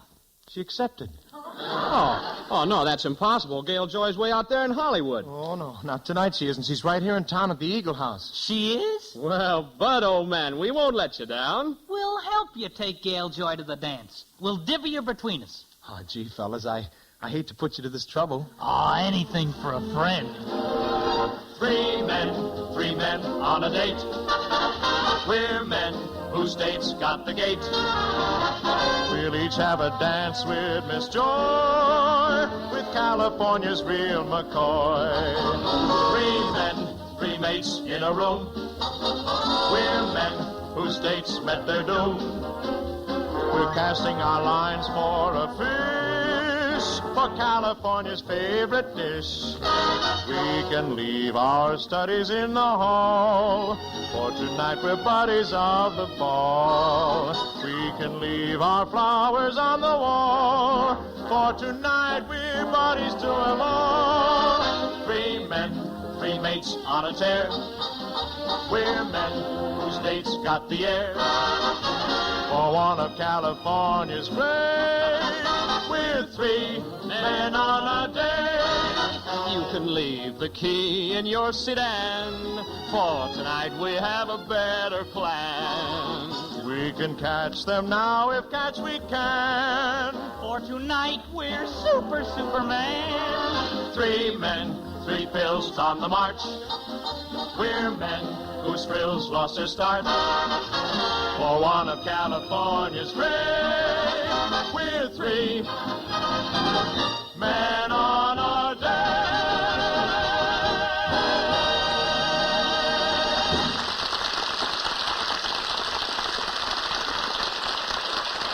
Just a minute, Bud. What about your regular girl, Helen Schlesinger? Well, when I got this letter from Gail Joy, I wrote Helen I had the grip and told her not to come. Well, you turned her name into the faculty, didn't you? Well, sure. Oh, then you're all set. Your girl isn't coming, so Gail Joy goes as Helen Schlesinger. Well, people sure think Helen has rounded out a little. Ah, we'll explain the whole thing to Miss Joy. She'll understand. Yeah, come on, Bud. She must be lonely at the Eagle House. Even eagles are lonely at the Eagle House. Just a moment. Where are you boys going? Why, just over to the Eagle House, Dr. Reber. To help Bud Hooper pick up his date. Who is your date, Hooper? Helen Schlesinger, sir. Well, why isn't she staying here with the rest of the girls? Well, goodbye, Dr. Reber. Answer my question.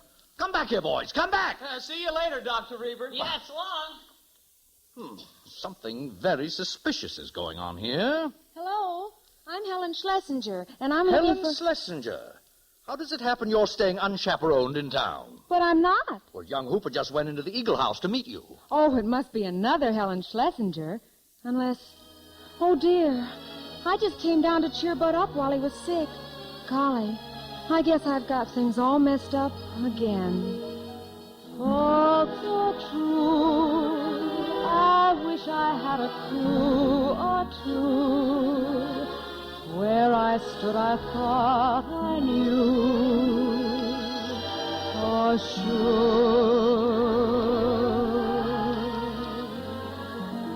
True or false, life was a never-ending war. Then it caught the summer sauce for good.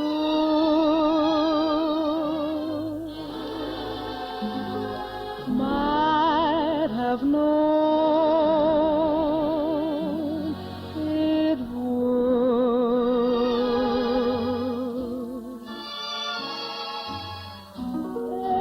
Every time my heart begins to dance, the world steps on my little toes. Every time I take a little chance, I pay right through my little nose. Every time I fly my little kite, it catches on a tree. Every time I throw an anchor out, it pulls me in the sea. Every time I feel a little glow, I always get a little shock. Every time I stick my little chin out, always get a little knock.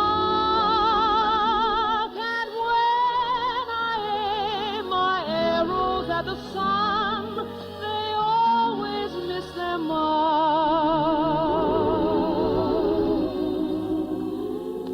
leaving just a lonely little lady in the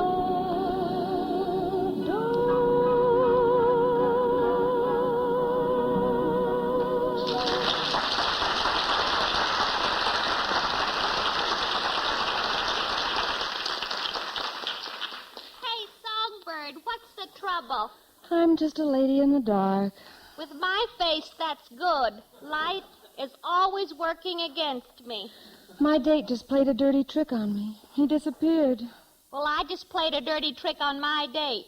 I showed up. Bud Hoop is my fella. And by golly, I'm going to fight for him.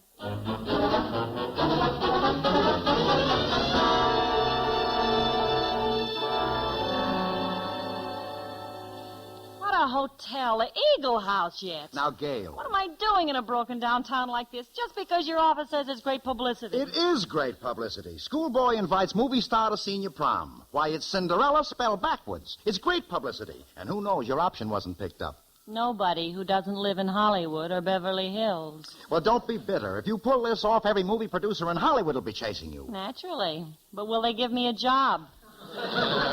Why do you always have to look at the gloomy side of things? Experience, chum. That silver lining ain't worth a plugged nickel. You really like to sing the blues, don't you, lady? It's my favorite color of necessity. Like a fish loves the ocean, like a chimney sweep loves his flues, like each bride with a wedding cake would love to take a cruise. That's how I love the blues. Like a cha-cha loves his candy, like an indigent housewife her stews, like reporters who need the cash would love to crash the news. That's how I love the blues. Like a squaw loves her papoose, like a hobo his caboose, like detectives love their clues. I love the blues. Like a sailor loves tattoos, like a barber loves shampoos, like a decorator loves chartreuse. I love the blues.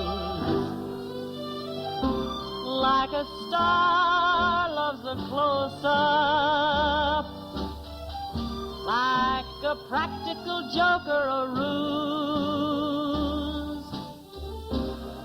like a guy on a desert isle would love to smile on you. Yes, that's how I love the blues.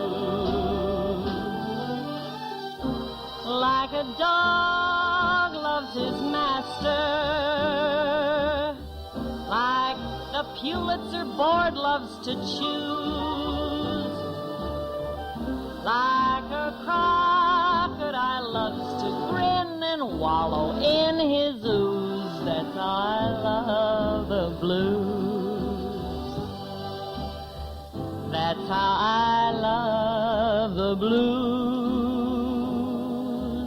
That's how I love the blues.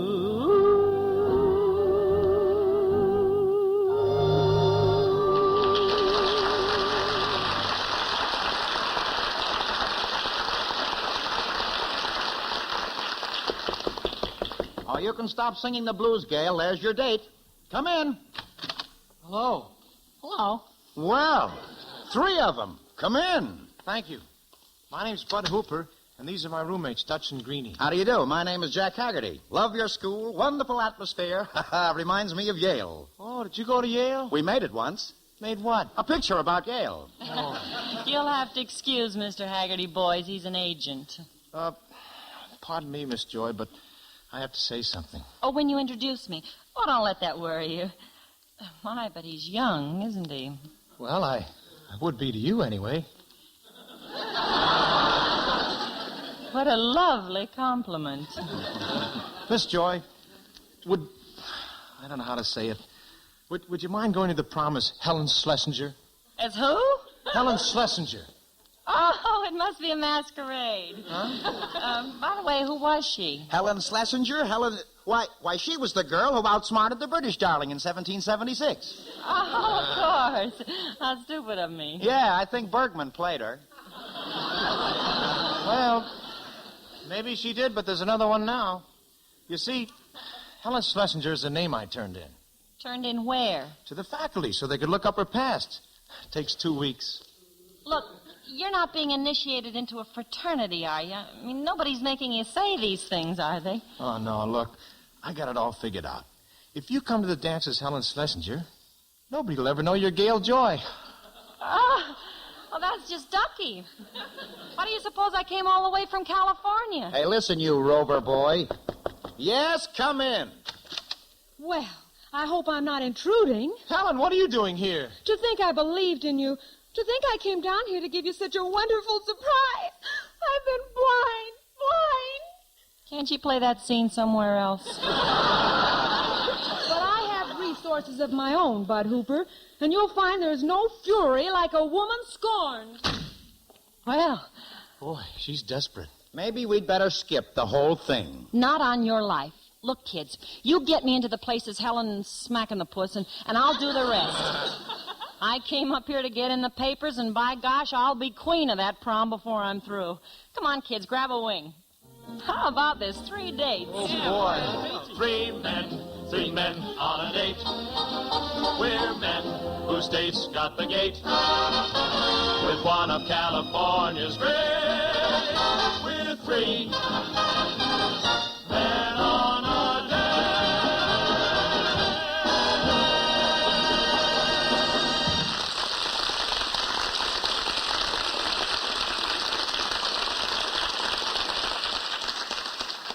With spring officially here and winter about over, we hope, the states which were struck by the unprecedented series of winter storms can begin to compute the cost.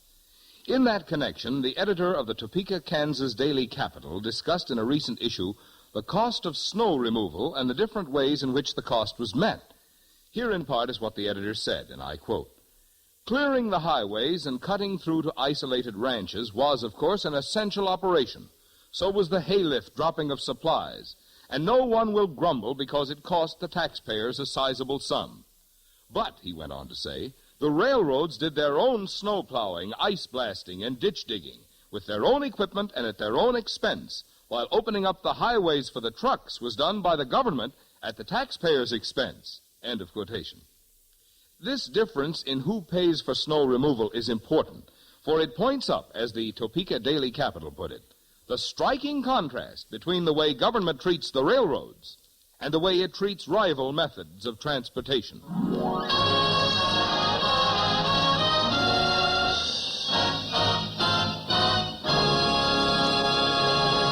We're ready for the second act of the George Abbott hit Best Foot Forward, starring Betty Garrett, Eileen Wilson, and your host, Gordon MacRae, with Jerome Cowan, Bill Shirley, Alice Pierce, Gloria Wood, Joseph Kearns, and Gil Stratton, Jr.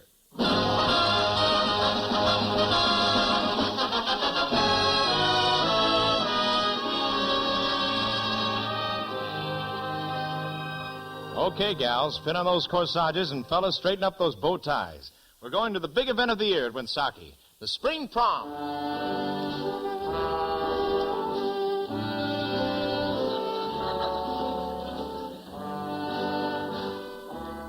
Well, welcome to the prom, Miss Joy. Oh, that music.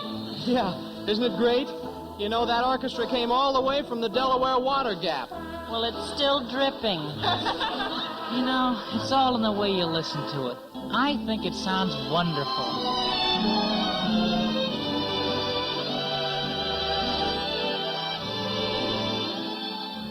Come on, Miss Joy.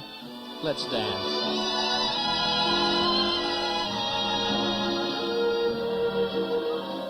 My first promise at my first promise to dance the waltzes with you. I'll take chances with other dancers, but no one waltzes like you.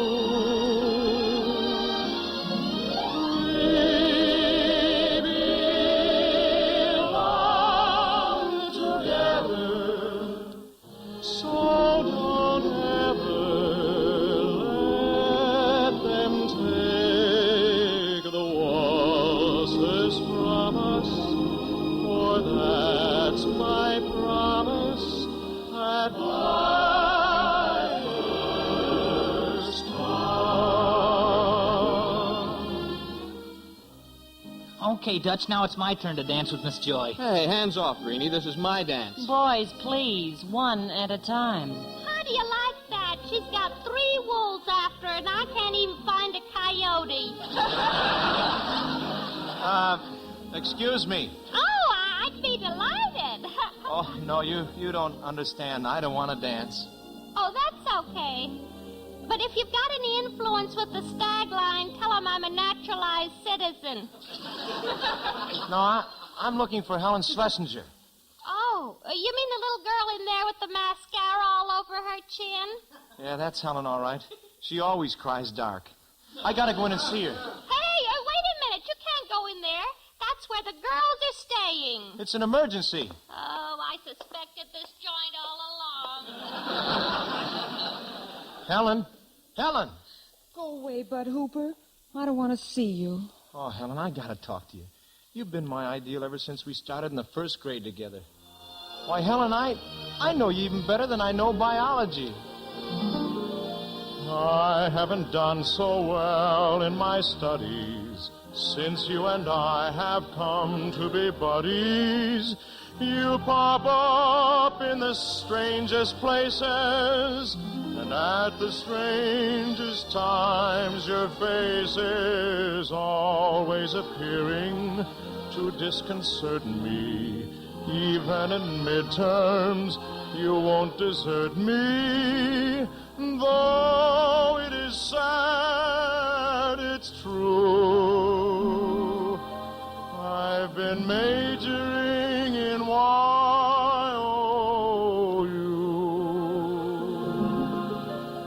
I know you by heart. You are no more a mystery. I drew you in art, memorized you in history. mind at every lecture.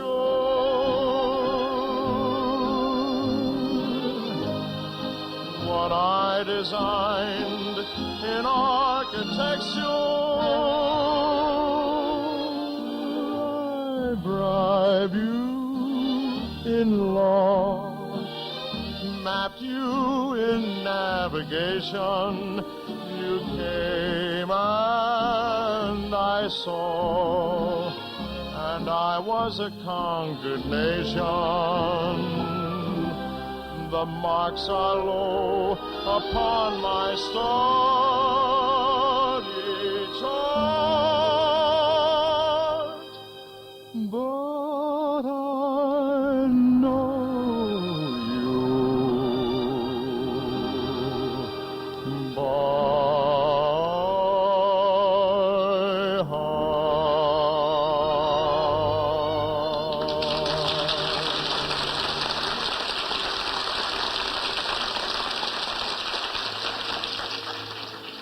Oh, Bud. Helen, I got 2 favors to ask of you. Yes, Bud? First, trust me. Second, go home. I came here to go to this dance, Bud Hooper, and I'm going. But you can't. There's one Helen Schlesinger in there already. She's Gail Joy, the movie star. Oh, she is not. Yes, she is. I didn't recognize her without her sweater. Well, I'm going into that dance with or without you. Helen, if you do, I'm a bigamist. Helen! All right, everybody, let's put some life into this party. No more slow music. Hit it.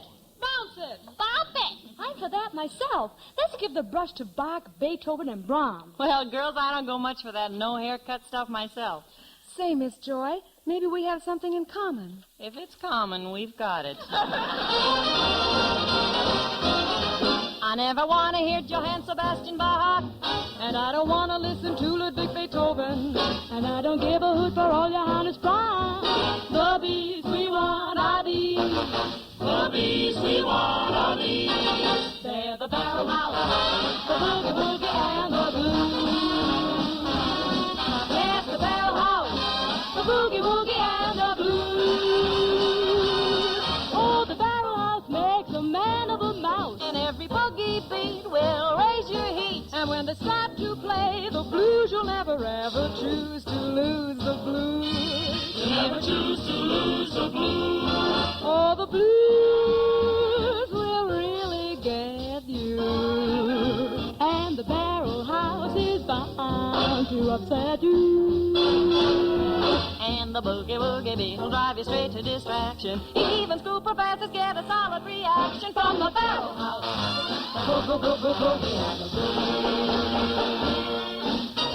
I love the boogie cause it tickles just fine. I love the boogie cause it's fresh and it's fine. Just like a cigarette with modern design. That's why I love the boogie woogie. Yes, yes, ooh-ah-boo-bah. It seems to knock the wind right out of my chest. Ooh-ah-boo-bah. It's so darn good it makes a fool of the rest. Ooh-ah-boo-bah. Just goes to show you that the boogie's the best. That's why I love the boogie woogie. Yes, yes. It's right as rain, as low as thunder, high as a cloud, and sweet as a cake. It's got a kick like mountain liquor, and it's as slick and hard to take as the porterhouse steak. Ooh-ah-boo-bah. It picks you up and knocks you flat in the mat. Ooh-ah-boo-bah. It makes fat people thin and thin people fat. Ooh-ah-boo-bah. No other music is as solid as that. Oh, I love that boogie beat. Great!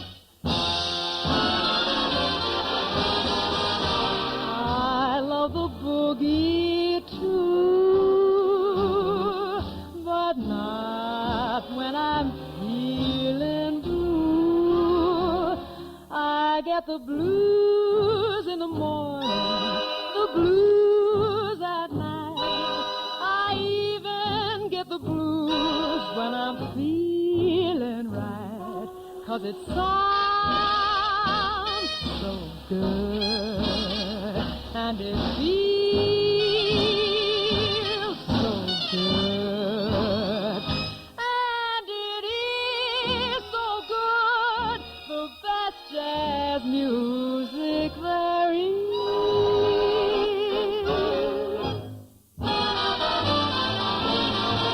I love the blues as well,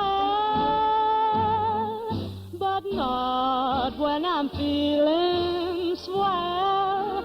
When I'm feeling kind of jivey and I want to join the stivey, I go barrel house to make them stand me down. Oh, the atmosphere is falling and the band is really solid. They say barrel house, they really go to town. The beat is solid as a rock there. They play till 5 or 6 o'clock there. You'll be mighty glad you found them. It's a treat to be around them while they sock it, beat it, kill it, bang it. The barrel house would sell Stravinsky or Strauss on jazz. It's the barrel house of boogie woogie and it's the barrel house of boogie woogie and it's the barrel house of boogie woogie and it's the barrel house of boogie woogie and from the great beat takes the lead out of your shoes. Talking about those three beats, talking about those three beats. 1, 2, 3. 1, 1, 2, 1, 2, 3 beats.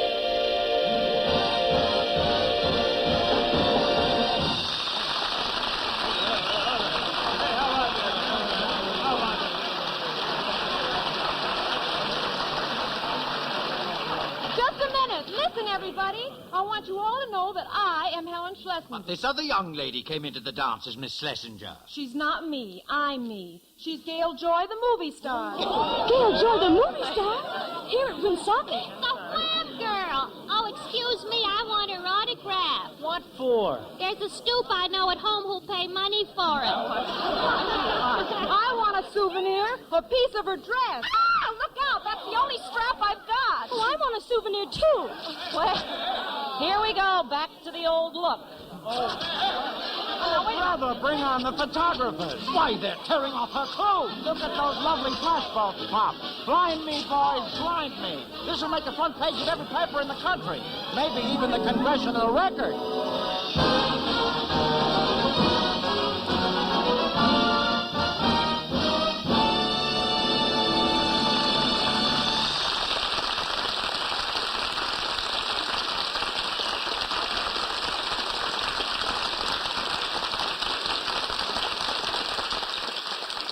During this winter's unprecedented succession of snow and sleet storms in the Great Plains and Rocky Mountain regions, there was a constant battle to keep the ways of transportation open.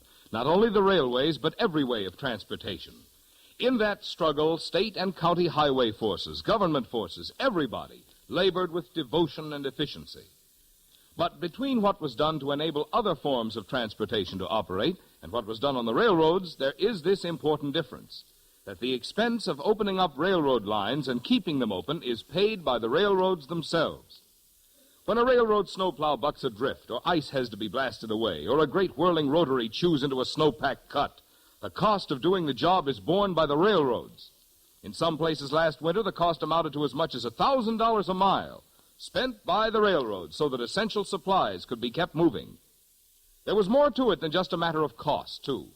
There was a human side, which was well expressed by the editor of Traffic World, a national weekly widely read among shippers, who happened to be on a train which was stalled by the snow in the Rocky Mountains. There was nothing in the rule books, he wrote, and not even anything in past experience, which covered the emergency. But the emergency was met by the self-reliant, self-supporting railroads, with their own crews and at their own cost. We doff our hat to the railroad organization, said this experienced observer.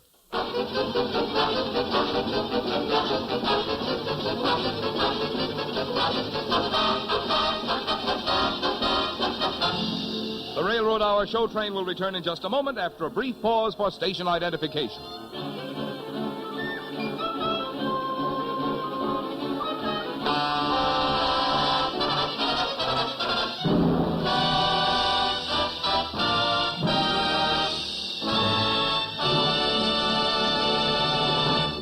Now for Act 3 of Best Foot Forward with an all-star Broadway and Hollywood cast, headed by Betty Garrett, Eileen Wilson, and your host, Gordon MacRae.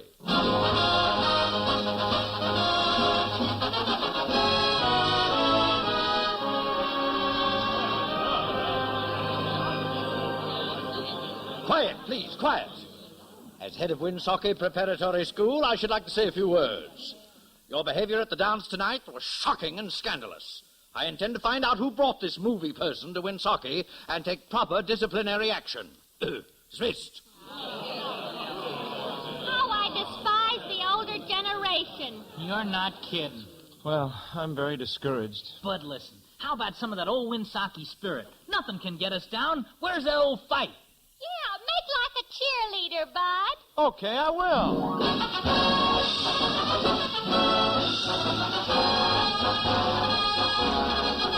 If you shout hooray for the Pennsylvania Dutchman, they will cover the ground for a number one down or a touch. Everyone has agreed that you'll have to concede to the Dutchman. Shout hooray for the Pennsylvania Dutch. If you shout hooray for the Pennsylvania Dutchman, every team that they play will be carried away with a crutch. When they're out on the field, if they're wearing the shield of the Dutchman, shout hooray for the Pennsylvania Dutch. Buckle down, Winsocki, buckle down. You can win, Winsocki, if you knuckle down. If you break their necks, if you make them wrecks, you can break the hex, so buckle down. Make them yell, Winsocki, make them yell. You can win, Winsocki, if you ring the bell. If you don't give in, take it on the chin. You are bound to win if you will only buckle down. If you fight, you'll chuckle at defeat. If you fight, your luck will not retreat. We repeat. Knuckle down, Winsocki, knuckle down. You can win, Winsocki, if you buckle down. If you mow them down, if you go to town, you can wear the crown if you will only buckle down.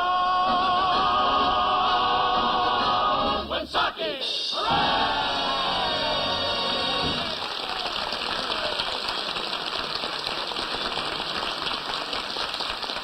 Hey, what's all the excitement? Yeah, what's been going on? Where have you two lovebirds been? Oh, Dutch and I were just out in the grandstand. That's where everybody at Winsocki goes to hold hands. I wish somebody'd take me out to the grandstand. A big, strong man, maybe. I had one, but he was stronger than I was. I couldn't hold him. Come on, kids. We got to huddle about how to keep Bud in school. Hey, listen, Minerva. You shouldn't be making cracks like that about being out in the grandstand right here in front of everybody. But gosh, Dutch, that's where we were. Well, I didn't take advantage of the situation, did I? No, you certainly didn't. Well, what do you mean? Well, I'll tell you what I mean. Straight from the shoulder straps. What do you think I am? Just a baby. What do you think I am? Just a child. What do you think I go around with man for? And who do you think I've got a little yen for? Oh, what do you think of me as a sister? Couldn't you just for once be a man? Getting older and quite a bit bolder. All my heart needs is a shawl. What do you think I am? I'm in love. What do you think I am? Just a small fry. What do you think I am? Just a brat.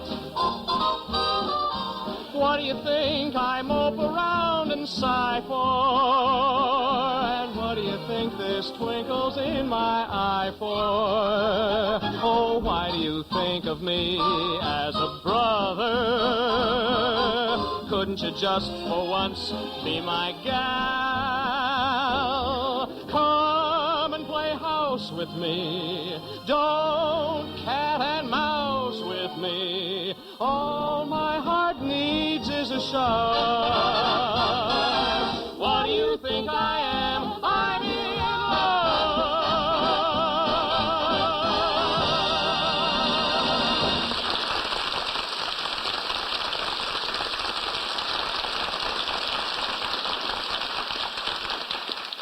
Hey, kids, come quick. There's big excitement up in Bud Hooper's room. Well, what happened? Dr. Reber found that Bud brought Gail Joy to the prom, so Bud's been expelled.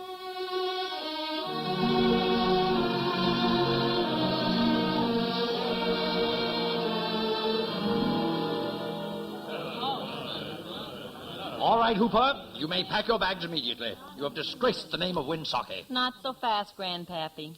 Little Gail has something to say. This kid is a little off his rocker, but I like him. I feel motherly towards him. Oh, sister. Well, you know, like I would to a dog, like Lassie. Just think, Bud. If you could bark, you'd be a movie star. Jack, get that camera ready. Gail Joy is about to play her biggest scene. All ready. Oh, Dr. Reber. My dear young lady, I have nothing further to say on the subject. What a good-looking man you are, Dr. Reber. How nice it would be to get you in the grandstand with my arms around your neck like this. Please, young lady, let go. I got it. What a beautiful picture. He had his eyes shut. Go get it developed right away. You bet. What's the meaning of this? Look, Doc, Bud Hooper is being thrown out of school because he went to bat for me. So if you're going to make trouble for him, I'll make trouble for you. Oh, Green, go phone for the sheriff immediately. I want to arrest that woman. Yes, Dr. Reber. Oh, well, I sure wasn't invincible with the principal. Every time I try to be a help, I always take it on the chin. Every time I hurry to the rescue, always get a Mickey Finn. Every time I play a little gin, I'm always short an ace. Every time I sign a little check, it bounces in my face. Every time I buy a little stock, it always takes a little drop. Every time I think I got a hit, I always get a little flop. And when I think my name will be in lights, it dwindles to a spark, leaving just a lonely little lady in the dark. Gee, Miss Joy, thanks for trying to keep Bud from getting expelled. Yeah, Helen and I will never forget you. When we're married, that is. If we may, we'd like to write you occasionally. Like on Mother's Day. Thanks, son. That would be just grand. Oh, just a minute. Hold everything. I just had word that every paper in the country is carrying our story about Gail Joy, the Winsocki prom girl. Oh, dear me. I happen to have another shot here the papers might be interested in. One prep school prexy with one movie star, slightly around neck. Oh, dear. Dear me. Dr. Reber, the sheriff's downstairs. Oh, yes, thank you, Green. Tell him I want him to take his usual post in the grandstand. There's been altogether too much extracurricular activity. And tell him I'll be right over. Hooper. Yes, sir? It is not my custom to reverse disciplinary action. However, I wish to reestablish the status quo. Is that good? It is. We will have no demonstration. Now, since I understand that Miss Joy is a very special guest, she may have a few words to say to the student body. Well, thanks, Doc. Students, there is one thing I'd like to say, and then I've got to run. Life isn't always technicolor under the Hollywood sun. Just because you hate exams and you've only one prom a year, don't be dismayed. I'd gladly trade, my dear. Oh, buckle down, Winsocki, buckle down. You can win, Winsocki, if you knuckle down. If you're more than down, if you go to town, you can wear the crown and you will only buckle down, buckle down. Buckle down, buckle down, Winsocki.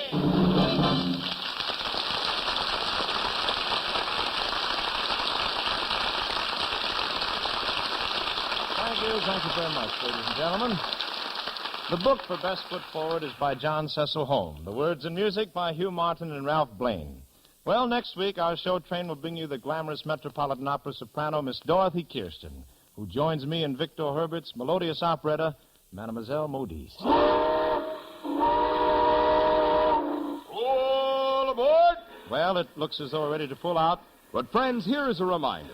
Many thousands of our listeners have asked for the informative 64-page booklet, Quiz on Railroads and Railroading. If you have not yet sent for this interesting booklet, you can get a copy without charge by writing to the Railroad Hour, Transportation Building, Washington 6, D.C.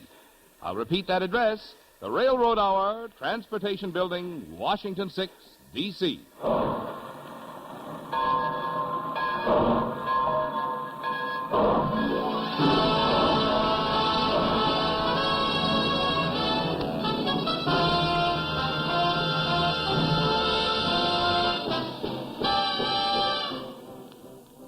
Best Foot Forward has been presented by special arrangement with the Tams Whitmark Music Library. Betty Garrett and Alice Pierce appeared on this program by arrangement with Metro-Goldwyn-Mayer, producers of the Technicolor picture Little Women, starring June Allison, Peter Lawford, Margaret O'Brien, and Elizabeth Taylor. Eileen Wilson can be heard each week on Your Hit Parade. Bill Shirley appeared through the courtesy of 20th Century Fox, producers of Down to the Sea in Ships, starring Richard Widmark and Lionel Barrymore. Gordon MacRae appeared by arrangement with Warner Brothers, producers of My Dream Is Yours, starring Jack Carson and Doris Day. This is Marvin Miller speaking. The Railroad Hour is brought to you each week at this time by 132 railroads, which are members of the Association of American Railroads. Each one of these railroads is an independent business with its own operations and services. Each one competes keenly with others for business, working by itself, but all of them work together for better service to you.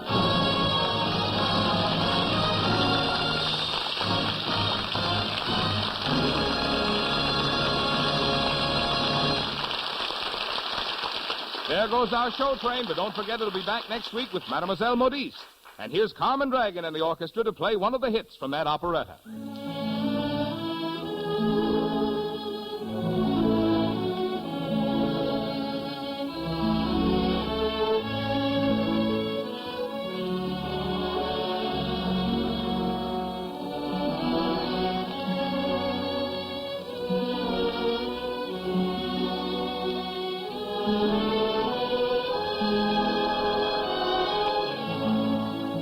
This is ABC, the American Broadcasting Company. The Mutual Broadcasting System has the pleasure of presenting the 12th broadcast of a special 26-week series of plays by radio playwright Arch Obler. In this series, we hope to bring you dramas full of the excitement and the meaning of plays, told in relation to the expanding world in which we live. The play will be introduced by Arch Obler.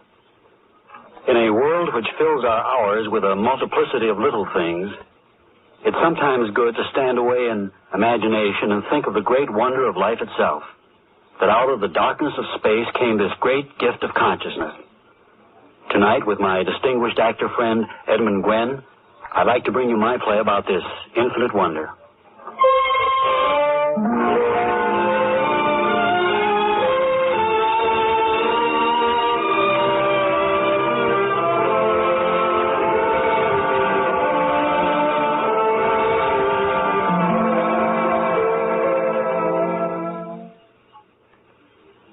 So, my good friends, I can only add that I thank you with all my heart for the honor you have given me this evening. The newspaper men who are here would, of course, like me to make a sensational statement regarding the nature and the effect of cosmic rays. That is understandable. We know that these rays originate in the cold distances so far beyond our universe that the human mind cannot begin to grasp the reality of the endless darkness. We know that these cosmic radiations are continually bombarding us, changing the very structure of things with every passing second. Some of us believe that it is this radiation which, acting upon the atoms of primeval matter, caused the gradual evolution of the creature called man out of primeval slime. Yes, a popular magazine article recently headlined the cosmic ray as the essence of life. The essence of life. Perhaps. But where out of the frigid darkness come these radiations? Where? What lies beyond the reach of our greatest telescopes that is the source of this tremendous unseen flow of cosmic energy? Some of you stir restlessly. You are thinking, our friend Sir Albert grows senile. Life grows short for him. He is looking out into the night with fear. No, my friend. It is not fear that makes me ask the questions, whence and where. It is not even hope. It is wonder. Wonder at the source of this unending stream of power that drives across eternal space, bringing our universe what may be the very source of life. Now I say to you, what so many of you already believe in your hearts, that our world and all we know of it, all things, all beings, is not mechanism, but the result, the expression of a thought, a great, transcending thought. I leave you with this question. Can it be that cosmic radiations are a direct expression of that divine eternal thought?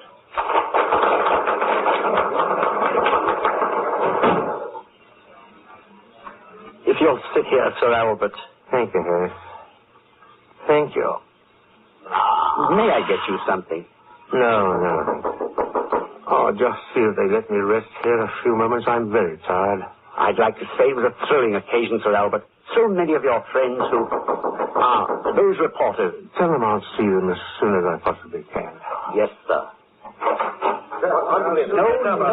No, I'm sorry. Sir Albert cannot see anyone just now. He's indisposed. Yes, I must see my father. Oh, I beg your pardon, Mrs. Lennox. If you'll step in. Good evening, Mrs. Lennox. Good evening, Harriet. No, not now. Sir Albert will be out in a moment.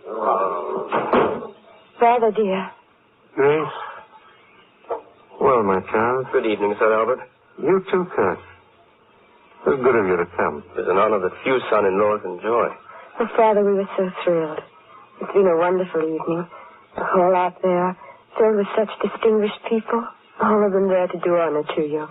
Oh, I was so happy I started to cry, and Kurt got so embarrassed. Father, are you ill? You? No. Just weary. Oh, we'll take you home, sir. No, there's no need for that. Harris here will take care of me. Father, you are ill. Why didn't you let me know? We would have come back to London sooner. How can I convince you? I'm quite all right. But your face, I've never seen it so tired. As if you hadn't slept for days. That's true enough. You haven't been resting? No. But you've never been troubled with insomnia? I haven't slept more than 1 hour a night in the past week. Father, There's no need to be alarmed. Father, what is wrong, please? Please tell us, sir. Yes. Yes, telling you, the two of you closest to me, that would clear my mind, wouldn't it? It started exactly 7 days ago. I can't sleep because of a dream. Dream? Yes, dream. Dream. The same infernal dream, night after night for 7 days. A dream without meaning. A dream from which I awaken and then can't sleep again. Is it something horrible, sir? No, there's no horror in it. And yet, I don't know. All I know is that the recurrence of the dream is beyond endurance. I'll tell you something.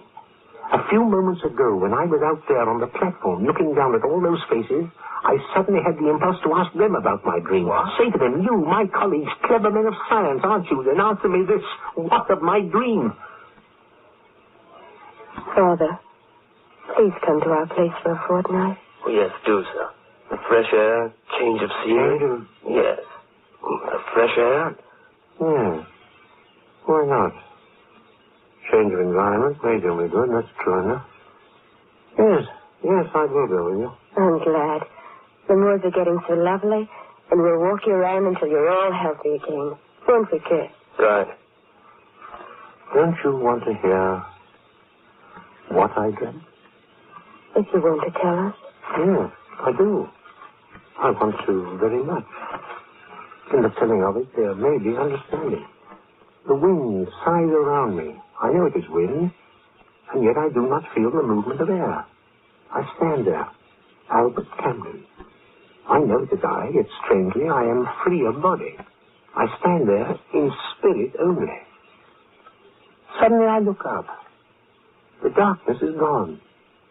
Thousands of twinkling stars and the icy brightness of the planets.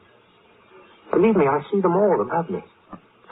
Suddenly, far above me, A star grows brighter and brighter.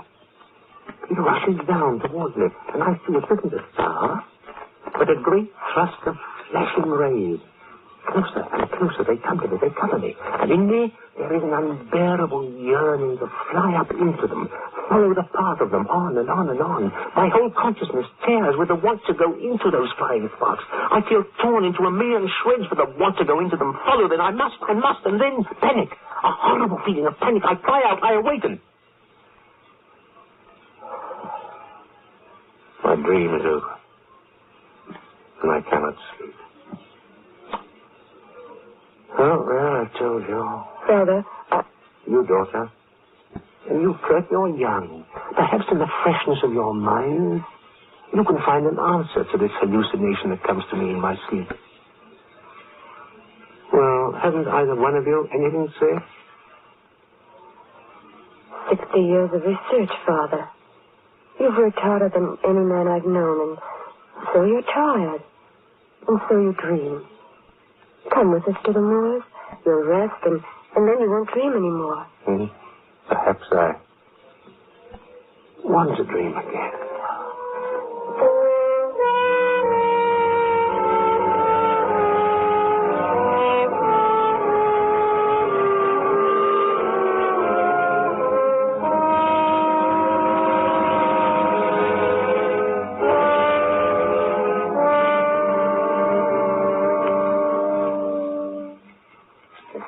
Hungry.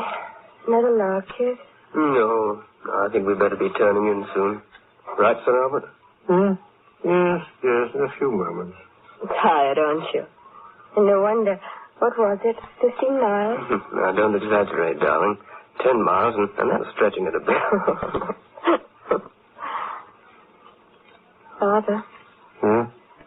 You are feeling better, aren't you? Huh? I said your health. You're resting at night. Tad's been better since you've been here with us. Yes, of course. I'm so glad. Sometimes I was almost afraid that you... Oh, but I'm talking too much. And I should be sleeping. Well, if I go to my lily white couch. See it? No, I think I'll have another pipeful before I turn in. Well, if I'm spurned, I'm spurned. You, Father, going up? No, I'll sit here a bit if you don't mind. All right. But don't sit up late, you two. We won't. Night, Father. Night, dear. Good night. Wind's rising. Look at those sparks go up the chimney. Kurt. Yes, sir? What I said before, it isn't true. Sir? I told Grace I've been sleeping well. I haven't, you know. Guessed as much. It's been worse every night. The dream? Yes. If I only could understand the meaning of it. I tell you, boy, it's like a familiar name you can't remember. The want of remembering grinds in your head until it's beyond endurance. Is it the same as you told me? Yes, exactly the same. The hilltop, the feeling of freedom from body, that rush of sparks like music to my ears, the want to rise up beyond them, then the sudden feeling of panic and the horrible awakening. What does it mean? What? Every night, over and over. Why? If I could do something, sir. Do? What is there to do? I'm not a young man. The work's been such a strain. If you'd let yourself be examined, I mean a competent medical man who'd find that, well, a subconscious cause of your dream. You're not angry, are you, sir? There's no reason to be angry. I think I'll go up. Good night. You're not? No, I'll sit here until the fire's burnt out. Good night, son. I'd like to say that, well, the reason I suggested a psychiatrist was not that I understand, okay? Good night. Good night, sir. I hope you rest well. Good night.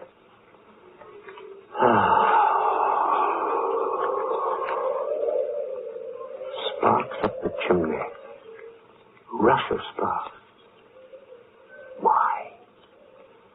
Why? Oh, I'm tired. Sleep. But if I sleep, I dream. sleep. To dream. Dream. Dream. Dream. Dream.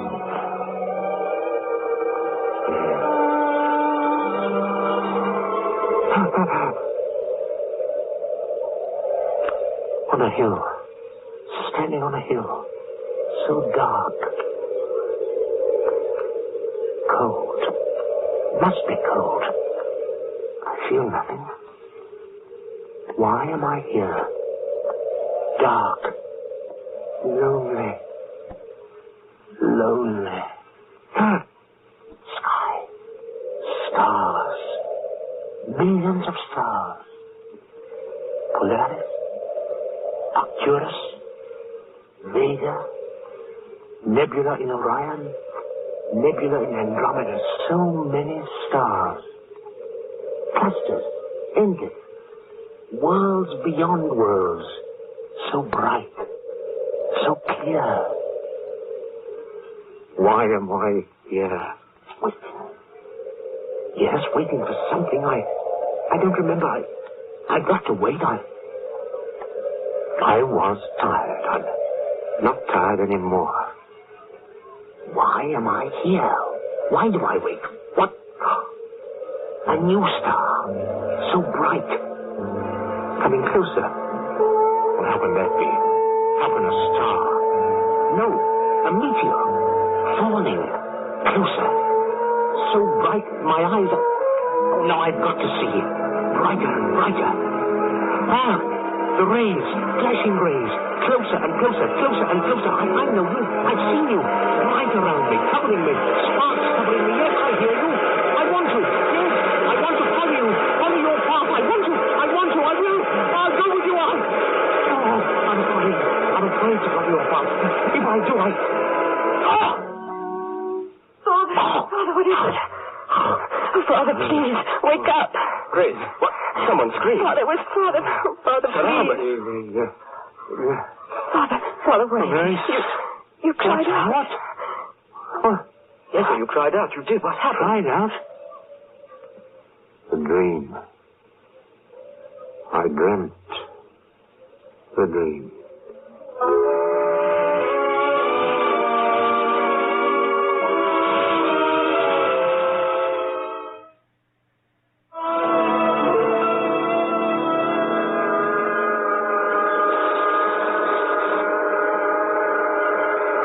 Creation. Yes. Infernally impatient, whoever you are. Yes, where... If I might come in, Reynolds. Sorry to disturb you at this hour. Come in, sir. Come in. Thank you. I had no idea, sir, keeping you waiting. Quite all right. The country, sir. Did you enjoy it? My son-in-law brought me back to see a doctor. You're ill, sir. A chair, won't you sit? No, quite all right. What time is it? Almost 11, Sir Albert. If you're not well, somehow I had to come here tonight. Late as it was, I had to. All the laboratory workers, we've missed you, sir. It's been a long time since you left London. Almost a month. 29 nights. Did you say something, sir? No, nothing. Tell me, the work. Has it been going well? Quite well, sir. Outside, I could hear the whine of a generator. Yes, sir, this here. We've gone right ahead with the work. We've gotten some rather interesting results by reverse excitation of the cathode fields. May I show you? Yes. Well, sir, the Regents asked us to devise some means of illustrating, or rather, visualizing cosmic radiation so that it can be demonstrated in the classroom. I devised this contraption. It has no authenticity, but it does visualize on this fluorescent screen what a rush of cosmic rays might look like. Show me, boy. Right, sir. You'll see. It does visualize cosmic radiation for the students. Watch, sir. See, sir? On the screen. Sir Albert! Sir Albert, what is it? Same. Same, I tell you. In miniature, but the same. I don't understand, sir. The rush of sparks. The pattern of sparks, I tell you. Sir Albert. Don't look at me as if I was crazy. I've seen them. The same pattern of flying sparks, but 1,000 times greater. Sir Albert, you're not serious. Cosmic rays, they aren't visible to the eye. Glorious, driving through space, through the universe, showering the earth. Sir Albert. I've seen it, I tell you. I've seen it in my dream. Dream? Yes, in my dream. That's what I wanted to know, and now I do know. What I've been seeing in my sleep. Cosmic radiation. Cosmic rays. The path of them out of the infinite. Pouring out of one floating point of the darkness of space. Yes, stare at me all you want to, but I've been dreaming that night after night. I've been... Well, why do I dream that? I know what I dream, but I don't know why.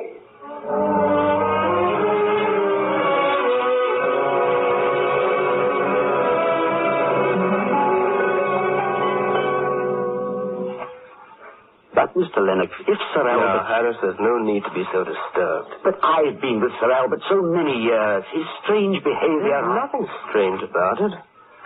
He apparently walked around the streets until he was exhausted. So, when he came home, he announced that tonight he felt certain he'd be able to sleep.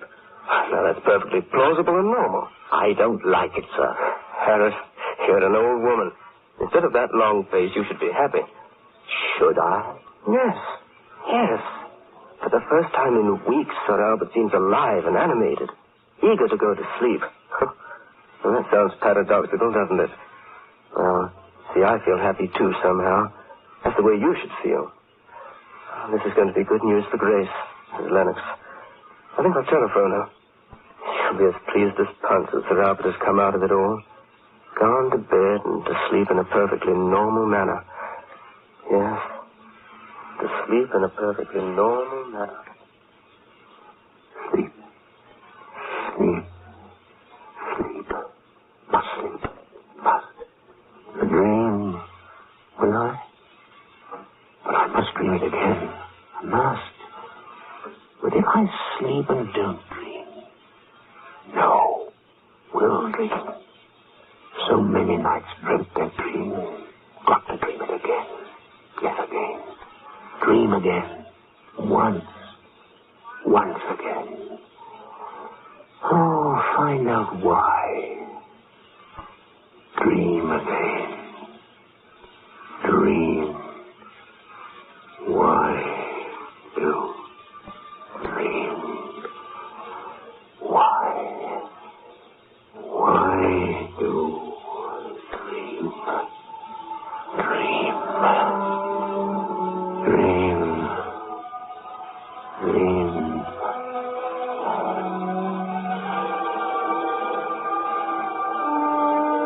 Dream.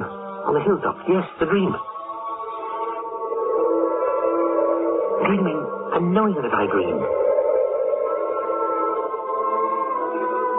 Cold. Feel the cold. I never felt the cold before in the other dreams. If this dream is as the others, sky will clear. Yes, stars. Millions of them. So bright. Oh, no, I can't be dreaming. So real. No, this can't be a dream. I'm not asleep. I'm not. Wait. I've got to remember. Sitting in front of the fire. Yes, I was sitting in front of the fire. Got that? Wandered out of the house. Yes, that's it. Not a dream. Wandered out into the night. On a hilltop. I'm here. Yes, I am. Stars so bright, everything around me so real. This is reality. It must be. No. A dream, I know. A dream. Waiting. Listening. For what? I can't remember. Something that should happen. happened in this dream? Oh, why can't I remember? I must remember. I will remember. What? A star? Out there? How bright? Oh, no, it can't be a star. No star can be so bright. A meteor. Yes, a meteor. Rushing at me. Oh, I'm afraid I've got to run. It's rushing at me. Why don't I run? No, I can't. That sound. The rays. Now I remember. Yes, I remember. Yes, the rays. That's what I was waiting for. Always in the dream, the rays. Coming down at me. Pouring from the sky. I remember. Why should I be afraid? Rays. I know what they are now. No, I'm not afraid. Rays, glorious, coming down, closer. Soon they'll be touching me, covering me. Glorious rays. In my dream, I'm seeing rays of the cosmos. Wonderful dream. Wonderful.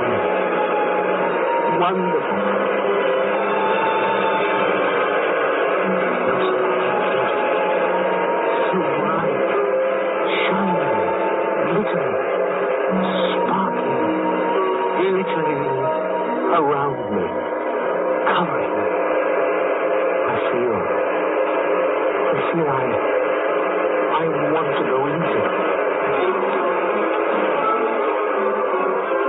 Yes, follow the path of them, path of the rays.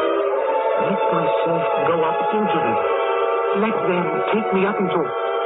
No, I'm afraid. I'm afraid.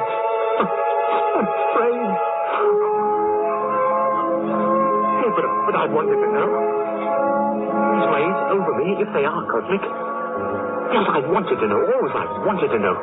In the dream. Wait, where they come from. What's beyond them.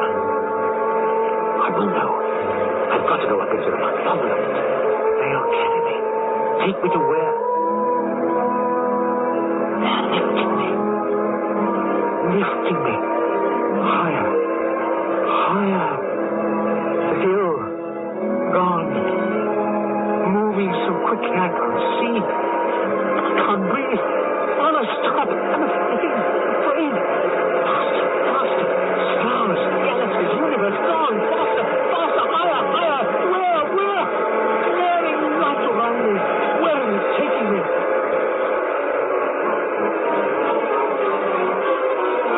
Yes, I hear her. But what?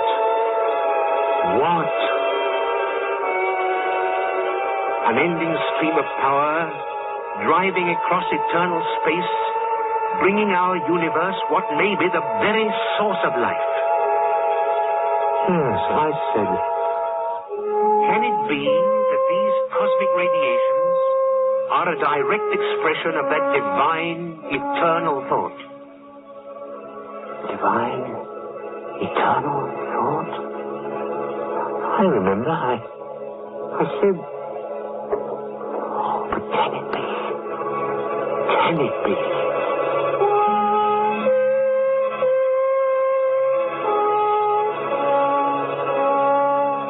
Brighter and brighter. My eyes. I see again. What?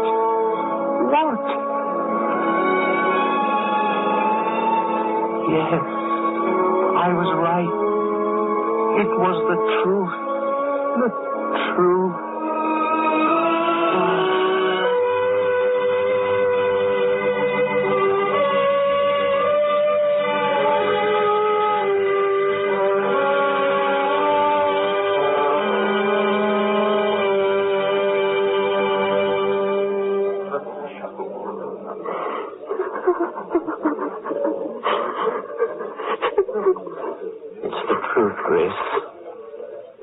Father died peacefully in his sleep.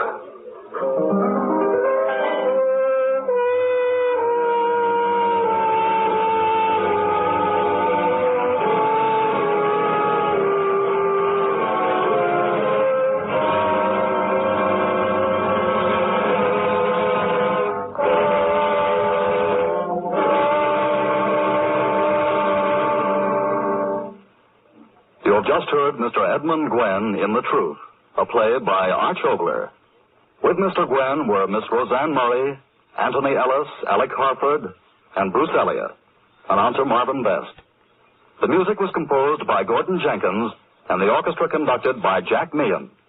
Mr. Gwen will soon be seen in the Metro-Goldwyn-Mayer picture, Bewitched, which was written and directed for MGM by Arch Obler. Next week, we will bring you a new play, Big Shot. The program notes tell us that this is a comedy exclusively about big shots.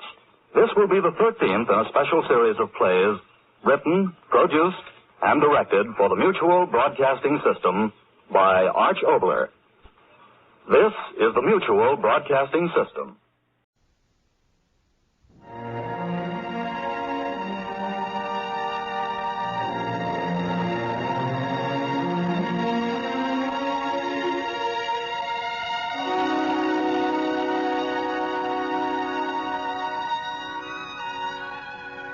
In those early years of the European conflict, vague rumors of atrocities had begun. But who could possibly believe in the safety of our homes, that soon there would be ashes of men, women, and children sifting out of the crematoriums? And so I and Norma Shearer, the premier actress of the time at MGM Studios, the two of us did not hate.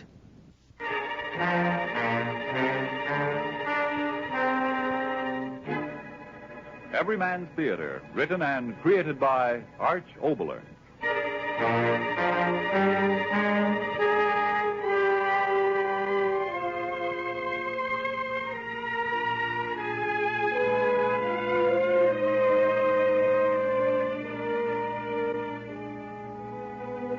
Oxidol presents Miss Norma Shearer in a thrilling love story, The Women Stayed at Home, with a special symphonic accompaniment of Wagner's deathless love music, Tristan and Isolde. And here is our writer-creator, Arch Obler, who will introduce tonight's play. The scene, a windswept coast. It is night. For once the sea is calm. It waits ominously upon the edge of shore where sits a woman and an old man. For a long time they've sat quietly, but now the woman speaks to the old man, and her words lift out to the sea on the rush of the wind. Lonely?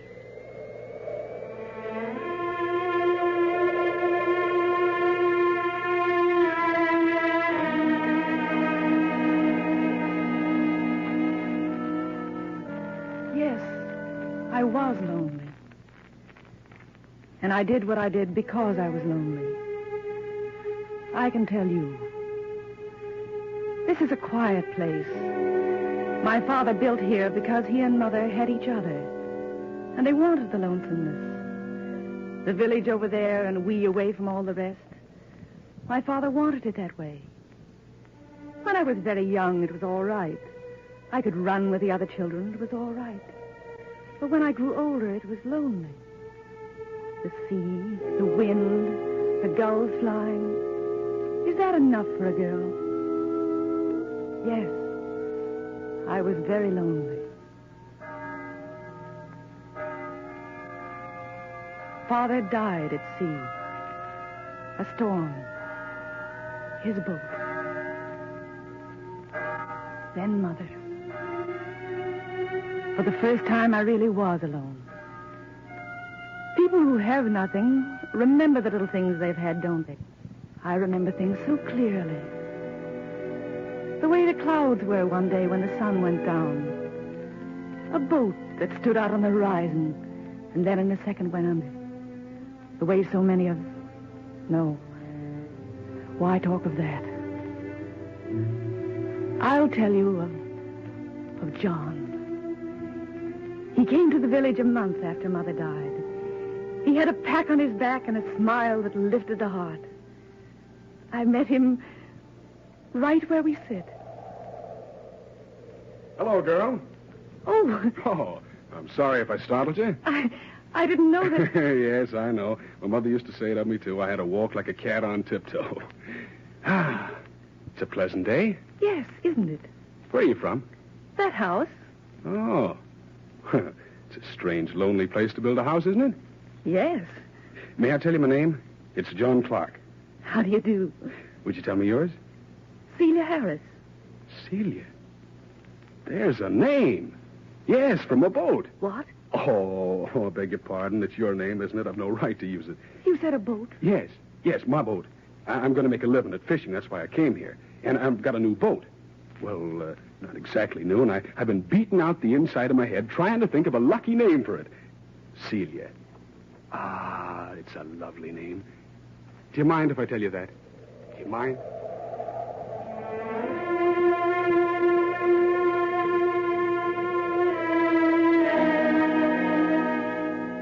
I didn't mind. I didn't mind anything he told me. The village was so happy the day we married. It's good to remember. Seal. Yes, darling. Now's the chance. What? To get away from them. Oh, but John. Shh, now, quiet. Now, slip easy as a ghost around the corner. Now, come on, run.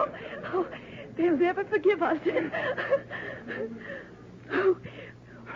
Go on now. It's the dancing and the drinking that they're after. Now, come on, faster. Oh, I can't. Yes, oh, you really? can, Seal. Come on now. Oh, no, John, no. What? I can't. Not another step. Oh, it's beating so. My heart. My heart. John. Oh, I want you. I'm yours. Always mine. Always mine.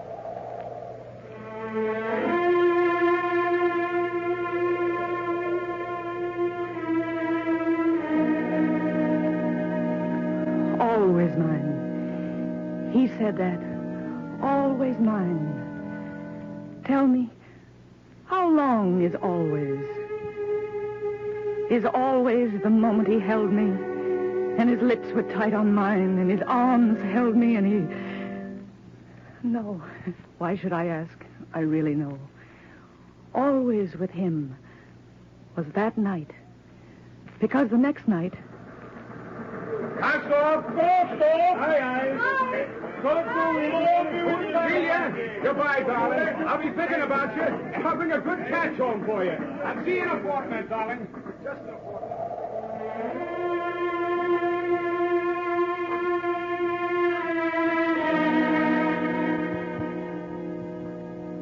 He said that to me. But in a fortnight, he was...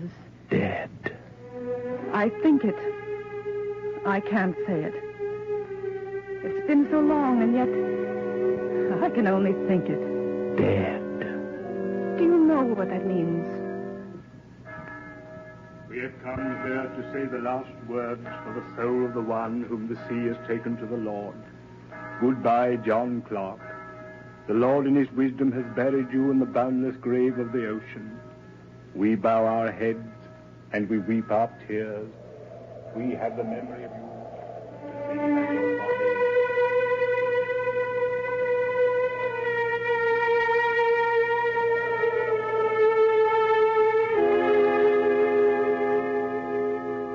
Do you know what that meant? I was alone again. Yes, alone again. The Widow Clark. Hi, the Widow Clark. The Widow Clark. I ran from the village, back up the long path to my house, and all the way it was tearing at me. I was alone again. Alone again. But a new loneliness, a horrible loneliness. When you've had nothing, all right, you know nothing. But I'd known something now. His look, his laugh, his lips, his arms, the crush of his arms.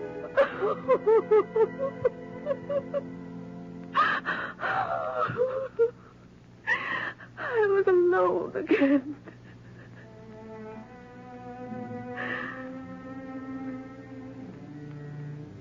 A day and a night. A day and a night. One after the other. An empty day after an empty night. That's what was ahead of me. And that's what I had.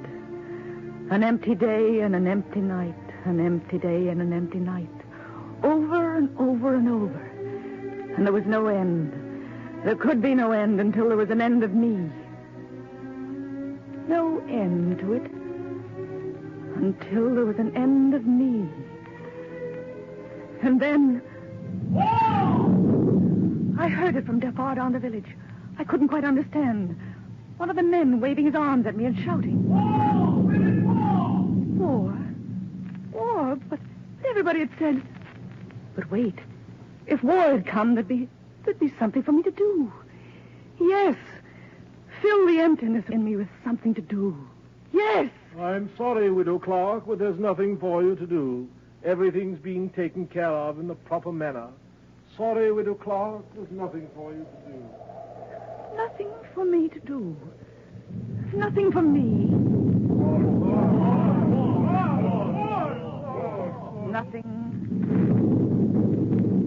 for me. Navy blockade them. You are to naval battle. Submarine. Army. Navy. Army. Navy. But nothing for me. War means something to those who have something to live for, to fight for. But when you have nothing... Empty days after empty nights. Over again, over again. And again I began to think. No end to it until there is an end to me. Why not? Walk into the sea. Let the sea fill my emptiness. Cover my loneliness. Why not? Why not? I left the house and walked toward the sea. The sand crushed beneath my feet the way it did that night. That night he ran with me. The water was dark. I was at the edge and into it. Deeper and deeper into it. Cold against me. Cold as the days and the nights. But this coldness would end, and with that ending put a finish to the ache in me. And then something touched me. I looked down, white in the water. A hand. John. The thought echoing in my head, and then no. A stranger. Someone. I dragged him out of the water to the beach. A stranger drowned in the sea. Dead, yes. But no. My ear against the wet of him. His heart, yes. The beat of it. Faint, but the beat of it. Dragged him, carried him to the house, warmed him, hour after hour, and slowly the beat lifted with the blood in him. Stronger and stronger.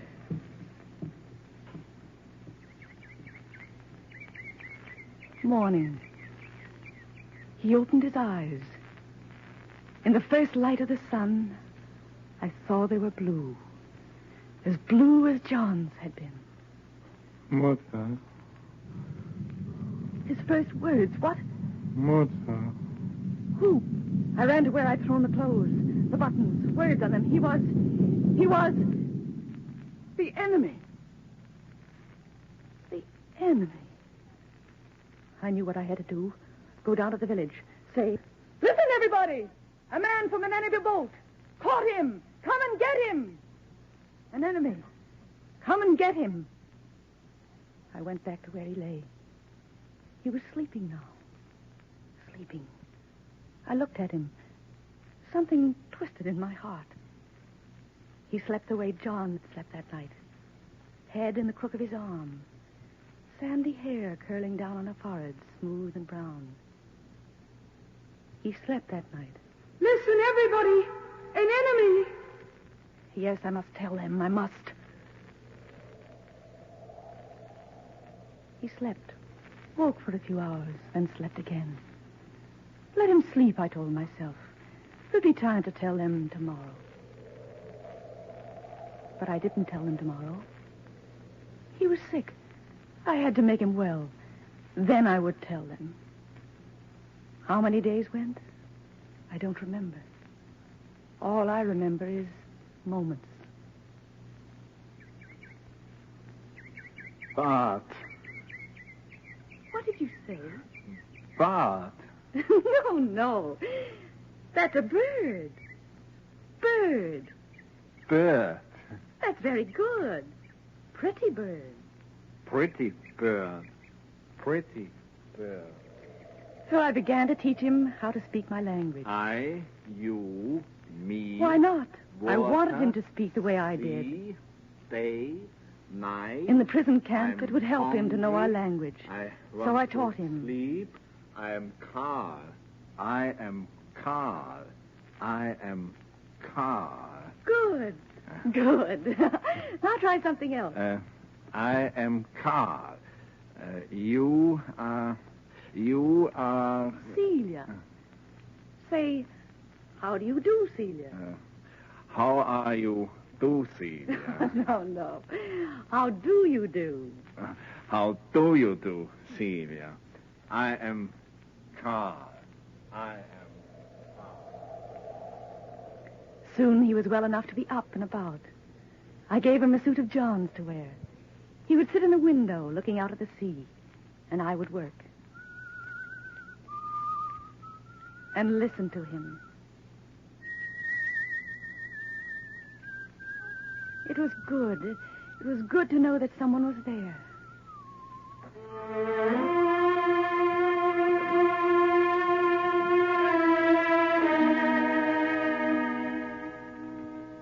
Suddenly, I realized something.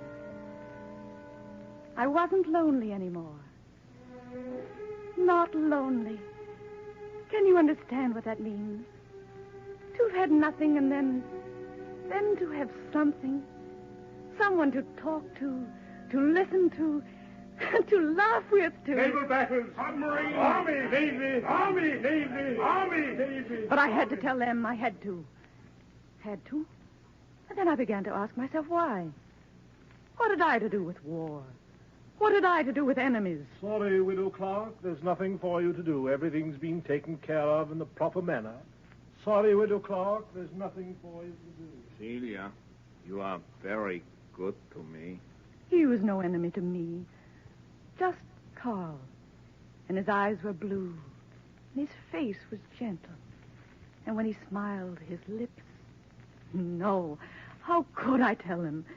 And then... it happened. Celia, who is there? I don't know. No one ever comes up here. You must answer. Hide. No, trouble. The police. They'll take you. Hide, I tell you, quickly.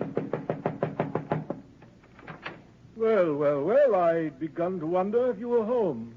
Oh, Mr. Stanford, what do you want? Want? Now, there's a question.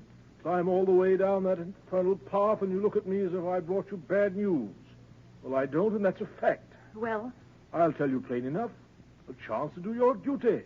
Yes, and I'm the one who's fixed it for you. What? What? Have you no other word but what? Your duty in this war, of course. The district teacher's offered to join his regiment. You come down to the district schoolhouse 3 times a week and teach the children. A chance to do your duty, Widow Clark, for God and country. For God and country? Teach the children. Come down to the schoolhouse. Leave him. I will be all right, Celia. Go. I will be all right. So I went. Down to the village again. And heard of many things down in the village. They're drowning all men. They're swamping the lifeboats. They're swamping the lifeboats. They. Oh, yes, the enemy. Drowning and bombing and killing. They. The enemy, all day long, all I heard, the enemy. I climbed the path. Back to the house at sundown. He was waiting. Celia, I'm very happy to see you. I said nothing. What could I say? We ate. It grew dark. He didn't speak again. Just looked at me.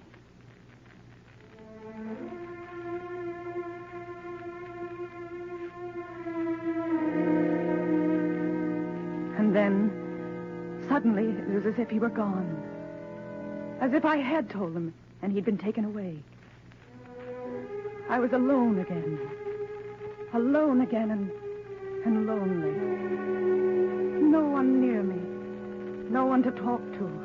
The emptiness of the days again. No. I couldn't go back to that again. I couldn't.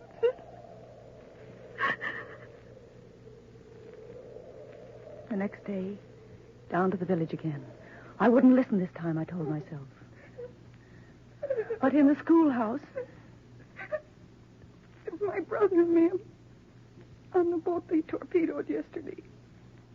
They killed my only brother, man. They again. They're drowning our men. They're killing our sons. They're killing our fathers. Drowning our men. They're drowning our men. Hey.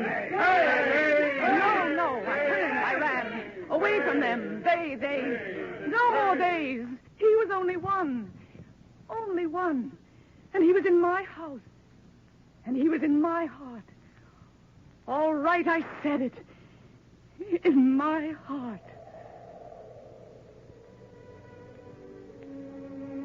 He spoke to me that night. Celia, I want to say something to you, please. Yes, Carl. You are not happy. No. It is me. I know I'm... Carl, please. If I could speak well enough to tell you... What? That all these days I've been with you, I've been thinking, and I have been learning that what you and your people think is right. And because it is right, it will live. I know that now.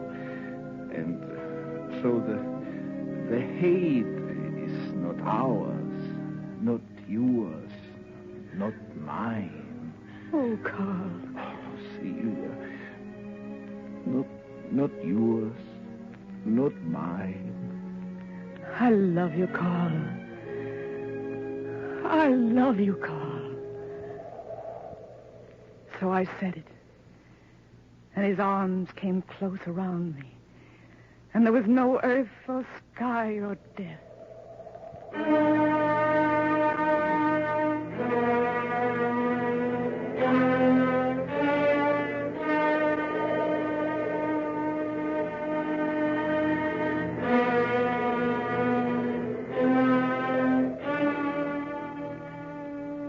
The days after that, days that stood still in wonder, and then in rush were gone.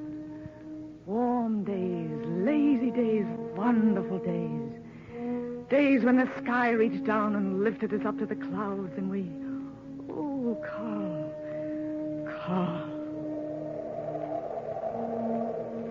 And then a new day. A morning. Sun awakened me. Stretched out my hand. Carl. No. Carl. Carl, where are you? Carl, where are you? Carl! Gone. Gone. I cried. Not very long. You see, I understood. Always in our days together, there's been a cloud. And with each passing day, that cloud would have grown larger and larger until there was no warmth of sun for us. The cloud of fear. Fear that someone of the village would see us. See him, and seeing him end my world for me. And he knew that. And so he went away.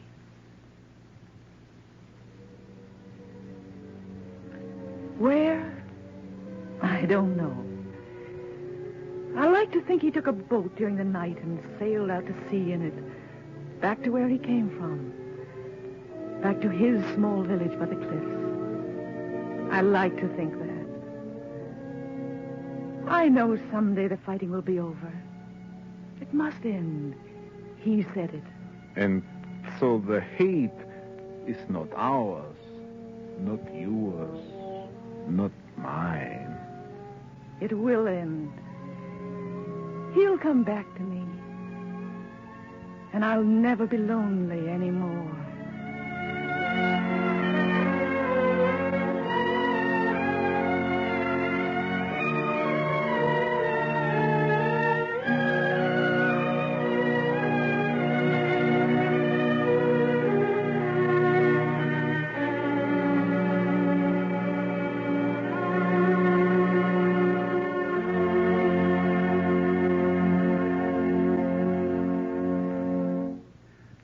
This is Arch Obler. Tonight it has been a great privilege to bring you Norma Shearer in my play, The Women Stayed at Home. All of us here, and I know you out there, are grateful to Miss Shearer for her stirring performance. With Miss Shearer were Hans Conried and Howard Duff. The special arrangement of Wagner's Tristan und Isolde was arranged and conducted by Gordon Jenkins.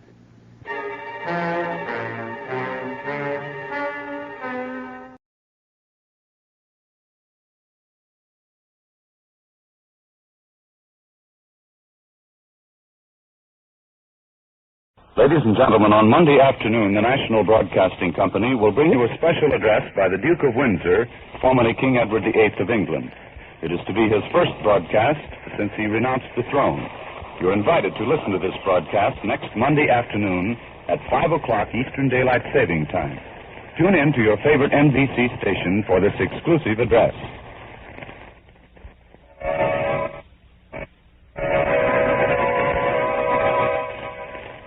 Arch Obler's Plays.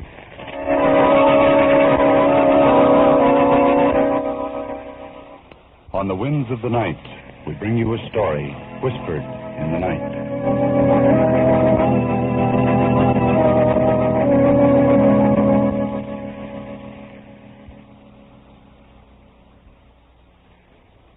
The place, the island of Arran, off the west coast of Ireland.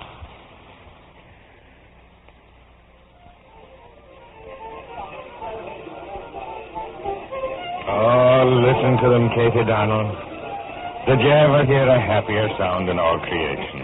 Aye, Father Donahue. It's not every day that such a blessed marriage comes on the island. Ah, but he's a good boy, your Thomas. Aye.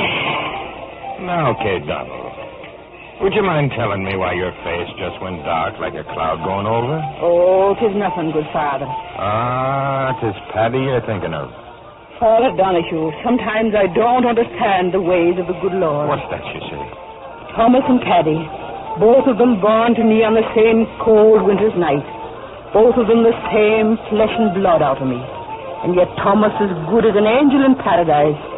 And Paddy evil from the moment he took his first breath of God's good air. Now, Katie, don't talk like that. Oh, it's true, Father, it's true.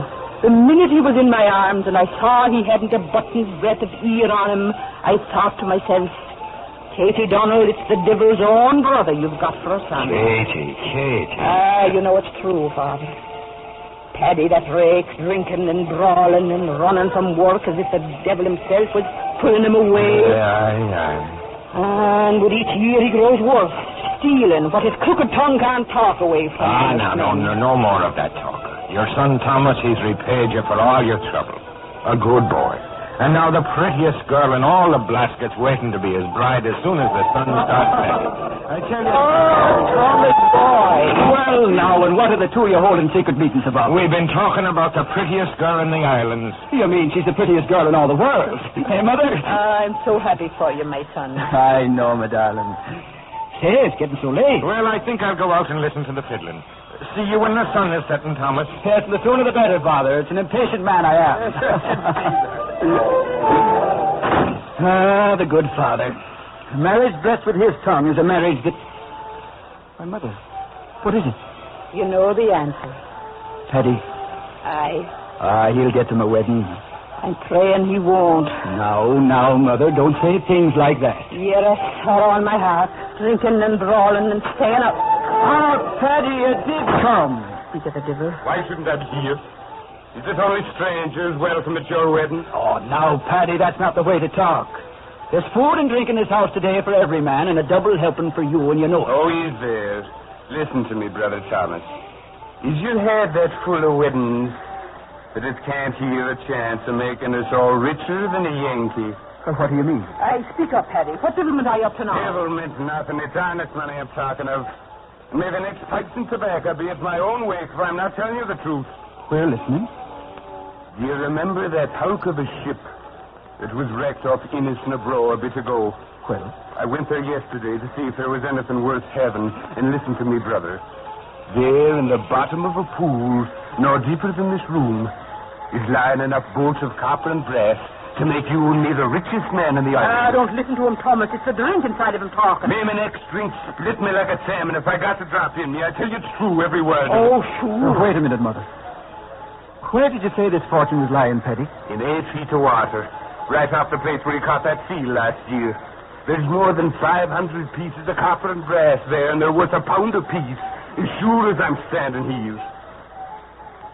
Well, haven't you got a word to say to me? Yeah, it's a long while, Paddy, my son, since you brought back anything worthwhile to this house. Well, I've done it now, no mistake. Don't stand there like a lump, Thomas. Get the boat out. I tell you, there's a fortune waiting. But, Paddy, my wedding. You talk like you're cracked. Wouldn't you rather bring the bride a pocketbook filled with gold sovereigns than the empty leather you got now? Well, Wouldn't you rather be able to give her a bit of meat in the house and a little dress for the prettiness of her than the empty words you now give her? But, Paddy, I can't. Your mother, you talk to the man. A king's fortune right under his hand, and the cracked fool won't bend over to pick it up. But if it's in the sea, Paddy, it'll wait until after the wedding. Oh, wait, will it? And with those Inish boats sailing all around the place. I tell you, it's now or never, and my soul to the devil if I'm not saying true words. Come on, Thomas. 3 hours, I'll have you richer than a Yankee. You've never... Wait. It's Eileen herself. Let her have the word whether you stay or go. Stay or go where, Mother Donald? What's going on, Thomas? Well, you see, Eileen... Dear of the day, short, let me say it. There is a fortune in brass and copper bowls waiting for us in water no deeper than a man's neck over his Inishnabrove. And Thomas here thinks you'd be fool enough to say no to his going. But must he go now? The sea doesn't wait. For all we know, those Inish fishermen have found the treasure already. And we'll be back in 3 hours, You'll have a dress for every day of the week. Thomas, do you want to go? Well, we could build a new house with the money. Sure, the finest house O'Donnell ever had. Well, look at this place. The hens fall through the roof every time they scratch a bit before setting. Mother Donald, you haven't said your word. Do you think Thomas should go now? I mean with all them out there. Well, child, we're so poor. £100. We'll be kings of the island. Fast now. We can take the side. Wait, brother. Eileen, it is your wish. I'd be a poor wife to you, Thomas, if I stood in your way of making a living even before our marriage. Oh, there'll be time enough for that stuff when we get back. Come on, Thomas. Here I'm coming. Until the wedding, darling. Got going. Thomas? Yes. I'll be back in 3 hours, darling. Bye-bye, Mother. Hurry back, my son. Our friends are dancing for the wedding. You shouldn't keep them waiting. I won't.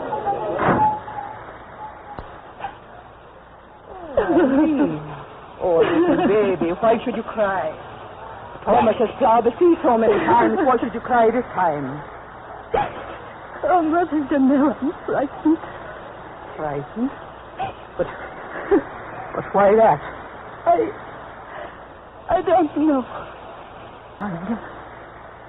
Seems as if the waters of the sea were closing over us. Oh, Mother Donald, hold me close. I'm so afraid.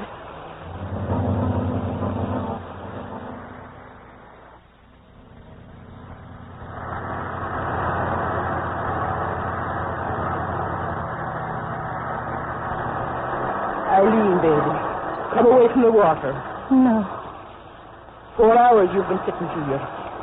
What good is it? He said he'd come right back. I know.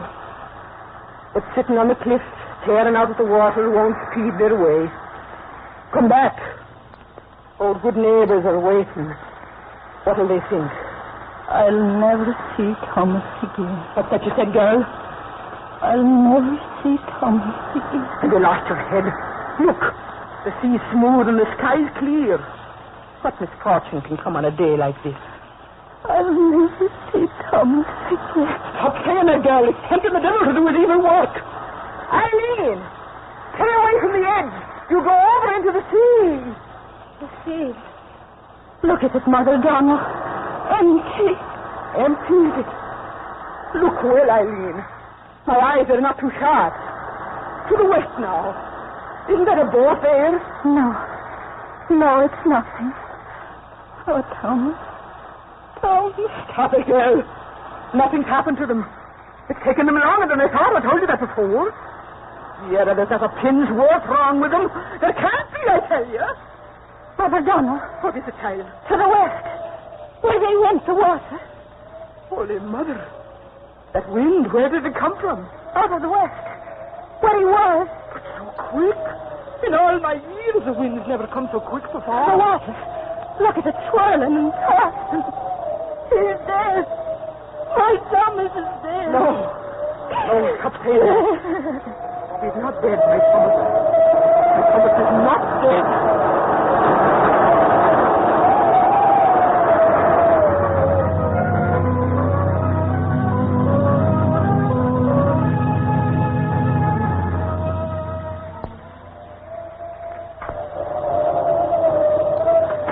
Come in, good neighbor.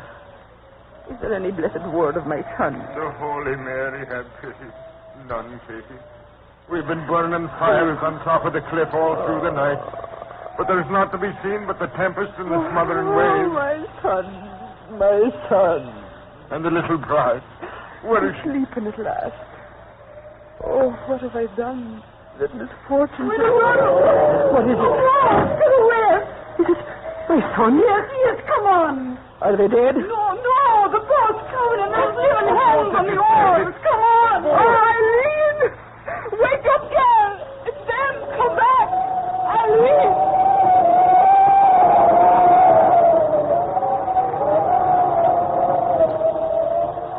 Hi, Mother Donald. Oh, Tom. Yes. I'm moving fast as I can. It's hard against this wind. Blessed wind, let him live. Oh, you bless it for the life of one girl, and I bless it for two. Look, all the people. Aye, the word is spread. Can you see anything, Eileen? Oh, there's so many on the beach. Oh, why don't they stand aside? Good neighbors, let us through. My country's coming home. Yes, let us through. It's the Widow Donald. Aye, let them through. Come on, stand aside. Oh, I can see nothing. The waves in the dark. Eileen, do you see? No, there's nothing. Oh, someone tell me. What do you see out there? Where am I from? Up there to the north, Widow Donald. There, through the Tiger Rock. Yes, Mother Donald. I see them. I see. Where? Point it out to me, girl. There. Follow my finger. Oh, blessed Mary, they're coming back. Oh, Eileen. If only my eyes were young and sharp again. Can you see them both? Both, my son? No. I can't quite. Just the boat, and it lifts and falls in the trough of the waves so quickly, I can't. Ah! Eileen, what is it? What do you see? One. There's only one boat. No! What are you saying, girl? Only one in the boat? Yeah, the girl's right. There's only one in the boat. Which one is it? I can't make out. Hey, is it Tommy or Petty? Into the surf with you and give them a hand now. Hey, get back there. That way.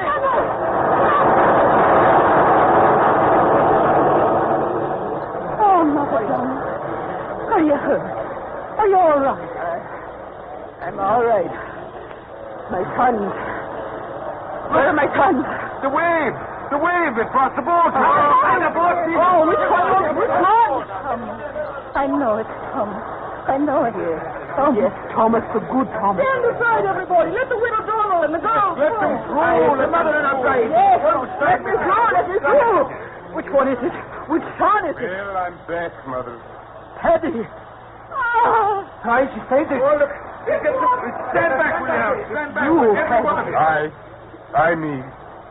Ain't I got a right to live? Tell me quick. Where is my son Thomas? Tell me, Paddy, where is my Thomas? Where do you think he is, woman? Dead. At the bottom of the sea.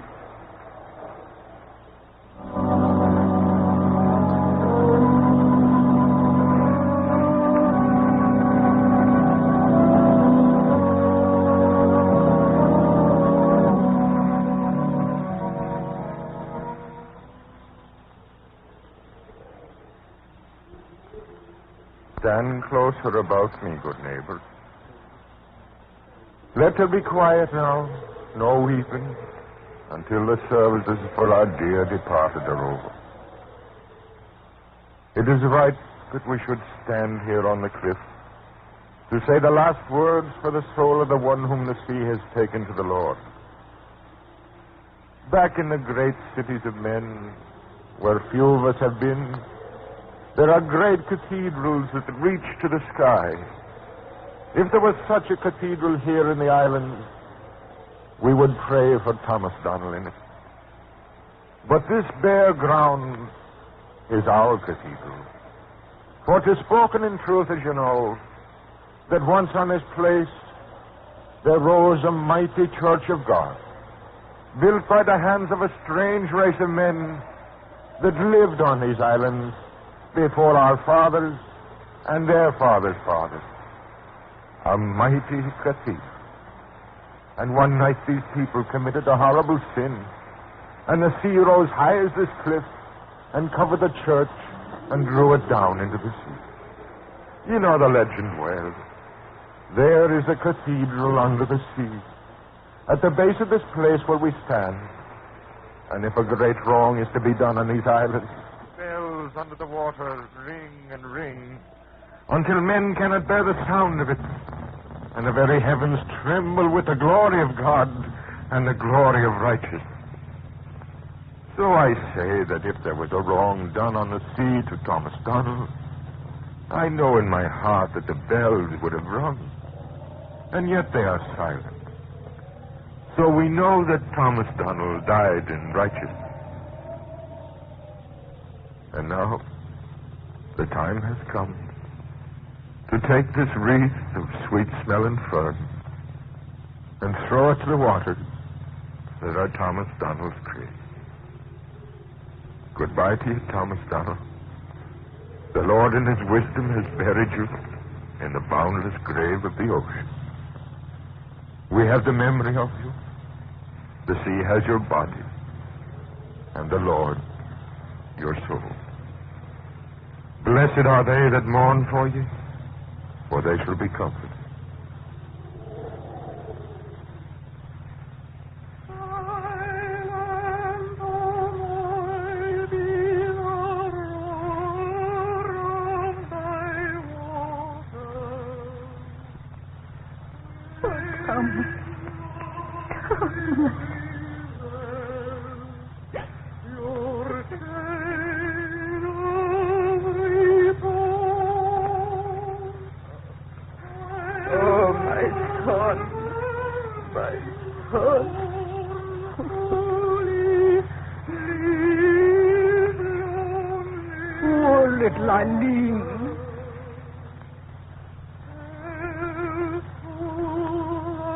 Aye, but she's young, and young tears go quickly.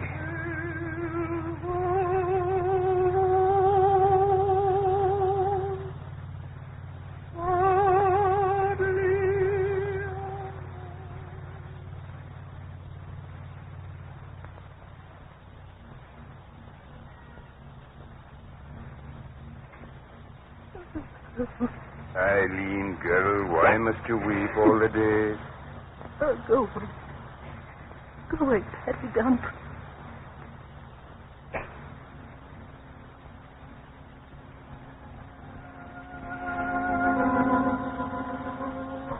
I'm thinking there's winter in the air. Eh? Eileen, girl. I've no feeling for talk, Patty Dunn.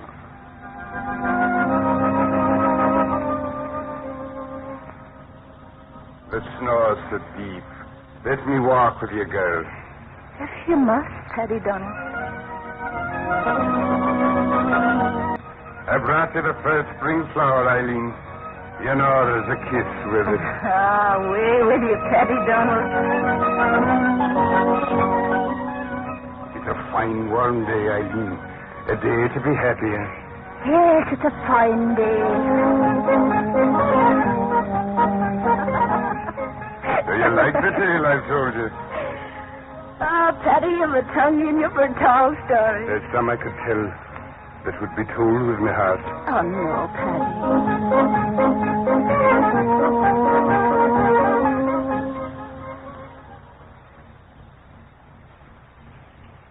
Give me your hand, Eileen. You took it, why I want more. No. All these months I closed them out of me to keep from saying it. I want you, Eileen. Oh, Paddy, how can you stay? Why not? Why not? Thomas, your brother. But he wanted me to have you. What? Aye, he did. You've heard me tell the story. The boat turned over. He was drowning. I tried to save him. Yes. Before he went under, he cried out, Eileen, take care of her. So marry me, Eileen. Thomas wanted that for you. I swear it. Marry me. Marry me. Marry me. Marry me. Marry me. Yes.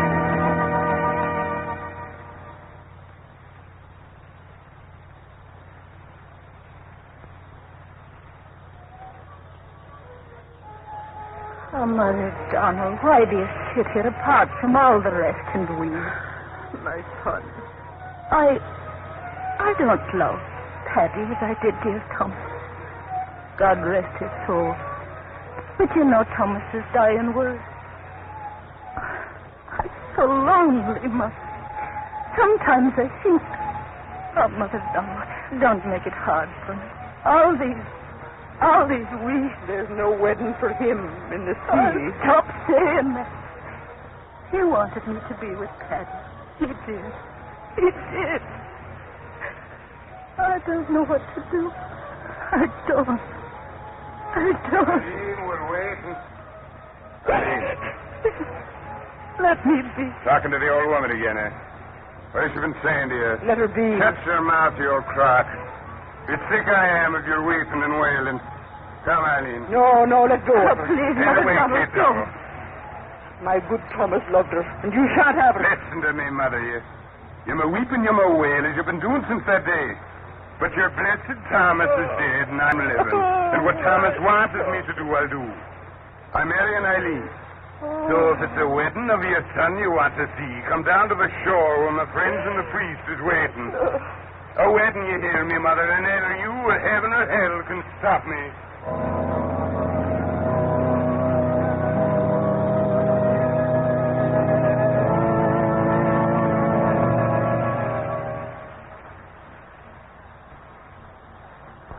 All right, Father Donahue.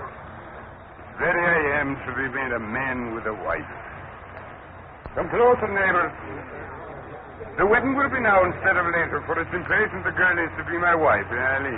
I'm cold. Cold, did you say, with me next to you, and the sun warm and the sea, till the fog's as heavy as my hand after the wedding. Now, what's the matter with all of you? You stand there as if I was talking of burying instead of wedding. Well, I say the devil with you. Paddy, you're drinking, you. I say it again, the devil with all of you with your long faces. Look at that fog and look at the water. This is a day for a king of the sea. And I'm a king. Marrying the girl I've always wanted. Kiss me, girl. No, please. Kiss me. I'm marrying you. Let them all see. Everyone hear. And the sky and the fog and the sea. Who cried out? Who was it? It's the widow Donald. It's Katie Donald. Let me through, Katie. Kate Donald, what is it? Stop my wedding, she is. Well, you won't. Wait!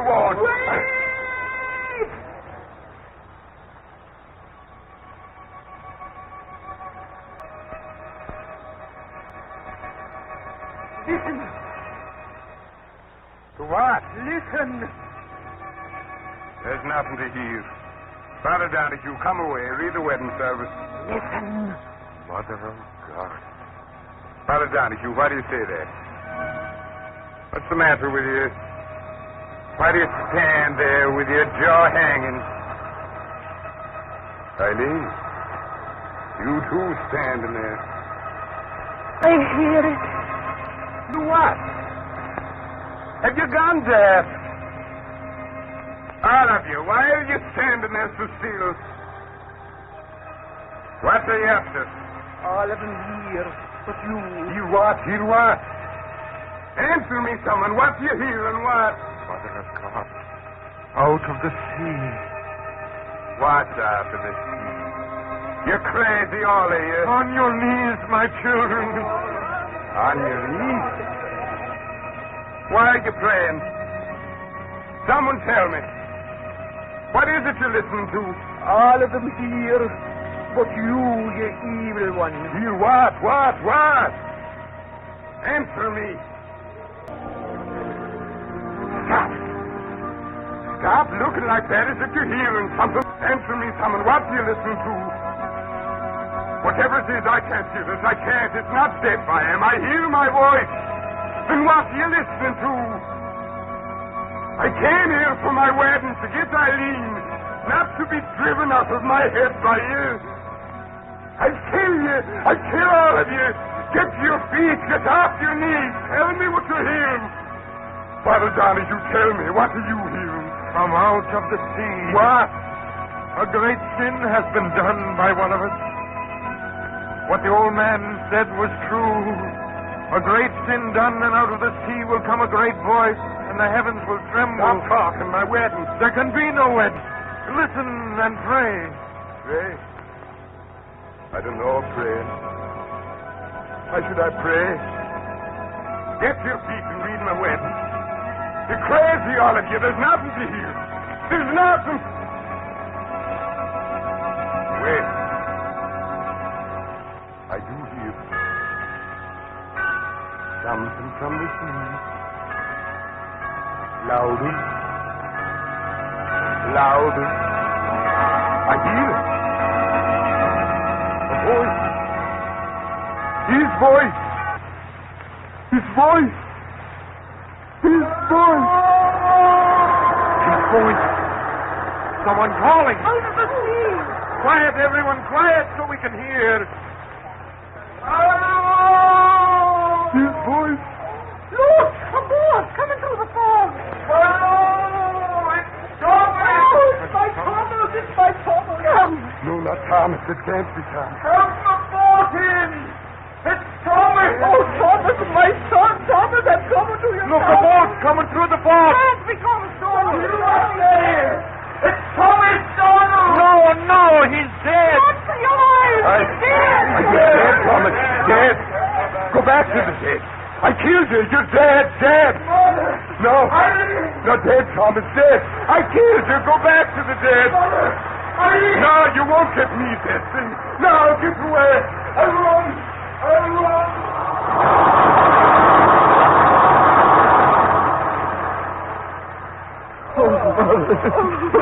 Mother. Thomas, come back. Eileen, dear. And you, Father Johnny. Have the dead arisen? No, I'm flesh and blood, good Father. He left me in the sea for dead, that devil I called brother. I knew what I knew. But a trawler fished me out and shook the water out of me for the heart, and he stopped. Oh, my son. And then they took me to the main. But I had no money. It took me all this time to get back. Now, let go of me, Mother. And you, Eileen, there's a score to be settled with him. No, son, no. There's a score to be settled. The evil one, believe Aye, me. Thomas, aye. Look, all your friends, they're afraid to come close. Afraid of the miracle. And miracle it was. The fog's so thick out there. My boat, I almost ran on the rocks till I heard the bells. Blessed death. Why do you say it that way? What were those bells that guided me here? There are no such on the island. Why do you look at me like that? Father, you tell me, what were those bells? It said there is a cathedral under the sea at this place where we stand. And if a great wrong is to be done in these islands, the bells under the water ring and ring until men cannot bear the sound of it, and the very heavens tremble with the glory of God and the glory of righteousness.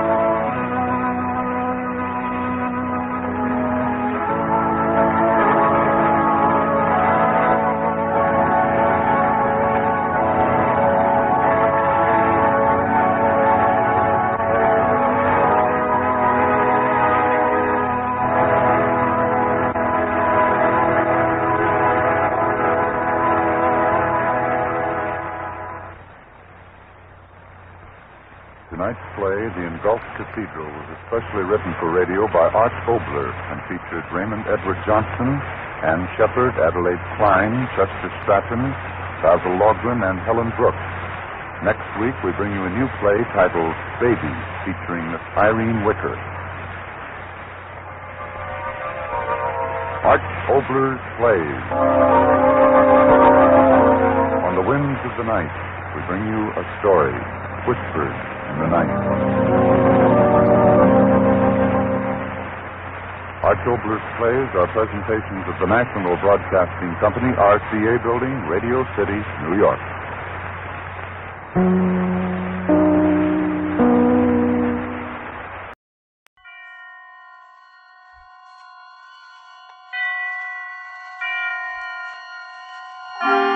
Suspense.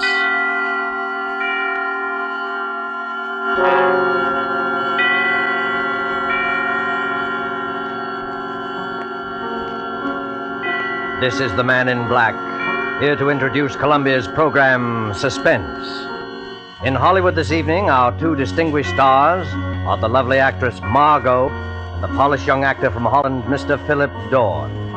A story by John Dickson Carr dealing with strange, very strange happenings aboard an ocean liner, and called Cabin B-13, is tonight's tale of suspense.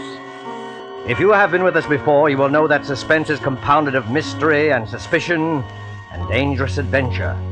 In this series are tales calculated to intrigue you, to stir your nerves, to offer you a precarious situation, and then withhold the solution until the last possible moment.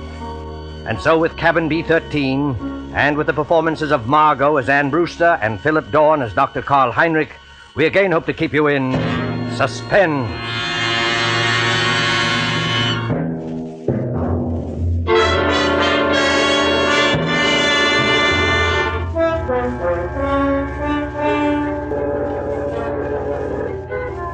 Come now, in happier peacetime days, to a great ocean liner on the night of her departure for Europe.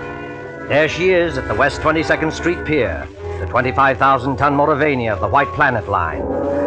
Smoke from her three funnels coils up lazily in mild October air. You can see the decks, white and shiny like shoeboxes, and the string of lights along them, and the band standing by on A deck to play her out. You can hear the murmur of an excited crowd, and the rattle of the steam winches as cargo is lowered into the hold. You can see the bustle of activity, and the second officer standing at the head of the gangplank, as two rather late passengers hurry through the customs shed towards that gangplank. It's all right, Ricky. We are not too late. No, and I thought we'd be in time. A honeymoon in Europe. 3 whole months with nothing to worry about. That's right, dear. And you've been my wife for, let's see, practically 5 hours now. I believe the correct phrase is it was so sudden, Mr. Brewster. So sudden that we have to travel on our own passports instead of a husband and wife one. I hope they don't think you're not an honest woman. I'm going to act like a complete wanton just to devil you. Oh, what about our tickets, Ricky? Do we give them to that officer standing at the top of the gangplank? No, honey, you keep your ticket. The cabin steward will come around and collect it after we're underway. And the money, Ricky? It's a lot of money, Anne. $10,000 in cash. Maybe I better turn it in at the purser's office for safekeeping. Yes, maybe you had. Wait a minute, Ricky. What is it then? Wait. Do you mind if we stand here for a second before we go up the gangplank? Oh, what's the matter? You're not ill, are you? No, but getting over brain fever isn't any joke. Oh, I know, dear. You see, Ricky, I ought to be eager and excited like all those people up there, but suddenly you get fancies. Queer, sick fancies. Suddenly, right now, all I can think of is the night and the wind and all the black water in the dark. And that's exactly the kind of morbid fancy I'm trying to cure you of. I know, Ricky. I'll be good, but I was just thinking of a story. What story? Oh, never mind. It doesn't matter. Which way do we go? Up the gangplank, through that door there, and then down on the elevator to B deck. And no more horrors, do you understand?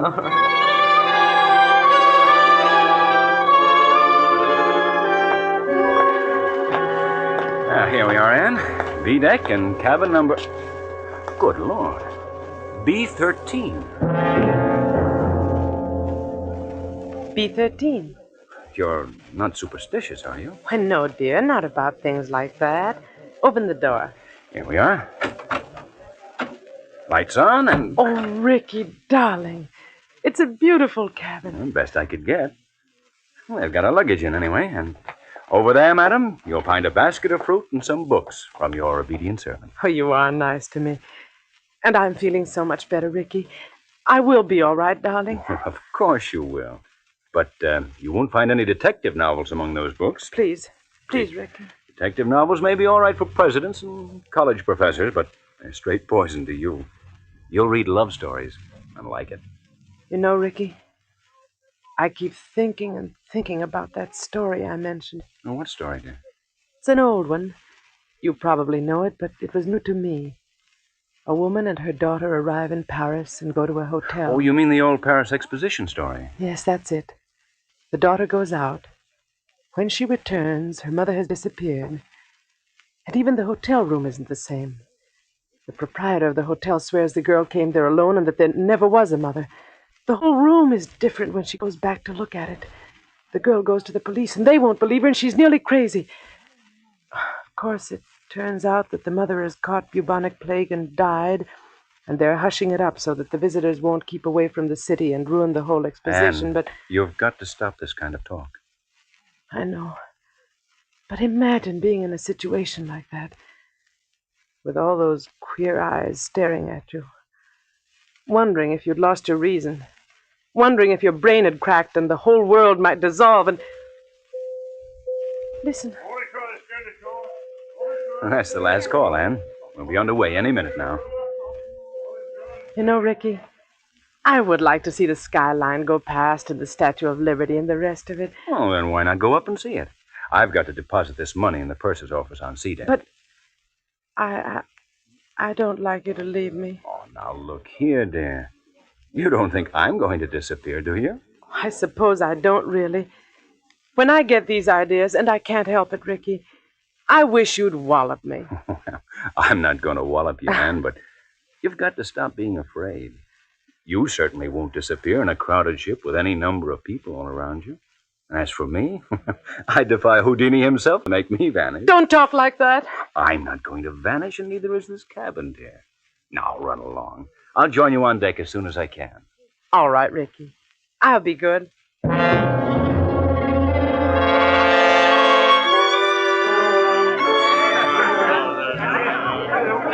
Gangplank! In with your gangplank! Gangplank, please, sir. Close the rails. Stand by. Eager people, excited people, happy people, all crowding up to the rail to wave goodbye. Nothing to worry about, nothing on their minds except... Except what? Oh. Except seasickness, madam? Oh. I beg your pardon. I hadn't meant to startle you, believe me. Please don't mention it. How silly of me. It was my fault. I haven't been very well. I noticed it, madam, if you'll forgive me. That was why I spoke to you. As you see by my uniform, I'm the ship's doctor. This is a British ship, isn't it? But you don't sound British. No, I'm an Austrian, madam. Dr. Paul Heinrich, at your service. I'm not very popular in my own country today. The days of colored shirts and vacant minds. I'm Mrs. Brewster, Doctor. Anne Brewster. When does the ship go? In about a second, Mrs. Brewster. You will hear the whistle, then the band will strike up, all langs in, and then... We're moving, aren't we? Yes? Don't you feel the vibration of the engines? Goodbye,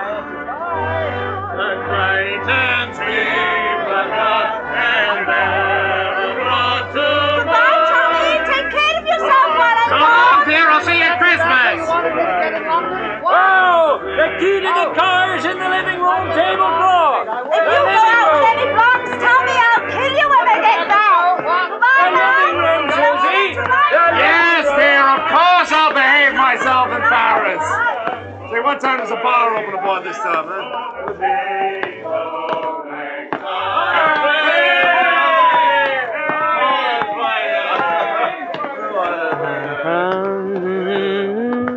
I imagine this is not your first crossing, madam. Oh, I'm afraid it is, Dr. Heinrich. My husband's crossed many times, he tells me, but not on this ship. Well, then I hope you're a good sailor. Why, Dr. Heinrich? Well, because we'll run into some very dirty weather once we are out at sea. October is a very bad month for traveling. Well, if I do get seasick, Doctor, I'll rush straight to you, and I'll expect to be cured. Let me tell you a secret, madam. There are 2 common ailments for which medical science has no cure. One is ordinary seasickness, and the other is hangover. Tomorrow morning I shall be dealing with both. And enjoying it? Oh, no. Sympathizing with it. That's all I can do. How do you like tomorrow? From what I've seen of it. And you know they've given us a very nice cabin down on B deck, B13.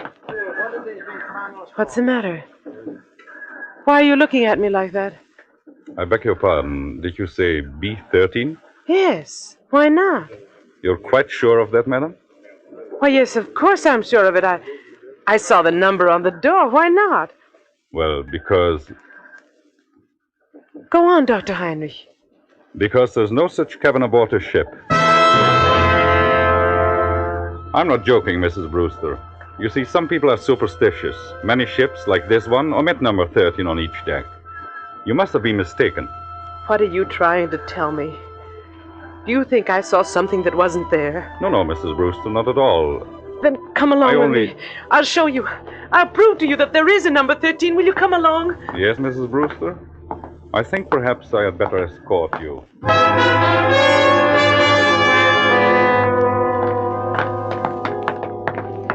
Stewardess! Yes, miss. Yes, ma'am. Come in straight away. Tell me, stewardess, this is B deck, isn't it? B deck, ma'am? Why, yes, ma'am. No doubt about that. Dr. Heinrich and I have been all over this part of the ship looking for cabin number 13, but we don't... I've been trying to convince this lady stewardess that there's no such cabin number 13 on this ship. Why, there sure to heaven isn't, ma'am. And never has been. I've served aboard the Mauravania a matter of 8 years, and I ought to know. But I tell you, I saw it. I was in there. It was a big cabin with a private bathroom attached.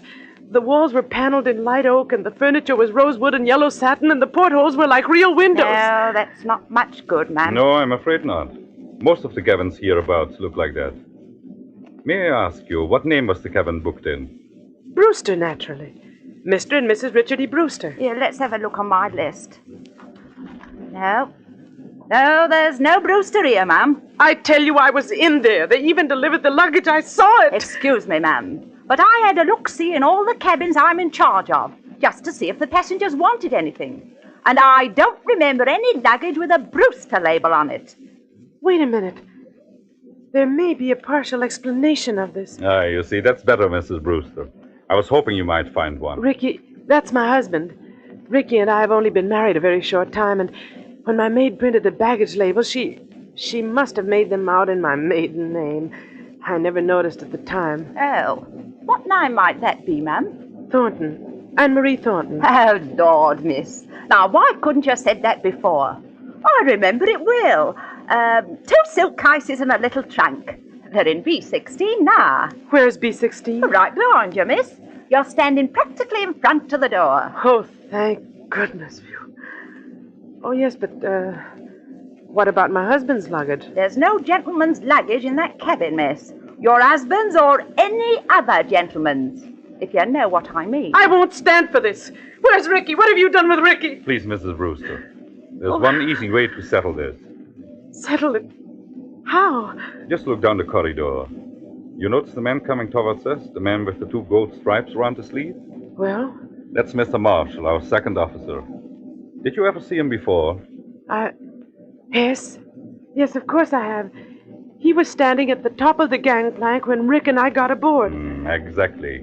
So he might be able to tell us something. Oh. Mr. Marshall? Mr. Marshall? Yes, Doctor, what's up? Would you mind coming here for a moment? Well, not at all, old boy.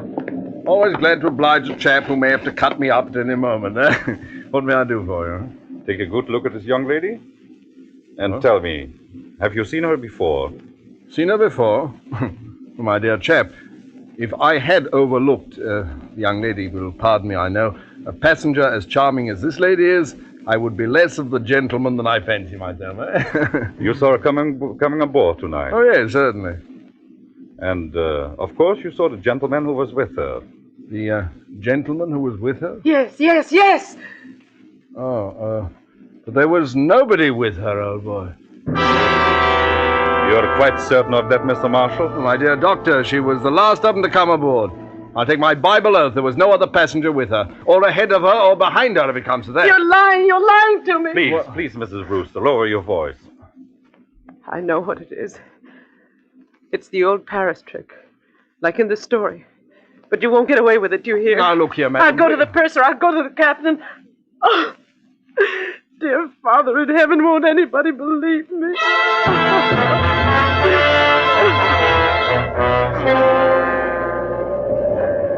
Later that night, in the captain's room just abaft the bridge, there is a conference of ship's officers.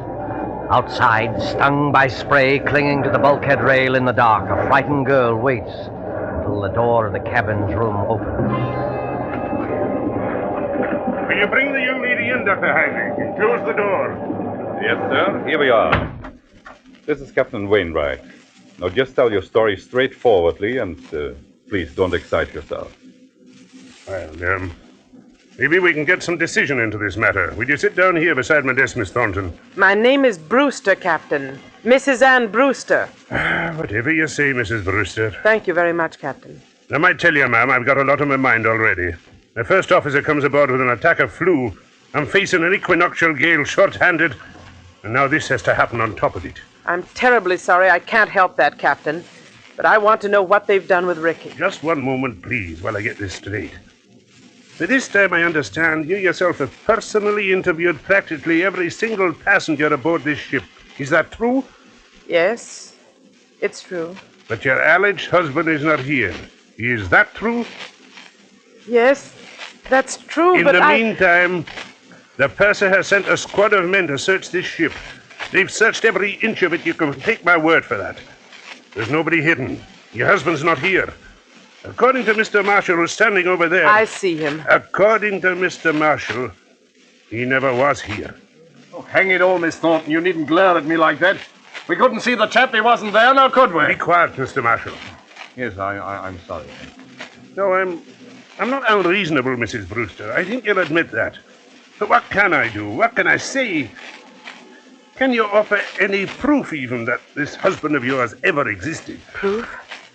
Yes, of course I can. Excuse me for interrupting, but would you mind, Captain, if I ask a question or two? No, Doctor, go ahead. I tell you, I'm going daft myself.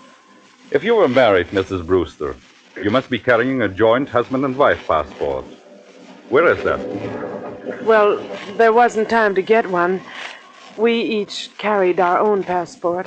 Oh, I see. But still, there must be someone back in America who can confirm what you say if we got in touch by radio telephone. Your parents, for instance. I haven't got any parents. They're dead. What about relatives, then, or a guardian? My guardian is a trust company. The administrators don't even know I'm married. But somebody must have performed the ceremony of marriage. The parson, the justice of peace. Yes, of course. But... Oh, I can't remember the name of the town. You don't remember the name of the town? Hold tight to your chair, Mrs. Brewster. The ship is going to pitch again. How's the glass looking, Mr. Marshall? Barometer's rising, sir. This weather won't hold long. We shall be in the fog before morning, though. We're in a fog now, if you ask me. This lady says she I'm terribly sorry, but I'm trying to think of it. It was a little town in upstate New York where they can marry you at a moment's notice. Ricky kept the certificate. I was confused. I haven't been well. No, you haven't. You see, Ricky had been away, and he came back, and I was in love with him, and he sort of swept me off my feet, and... Oh, what's the use? Not much use, apparently. If you'll take my advice, ma'am, you'll go below to your cabin and get some sleep. I'll send the doctor down to mix you a sedative. You think I'm crazy, don't you? I think you're a little overwrought, ma'am. What I can't understand is why. Why should you want to do this? It can't be the bubonic plague this time. Bubonic plague, ma'am? Who said anything about the bubonic plague? Never mind. But I'll show you. You're all against me, except maybe the doctor. But I'll show you. I'll prove it to you. I am going downstairs, and I don't want anybody to follow me. Good night. Good night, all of you. Well, I'm glad that's over. Look here, Mr. Marshall. Huh? You think it's quite safe to trust her out there alone? Well, I don't know, sir. She's mad as a hatter, if you ask me. You think she might do something foolish? Well, I think she might chuck herself overboard if we're not careful. What's your opinion, Doctor? I can give you my opinion, gentlemen, in a very few words. That girl is as sane as you are. What's that? Wait and hear what I have to say. I shared your own belief at first, but I've been talking to her all evening. I've heard her whole story, and there's not a psychopathic trait in her nature. She firmly believes in this husband. Yes, Doctor. A lot of people firmly believe they're Napoleon, but they get tossed into loony bins, that's the same. This matter is not a joke, Mr. Marshall. I tell you, this man exists. Or did exist. What do you mean, Doctor? I suppose he has been murdered. Perhaps he has been murdered and thrown overboard. Murdered? Thrown overboard? If you remember, Richard Brewster was carrying a very large sum of money in cash. His wife's wedding gifts. Practically all her inheritance. He meant to go to the purser's office. But he never got there. That money might have been a great temptation. To whom? To a stewardess, perhaps, or even to a ship's officer. Just exactly what are you getting at? Well, numbers on doors can be changed easily enough. Just print a small card and put it on the metal slot on the door. I still want to know what you're driving at. If you use your intelligence, gentlemen, I think you will understand how a man can be made to vanish into thin air. And why Mr. Marshall saw never another passenger. You still don't see it? No, I do not. Well, then listen, and I'll explain exactly how a situation like this...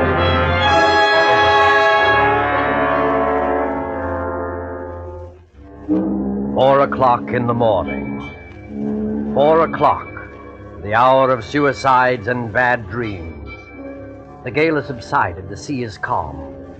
The SS Mauravania creeps blindly at barely 8 knots through a thick and strangling fog. The whole ship is dark and sealed up in sleep.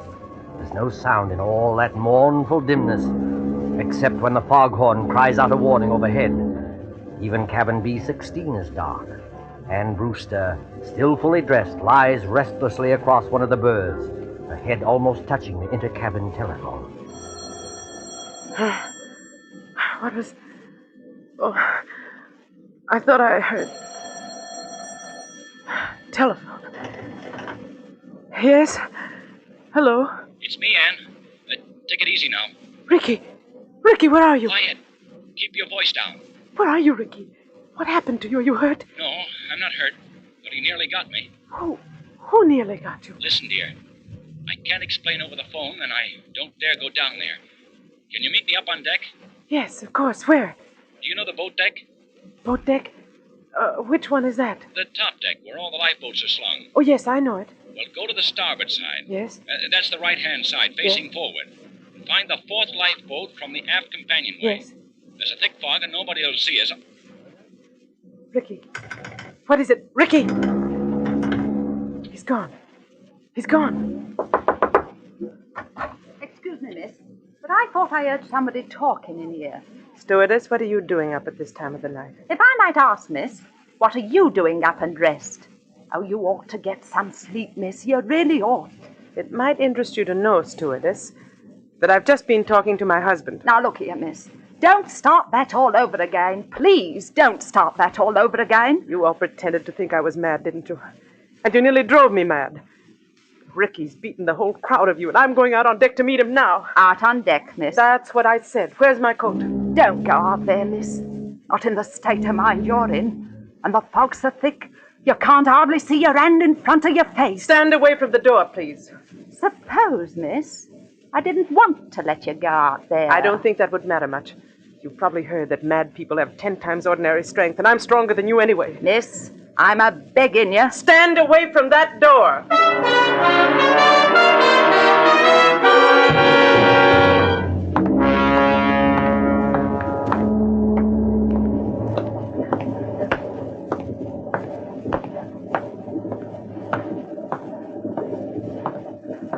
1, 2, 3rd. Anne, is that you? Yes. Ricky. Ricky, darling, where are you? Here, duck your head under the lifeboat. You take my hand. But isn't it horribly dangerous out there on the edge? There's no railing along the side of the ship. Don't worry, Anne. I won't let you fall. Look out! Oh, went overboard here. We're well aft near the propellers. The suction would carry into the propeller blades and... Listen. I can't hear anything except the foghorn. Yeah, but I can. There's somebody walking along the deck. And I can see a flashlight moving in the fog. You're quite right, my friend. You can see a flashlight moving in the fog. Dr. Heinrich, what are you doing here? At the moment, young lady, I'm covering both of you with a revolver. Please don't move. So, you were in the conspiracy, Dr. Heinrich.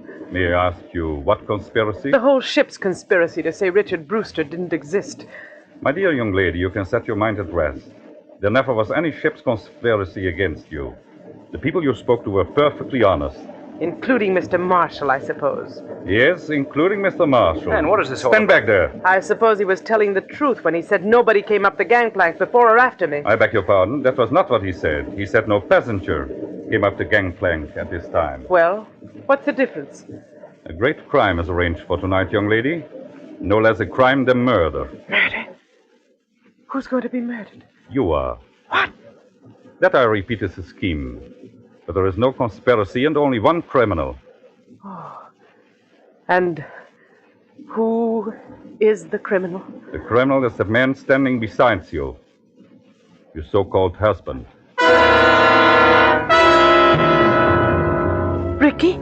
Oh, you don't know what you're saying. I think I do. Marshall, of course, did see someone walk up the gangplank, loitering behind you. But he never dreamt of associating that person in any way with you. He saw a ship's officer returning from shore leave in civilian clothes. A ship's officer? Yes. That man you call your husband, his name isn't Richard Brewster. His real name is Blaney. And he's the first officer of the Mauravania. Are you trying to tell me that... The captain that can identify him. He's actually British, though he can fake an American accent very well. He has already got a wife in England, and he is planning to join her with the $10,000 he got from you. I don't believe it. I don't. Ricky, why don't you say something? Oh, he planned it very cleverly, I must admit. He never let you know he was ship's officer, did he? He's been away for some time, naturally, so he persuaded you to marry him in a hurry. Ricky, is this true? He has the money, you see. All he did was hang a dummy number on the cabin door, remove it later, put on his uniform, and walk away with his own luggage. But Captain Wainwright told us that the first officer had come aboard tonight with... With a bad attack of flu, yes. Our friend couldn't be seen in public until after he disposed of you. The best thing was to convince everybody you were insane, as he did.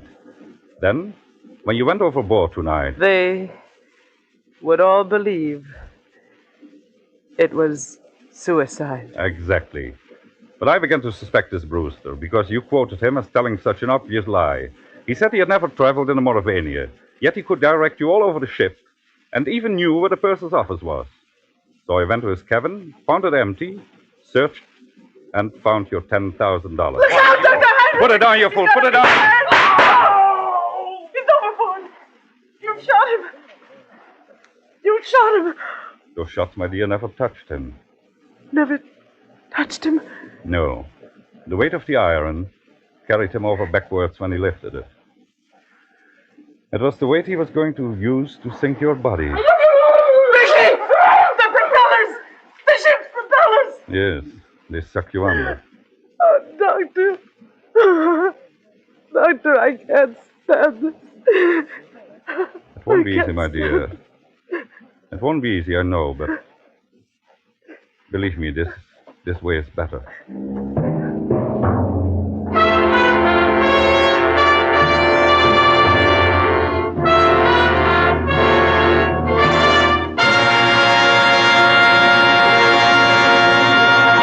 And so closes Cabin B-13, starring Margot and Philip Dorn. Tonight's tale of suspense. With our two stars tonight were Dennis Hoy as Captain Wainwright and William Johnstone as Ricky Brewster. This is the Man in Black who conveys to you Columbia's invitation to spend this half hour in suspense with us again next week, same time, when our star will be one of the screen year's most sensational newcomers, Mr. Gene Kelly. Mr. Kelly will be supported by Hans Conried and William Johnstone. The producer and director of Suspense is William Spear, who with Lud Gluskin and Lucian Morawick, conductor and composer, and John Dickson Carr, the author, collaborated on tonight's Suspense.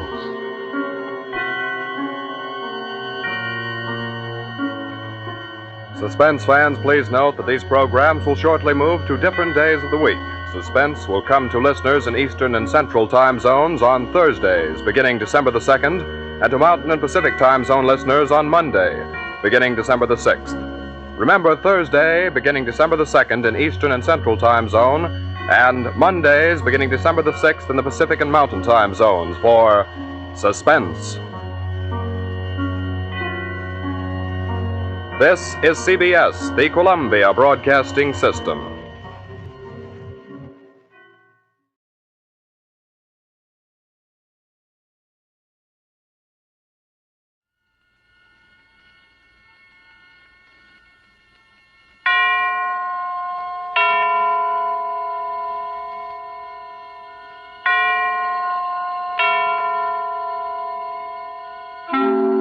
Suspense.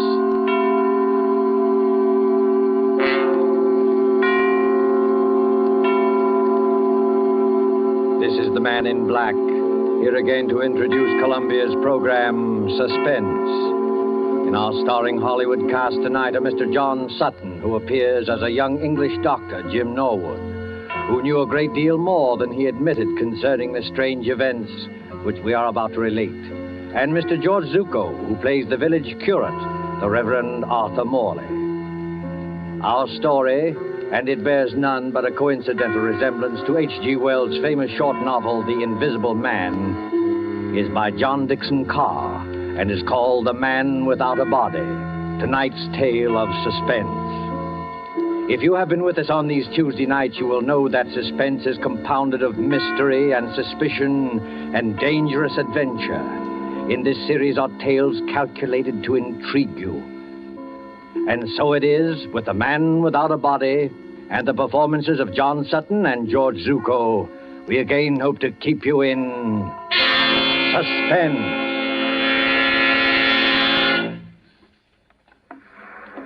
A lonely beach of low white sand hills edged by the surf of the North Sea. And back from the beach, drowsing as it has drowsed for 10 centuries, lies the village of Aldbridge in Suffolk. There is the seawall, now defaced by air raid shelters. And there are the rolling grain fields, the thatched white cottages, the spire of St. Luke's Church above the oak trees.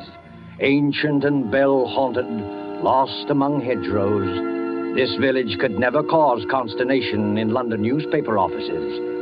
And yet, on that warm night nearly 4 years ago... This time it's really happened. A man without a body, completely invisible. Copy, boy. Copy, boy. Look at this dispatch. Reign of Terror in Suffolk Village. Has another of H.G. Wells' romances come true? An invisible man? I can't believe it. What's the matter with that village? They all gone scatty? Mr. George Wellman, builder, states that as he was returning home along the main road from Bury St. Edmunds... He distinctly saw a man's hat, without any head under it, moving towards him about 6 feet above the ground. Oh, George must have been full of beer. We can't use this story. Copy, boy! Even more surprising evidence was given by the Reverend Arthur Morley, vicar of St. Luke's Church. Who? The parson? You don't think he was full of beer? One question above all agitates the village. Who is Professor Ansmith? Who is this elderly American, said to be an inventor, who has settled at Aldbridge and leased a part of the house belonging to the local doctor? Out of some terrifying workshop, to strike like a maniac where least expected, has there at last emerged... A real invisible man? The Church of St. Luke, Aldbridge, on that same Sunday evening. The evening service is over now, though an echo of bells still lingers. In the vestry at the rear of the church, where white surplices hang like ghosts, the Reverend Arthur Morley sits with his daughter Janice. It is a stone room of painted windows, now many-colored in the sunset. And here, as the drowsy summer light turns to dusk... Janice, I don't believe it. I know, Father. I saw it with my own eyes, yet I don't believe it. We were dreaming, do you? No, Father. We weren't dreaming. If this goes on, the whole village will be in a frenzy. But what can I do? We could go to Professor Ansmith and ask him straight out. Ask him whether he's responsible for these... Yes. I wonder, Janice. The man isn't hurting anybody, you know. You couldn't ask for a quieter person or a better neighbor. And yet... What's that? Father, you are upset. It's only Mr. Emmett coming down from the belfry. Emmett? Oh, yes, of course. Is that you, Mr. Emmett? It's me, all right, sir. And very much in the flesh. Did you think I was the invisible man? Mr. Emmett, I forbid you to mention that subject. Very good, sir. But there's others, begging your pardon, that do mention it. Oh, yes, forgive me. I spoke too sharply. Oh, that's all right, sir. No harm done, no bones broken. Mind you not that I hold with this talk about invisible men. It ain't natural, I say. It ain't hardly Christian. I'm a greengrocer by trade, and I believe in what I can weigh and feel and... What's the matter, Mr. Emmett? Is anything wrong? Excuse me, sir. And you too, miss. Do you see anybody in this room except us? No, of course not. Why? Because I could have sworn something brushed past me just now. You're imagining things, Mr. Emmett. Yes, sir, I dare say, There's but... nobody hidden in the belfry tower, I hope. No, sir. I had a look-see. And what's more, there's not going to be anybody up there once I've locked the door. Now, let the blighter try and get in. Oh, please, Mr. Emmett. And you too, Father. You're talking about this invisible man as though he actually existed. There's something funny going on, miss. You can't deny that. No, none of us can deny it. And what's more, sir, it's getting pretty dark in here. Hadn't you and Miss Janice better get along to the vicarage while I lock up? No, we can't go just yet, Mr. Emmett. We're expecting Dr. Norwood. Dr. Jim Norwood, sir? What does he say about all this? Oh, you might ask him yourself, Mr. Emmett. I think that's probably him now. Come in. The vestry door's not locked. Oh, hello, Padre. Hello, Janice. I'm sorry I'm late. Hello, Jim.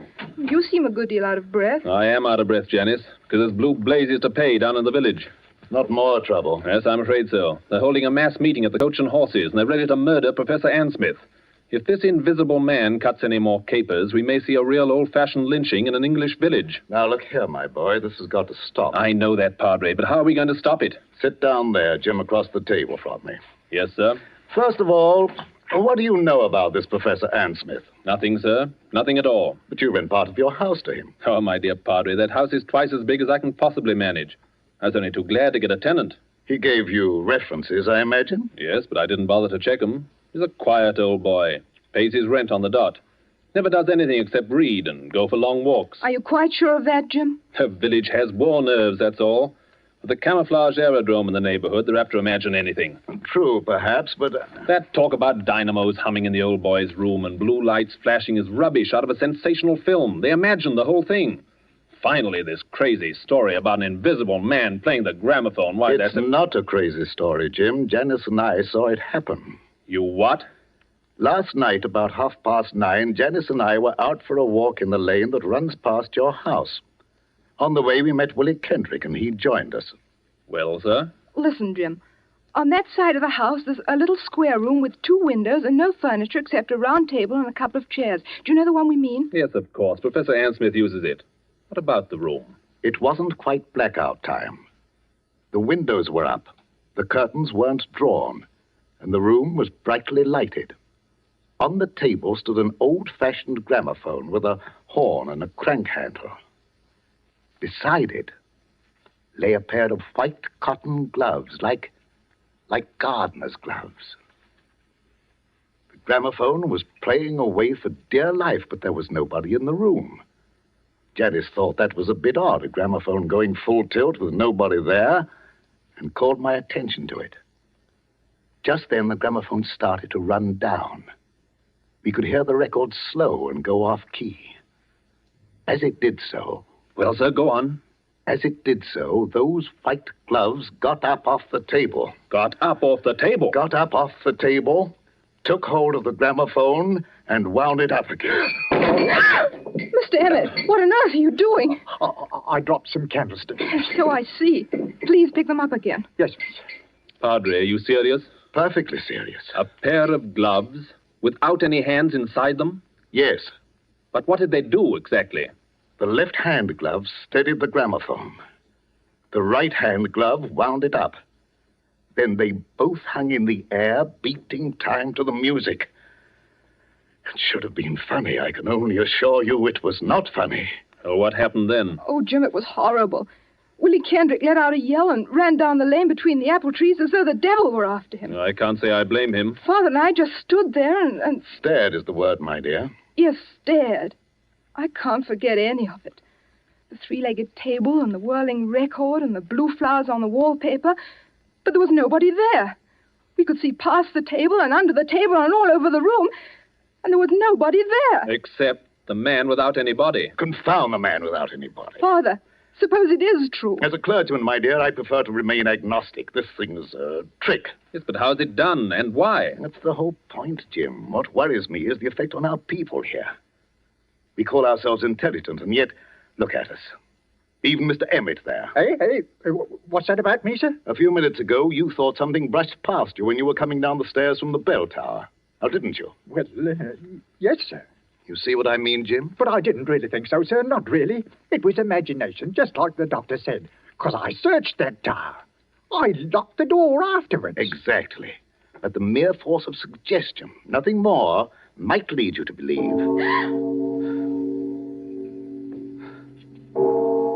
That's not suggestion, Father. Sir, I'll stake my Bible oath there's nobody in that belfry.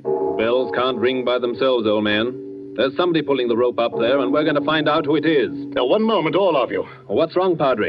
You're as white as a ghost. This blasphemous mockery, it seems, extends even to the church. Very well. You will stay with Janice, my boy. Emmett and I will collar this invisible man. Why can't I go, too? I don't believe in this, but I should prefer to have someone with Janice. You're not afraid, Mr. Emmett? If it's alive, sir, I'm not afraid of it. And if it's dead, well, you're not afraid of it. The tower door's open, sir. I'm ready. Don't do it, Father. Don't go. You can't help them, Janice. Sit down here. Take it easy. Jim Norwood, what's wrong with you? Wrong with me? You've got an odd look, too. And the light's fading. And the surplices look like ghosts. And in another minute, that bell would drive me mad. Suppose he has got in. Who? The invisible man. Oh, don't talk rot. As there are sounds that the ear cannot hear, so there are colors that the eye cannot see. I read that somewhere. He hasn't hurt anybody yet. But suppose he turns nasty and does hurt somebody. He can't hurt anybody. How do you know? Janice, listen to me. Take my hand. Oh, but Jim... I want to tell you a few things you won't understand. I don't ask you to understand. I just ask you to remember. Well, what is it? The first is a question. If you were a government official and wanted to find an expert on camouflage, where would you go? An expert on camouflage? Yes. And the second point is this. I studied medicine in Germany. Oh, I know that, but that's One night on a bet, I hid backstage at the Winter Garden Theater in Berlin. I saw the whole show from backstage, and I learned a great deal. Jim Norwood, what on earth are you talking George about? Wellman and I have talked the whole thing over. In a way, Janice, there is an invisible man. I can tell you who he is and how he works. But there's no danger, do you understand? There's no danger at all.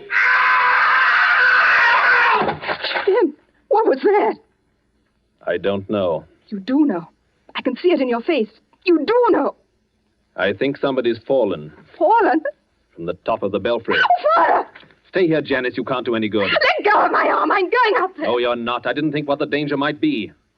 Besides, there's somebody coming down the stairs now. Stay just where you are and don't move until... Oh, Father.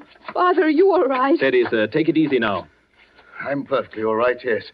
But you'd better go into the churchyard and see to Emmett. He fell? No, Janice, he did not fall. He was thrown. Oh. Thrown? By whom? There's no time to argue now. You're a doctor. Go out and see to him. Well, is he in... I don't know. Go. Yes, sir. For I will work a deed in your days which ye will not believe, though it be told you. Janice, this is incredible. Why? You heard the bell ring. I saw it ring. Without anybody there? I was as close to that bell as I am to you now. No hand held the rope. There were no strings or wires or any tricks to make it move. Yet it clanged back and forth alone in the tower. And I thought I heard someone laugh. Laugh? Oh, don't take that too seriously. We were both overwrought, and the noise of the bell was deafening. What about Mr. Emmett? Emmett yelled some words I couldn't hear and lunged for the bell. Then something caught him. Something caught him and gave him a sledgehammer blow in the back. That belfry is nothing but open arches. You heard him scream. I saw his face just before he went over. Lock the door to the tower, Father. Lock it. I can't lock it. Emmett has the key. But why should I lock it? Because he's still in there. He? He hadn't done any harm before, but he's done harm now. There's no telling what might happen if he gets loose. You mean? I mean Professor Ann Smith's protege, whoever he is. The man without a body.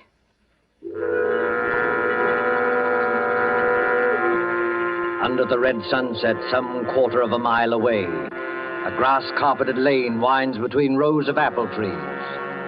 The lane is dusky, though lights shine into it from the windows of a large stone house, Dr. Norwood's house beyond the apple trees. Up and down, a shadowy figure is pacing, an elderly figure, a dejected figure, tall and frail as a shadow among shadows, muttering to itself, shaking its head, now and then raising one fist in bewilderment or anguish. Sometimes the light gleams on large spectacles and a kindly mouth. Up and down, endlessly up and down strides Professor Ann Smith. I'm not guilty. I'm not guilty. How can I convince... Who's there? I saw you dodge behind that tree. Stand out, sir. Did you call me Professor Ann Smith? Yes, I did call you. Who are you? You probably won't recognize me, Professor Ann Smith. Nevertheless, my friend, may I ask what your name is? My name is Wellman, Professor. George Wellman. Wellman. I've heard that name. Maybe you have. I'm a builder by trade, and a great friend of Dr. Norwood's. Wait one moment. Aren't you the young man whose firm is putting up these air raid shelters along the seawall and making such an unholy din with your riveting machines? That's me. And come to think of it, aren't you the one who first started this alarm about an invisible man? Yes, because I met him. You did not meet him, sir. This whole thesis is scientific nonsense, and I won't have it. You won't have what? I'm an old man, Mr. Wellman. I never did anybody the least harm. As God is my judge, I know nothing whatever about this... What's that? It looks like the vicar's car, Professor. You'd better stand back. This is a pretty narrow lane. Ann Smith! Professor Ann Smith! Yes, Mr. Morley, I hear you. Well, we thought you'd better drive over here straight away. I think you've met my daughter. And, of course, you know Dr. Norwood. Yes, but there's no time for any social formalities. Get into your house, Professor Ann Smith. Get in quickly and close the shutters. But why should I do that? Because there's a mob coming, sir, and we can't stop them. Hurry, do hurry. A mob coming here? Why? Haven't you heard the news? I've heard nothing, my friend. The only person I've seen has been that young man there who chews a toothpick and hides behind the trees. George Wellman? What on earth are you doing here? Watching, Janice. Watching and waiting, just as usual. Listen to me, Professor Ann Smith. Henry Emmett, the head verger at St. Luke's, was thrown from the belfry window not 20 minutes ago. Not by me, sir, I assure you. I had nothing to do with it. No, not by you, but apparently by the invisible man. Oh, Father in heaven, will this never stop? Not till we catch the fellow. No. Be quiet, Mr. Wellman, please. I'm sorry, Padre. I take it back. I myself can testify that no visible person laid hands on Emmett. He was struck as though with a gigantic fist. What's the matter, Professor Ann Smith? Is anything wrong? No. I was just thinking. Is Emmett dead? Fortunately, no. I'm glad of that, my friend, for a certain person's sake. He's not even seriously hurt. The bell tower isn't high, and a tree broke the force of his fall. But he's badly shaken up, and that crowd at the Coach and Horses means trouble. If you haven't anything to say to us, if you haven't a word of explanation to utter... Listen, Padre, don't you hear anything? Yes, I thought I heard voices. Can't be that crowd from the village. We're too far ahead of them. It's a crowd, all right. And they've been here for hours. But where? I don't see anybody. Jim, look, behind the trees. Look behind the trees. Look beyond the hedgerows. Look for any place where a watcher can hide. And may I ask what they're doing here? They're watching you, Professor Ansmith. More of your spies, you mean? You can call them anything you please. But they're getting impatient and they want a showdown. If I as much as hold my hand up like this... Don't throw stones at the windows, you fools! You're only breaking the doctor's window! Gentlemen, I can't have any more of this. Be quiet, all of you, and listen to me. Well, sir, we're listening. I'm a peaceful man. I like to live in peace with my neighbors. I have nothing to do with this so-called reign of terror. But you don't believe that, do you? No. Then I must expose a fraud. Now, don't blame me if I expose the trickster, too. I have made preparations to show you the invisible man. The man without a body. Quiet, everybody! Mr. Morley, I believe you and your daughter walked through this lane last night while I was away at the Bury St. Edmunds. I don't know about your being away, sir. My daughter and I were certainly here, yes. Good, good. Miss Janice Morley. Yes, Professor Ansmith. Will you look toward your right, please, at the house? What do you see? It's the same room. What room? The room with the little round table and the gramophone. It's a three-legged table, you notice. Yes, of course. But there's nobody in the room. No, nobody at all. Are conditions exactly as they were last night? Yes, except there aren't any gloves on the table. No, but the invisible man is there. Oh. A living presence, ready to act and breathe and even kill. With your permission, I shall now address him. Hello in there. Hello in there. Hello in there. If anybody answers him, Father, I'm going to scream. Quiet, Janice, quiet. Father, look. The gloves are appearing on the table. I call out to him and I speak as follows. Hold the phonograph with your left glove. That's it. Turn the handle with your right. One turn, 2, 3, 4. That's enough. Touch the spring with your left hand. Push the record. Lower the needle with your right and...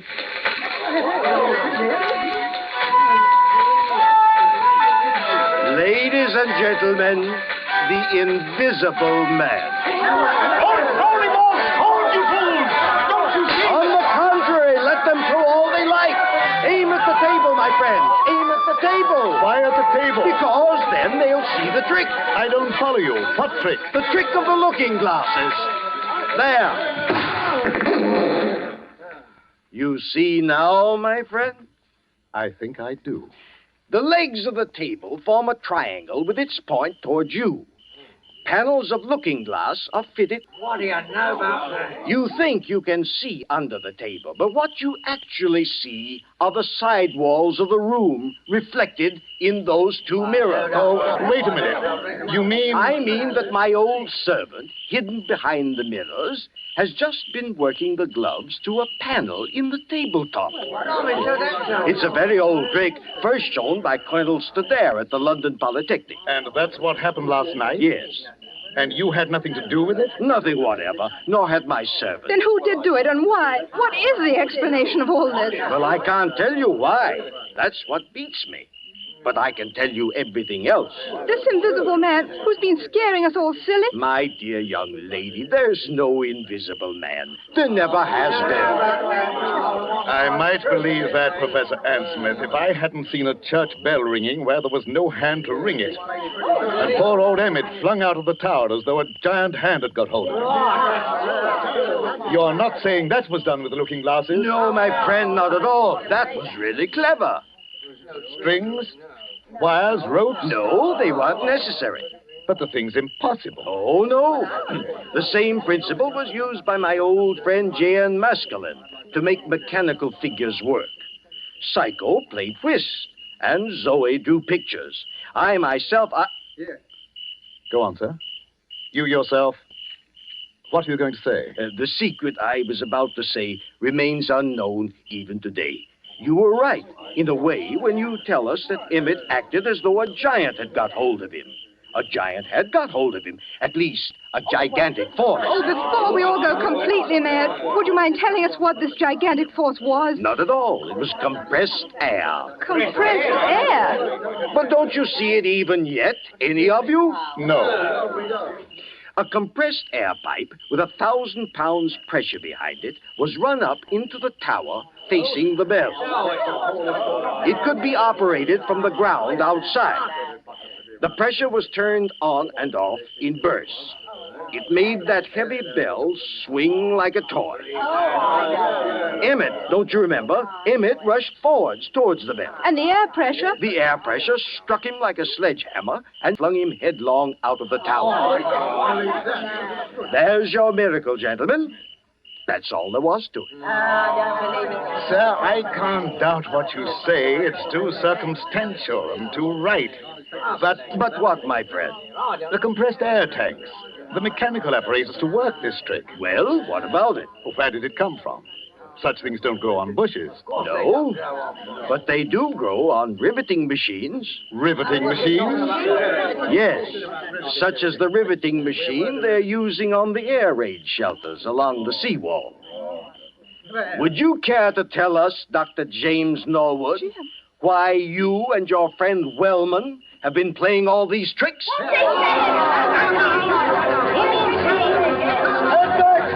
All of you. Jim Norwood, is this true? Why, of course it's true, Mr. Morley. Don't be so gullible. Jim and George Wellman doing all this? I don't believe it. Take a look at their faces, young lady. Did you ever see a guiltier-looking pair? So we look guilty, do we? Frankly, you do. We played the whole game and convinced the village there was an invisible man. Is that it? Yes. You worked the glove trick in your own house. And Wellman worked the air trick with his own equipment. Everything else was nothing but a pack of lies and a lot of atmosphere. Playing conjurers and making a blasted hash of it. Is that all, Professor Ann Smith? Well, remember, you brought this on yourself. I didn't want to expose you. No, Professor. I bet you didn't. Easy, George. Take it easy. Jim, is this true? Before you start pitching into me, Janice, let me have my word first. Do you remember what I said to you at the church tonight? At the church? Yes, I asked you to remember something, even if you didn't understand it. All right. Can you remember what it was? Oh, Jim, please. You're only trying to evade this. Oh, I'm so confused now, I don't remember anything. All I can think of is this horrible business and what's behind it. Father can't believe his ears, and I'm not much better.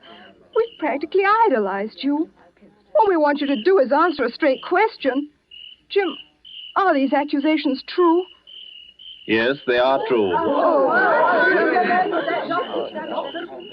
Doubtless he had a good reason, Janice. Doubtless he had a good reason. Yes, we had a good reason. The very best reason in the world. You had a good reason for scaring people half to death and trying to kill poor old Henry Emmett? We didn't mean any harm against Emmett. That was an accident. But you dare to defend yourself now? Yes, just that. Before we go home, Father, shall we apologize to Professor Ann Smith? I hope he'll try to think better of English hospitality. Good, Janice, good. I hope he will, too. You hope he will. Listen, Janice, before you act on any belief, you have to be absolutely sure in your own mind. George and I had to prove something, and now I'm glad to say we have proved it. Oh, I can't stand this any longer.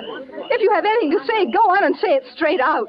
What was it you had to prove? We had to prove to our own satisfaction that this pretended American who calls himself Professor Ann Smith... Pretended American? Who calls himself Professor Ann Smith? We had to prove that this pretended American was no other than Karl Heinrich von Keist, the celebrated stage magician from the Winter Garden Theater in Berlin. What? Whose real job is to find the camouflage aerodrome near Bury St. Edmunds. No. He explained his own tricks very nicely, George. We'll swear out a warrant in the morning.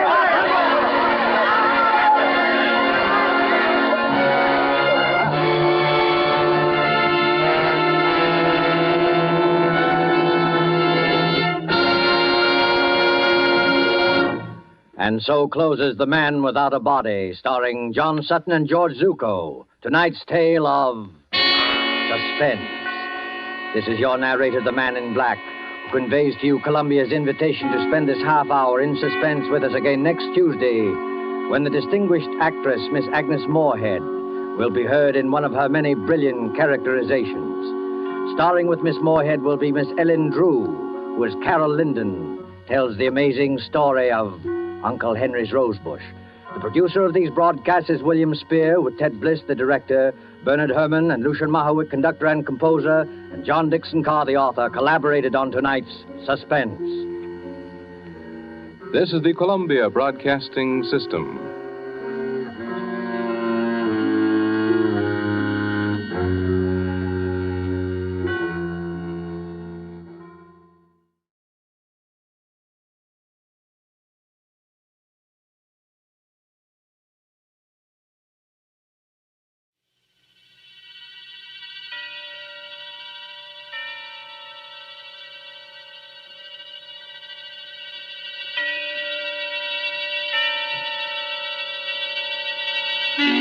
Suspense.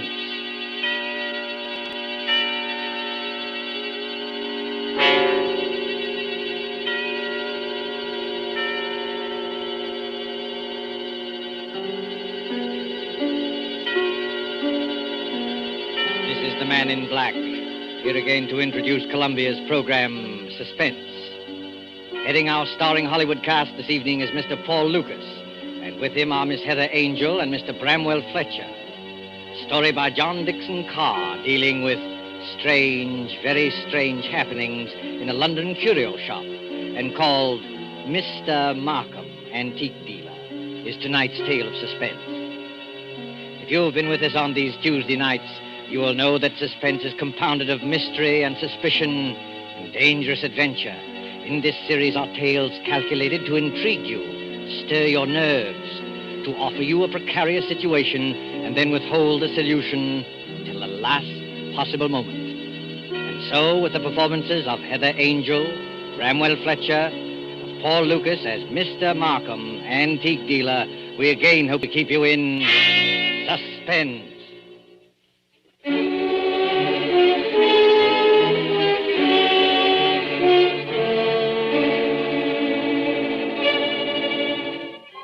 This is the story of a man who commits murder and gets away with it. Does the idea shock you? Do you believe that justice must always be done? But let's be honest with ourselves. You and I needn't be cynics to know that justice is very seldom done. Innocence flinches. Guilt is childlike and bland. Innocence is imposed upon. Guilt can encompass all things, even a successful murder. And I know this because I was the murderer, you say? Oh, no. Inquire at Scotland Yard. I was the victim.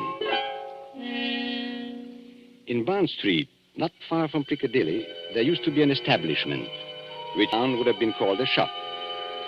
On the windows, in letters as discreet as a visiting card, were the words, Charles Markham, Antique Dealer. Such a delightful fellow, Markham.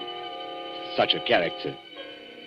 30 years ago, yes, as long as that, this antique shop was a dingy place, despite deep carpets and crystal chandeliers. It rustled with the ticking of 100 clocks. It was shadowed by damascened armor and the loom of tall tapestries. And late one summer night, when the shutters were long closed on those windows, a four-wheeler drew up before the door in the gas-lit street.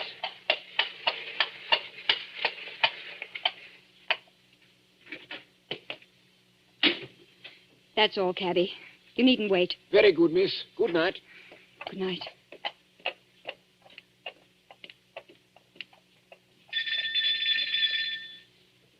He must be here.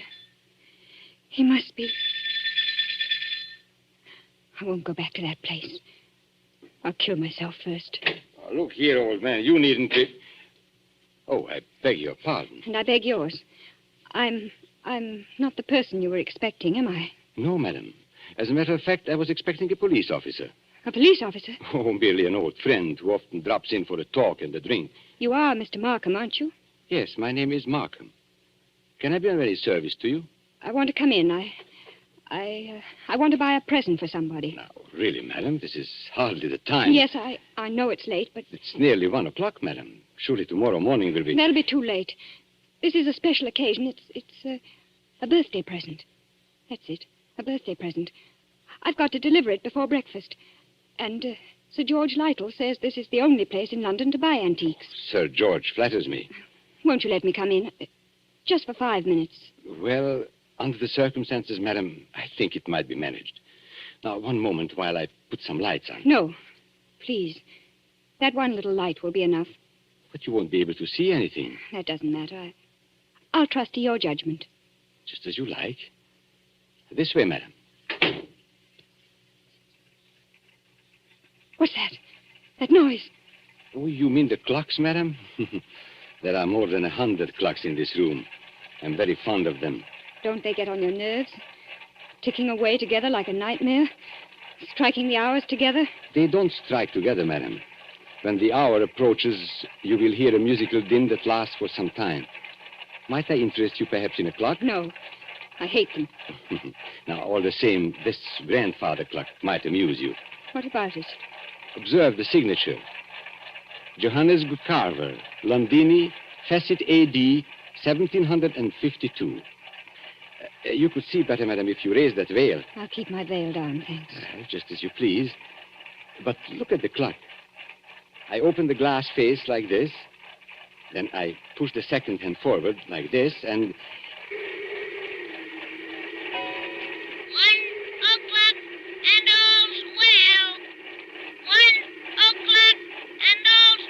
What was that voice?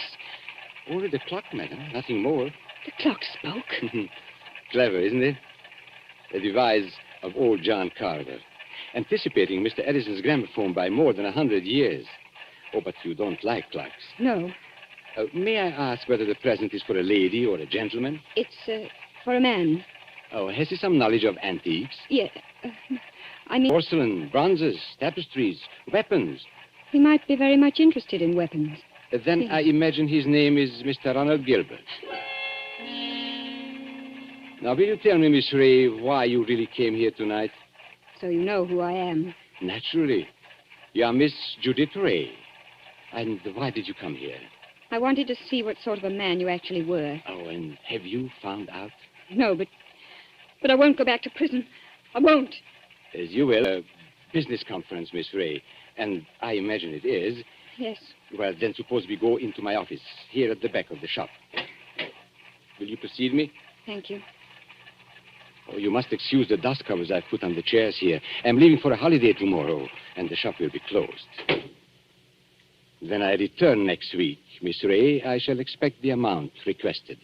In cash, of course. But I can't raise 2,000 pounds. You ought to know that. Well, your fiancé could raise the money, I imagine. Ron? Do you think I'd have Ron know where I've been? Or what I've been? It's better than having his father learn it, surely. Now, sit down, Miss Ray. I'd rather stand, thank you. Now, that's a very foolish gesture. But the ladies will do it. They think it gives them dignity and shows the disdain of the poor blackmailer. You see, I make no bones about it. I am a blackmailer. You seem rather proud of yourself. Why not? I am the one person in England, perhaps in the world, who has made it a large-scale business. Congratulations. And what is all lifeblood but blackmail? The child says, if you don't give me that, I'll scream. The grown woman says, if you go on behaving like this, I will leave you. Your sex, Miss Ray, are blackmailers from the cradle. You know, Charles Markham, I wonder... Yes? I wonder if anybody's ever hurt you very much. Hurt me? What do you mean? When you talk about the world and people in general, your face goes white under the eyes. You pick up that letter opener from the desk. Not a letter opener, please, Miss Ray. A Medici dagger. 16th century work. It isn't the money that really interests you. I don't understand. You hate the world. You just want to torture people, but you think you've been tortured. Isn't that so? This is a very sharp dagger, Miss Ray. If I throw it down on the desk, it sticks. Like that. Isn't it so, Charles Markham? My motives, Miss Ray, aren't in question. I wonder... Whereas your motives are. Now, let me see. 10 years ago, in 1903, a certain girl called Letty Wilson, your real name, I believe, fell in love with a rather contemptible underworld character named Arthur Aker. Please! No humiliation was too great for her. She worked for him, lied for him, stole for him. I was only 18. I didn't know what I was now, doing. This girl, for a very shabby theft, was sentenced to 3 years' hard labor at Holloway Prison. 5 months later, she escapes from prison and disappears. All these years afterwards, she appears in the West End as Miss Judith Ray, fashionable milliner. Haven't I made up for it? Haven't I? No. For one mistake. After 10 years. It's the way of the world, my dear. I didn't create it. And I'm forgetting the best part of the comedy. This paragon of virtue next falls in love with Mr. Ronald Gilbert, son of Major General Sir Edmund Gilbert. Such a respectable family, too. Stop it, please. Then, shall we say, 2,000 pounds? Suppose I did raise the money.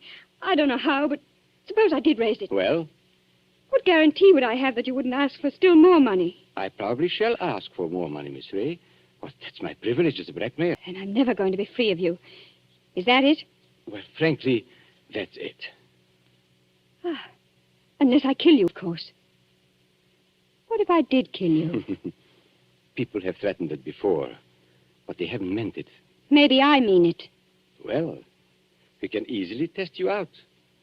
There's a sharp knife stuck in the desk in front of you. I'm going to get up and deliberately turn my back on you. Like this. Be careful, Charles Markham. As a student of human nature, I'm curious. How much will you risk to keep this secret? Have you the courage to kill and risk hanging? Yes, I think I have. What was that? Now, aren't you glad you held back at the last moment, Miss Ray? I said, what was that? That, my dear, was the front doorbell. Probably my friend, Inspector Ross, from Wigmore Street Police Station. Come in, old man. Come on in. Make yourself comfortable. I'll be with you in a moment. You wanted me to attack you, didn't you? No, I was merely curious. And in any case, Miss Ray, it would be useless to kill me. Useless? Why? Because I shouldn't die. Don't talk rot. Oh, it's quite true. A man in my position must take certain precautions. If you killed me, I should be back to haunt you within half an hour. And I don't happen to be joking. Come in. Now, look here, Markham. Good Lord, Judy. Ron! Mr. Ronald Gilbert, as I live. Ron! What are you doing here? He hasn't got anything against you, has he? Speak up, Mr. Gilbert. Have I? The fact is, Judith, I... Look at him, Miss Ray. See how he changes color and twists his mustache and altogether resembles a boy caught in his mother's gem cupboard. Perfect picture of a gentleman being a gentleman. Look here, Markham. I'm not very clever. You can always make a fool of me when you start talking, so let's stop talking. I've brought the money. What money? Oh, merely my fee for keeping quiet about you. So you went to Ron, too. You told him about it. Naturally. If possible, always sell your wares in 2 markets. How much money? Never mind, Judith. I hoped I could do this without your knowing. How much money? 3,000. It's all I could raise. Has he told you who I am and what I've been? Look here, Judith. Who the devil cares who you are or what you've been? I happen to be in love with you. Never mind. Let's get out of here. Ron, it's no good. He'll only come back for more money. I know that, but what else can we do? Nothing, I'm afraid. Well, what's that knife doing there, stuck in the desk? Nothing dangerous, I assure you. No? Merely a curio. I pick it up like this, I flip it down like this, and pick it up again. Miss Ray was very much interested in the dagger. Now, may I have that envelope with the money, please? There you are. Take it. Thank you. As I explained to Miss Ray, I'm leaving tomorrow for a holiday, hence the general disarray and the dust covers on the chairs. But before my departure, I'm glad we could settle this affair, as you would say, like gentlemen. Before we clear out of here, Markham, there's just one favor I'd like to ask. Well, of course, old man, ask away. This is your job, I suppose. You can't help being what you are, but never again, as long as you live... Well? Never even say the word gentleman. Be careful, Ron. Look at his face. Tell me, Mr. Gilbert, how much money is in this envelope? You heard what I said, 3,000 pounds. Then take it back, my friend. I find we can't strike a bargain after all. What do you mean? Just what I say. Here is your money. You will now oblige me, both you and Miss Ray, by leaving my shop. What are you going to do? Tomorrow morning, perhaps even tonight, I'm going to get in touch with the police, and I shall tell them where they can find Letty Wilson, alias Judith Ray. You can't do that, Markham. Oh, yes, he can.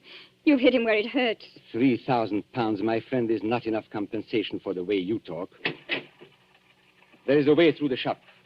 Shall I escort you to the front door? No. Oh, so you prefer to stay here and make a fool of yourself? You're not going to tell the police, Markham.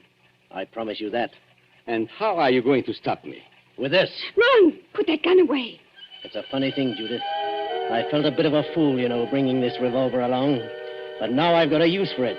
Oh, yes, I've got a use for it. Oh. Maybe the best thing would be to go into the street now and call a policeman. You'll never get into the street, Markham. Are you following me into the shop? Yes. So both of you, it appears, came here under false pretenses. You said you wanted to pay me some money. The money's still here, but you've lost your chance to get it. And our dear Judith said she wanted to buy a present for you. I showed her this grandfather clock here, this talking clock. Don't go a step beyond that clock, Markham. I warn you. Nonsense, old man. You wouldn't dare shoot. Wouldn't I? No, and I'll call your bluff. 1 step. 2 steps. I know your whole silly tribe, my friend. You wouldn't risk it. No, you wouldn't. What's happening to me? Don't try and grab out of the clock, Markham. It won't save you. You wouldn't risk your life. You wouldn't risk your family position. You wouldn't. 1:15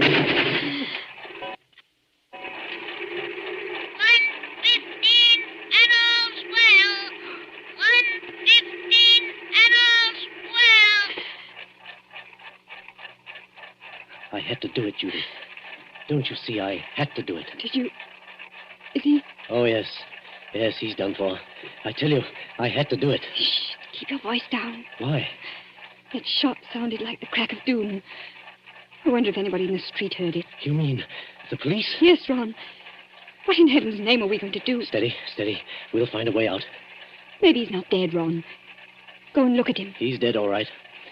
Please, Ron. Go and look at him. Well? Shot through the heart. The bullet went clean through him and smashed the face of the grandfather clock. That's all I can see in this dim light. This isn't happening to us. It can't be happening. I've got to think, but it's hard to think.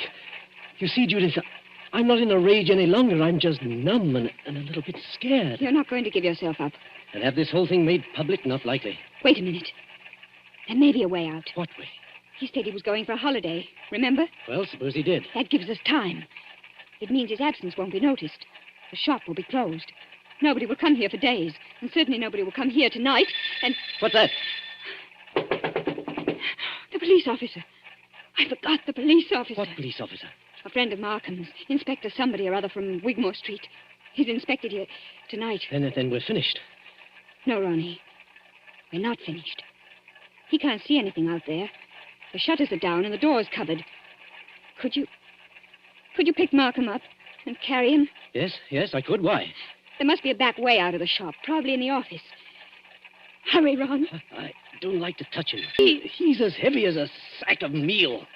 He seems to be looking straight at me. I know. Everything here seems to have eyes and move a little in the shadow. Didn't you see the expression in Markham's eyes just before you... No, I didn't. He seemed to be looking behind us, or beyond us. I don't know how to describe it. And he said something, too, that scared me. He said he couldn't die. He said... Close the door, quick. This police officer, Judith, he can't... Can't. The front door isn't locked. That's true. What's wrong with me, Judith? I came in there that way myself. And there's no time to lock the front door now. Our only hope is through the back way. I thought I'd seen a back door and... Ah, there it is. Just a minute. I've killed a man. That means I'm a murderer.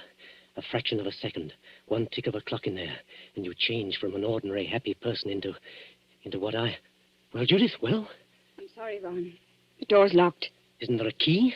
No. Maybe in his pockets on a key ring. There isn't time, Ron. I think I heard the front door open. Our visitor's coming in. I've got it. The dust covers. What?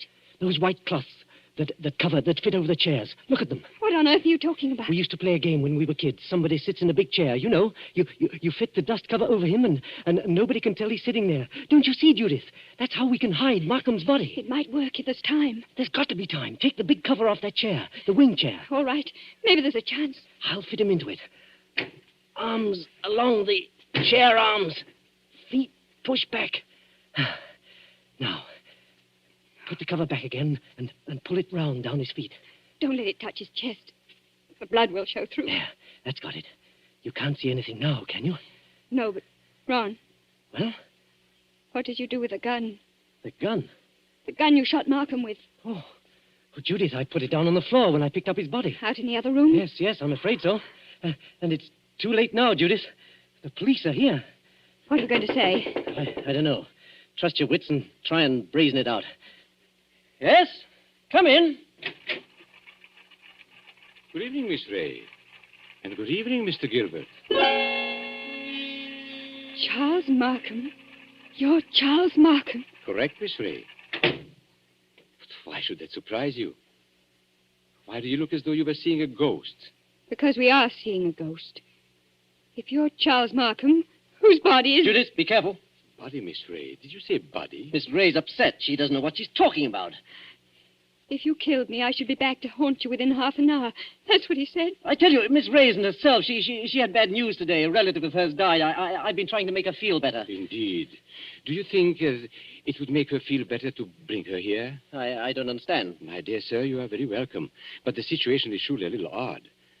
I come in here and find you two looking as guilty as a pair of murderers in my private office in the middle of the night. There's nothing odd about that. I wanted to buy Judith something. At 1 o'clock in the morning? Yes. Why not? Well, may I ask how you managed to get in? The front door was open. We just walked in. If you wish to buy something, why not stay in the showroom? Why come to my office? Well, hang it all. You don't think we wanted to... To me. You see, there was nobody else here. There's nobody here, Mr. Markham. Not a living soul. Then you didn't meet, by any chance, my brother? Your brother? Yes, my brother Robert. You couldn't have mistaken him if you had seen him. He looks so much like me that few people can tell us apart. That's it. Poor Robert often deputizes for me. He's learned to act like me, doesn't like the work very much. Of course, you know what my work really is. Is this part of the game? Are you trying to play cat and mouse? Robert is an idealist. He thinks, poor fellow, that my profession is beneath contempt. But he acts the part and acts it well because I pay him. And I find it useful to have a double who will run risks for me. What have you done with his body? We haven't done anything with him. If you've killed Robert, my friend, you've committed a totally useless murder. You don't see him here, do you? No, but I see his handiwork. Meaning what? I've warned him many times about throwing a knife down on a polished desktop. Those scratches on the desk are fresh scratches. Of course, if you give me your word of honor that he's not here... Of course, he's not here. Well, in that case, all we can do is sit down and make ourselves comfortable. Will you sit there, Mr. Gilbert? And you, Miss Ray, in that wing chair by the window. What's wrong, Miss Ray? Why don't you sit down? Because I prefer to stand, thank you. Then perhaps you won't mind if I sit in the wing chair. It's a very comfortable one. My brother always says... Don't sit down there for the love of... Oh. So that's it. Yes, that's it. It is rather a thick chair. I press against the dust cover and blood comes through.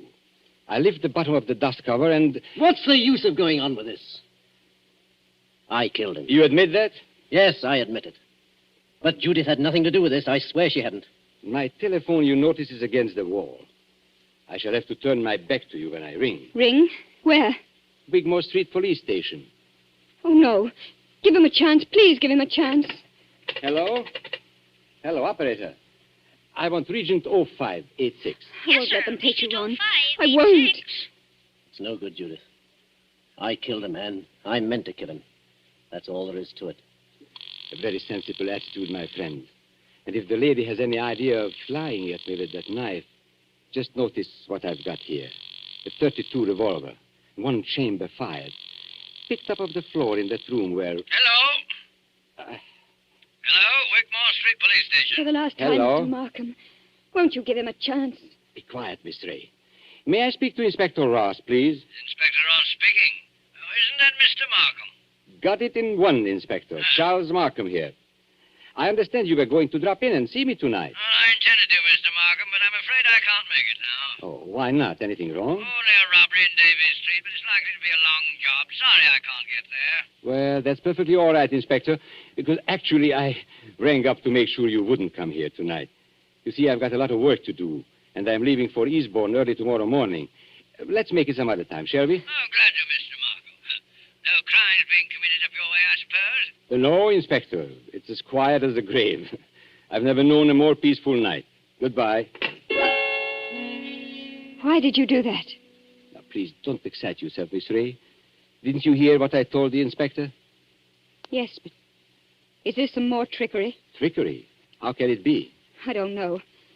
That's what I'm asking you. I should call it generous when I let my poor brother's death go unavenged. You're not doing this without a reason. Naturally not. But has it occurred to you, either of you, that I might not want my business dealings revealed in court? What are you driving at? And has it also occurred to you that a man's double, who looks exactly like him and shares all his secrets, may become a danger rather than an asset? He knows too much, he wants too much, and so... I think I understand. You're glad he's dead. Not glad, my dear. You shock my brotherly feelings, but definitely relieved. Look here, you can't get away with this. Get away with it, sir? Aren't you forgetting that you are the murderer? Then what are you going to do? Now, it is very simple. We three, in an unholy partnership, will dispose of Robert's body. Or would you rather hang? He's got us, Ron. There's no other way. But how can we dispose of the body? This seems worse than killing him. It's filthy, cold-blooded... Practical necessity. And as for disposing of the body, nothing is easier. We shall simply gather and...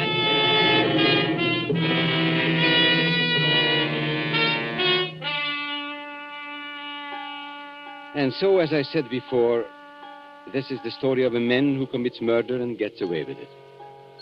Now, Ronald Gilbert looks back across the years and is still firmly convinced of his own guilt. But, of course, Gilbert never shot anybody. I was the man who committed the murder. Don't you remember? The bullet that killed my brother is supposed to have passed through his body and smashed the face of the grandfather clock. But that's an impossibility. The face of a grandfather clock is much higher than the heart of a man. You see, 2 shots were fired at the very same instant. Gilbert missed and smashed the clock face. I fired from the door of the office and did not miss. That was why my brother looked past those 2. I went out by the back door, locked it, and reappeared at the front afterwards.